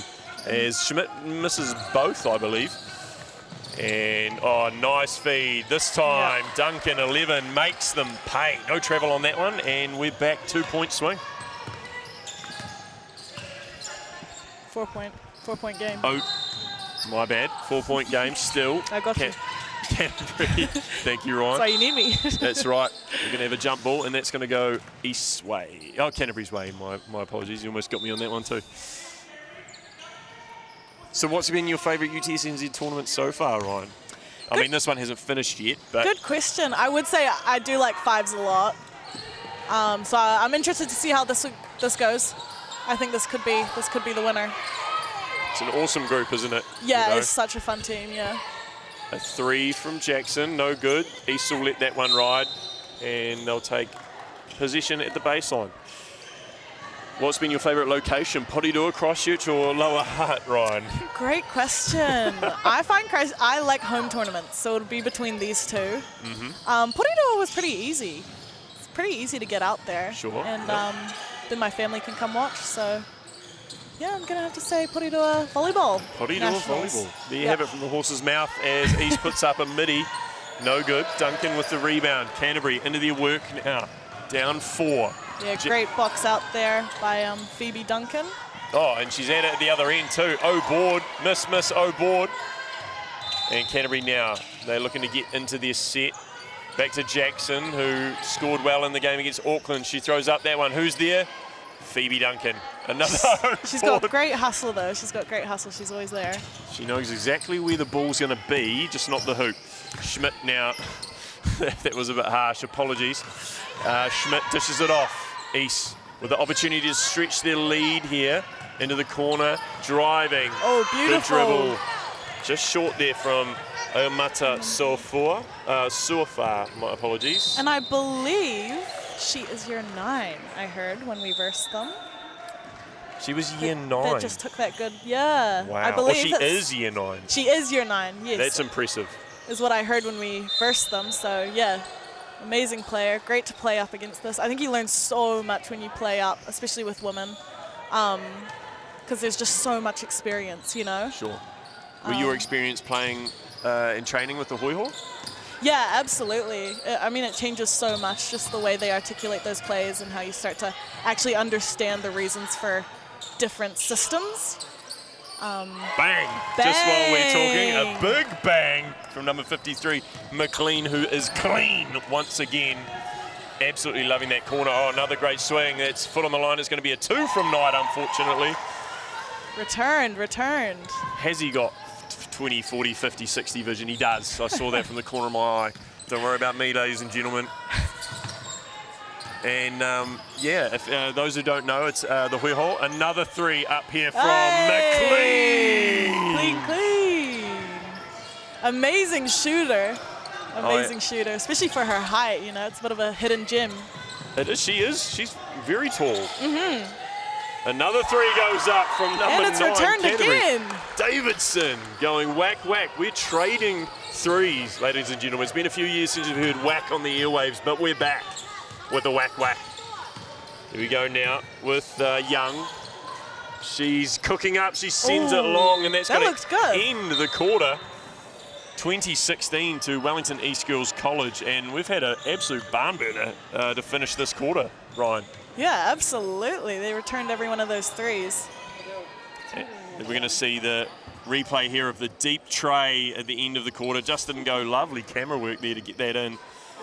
And if you're East College, if you're the coach, Ryan, you've got to be pretty happy with what you're seeing so far. Absolutely, yeah. The girls are doing absolutely amazing. They're returning all that physicality and staying confident. See everyone getting in there. And they're doing a really good job getting back, too. I haven't seen much fast break runaways. Absolutely. And for Canterbury, they a bit sloppy, a few missed layups, a few O-boards that potentially could have given them a few more points. Gone begging, you would say. Yeah, but I always say that doesn't last a full game. You know, so if the score is tight and one team's fumbling and sloppy, that always picks up a bit. So that's when you got to lock in and not expect that to play out the whole game. So it'll be interesting to see how they change that throughout the game.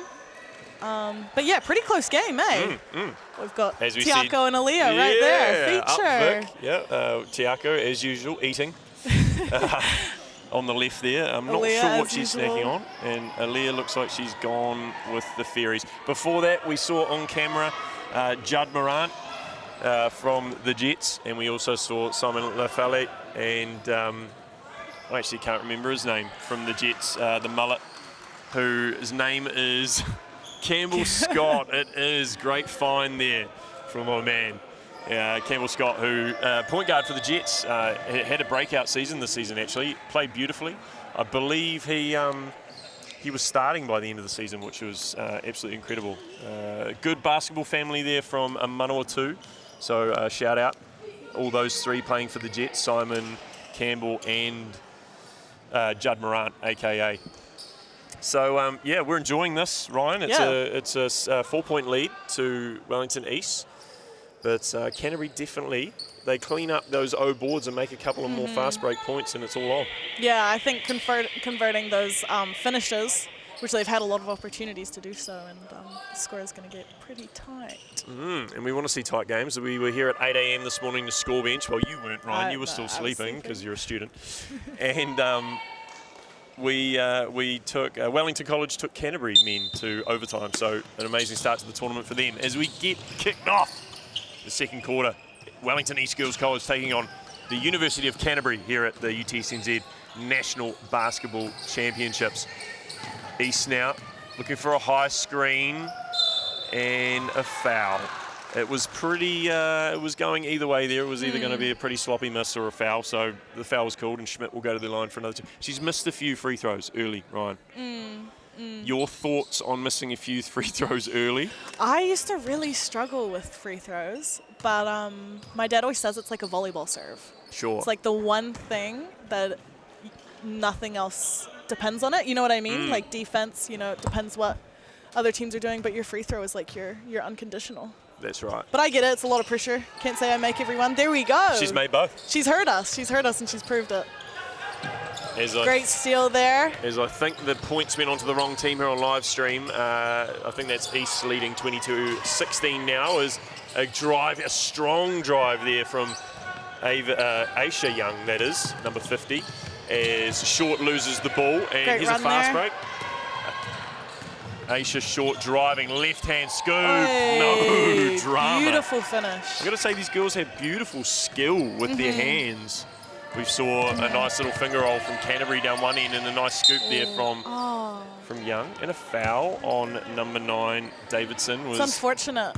That was a great trap there. I think at that point it's good to just keep their hands up and let them make the mistake. Look at that Coach Ryan in there giving directions. We'll see you on the coaching staff for Vic Uni Women's in a few years. As Canterbury swings to the corner, 3 goes up short. And good D-board from Wellington East. So I've got to say, they've got great ball control as well. Yeah, totally. Number 33, Ava Yee, great ball handler, bring the ball up. Doesn't seem to get flustered by her defense or by the speed ever. And knows when to give it up to, when to pass it. And that's key, right? That's a coach's killer. If you're dribbling too much, pass the ball. If it's not your shot, pass it. It's short. Yeah. Short goes along there. And a D-board from Wellington East Girls College. No laughing from Ryan there on that pun. That Short went long. Got to do better with the dad jokes. Oh, sorry, I'm too locked in. That would have been a good. I didn't catch that one. That would have been a nice little feed there. I think there was a little hand in the back there, but we're going to play that out because we're going to play it out. That's why, because we're not reffing the game. We've got a timeout here. The score is locked up, 20-all. Was that right? Yes, it is. It must be. Unless those Canterbury boys on the bench are slipping a couple of points on. It was 2016 at the start, was it not, though? And then we've got those free throws, so. Or no, Asher Young's finish. That nice left-hand finish, so. That is true. Could be debatable there. It could be. We may have a score discrepancy. We are not quite sure, but we're commentating. Yeah. Not score benching or reffing. So what we're going to do... So don't shoot the messenger. ...is we're going to bring you all of the words, but none of the facts, ladies and gentlemen. If there's anybody out there and you want to get in our DMs and tell us some things about some of these players, if you're watching at home, you can absolutely get in Ryan's DMs. Ryan, chuck your @ out there. Okay, RYANDAIL3Y.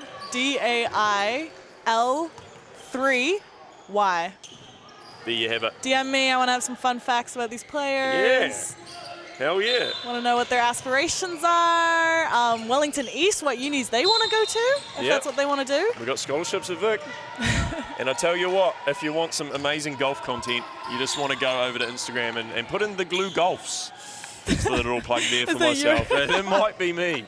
But anyway, we'll get back to the action here. Enough about us.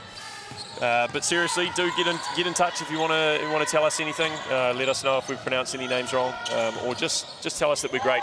As Duncan drives in, I'll tell you what, she is absolutely getting there, just having a bit of trouble finishing. Is short now with a nice dribble into the lane, gets hit by an absolute freight truck, and strong. I tell you what, that was a strong bump. Fouls there on Canterbury, and they're going to hand the ball over. Ryan, any commentary for yourself so far in this debut? Yeah, how are you feeling? You settling in? My own commentating debut? Yeah, I want to get... Oh, this is fun. This is great. Oh, Asha. Beautiful finish there. Got around her defender. She missed it. Beautiful decision, I mean. She jammed Unfortunately, it. not a beautiful finish, but I have confidence she'll recover there. Lovely hands. Oh, look at that. Nice in a run. Ladies and gentlemen, if you're watching at home, to run at full speed while dribbling, to then jump and then find a pass in front of you, thread the needle, that is difficult, Ryan, is it not? That is very difficult. Yep. These girls from Wellington East are making it look very simple. Mm-hmm. And I tell you what, I couldn't do that, still can't do that. Yeah. You? No, I don't think so. I don't think so. I need to take a page out of their book. I think you've got it in you. Yeah, I think it'll be so interesting to see how these girls play at their secondary school nationals. They're looking amazing right now. They're looking calm, collected. I mean, if they can keep finding Portia McLean in the corner. Absolutely. That is, I tell you what, that's some sensational shooting from what looks like quite a young talent. Yeah, I think the great thing about that too is obviously her matchup is going to be someone super tall and someone that's used to camping in that key, you know, and so she can defending spread there. the floor. So yeah, it's a new matchup for someone, you know, to actually have to close out fast like that on the three. That's basketball these days, isn't it? I mean, Yeah. we're seeing longer and longer players play on the wings and play at the top. I mean, New Zealand basketball have put a lot of time and effort into the junior programs, and they're seeing a lot of results out of some of the recent World Cup squads and Oceania and Asia Cups, etc. Yeah, absolutely. It's been a stunning time for Basketball New Zealand in the last last decade. Yeah, Zita Schuler to the line for what was a great take, but a lot of contact. It would be absolutely surprising who they put on her at nationals. I might go there just to Portia. see. Who gets put on Portia during games? I mean, you're right. She's. Yeah. Do you put like a 2-3 on her? Almost? Yeah. Or are you just? Yeah. She gets. I haven't seen her in the post yet. As she gets the ball on the wing, she's going to hand off, do a nice spin, as we see a drive from East. Ooh, beautiful. Hey. Number 38. Va'asua. Yep. Beautiful little spin around. Yeah, that was gorgeous. On a dime spin, go back to it. Oh, as Knight shows us the same thing. Just a bit strong on that one, Ryan. Yeah, I do love a good footwork spin. So tough call there, but looks like the right call. There's not much complaining coming from Canterbury, number 8. That is Zita Schuler. Great name, another great name to go along with all of the great names in this game. yeah, great riffing so far. It has been flowing Yeah. well. There has been no some complaints. Yeah, there has been some messy moments, but I think that's more the team than the referees, let's be honest. Ooh, got a 5-second call there. Just unfortunate. Just couldn't find a clean pass. Get it in. I tell you what, Canterbury, I'm still confused about the score, but we're going off the... Yes, I agree. It's 22 on the scoreboard and our TV, so as Canterbury finds it inside the jack, that's too easy, but I tell you what, that wasn't the finish she was looking for. Schmidt now racing ahead. Yeah. Oh. Hands everywhere. We're talking in the piggy bank, the hands in the cookie jar. Yeah, absolutely. She got called for a travel there, which I'm not sure what I saw. Call. Yeah, that was a tough call, but because hands on the ball these days while dribbling is jump ball, yeah? Here we go with a replay. Yeah. It looked like... I'm not even sure if it was in her hands at all, though. Yeah. I'll tell you what we're going to do. Whatever they see. We're going to play on. As Canterbury desperately need to get this over the half, and they do. As number 12 from Canterbury, Small, gets it across to Jackson, who drives on the left hand. Nice little midi coming up and a block. Huge block from Va'asua, and says nope. But here comes that's Emily Knight with a deep tray, which does not go. Yeah, beautiful block by Va'asua. I think that comes with that spacing. Oh, and does she? Oh! I got a bit excited there. Amazing. Big high right hand off the glass. Up there too. She was way up. My headphones nearly fell off. That was a beautiful play there. We were talking about her on the Wow, other talk end. about some highlights, yeah. That was amazing. If there's a replay of that one, we'd love to see that again. Yeah, Not absolutely. putting pressure on you guys and the production crew, but she's going to go to the line for one because that Let's see if we have the final. Oh. She's going to get the bounce. Yeah. She deserved that bounce. Here it is, the replay. Look at this. Wide. Wow. Oh. Far from the hoop too. That's amazing. Yeah, she looked Great like highlight. she was running down the tram lines there as Knight now has it. She's going to settle. There's just under 6 minutes to go in the half. She hands off to number 23. First time we've seen her in the game, Gibson. She steps back, passes. That might be a travel as well. Lifted her pivot foot, Ryan. That is a big coach killer. Yeah, yeah. And the refs are going to catch that every time, I find. They're on to the travels. They are really punishing the travels yeah, at this tournament. You barely ever get away with it. If you're coming on, you've just come on the bench as Gibson's done. She's gone in there. She's gone in hot. She's turned around. She's made a mistake. I'm just going to put it down to coming off the bench. A little bit rusty. She'll be better for it. Yeah, can't name the amount of times I've done that. It's hard coming off the bench. Would you rather come off the bench or start? Oh, I'm coming off the bench all day. Not because I prefer it, because I was terrible. Oh. Ladies and gentlemen, if you don't know me, which I'm sure you don't, I'm 6'2" and I was a centre in 2006. So let that sink in these days. A centre's 7 foot. So yeah, let's play on. So I was definitely coming off the bench as Schmid now pushes. Sort of stutter stops and then loses possession. A few hands in there. Both teams just need to settle it down a little bit here, Yeah, Ryan. we're having some pretty fast shots up, which, you know, it works sometimes, throw someone off their game, but, you know, if we've had a repetitive few misses, might be best to run our set, pull it out, and find that advantage. I mean, more and more teams are playing that fast style of basketball, aren't they? With the it must just be, it's watching the NBA, you know, like they can make that first shot, so you get down there and you're like, yep.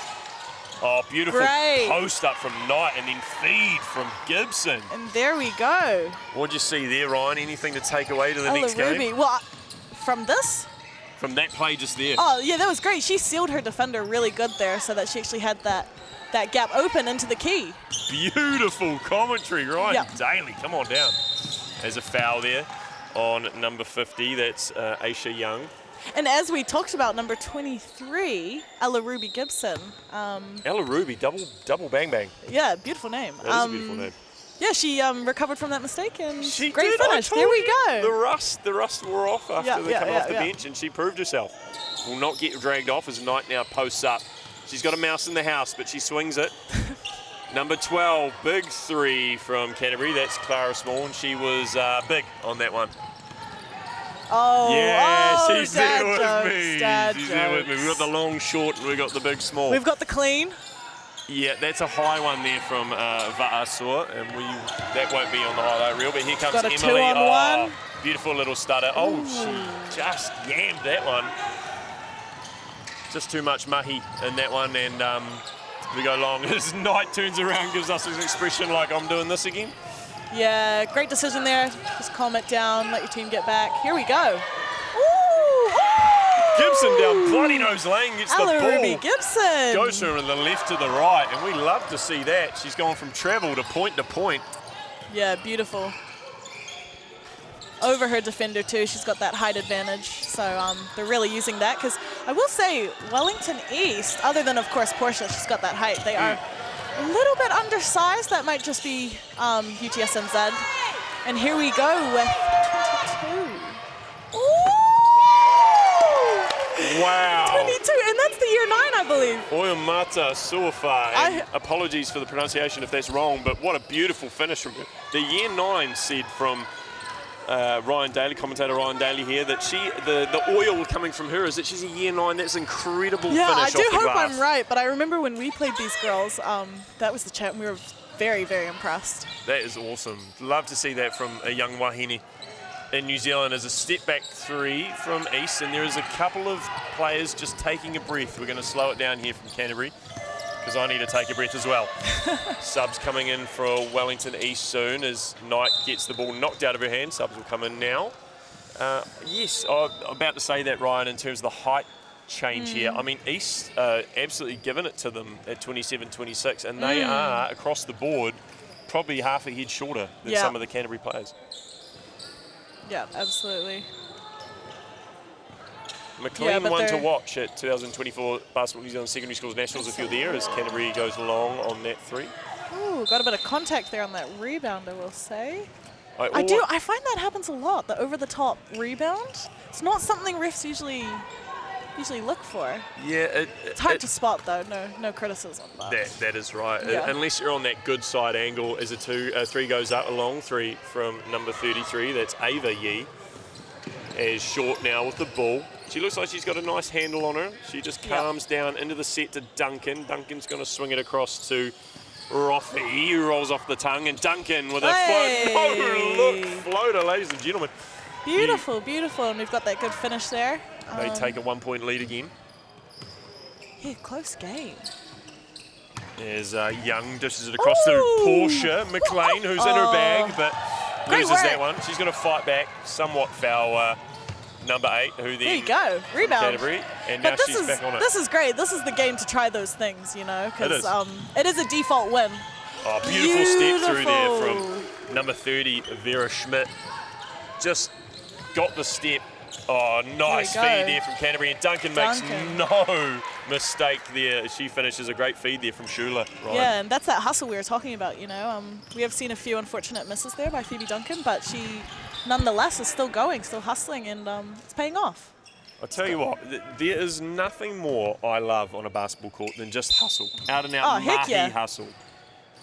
Heck yeah. Doesn't even matter if you're scoring, if you're out there giving it. And you give, she was out on that one, and a great call. Great pick up from the referee there. I absolutely agree there, Ryan. We've got a few players that we could probably name with just a lot of work in them that probably themselves would say not the best basketballers, but will outwork anybody else on the floor. And you give that energy to your teammates that are scorers. Short with a lovely pull-up in the midi from the free throw line, and she's got the hand over the mouth. She's not super stoked with that outcome.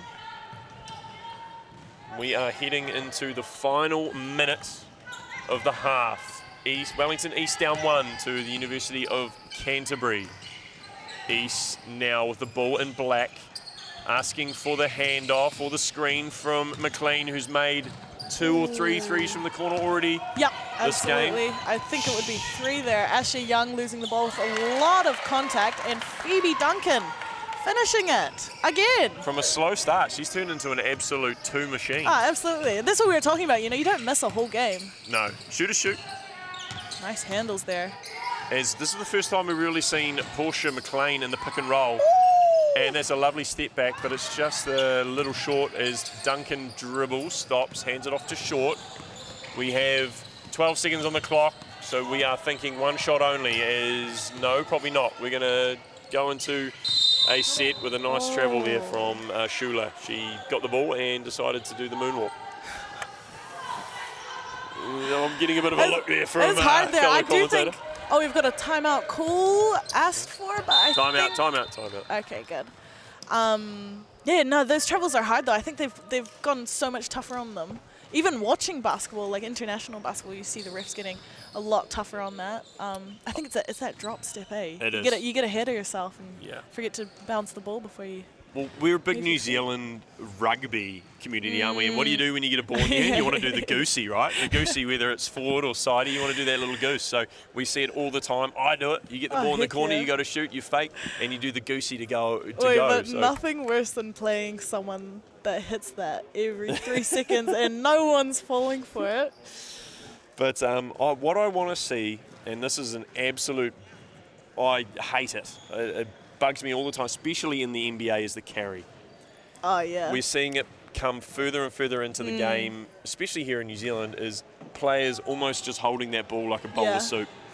Yeah. And like the travel, we've been, as you've mentioned, they're calling the travel more and more and more, but I really want to see that carry starting there to was be a called. carry call earlier. Beautiful. Against Wellington East, so there you go. Absolutely Our refs beautiful. are onto it. We've got travel calls, carry calls. There you have it, right there from fellow commentator Ryan Daly, who's given us the full rundown. And one of our refs is a Dunedin girl, actually. I think she's moved, I think she might have moved and we're into it. Great screen from Portia Clara, and they just couldn't get Portia McLean, that is. And we'll finish the half with Canterbury leading 32-29. It's been tiptoeing, seesawing half, Ryan. You would say success from both teams, probably. Yeah, I would say a successful half for both teams. It's pretty high scoring too from some of the games we've seen. We've seen some very low scoring games here. So no, they're actually both playing really well instead of, a tight score because neither team is really performing. I'd say they're both playing amazing. So Absolutely. We see a couple more of them fall in the second half, and I think we'll have a really tight finish. I think tournament basketball, the difference to league basketball is there's Eric Clark, our head coach, having a look at his screen from a mile away. Put your glasses on, Eric. To any Tawa College kids, Eric was having a mental health day today. He was not. There you have it. He was not pulling a sickie to coach tournament. But tournament basketball, the difference between tournament basketball and just normal league play just must be so much different, especially on the body and the mind. Oh, absolutely, yeah. I really like tournaments. I've always been a tournament person. Hey, Vic team. There they are, Masuzu, Talia, Ella, jumping in there, having a smile. Did she have a nap? Yes, no, maybe. We're not sure. But we'll find out later when we're on the bench.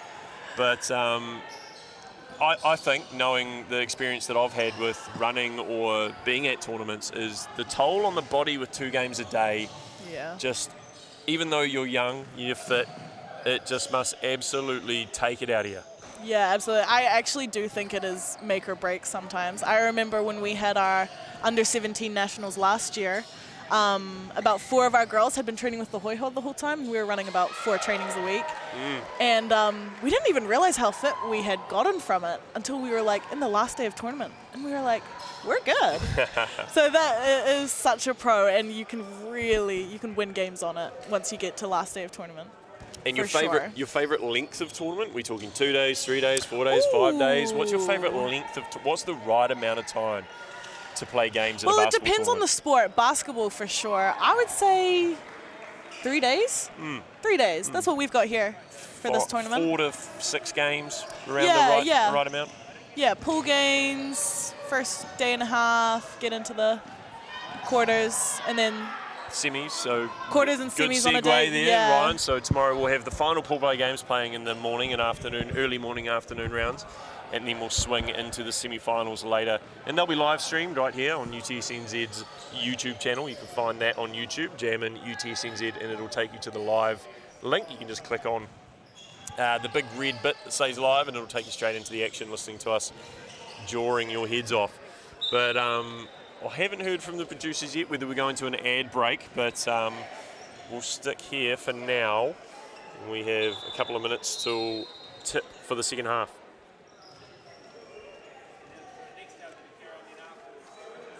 We can quickly touch on the Shield and the Spirit standings, Ryan. So those of you that aren't aware or familiar with UTSNZ, there's TY from UTSNZ, and to his left, Catherine from Basketball New Zealand. So our 8 universities playing in this event, so University of Auckland, University of Canterbury, University of Otago, University of Waikato, Victoria University of Wellington, AUT, Lincoln University and Massey University play 8 championship events across the year.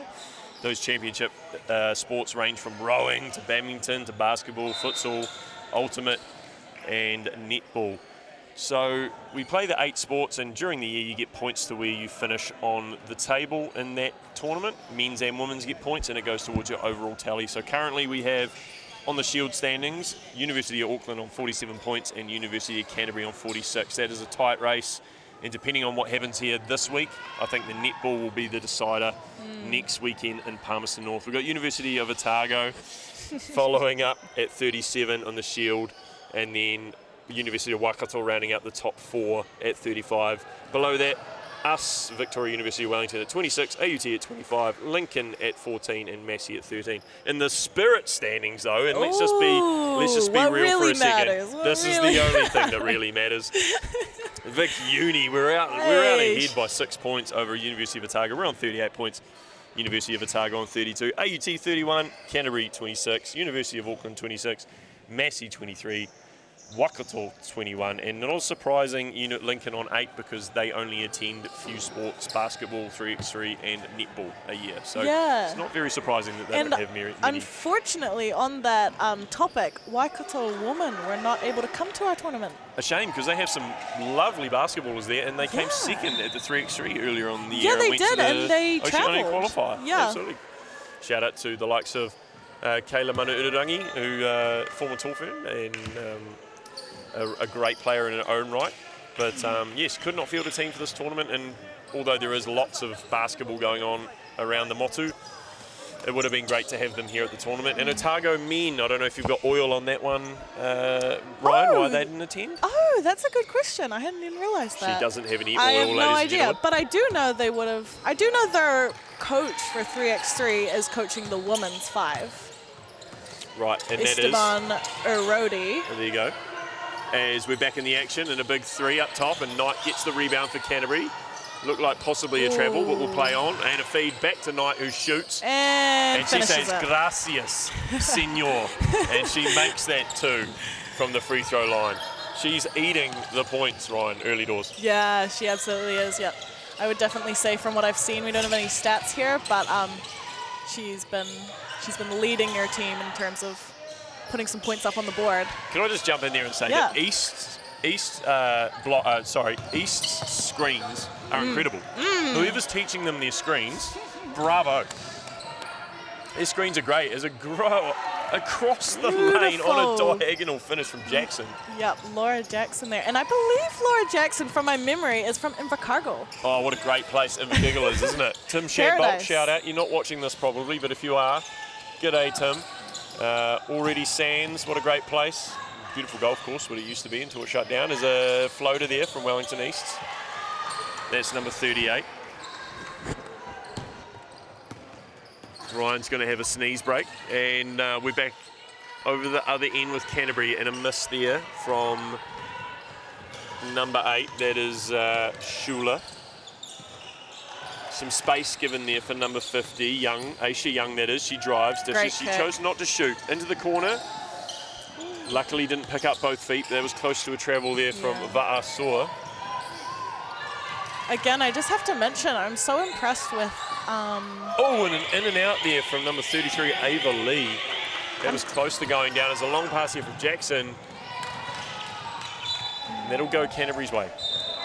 Yeah, as I was saying, I'm very impressed with Ashley Young's decision-making on those kicks. That's so great. I think she's such a strong player, too, and she opposes such a threat when she gets in there. So then, you know, there's always a collapse of defense there, and she always knows when to kick it out and give Portia a shot, as we've seen many times. Jackson throws it up. I agree. She's got a cool head on her shoulders there. And that's what you need when you're playing the point. Absolutely. There's a foul there on Jackson, who makes the 2. What a highlight play there for an and 1. Beautiful. Canterbury. A lot of contact there. Oof. That was an epic play. Straight from Invercargill.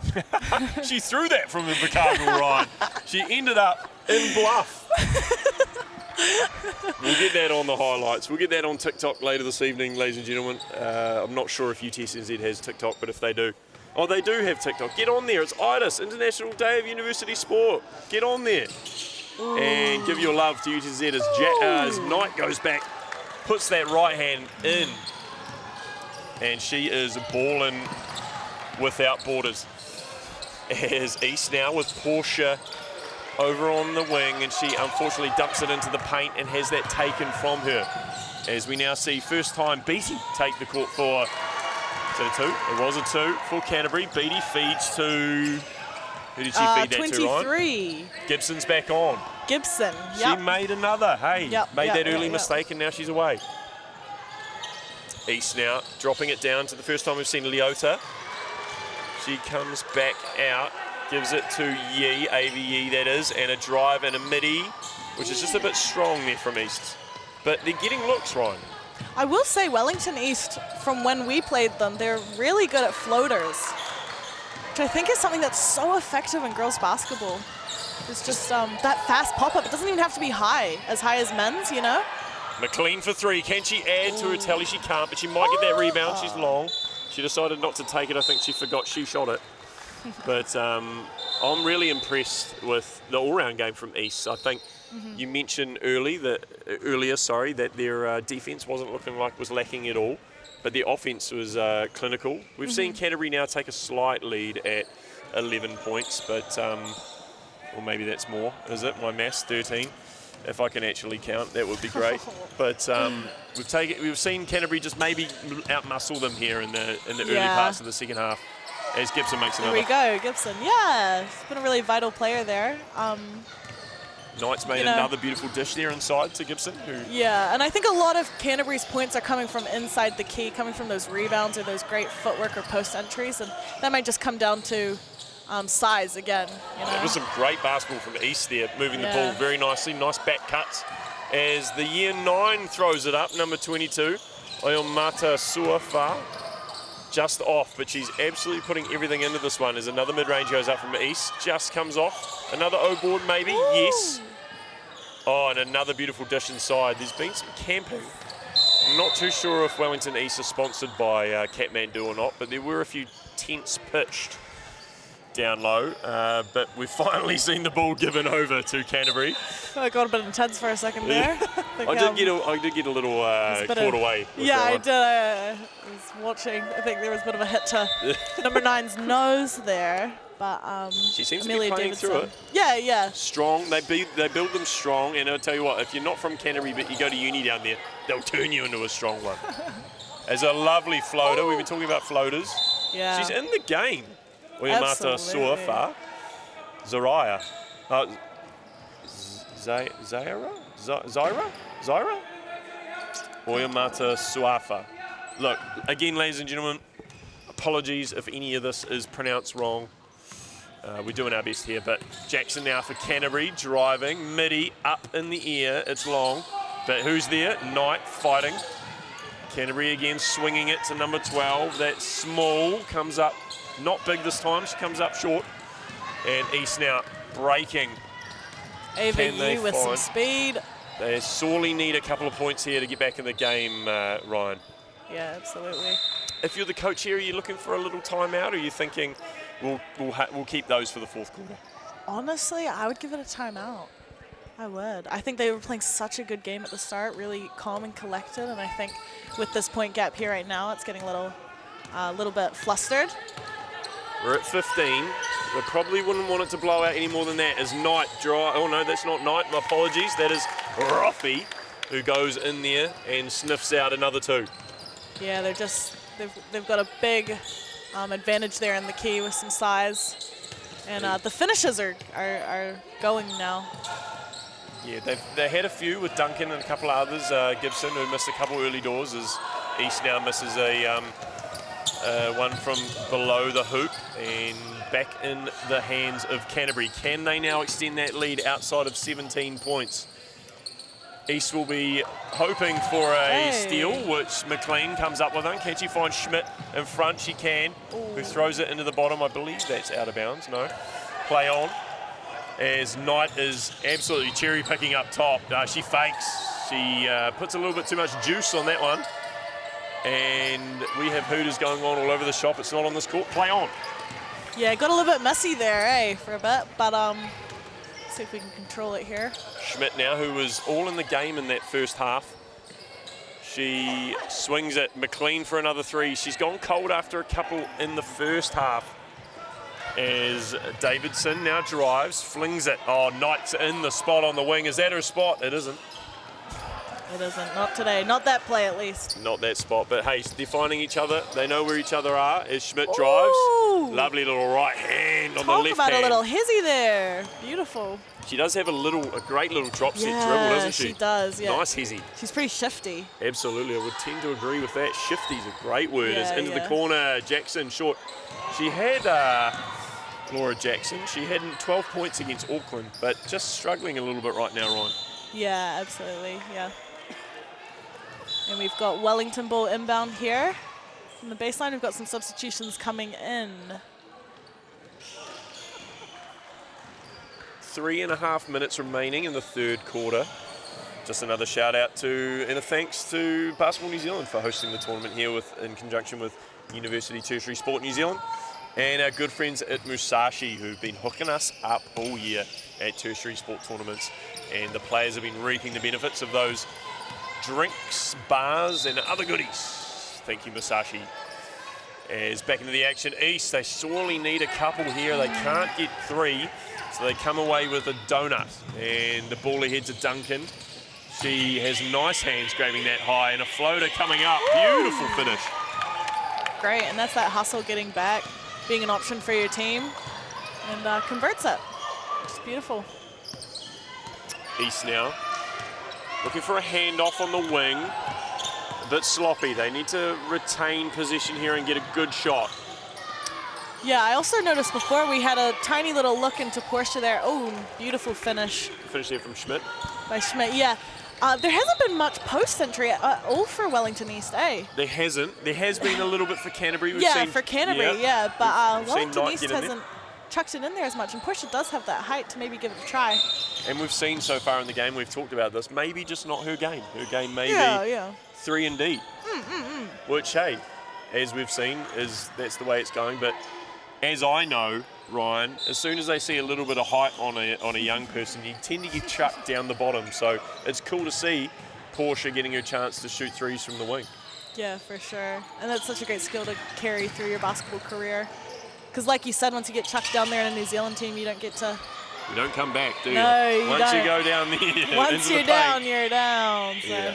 There's another miss from Canterbury, and it is starting to get a little bit sloppy with the shooting. But I tell you what, all it takes is a couple. McLean was screaming for it in the corner, and she's going to get a chance to get another one up here. And that just goes a little bit long. She's got to keep her head up, though, because she's been amazing in this game, and she's been key to East keeping within a couple of points. But we're out here now to 15. Can East mount a comeback in the remaining 1 minute 30 in this quarter? Another great steal from East. They got active hands in the passing lanes. There's a good drive, a dish, and Schmidt gets a good call. Clark's clapping for it on the wing. She wants it. Great feed out to the corner. And they're back. It's a 2, only a 2. But Oiomata Suafa, that's a beautiful shot there from the young lady from Wellington East. Good swinging, good communication there from McLean. Beautiful, and good patience just to keep that space, eh? You know, sometimes it feels like your teammate doesn't see you down there and you got to cut and you got to junk up that key, but no, she stayed out there and was rewarded for that, so good to see that as well. Good IQ. Oh, rewarded. What a great word. Rewarded for all of that hard work. Ryan, you have a gig in this commentary stuff. This is beautiful right now. We're going to have to get you signed up. We'll get a contract from Basketball New Zealand to get on that Tauihi League starting later this year. Contact Connor. He's got my email. Everybody. Who are you looking for? Who are you looking forward to? So we've just got Connor signing off for a moment, talking to Victoria coach Eric Clark. We've got a sideline inbound for Canterbury. Goes to Duncan. Goes a bit too long there, coming off the backboard, and we've got Wellington East bringing it up. Beautiful, Ryan. Absolutely. That is great commentary. Thank you for taking over there for 2 seconds. As I was saying, you've got a future in this commentary game. And Thank you. You've done an absolute brilliant job. I know you're going to get dragged away from the coach at some point, and you're going to leave me all alone with nobody here beside me. But hey, we're going to do what we have to do. You've got to go and warm up at some stage. She'll bid her adieus at some stage and head off to warm up. So you'll be left with my southern drawl for a few minutes to finish the game. But here we are, with 30 seconds to go in the third quarter. East now. Here we go, advantage there, footwork, spin. Future star there, and Short down on the ground, giving it her all. Yeah, good commitment there. Body on the line to get that position. That's something that a coach and loves. Rewarded. And rewarded for that hard work. That's your thing now. That's your catchphrase. Hard work and rewarded. That's a defensive foul. Quite unlucky, I think there might have been. But lots of smiles on there. Yeah. I mean, you got to love that, when you turn around and maybe the coach is saying, oh, that might have been something else. And they're all smiling.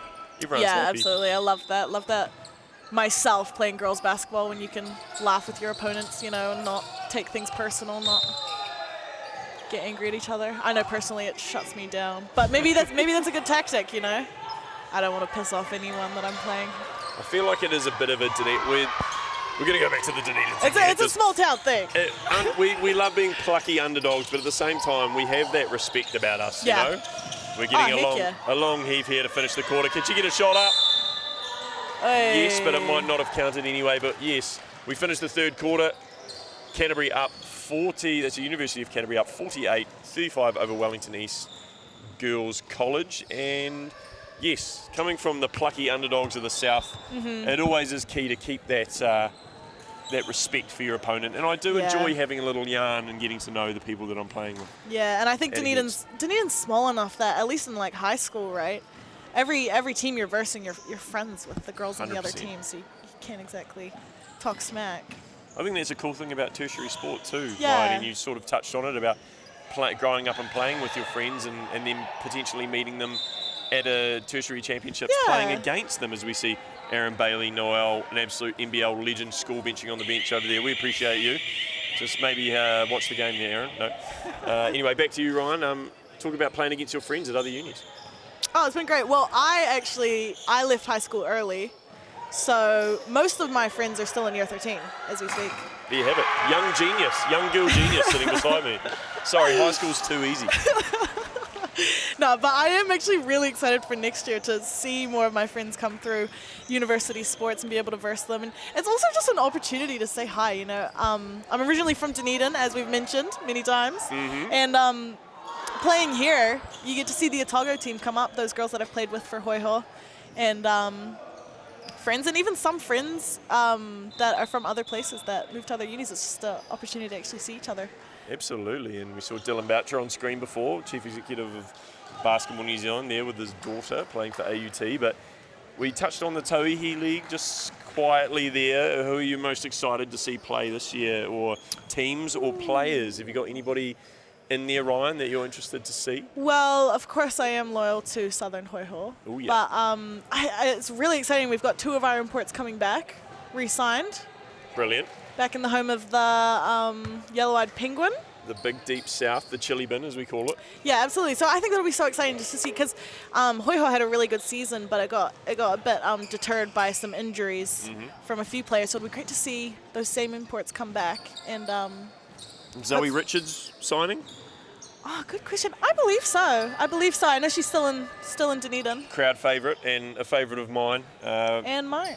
She's a great doesn't human. love The whole Zoe? Richards Yeah. family. Shout out to the Richards family. They're great ambassadors and stalwarts of basketball Otago. Absolutely. Would you not agree? Absolutely, yeah. Zoe Richards' mum, Kath Richards, is, I believe, Kath. general manager My second mum. for the Nuggets. And Britt Richards, Zoe's twin, was my under-17 rep coach. Britt's so there you amazing go. as well. Great family. Great shout out there for the Richards. We're back and we're in the fourth quarter. As I mentioned, Ryan, my co-commentator, will head away soon as East miss again. She's going to get ready for her game against Ryan Testia. Who are you playing? AUT. You are playing AUT women at 8:15 on Court 1, I believe. Are we on live stream? No, we're not. We're not on. We're on Court 2. And as Canterbury now jumping in through short, and she's come up. Shorts. She has. She's finished my sentence there. It's like a good co-commentator. And Canterbury now with the and an offensive. out of bounds play and an offensive Offensive foul. foul. Ryan, looked like a, what was it? You saw A it? screen. I think it was a screen. An I illegal think screen. it was by number 15, Emily Knight, It I was believe. Knight. I could be wrong. She but had that's her what hand I saw. up, so Yeah. you like to think that was her as East. Yeah, and I think she took that honestly as well. Didn't have any complaint about that, so I think she knew her. East playing a little bit of 5 out here, moving the ball, but got a little bit stagnant here with Schmidt. They get into the corner through Young, and she throws it just a bit too much juice onto the basketball. Apologies, that was no, that was Aisha Young. I'm second guessing myself, but I was right as usual. Not that my partner would say that. As we play on through now, Duncan with a little bit post action here from Canterbury. Maybe something East could have a think about. Maybe enter into the game as Knight's going to get the ball through a handoff and fouled. Yeah, a bit of Just contact enough there. of a push there from Yeah. Schmidt. Yeah, and that probably comes with that fatigue as well. You know, start of the game, you might not fall over with that, but as the game goes on, those contacts come a bit more severe, eh? 100%. So we're back in here with Canterbury. Duncan's going to get a handoff in the post. I don't mind that. Just a little bit too many bodies there to try and get through there. Spacing just become a little bit of an issue here from Canterbury, but we're talking about issues. East maybe just lost a little bit of mojo. Yeah. Coming against some big bodies, a bit of beating. They've had a hard day at school. They didn't play midday against Otago. That is true. They're at school today. So Friday. As McLean dribbles it into the corner to Schmidt, she might dish this back out to McLean. Oh, lovely through the legs dribble out to the young year 9. Some good driving and dishing, at least some ball movement here, Ryan, but we really need to get a shot up because there's 3 seconds on the clock. And McLean to the rescue. And a rebound. But an O-board to Schmidt, who drives, dishes. One more down low. Yes, you betcha. Oh. And unfortunately another miss, but great movement there. Very exciting. Great movement. It's good to see Portia McLean getting that ball in stride and shooting it with confidence. Yeah, absolutely. To have that body control as we see East with a nicely stroked 3 from Aisha Young that time. Just hit the backboard and came off a bit long there. But East getting some shots up here, which is good. Some good shots as we see our first post. Look at this. Yeah. Hard luck. There was a cutting shot clock. Yep. There was a cutting Schmidt in the background that. Oh, and a lovely block there from number 38, Va'ausua. Brilliant fight back there, and you talked about their defense early, Ryan.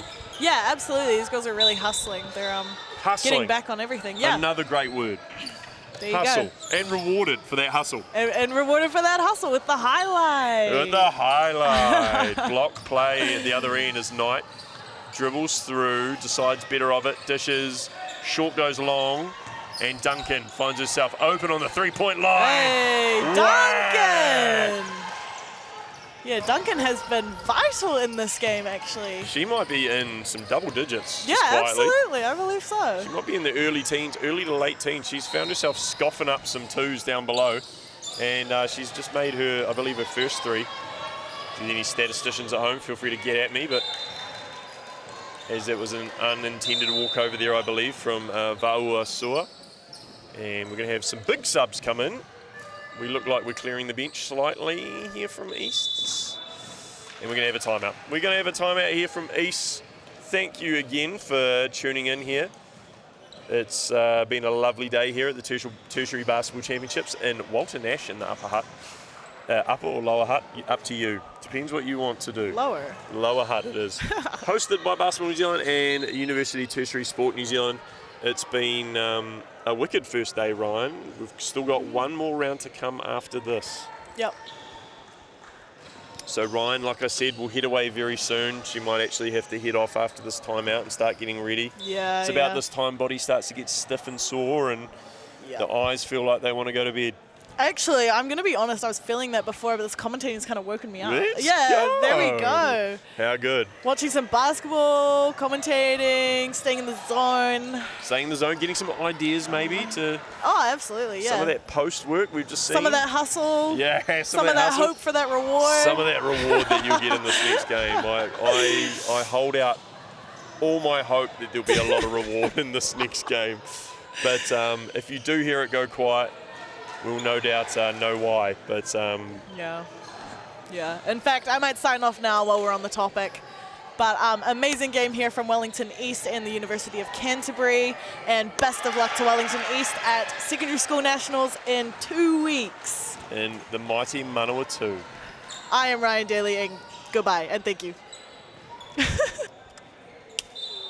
Beautiful.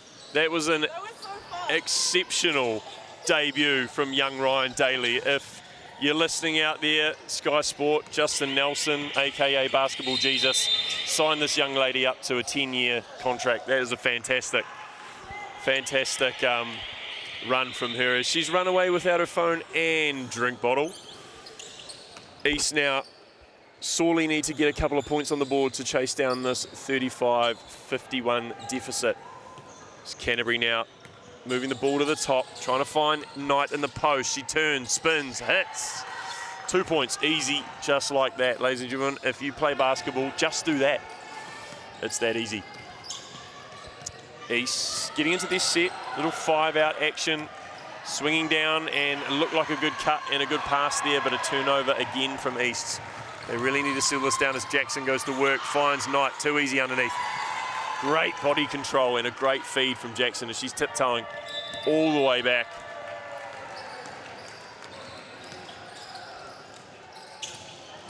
Back now to the handoff on the wing and a screen. East trying to get into their work. Feed from the top, it's going to be a long two, that's a coach killer.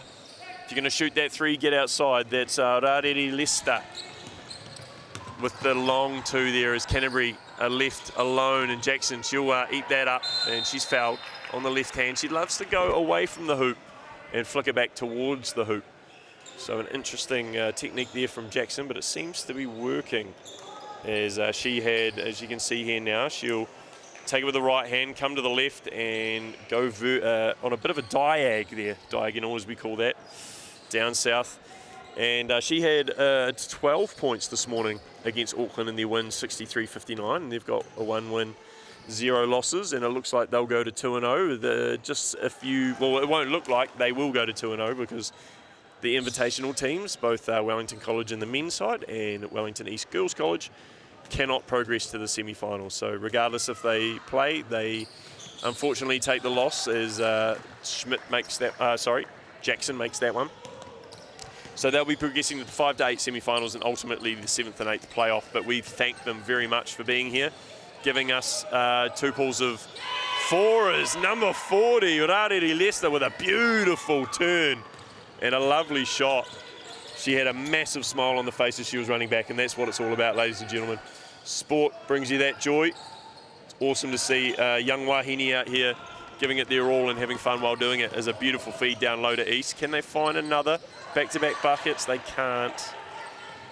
Another lost pill underneath the hoop. There's lots of things to work on after this game for the coaching staff, but I tell you what, there's a lot of positives too, as Duncan finds herself free again. She is making this what she wants. There's a big lead now for Canterbury, University of Canterbury that is, as Wellington East Girls College go around the horn again. McLean hands it off, a shot potentially there taken for East, not taken, but a shot now short, but a good O-board, and they reset through Aisha with a beautiful spin, just couldn't get the body control. Aisha Young, another young talent to keep an eye out for. That's beautiful play there as Canterbury find their way into the corner. Duncan, can she make another three? Just a bit long. Number 24, Roffey in there, giving it her all. Another three tried by Beattie, who we haven't seen much of this game, but we're seeing now. And no points come away with there from University of Canterbury, but a bloody good effort. And East again. McLean, can she find her strike again? She can't. She's not happy. Clap of the hands. Love to see the bit of frustration out there. As Jackson gets the screen, drives, dishes across. She's going to find her way into the corner with a bit of motion, B-ball. And Roffey now is going to hand off to Duncan into the corner. And what did I say? Who's there? Jackson. Sorry, Miss Jackson, but that one did not go down.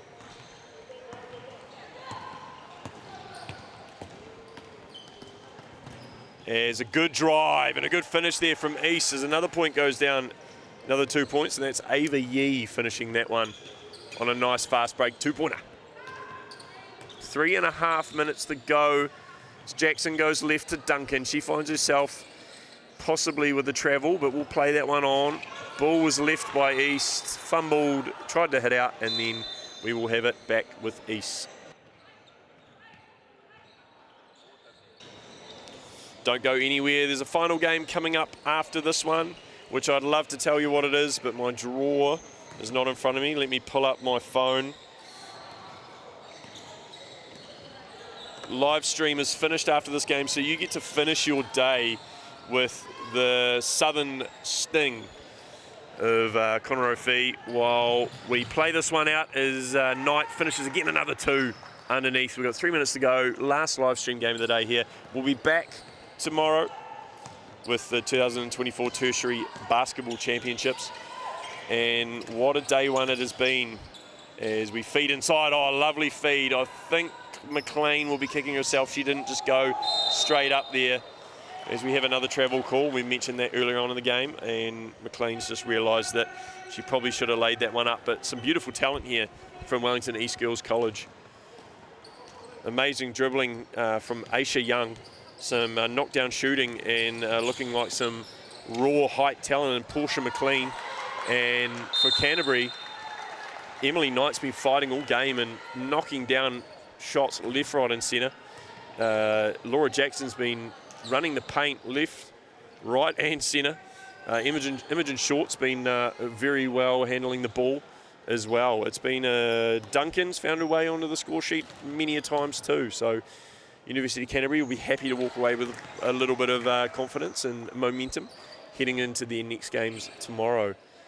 A reminder that the pool play for both men and women will be wrapping up just after midday in the early afternoon rounds and heading into the semi-finals for both women and men and women. I think men first, I believe. As East now looking to get into those 40s on the scoreboard as we swing to the corner. A nice fake to the other corner. Shot coming in a bit low, but we're going to get another O-board here for East. There's some good fight here on the ground. You love that. Body up with the university girls. You absolutely love to see that from the young schoolgirls. Canterbury driving. Probably a foul it is. That will be on, we will wait to see. I don't think anybody's in foul trouble. And looks like we are not in the bonus either. So it will be a blob, baseline out of bounds in basketball terms, and Canterbury will try and stack it and get it out to Short, who finds Knight wide open down below, fumbles, reconnects and hits number 12 in the corner for Canterbury. That is Small, who comes up just a bit big. And Schmidt, beautiful spin. Knight gets a hand to it and doesn't go down, but that was a beautiful spin and layup attempt from Schmidt as Gibson fakes, takes it down low, bit of point post action here. She's going to dish it back out, cutting Short, doesn't get it. But here comes Small, and she's big again. She goes again, and layup with the lefties, good. A beautiful finish there from Clara Small. Canterbury now ahead 63-39. 1 minute remaining in this one. Last live stream game of the day. I repeat, last live stream game of the day. You can get us back tomorrow on UTSNZ's YouTube. I'm sure most of the unis will be resharing this, so you can jump on their pages, check out their sport or recreation pages, even if they're central main university page, and check out the link and how their teams are doing. We've got teams from all around the country. We've got Massey, who have campuses in Auckland, Wellington and Palmerston North. We've got Lincoln from Canterbury. We have AUT from Auckland, multiple campuses over there. Victoria University of Wellington, obviously from here. And Whanganui Tara. We have University of Waikato up from the mighty Wakachangi. We have University of Otago down from the Chili Bin. University of Canterbury from, as you see, and University of Auckland from Central Auckland. Players from all around New Zealand and even overseas featuring at the Tertiary Basketball Championships here as a beautiful finish from Wellington East College. That is a lovely touch there from Va'uasua. And we think we will just run this one out as Short gets over the halfway line. Another great momentum win for Canterbury. They might look like to go for points here, which if you follow basketball is not usual. But hey, it is. Gibson will shoot. No, she won't. She'll shoot after the buzzer, ladies and gentlemen. That one wouldn't have counted as the University of Canterbury go 2-0 on day one of the Tertiary Basketball Championships with a win 63-41 against our invitational team, Wellington Girls East College. Stick around for day two action tomorrow here in Walton Ash. 9:45 the first game you can catch live on UTSNZ's YouTube channel. Stick around, there's lots more action to come in these 3 days here at the Tertiary Championships. We thank you for tuning in. It's been a long day here. Stay happy, stay healthy, and I'm Connor O'Fee. I'll see you next time.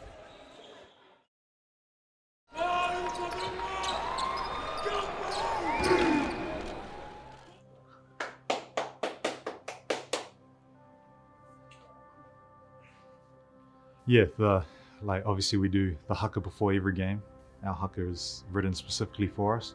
The haka starts Tuturu whakamaua kia tīna, and that means we honor the past, present, and the future.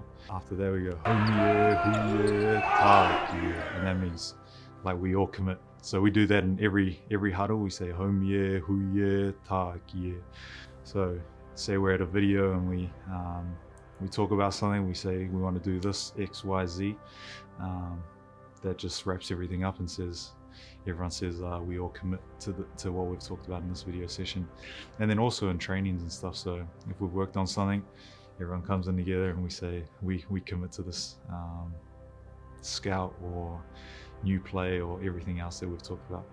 Another part of our haka is tukaha opango tekahikate, and that means the black singlet is strong, firm, and immovable, and that's kind of like pretty much our culture. Like that's what we stand by, and when we do that haka before every game, that's pretty much like everyone thinks that we're doing the haka for the other team, but we're actually doing the haka for us. We're making a stance and we're telling everyone why we're here and what we stand for. And that's Jordan, our leader in the haka. He's asking us how are we going to stand in this storm, which is this storm is the other team. And then we all say and that means like our strength is within our roots. So the kaikatea tree that we say is a tree in New Zealand that is tall and skinny. The reason they're so strong is because they're attached by their roots, and they usually come in a big pack. And the tall skinny trees, which represents us, obviously we're tall and skinny, but we're very solid because we're all connected through our roots. And that's something else we talk about in our haka, that we're just telling each other that we're going to get through the storm together, and because we're strong, we're intertwined and connected through our roots.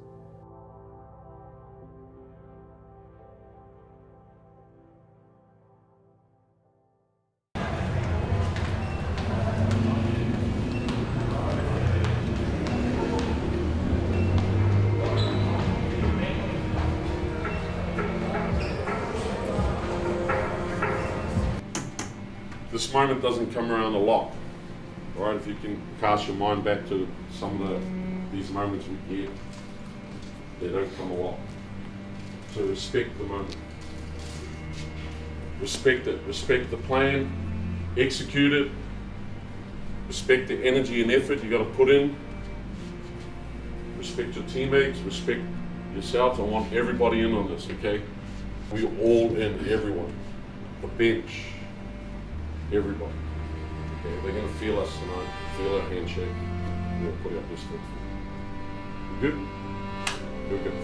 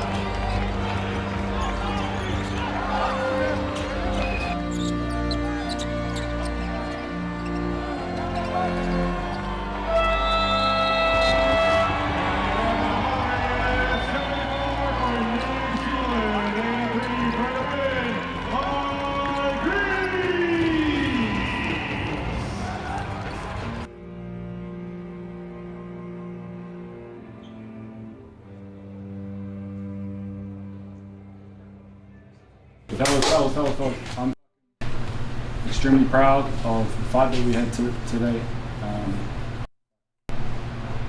I feel the pain.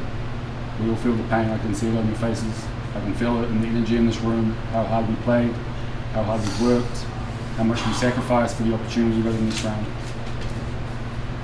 It is extremely important for this singlet and what it means to us and what it means as a nation, as a team, how we finish this tournament, how we come out tomorrow. So it's extremely important that we do whatever you guys need to do, everyone in this room, to put this behind us, to learn and to be ready to play tomorrow. It's extremely important. You know what I mean? There's two ways this can go. And if we don't do the right thing, then it puts that sacrifice, it puts the fight tonight, it puts everything we've done, and it doesn't mean anything, right? We have to find meaning in this loss and find meaning in how we execute and how we play the rest of this team. It's extremely important for the Black Sea, right? And that's it. So we move on. Come on. Let's go.